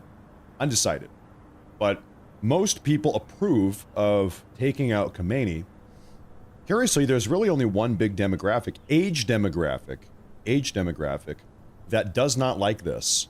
18 to 29-year-olds, young Americans, Gen Z, they like it big time. It's the millennials. I'm 32. I'm a young millennial. This is my own demographic. Don't like it. Big time, don't like it. My own millennials. Age 45 to 64 plus 5. Age 65 plus, they're the biggest supporters. The only age demographic in this country that does not like taking out Khamenei is people that are in my age group, millennials, 30 to 44. And okay, try to understand why. These are Americans that grew up sort of in the shadow of the war on terror. Either they fought themselves and they saw firsthand how terrible it was. They knew somebody, they dated somebody, their brother, their sister, etc. And to be fair to them, to be fair to the millennials, they have a little bit of almost PTSD from the war on terror in Iraq and Afghanistan. It was bad, and there was no clear objective. There was no win condition, and we did get bogged down, and it was handled incompetently. Our leadership put us in a terrible position. The mistake here is assuming that Trump is as incompetent as the Bush-era leadership was with the war on terror. He's not. Trump is smarter. This is a very different dynamic. There is a clear win condition. There is a clear objective here. We're not just going to go get stuck there for 20 years or almost 25 years. So I think it is a mistake to say, oh, well, because Iraq went this way and because Afghanistan went that way, Iran is going to be exactly the same. I don't think so. I don't think so at all. Emiratis had built, and everybody in those Gulf states are saying, we want a better life. I think President Trump continues to talk about the competence of our military. I think that helps a lot. And then I would hammer the Democrats on the Department of Homeland Security still being shut down. There's no need for it. ICE is not going to be abolished. Get to the table, get the people who work at TSA and everybody at Homeland Security, just put this behind you, let it go, and let the Department of Homeland Security move forward. There's a hearing tomorrow morning at 9 a.m. with Kristi Noem. That would be a good opportunity to announce it. Your name was invoked as a wise one, Charlie. We're in trouble. So you've heard from the president, you've heard from Secretary of War, you've heard from Chairman of Joint Chiefs of Staff. Do you think that they've communicated effectively? And Rubio? I think they have. Obviously, it's in that sort of bumptious way that somebody who is as wide open as the president in this administration is, where they are constantly talking. And I think it confuses some people because you lose focus. The focus of this is to eliminate the nuclear threat from Iran. That's what the focus of this is. That doesn't mean you can't make a really good case for all the other reasons why we should hate these people, the people that have the regime, the Iranian regime. And I think what you said, Dana, is great about, like, go through every single U.S. service member who has stepped on an IED, who has been hit by a missile that was built or flown by Iran or their proxies. Do that list. Have a press conference about it. I do think, and something you said, Joey, earlier that I think is really important. This is a 100-year sort of decision as opposed to a 4-year decision. And of course, this goes back to Trump 1.0 when he did the Abraham Accords. And like, nobody's talking about this, but I think it's a really, really important thing. The only reason that we are sitting here with these other 7 countries in the Middle East on our side right now is because of the Abraham Accords, because of the inroads the president has made to try to take the Middle East, which has been an unsolvable Gordian knot for decades, and said, look, we prefer commerce over chaos. Let's figure this out. And everybody's come to the table except Iran. And in fact, every time Saudi Arabia is like, yeah, well, maybe we'll normalize relations, then you have October 7th because Iran doesn't want it to happen. Right. And I think that long game negotiation, even down to the thing where he's telling Iran, look, we will give you nuclear fuel for life if you just come to this agreement. And they're like, yeah, no, we don't think we want to do that. And then he's like, we haven't even talked about that here on this show. That was part of the Trump negotiations when he was talking with Iran, when they were meeting with Iran in Geneva, time and time again over the last couple months, Witkoff and Kushner. Part of the deal was, part of the Trump administration offer was, listen, Iran, the Iranian regime, if you agree to shut down your nuclear enrichment facilities and stop enriching uranium because it's all about a civilian energy program, listen, shut them down. We will give you nuclear energy forever. We will provide it for you. The United States, we will take over the nuclear energy program in Iran, and we will facilitate it, and we will provide it for you. And they turned it down. Okay, well then send them in. Right. Yeah, that's when they weren't negotiating in good faith. Jessica. So no tears shed, and anyone who's writing even a slightly positive editorial about the Ayatollah or anyone who has been running Iran should, I don't want to say lose your jobs, but you look really stupid. These are the largest state sponsor of terrorism in the world. They have killed hundreds, if not thousands, of Americans, let alone other people across the world. I think everyone who is defending them on the kind of grounds that they're, not as bad as you would have thought, it seems completely ridiculous at this point. Who are we to do that? We are not the world police. The United States is the global hegemon, and it is not in our interest to have a violent, psychotic, Islamically fanatic death cult with nuclear weapons. It's not in fact, if we could go back in time and stop every other country on the face of the planet from having nuclear weapons, it would be in our interest to do so as well. If we could go back in time and stop stop North Korea from having nuclear weapons, and Pakistan and India and Israel from having nuclear weapons, that would be in our interest as well. But we can't. We've missed that opportunity. What we can do is stop a psychotic, radically Islamic jihadist regime from having them. That's in our interest. We should not let Iran have nuclear weapons. I take a hardline stance on this. I'm going to be a little bit rude here. If you think it is acceptable to allow Iran to have nuclear weapons, you are mentally retarded. You are a seriously retarded person. You are a non-serious person. You have no idea what you're talking about. You are a seriously mentally retarded person if you think it is acceptable for Iran to have nuclear weapons. You are fundamentally a retarded person. That is a very bad idea. Very bad idea. We do have a new set of allies. I think more allies is always better than less allies. I have talked about this from Trump 1.0 into Trump 2.0. The Abraham Accords, I think, is, for me, probably his seminal foreign policy achievement. I think it's fantastic. I think it's a really good thing. I hate seeing, though, like the UK, France, Spain, other countries that stood with us when, for instance, we were going to go into Iraq and Afghanistan, saying this is an illegal war. We don't want to have anything to do with this. And maybe I want too much, but I would like everybody to try to be on the same page if this is a just action and it is going to bring better economic outcomes for sure, peace and prosperity, and hopefully freedom for the Iranian people. The funniest thing is that in the U.S., the Democrat elite, they are at a base level actually in favor of what Trump is doing. The Democrats have been talking about doing this for years. They hate the Ayatollah. They've not been in support of him for a long time. The funny thing is, though, is that because Trump is the one doing it, Trump is the one that finally grew a spine and is getting rid of this guy, the Democrats now have to pretend that they are unhappy about it. They have to express a never-ending amount of concern and talk about how they're unhappy with it, when really they have been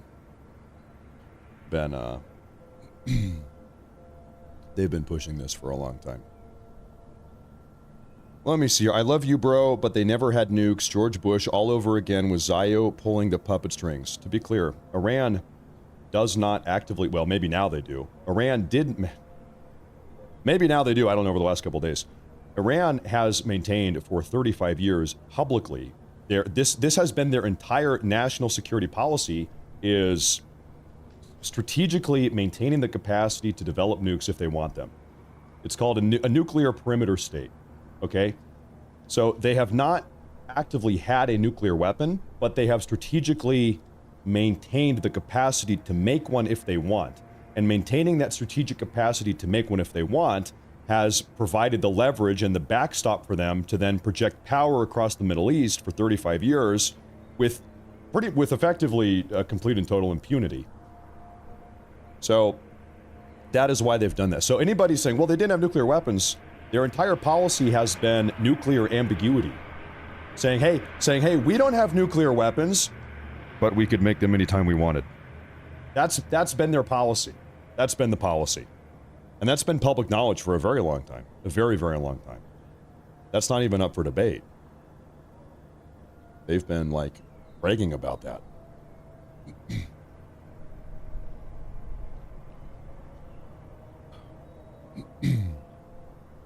And if you don't believe me, why do you think it is that Iran has been enriching uranium up to 60%? What is the purpose of enriching uranium to 60%? Let's rewind here. To what degree, to what percentage do you need to enrich uranium for a civilian energy program, for a nuclear energy program? What percentage? Is it 50%? Is it 25%? Is it 10%? It's right about 3.5. 3.67, 3.5, something like that. 3.5%. For a civilian energy program. 3.5%. There is absolutely no reason whatsoever, literally no reason, why a country would enrich uranium to 20%, 15%, 60%. There's no reason at all. Other than you are deliberately trying to send the message, hey, we could make nuclear weapons if we wanted. We haven't. We're not making them. We don't have them yet. But we could. But wink, wink. We could if we wanted. So don't fuck with us. And this has been the Iranian foreign policy for decades. It's called strategic nuclear ambiguity. That has been their policy.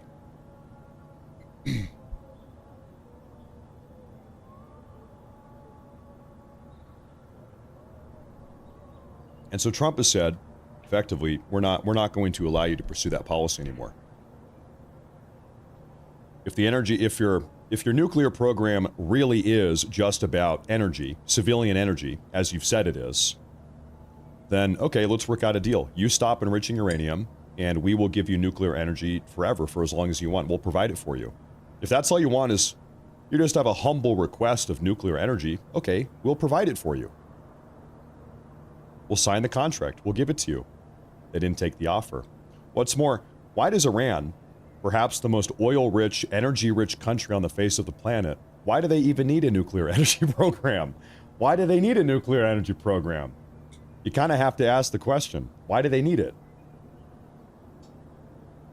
Well, they don't. It's not about energy. It's not about a civilian nuclear energy program. It's about maintaining strategic nuclear ambiguity. That's been their policy for 30 years, 35 years.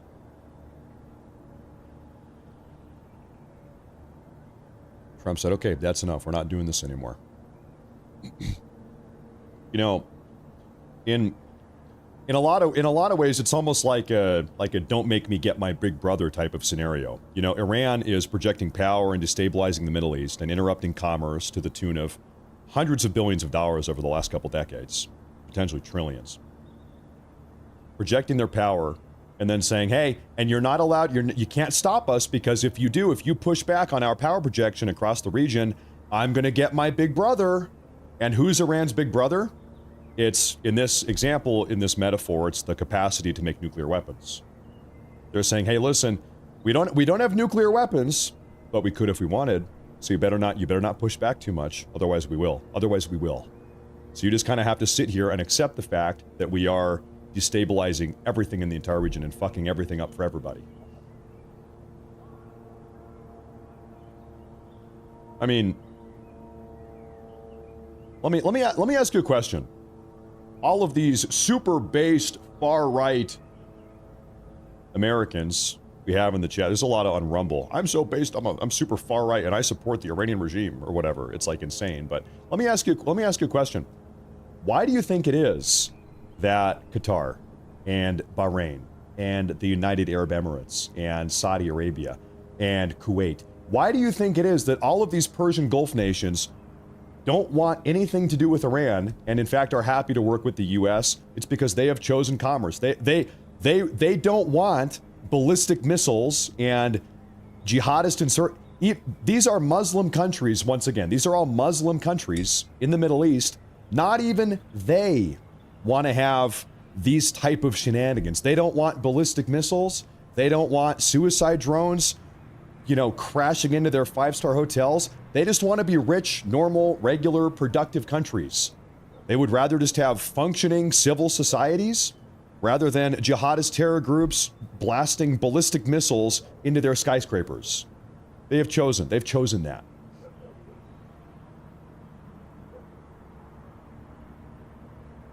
But for some reason, we have all of these like super based far right guys here in the US that have decided that what it really means to be America first is siding with the Ayatollah.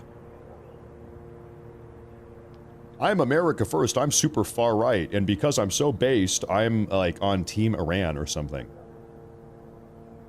These people are not serious. These are stupid people.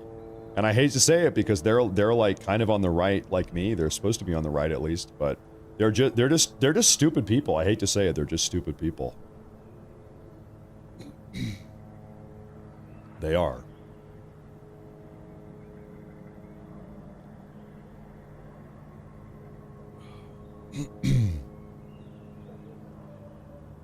America is the #1 country. We are the top dog. We are the global hegemon. We are the unipolar, not a bipolar, we are the unipolar superpower on this planet, and it is not in our interest to allow a Middle Eastern jihadist death cult to have nuclear weapons.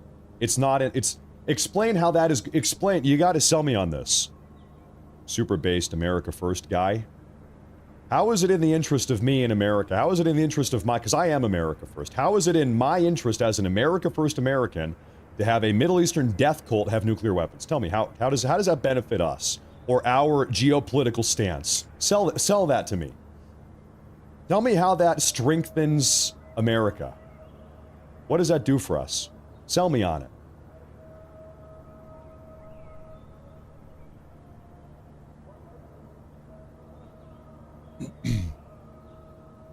A guy in the chat says, you know, Matt, you don't have to support Israel. This is the thing. There's sort of this false dichotomy presented. Am I known for being a massive Bibi Netanyahu supporter? Am I known for being a massive Israel supporter? Am I known for being a dispensationalist Christian? I'm not. Let's be honest, I'm not. I'm sorry if I piss anybody off when I say that. I'm not. I've got my own concerns about Israel and Israeli influence in the U.S. At the same time, I reject the notion, I fundamentally reject the notion that we are only doing this in the Middle East with Iran because of Israel. I think Israel is maybe 1/10 of the cause, 1/10 of the reason If you break down everything that's going on here with what's happening right now with Iran, Israel is maybe 10, maybe 15% of that. But to only and exclusively hyper-focus on the Israeli component here and how Israel benefits and not any other aspect of this, it is just so lazy and one-dimensional and stupid. It's stupid and one-dimensional. There's another 85 or 90% of this dynamic here that these people refuse to talk about because they've got no stance on geopolitics whatsoever other than Israel. The extent to which they observe politics is if it's good for Israel, it's bad. And if it's bad for Israel, it's good. And there's nothing more to it than that. That's the extent of the thought. That's the extent of the logic. And I'm sorry, once again, this is moronic. This is moronicism. And it's shallow, it's intellectually shallow, and it's stupid. And I'm saying this as someone, I'm like not even really a big fan of Israel. Honestly, I have a lot of questions. I have a lot of very serious concerns about Israeli influence in the US, but I also don't I don't blame everything in existence on them either. Am I being fair? Is that fair? That's how I feel. That's how I feel.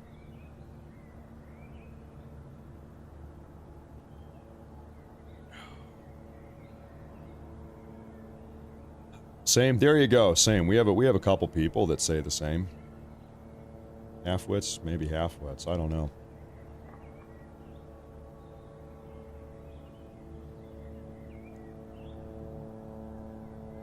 Anyway, hey, listen. I'm just trying to drink my chamomile tea. I just want to drink my chamomile tea right now. It's getting cold.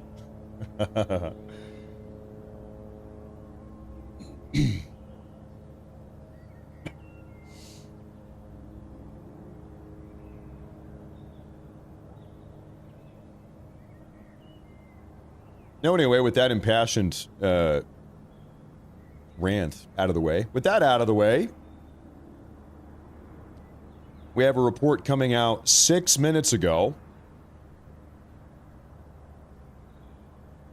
Multiple loud explosions reported in the last few minutes over Manama, Bahrain. And that's where we're looking right now on Flight Radar. We've got Bahrain up. Pulled up there. As air defenses attempted to down ballistic missiles fired against the country by Iran. So there are missiles and suicide drones still bashing into Bahrain right now. You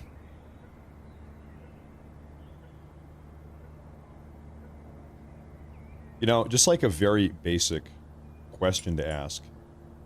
If Trump is really a slave to Netanyahu, if Trump really is a slave to Israel and he just does their bidding and he does whatever Netanyahu tells him to do, if Trump has no critical thinking or self-agency, if he just is completely owned by Netanyahu, why do you think Trump has spent 13 months negotiating with a bunch of insane Iranian mullahs? Why do you think Trump did that? What was the point? Why do you think Trump has been so desperately negotiating with these people? Trying to negotiate a way out of an armed conflict like we have arrived at. Doesn't really make sense, does it? Doesn't make a whole lot of sense.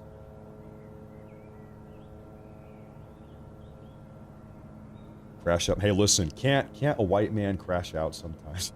Hey, listen, can't a white boy crash out sometimes? I thought this was America. I thought I was allowed to have a crash out once a month. The Constitution says a white boy is allowed to crash out once a month.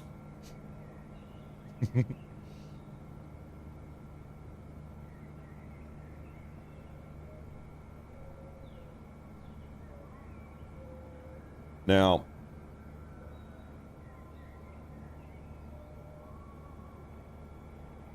I'm just doing a quick scan here.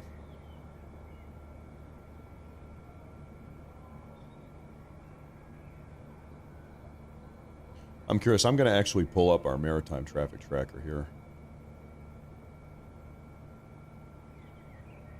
Just out of curiosity.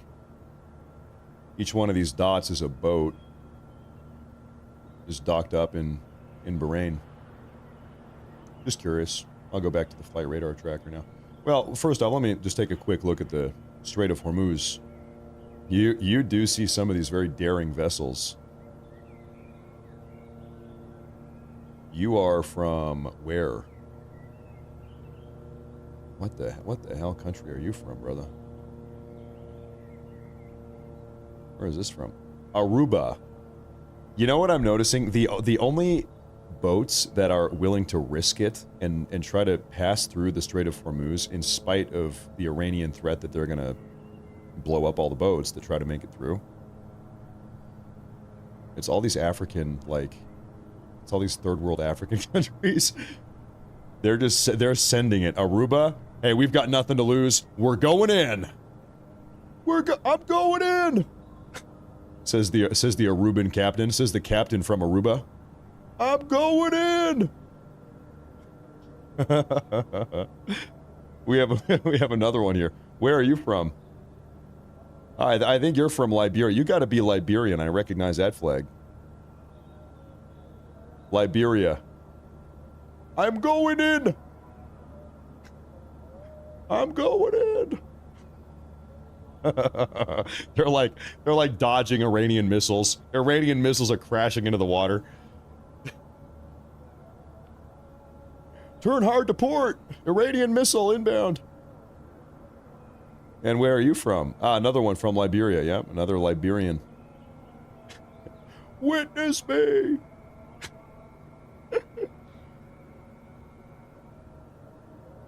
Look at the flight. Okay, I'll look at flight radar. We have this is a Qatari Stratotanker flying south out of Qatar right now.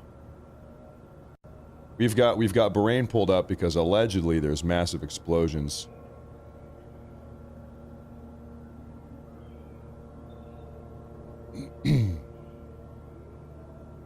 This is not Iraq. True. That is Bahrain.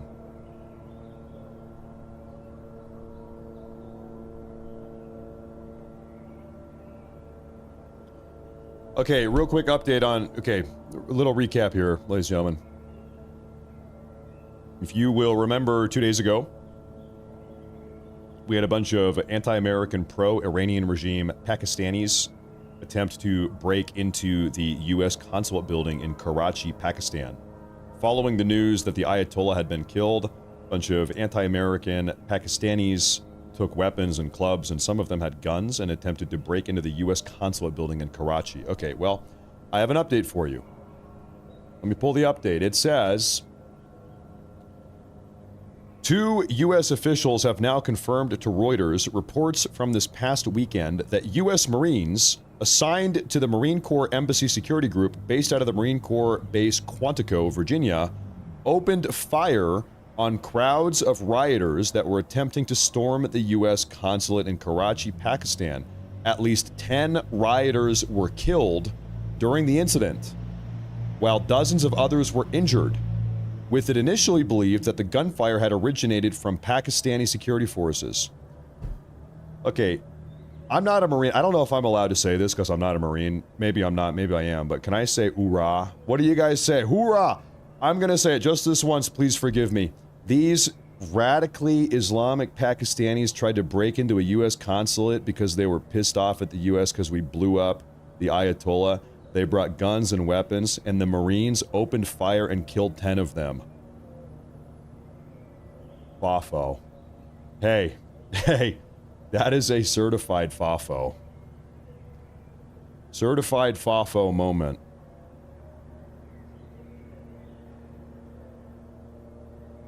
Good for those Marines. I fully endorse those Marines. I would like to shake their hands. Good for them. Good for them. Good for them. They're protecting the U.S. consulate. God bless them. God bless them.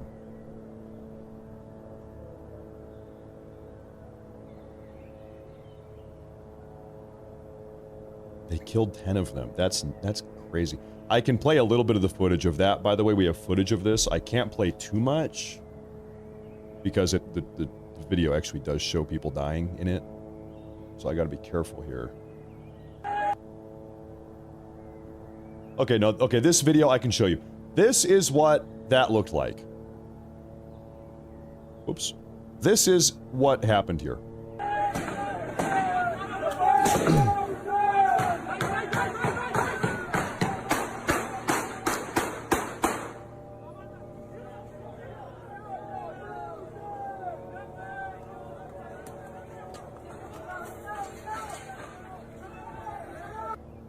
You know what? Here's my advice, Pakistanis. If you don't want to get shot by U.S. Marines at a U.S. consulate, you should not try to break into a U.S. consulate full of U.S. Marines.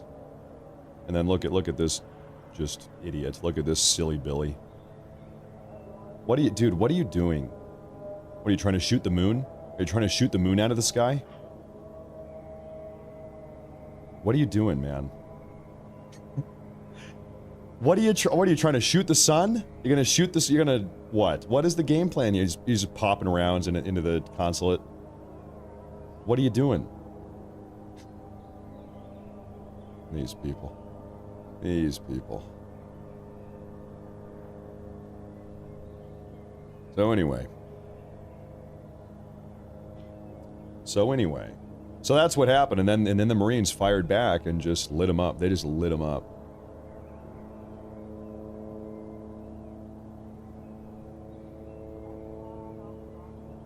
They lit him up. Goodness, we've been live now for 9 hours. Well, 8 hours and 50 minutes. 8 hours and 50 minutes. That is. Ladies and gentlemen, I'll tell you here, folks. It's quiet, man. It's quiet. I'm noticing a trend. So, in the Middle East, between 1 and 4 in the morning, that's when everything gets crazy, and then people go to bed.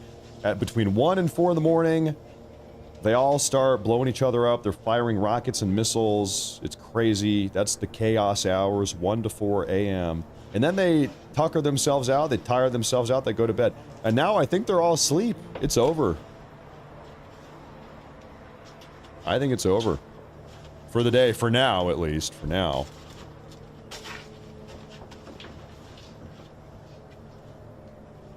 We have a big super chat here from Axel. He says, "Thank you, Matt. Been keeping up with you. Just wanted to say, I keep waiting for us to drop something so crazy that no one knows anything about it, and it scares the living EBGBs and the whole world, and they'd be like, okay, we are done with the antics, you and..." Yeah, maybe there is an argument to be made there. I like your point you're making.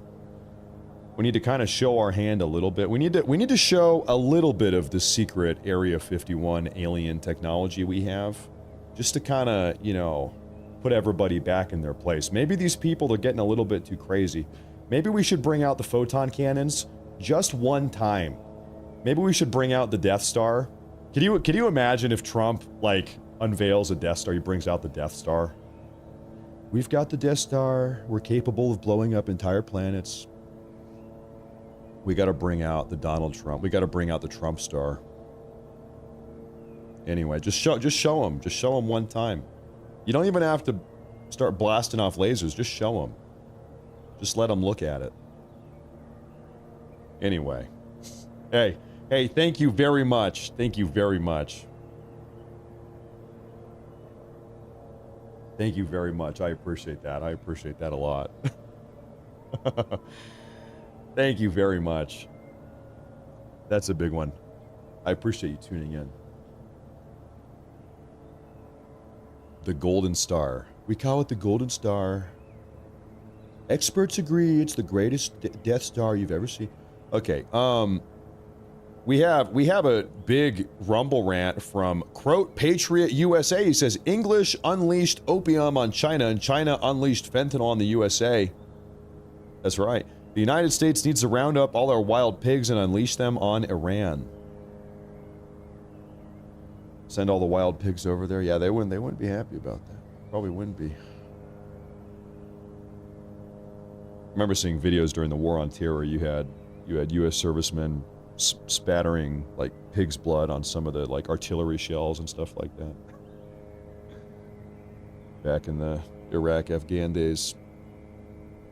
Hey, thank you very much. I appreciate that. Thank you very much. Thank you very much.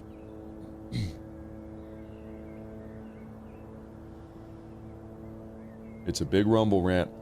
Ladies and gentlemen, I'll tell you what.